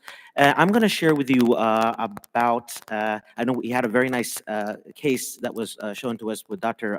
Pradeep, and he illustrated how important, how effective Varithena can be. So I'm just going to help solidify the points, the salient points that were brought up during the case. And so let me share with you a little bit about my evolution. First and foremost, I've been treating venous insufficiency for about 14 years, and we all know, if we've done it long enough, that we started with the thermal tumescent modalities, and that was pretty much the standard of therapy for many years. As of recent, non-tumescent, non-thermal strategies have come to a market and light, and it's important for us that if we're treating this in our practice, it's important for us to have all the available tools that we can help our patients with. So my evolution with chemical ablation was, first, like many of my colleagues, what's the big deal? It's foam, it's polydolcanol, right? It's been there. We've had physician compounded foam for many years. And so when I actually went back to look at my data, my closure rates on physician compounded foam were not as high as I thought. I was using it in the distal GSV segments in patients that I was worried about neuropathy, and I found that my closure rates were no more than 60%. When I started utilizing chemical ablation in the distal vein GSV segments, my closure rates went up above 95%. And so that's where chemical ablation really caught my attention. It makes a lot of sense. It's a more stable compound. The microbubbles are more uniform, allowing the compound to be more effective, more potent, causing better closure of the vein. As I became more comfortable with closing distal GSVs, I then started asking myself, well, what about patients that have had previously treated veins? Is there something I can do to help these patients that have had recanalization? We know many times years later, these veins can open back up. And so when patient has chronic scarring, it's hard to put a thermal catheter into these veins. And so we were able to, I was able to use the liquid as a property, as an advantage to get into those occluded segments or the open segments in between the occluded areas. The next question then I said was, what about ulcer beds? Patients that have had these non-healing ulcers for many years. We know that oftentimes there's tributaries at the base of those ulcers where the blood is just pooling, and it's very hard and difficult to get to. And finally, while I do phlebectomy in my practice, I'm not a huge fan of a lot of phlebectomy sites, especially when the skin is already fragile and the patient has non-healing wounds. So my next question was, well, if I can decrease my number of stab phlebectomies and drain the main sites, maybe I can inject the rest of it with the chemical ablation agent and close. And then finally, as I became more comfortable, I started utilizing it above the knee in the GSV segments in proximal GSV closures. And again, this was my evolution, and it's a learning process. It's not something that just comes overnight. As Dr. Walker said, help educate yourself, help educate your community, and by all means, take advantage of all the resources we have to learn these techniques. I'd like to jump into a case here. This is a 46-year-old female who presented with right ankle pain and hyperpigmentation and skin breakdown. She initially experienced right leg heaviness and achiness for several years. She's an ICU nurse. She stands on her feet for prolonged periods. Obviously, not very easy for her to sit down. Worsening, the skin discoloration she noted was worsening in her medial right ankle with breakdown over the last 3 months. And she was getting concerned about it becoming infected. She was evaluated by a primary care doctor, put on some antibiotics, and said, do some wound care, and we'll see where it goes. No other medical history. As you can see, this was very concerning, this right medial malleolar skin breakdown. And during one of her shifts, she spoke to one of the vascular surgery PAs and showed it to her. And the PA very astutely said, you should see somebody for venous insufficiency because this is looking more and more like that. So common things being common, we started with a duplex ultrasound study, and the thermography sounds fantastic. That's certainly something that, talk about really neat technology, something we can definitely demonstrate and employ in more of our patients. But this patient had right GS3 reflux, not surprisingly, from the proximal to the mid-calf segment. And at the base of the ulcer, you can see that there are tributaries that are feeding it. The other issue is that we all know that not all GSVs are straight, right? They come out of the fascia sometimes. And so this GSV was actually exiting the saphenous compartment and dumping back in proximally. So what are our options here? We can continue compression, wound care, which the patient was doing, assess for infectious causes, treat the incompetent GSV, or should we check the pelvic compartment? And while none of these answers are all incorrect, I think the most correct answer would be treating that incompetent GSV. Then the next question is, what are our modalities? And again, we know thermal and non-thermal modalities exist. We know that thermal modalities have good closure rates. We have very robust data on it, but we also know that there's limitations with tortuous vessel anatomy and the potential for thermal skin burns. So the non-thermal component allows us, the chemical component allows us the best chance of healing the ulcer because it penetrates into those tributaries. But the next question is, if we're choosing chemical ablation, how do we ensure that the proximal GSV segment is not causing, or the foam is not making its way into the deep system? And so with that being said, the next question is there a diameter too large? And is there effective techniques that are safe and reproducible? And so with that being said, again, this was an evolution and learning. And so the first thing you need to do is you need to elevate that leg prior to doing chemical ablation. You want to make sure that that vein is drained as much as possible. Then you want to make sure that once you're injecting the medicine, there's less displacement of blood. So as that medicine makes its way in, there's better wall contact of the medication. You also want to wait. You want to elevate and wait about 5 minutes to let that vein drain. You can get access into the vein prior to elevating, because we know that once the vein leg is elevated, the vein can spasm or become smaller and shrink. So you can go ahead and access, make sure you put a sheath in, because a sheath allows more stable access in that situation. Once you have your access and you've elevated for 5 minutes, you can go ahead and you can inject the medicine. You saw the live case, so we don't have to belabor that point. But what I do in the situation where the GSV is refluxing in its entirety is I do access the distal thigh segment first and inject in the distal thigh, and then inject in the distal calf second. Why? A couple of reasons. One is that if you try to inject medicine in the distal calf segment and think that that potency is going to be the same as it's making its way up into the thigh segment, it's not going to be. So inject potent medicine into the thigh segment and then the same potency of medicine into the calf segment. Second, what you noticed in Dr. Pradeep's case was that as he was injecting the medicine, the vein was spasming and right in front of us. That's a good sign. And so when the vein spasms in the thigh, as you're injecting medicine secondly in the calf, you can feel very comfortable that medicine is not going to travel very far up and it's going to stay in that area, allowing better closure. So how did this patient do? At 3 months, you can already see the ulcer healed. At 6 months, you can see lightening of the skin. And at 9 months, take a look at this, ladies and gentlemen. We got this patient in 9 months to get there. And believe you me, there's not a week that goes by that we don't see a patient from that hospital that she goes around telling everybody what wonderful, wonderful treatments are out there for patients like her. So with that being said, a second case, very similar, right medial ankle ulceration, but this was very interesting. This was recurring for 4 years, seen by podiatry, seen by wound care. He was using compression, but wasn't very effective. He did have a DVT 10 years ago and was treated on warfarin at that time.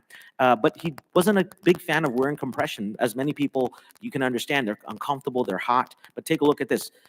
Nasty ulceration in the right medial segment here. He had a deep vein ultrasound performed in an outside section office and basically was told, you know, your deep system doesn't have any issues, no DVT.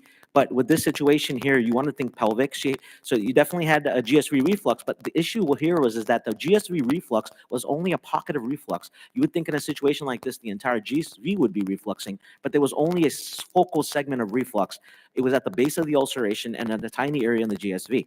So that's why you think pelvic in a situation like this. Could there be something going on? Take a look at this venogram. You can see that cross pelvic collaterals there. You can definitely see that this patient had probably post-thrombotic syndrome from that DVT. And we went ahead and we stented that right iliac vein, and no longer do you see those collaterals. But look at this, at 6 weeks, there was really no improvement. He did say that his right leg heaviness improved and the swelling improved, but that circumference measurement was improving, but that ulcer was not getting better. So we decided at this point to inject the tributaries right into the base of the ulcer and get that chemical ablation into that area to help better close the segment. And the occluded tributaries were very nicely treated at that point in time. So as you can see here, at 6 weeks and 12 weeks, this patient did very, very well. So what I like most about chemical ablation, ladies and gentlemen, to wrap it up, is the ease of use, the versatility of the modality, the patient satisfaction with less needle sticks, great outcomes, being able to get into tortuous anatomy and recanalize veins, and helping these patients that have ulcerations heal effectively. And with that, I thank you very much for your attention.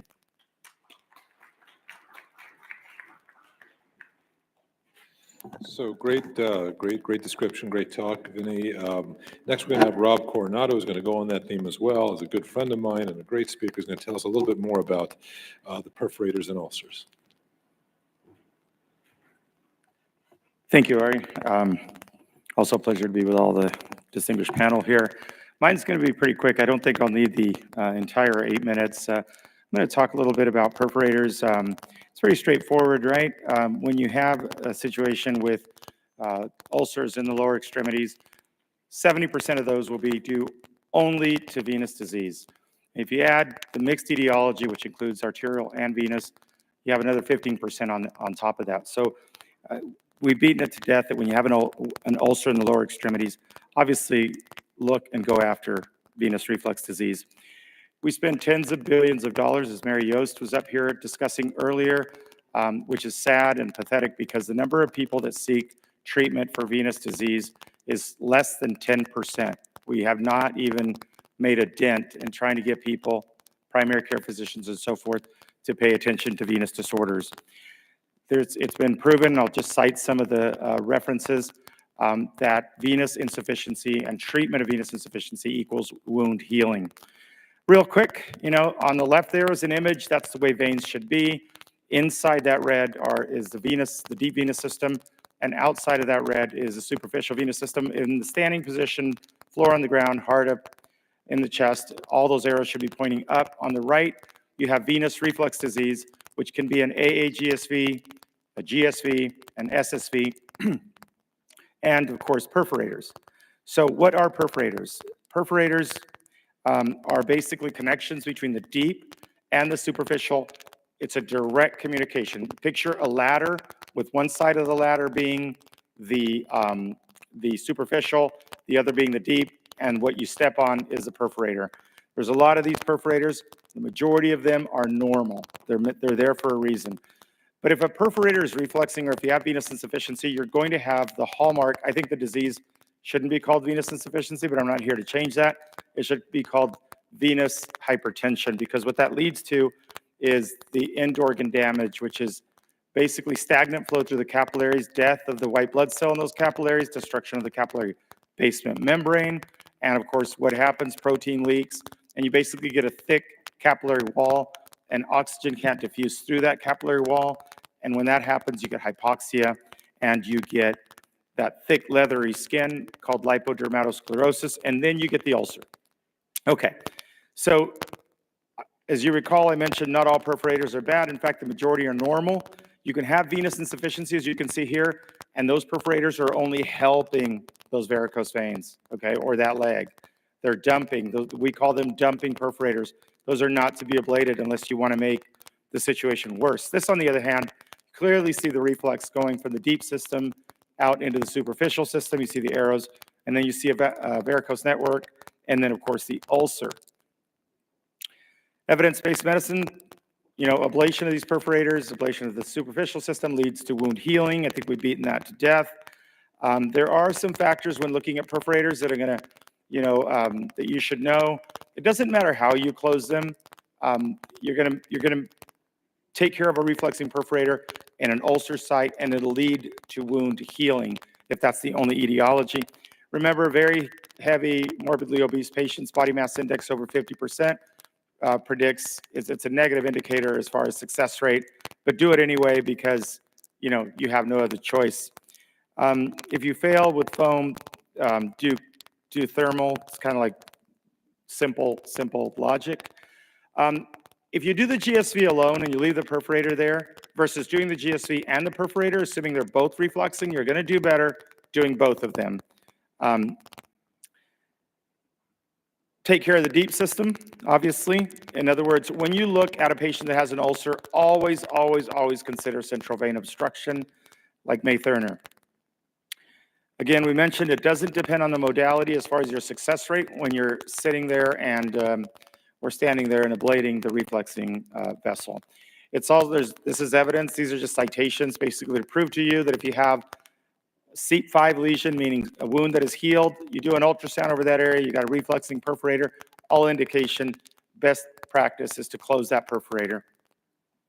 Here we go again with what we should. I know this is very repetitive, but if there's one thing I want you to take out of this talk today, not the technique or not what you use or not that it helps, don't ablate dumping perforators because you're only going to make it worse. And I have a lot of patients that come to me, and I mean a lot, because the situation was worse, and they have had 20 perforator, well, that's the maximum. I had a patient had 20 perforator ablations.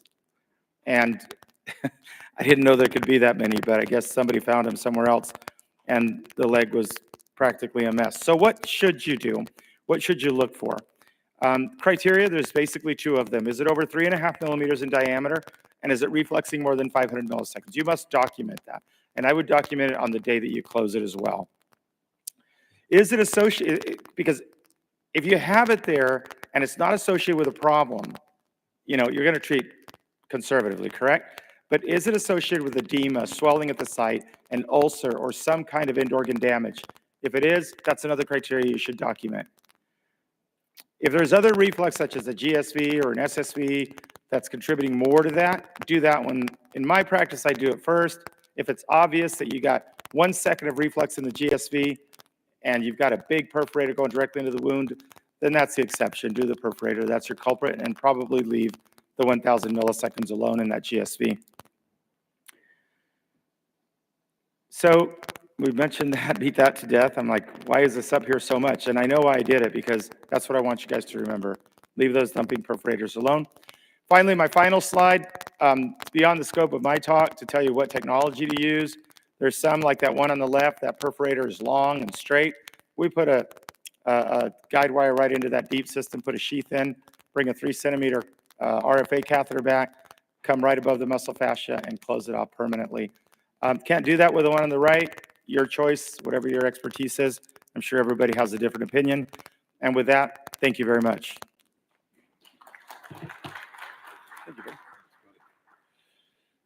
Okay, thanks, Rob. That was very clear and concise.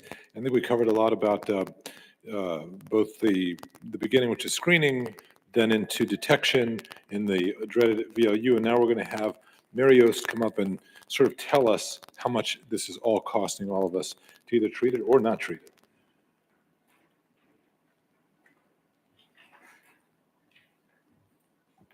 Thank you. We're going to talk about the money now. The overall cost of venous disease. Disclosures, none that are relevant to this discussion. If we look at the costs of venous ulcers, we estimate it costs between $21 and $46 billion. Now that's much higher than the commonly quoted $1.5 to $3 billion that you see frequently in the literature. There's some differences here. The differences reflect lower ulcer incidence, 400,000 to 600,000 in the old data versus 2 million. Lower per patient costs, 5,000 versus 18 to 23,000. And very importantly, the costs that are used in those old data is mid-1980s patient costs from the UK or Sweden. And it is not valid to use costs from other countries to calculate US costs because there are differences in prices, reimbursement, and treatment patterns. You also see frequently stated in the literature that venous ulcers costs account for 1 to 3% of national health expenditures. If you do that math, the current number would be 30 to 90 billion. 21 to 46 billion is at the low end of that range, so it doesn't look so crazy. Now, venous ulcer costs are primarily outpatient, 43% are outpatient, another 35% are home health care, nursing, and dressings. And unhealed ulcers cost more, close to $38,000 for an unhealed versus about $12,000 for a healed ulcer. Now, this is very important. Treatment costs are increased by delayed referral to vascular specialists. This was a single center study. And I was amazed at this. Patients were seen 8.6 times at the wound care center before they're referred to a specialist to determine the causes and the appropriate treatment for these ulcers. And the median time between the first patient encounter and accurate diagnosis and treatment was almost 8 months. So since venous ulcer treatment costs range about $2,900 to $4,600 per month, every month that goes by runs up those costs. So referral delays increase the costs. Recurrent ulcers cost more, $14,000 plus versus, again, $12,000. And if you compare the annual economic cost of incident disease, venous ulcers, incident disease cost about $38 billion. That's in the middle of my range. Note that that's compared to $11 billion for cancer and $21 billion for incident diabetes. So this is a very expensive disease. Turning to VTE, acute venous disease, interestingly, the data shows that it also costs $21 to $46 billion. Now, there's direct medical costs and indirect costs, the cost of premature life lost. Note, however, that these are 2011 dollars. So just from inflation alone, this $21 to $46 billion would be considerably higher today. There's also another missing piece, lost productivity. We don't have a specific cost for lost productivity. However, we know that from some European studies, the cost of lost productivity can be as high as 50% of the one-year cost of treating VTE. In addition, we have US data that looked at lost productivity costs per employee, and both short-term and long-term disability for DVT and PE are very expensive just looking at long-term disability costs per employee between $48,000 and $58,000 per employee. And VTE patients incur higher costs than matched controls. All-cause healthcare costs for the VTE patients are $33,500 compared to about $18,000 for patients without a VTE. Remember, they're matched. And the key difference is hospitalization costs well over $10,000. Now, VTE costs are primarily inpatient in contrast to ulcer costs. Whether you look at Medicare or commercial data, you see that around 75% of the costs are inpatient, 18 to 20% are outpatient. Now, looking at the cost of hospital-acquired VTE, what we see here is DVT is the least costly, $9,500, PE around a little less than $12,000. But if a patient has DVT plus PE, the cost is up to close to $37,000. Now, there's a dilemma here that we know that inadequate prophylaxis increases VTE costs. However, anticoagulation with low molecular weight heparin is, is associated with costly adverse events, particularly bleeding. And in this study, major bleed in 5.8% of the patients, and the major bleed costs well over $17,000. But if the patient had an ICH, the cost was close to $36,000. And not surprisingly, recurrent VTE costs more. Again, whether you look at commercial patients or Medicare patients, just looking at the commercial patients, annual recurrent VTE costs over $82,000. Cost for no recurrent VTE around $37,000. And the complications increase costs. PTS can cost $60,000 plus. HIT can cost $5,000 to $7,000. CTEPH is very expensive, $66,000. Fortunately, it's fairly rare. And we mentioned bleeding costs, and what we see is that major bleed can range up as high as $23,000. Now, PTS itself increases annual per patient costs for the DVT patient. If you look at a patient with DVT plus PTS, $20,600, compared to a patient without a DVT patient without PTS, $15,800, and this is very old dollars, so it's $2,006. Again, in today's dollars, these numbers would be much higher. And VTE increases the costs in cancer patients. If you look at the treatment costs of cancer patient with a VTE, $49,000 plus, but a cancer patient without VTE, $26,500. So conclusions, 2 million venous ulcers cost between 21 and 46 billion annually. Venous ulcer costs are primarily outpatient. Unhealed or recurrent venous ulcers cost more than primary. Economic cost of incident venous ulcers is higher than incident diabetes and all cancers combined. Economic cost of VTE is 21 to 46 billion. That's a very conservative number and needs to be updated.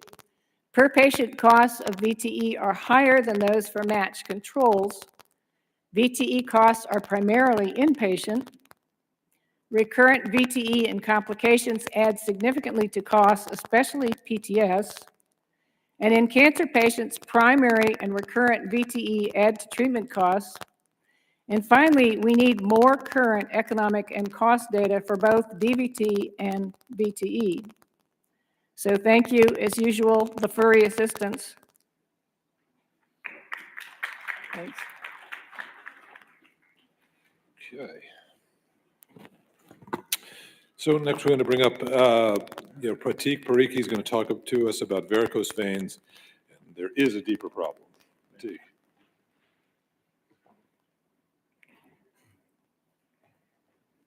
No disclosures related to the topic. Basically, I'm trying to go over the definition, epidemiology of varicose veins, anatomy and physiology, normal, as well as etiology of varicose veins and venous refluxes, and some mechanisms of formation of varicose veins. If time permits, we'll go over some ultrasound evaluation of venous reflux. Definition of varicose veins is dilated, tortuous veins in subcutaneous tissue. They are usually more than 3 millimeters in diameter, and they are mostly in the lower limb. The main contributing factor is venous hypertension, as we all know. So the common manifestations range from telangiectasis to the ulcer. Usually, varicose veins, when the first two pictures, people don't usually pay attention to the underlying problems and they address the superficial. I think which is where almost 20 to 30% of the patients will progress to ulcers down the road in next 10 years. So this should be viewed as a warning sign, and appropriate evaluation should be done. Some of the symptoms are very well-known: pain, swelling, muscle cramps, and venous claudication. Risk factors, multiple of them, family history being the most common, age, and females. Without going in detail in epidemiology, we'll just skip to the normal venous systems of the lower extremity: superficial, deep, perforating veins, and the connecting veins. The perforating veins are the one that connects the superficial and the deep system, and the connectings are the one that connect within the same superficial to superficial and deep to deep. There's multiple, there's two truncal superficial veins. There's GSV and SSV. Basically, there are four separate perforators areas. Those are important ones. The superficial ones, veins drain the skin and the subcu. The perforators are the one that allow the passage of the blood from superficial to the deep. The deep ones, deep veins are usually named after the arteries, and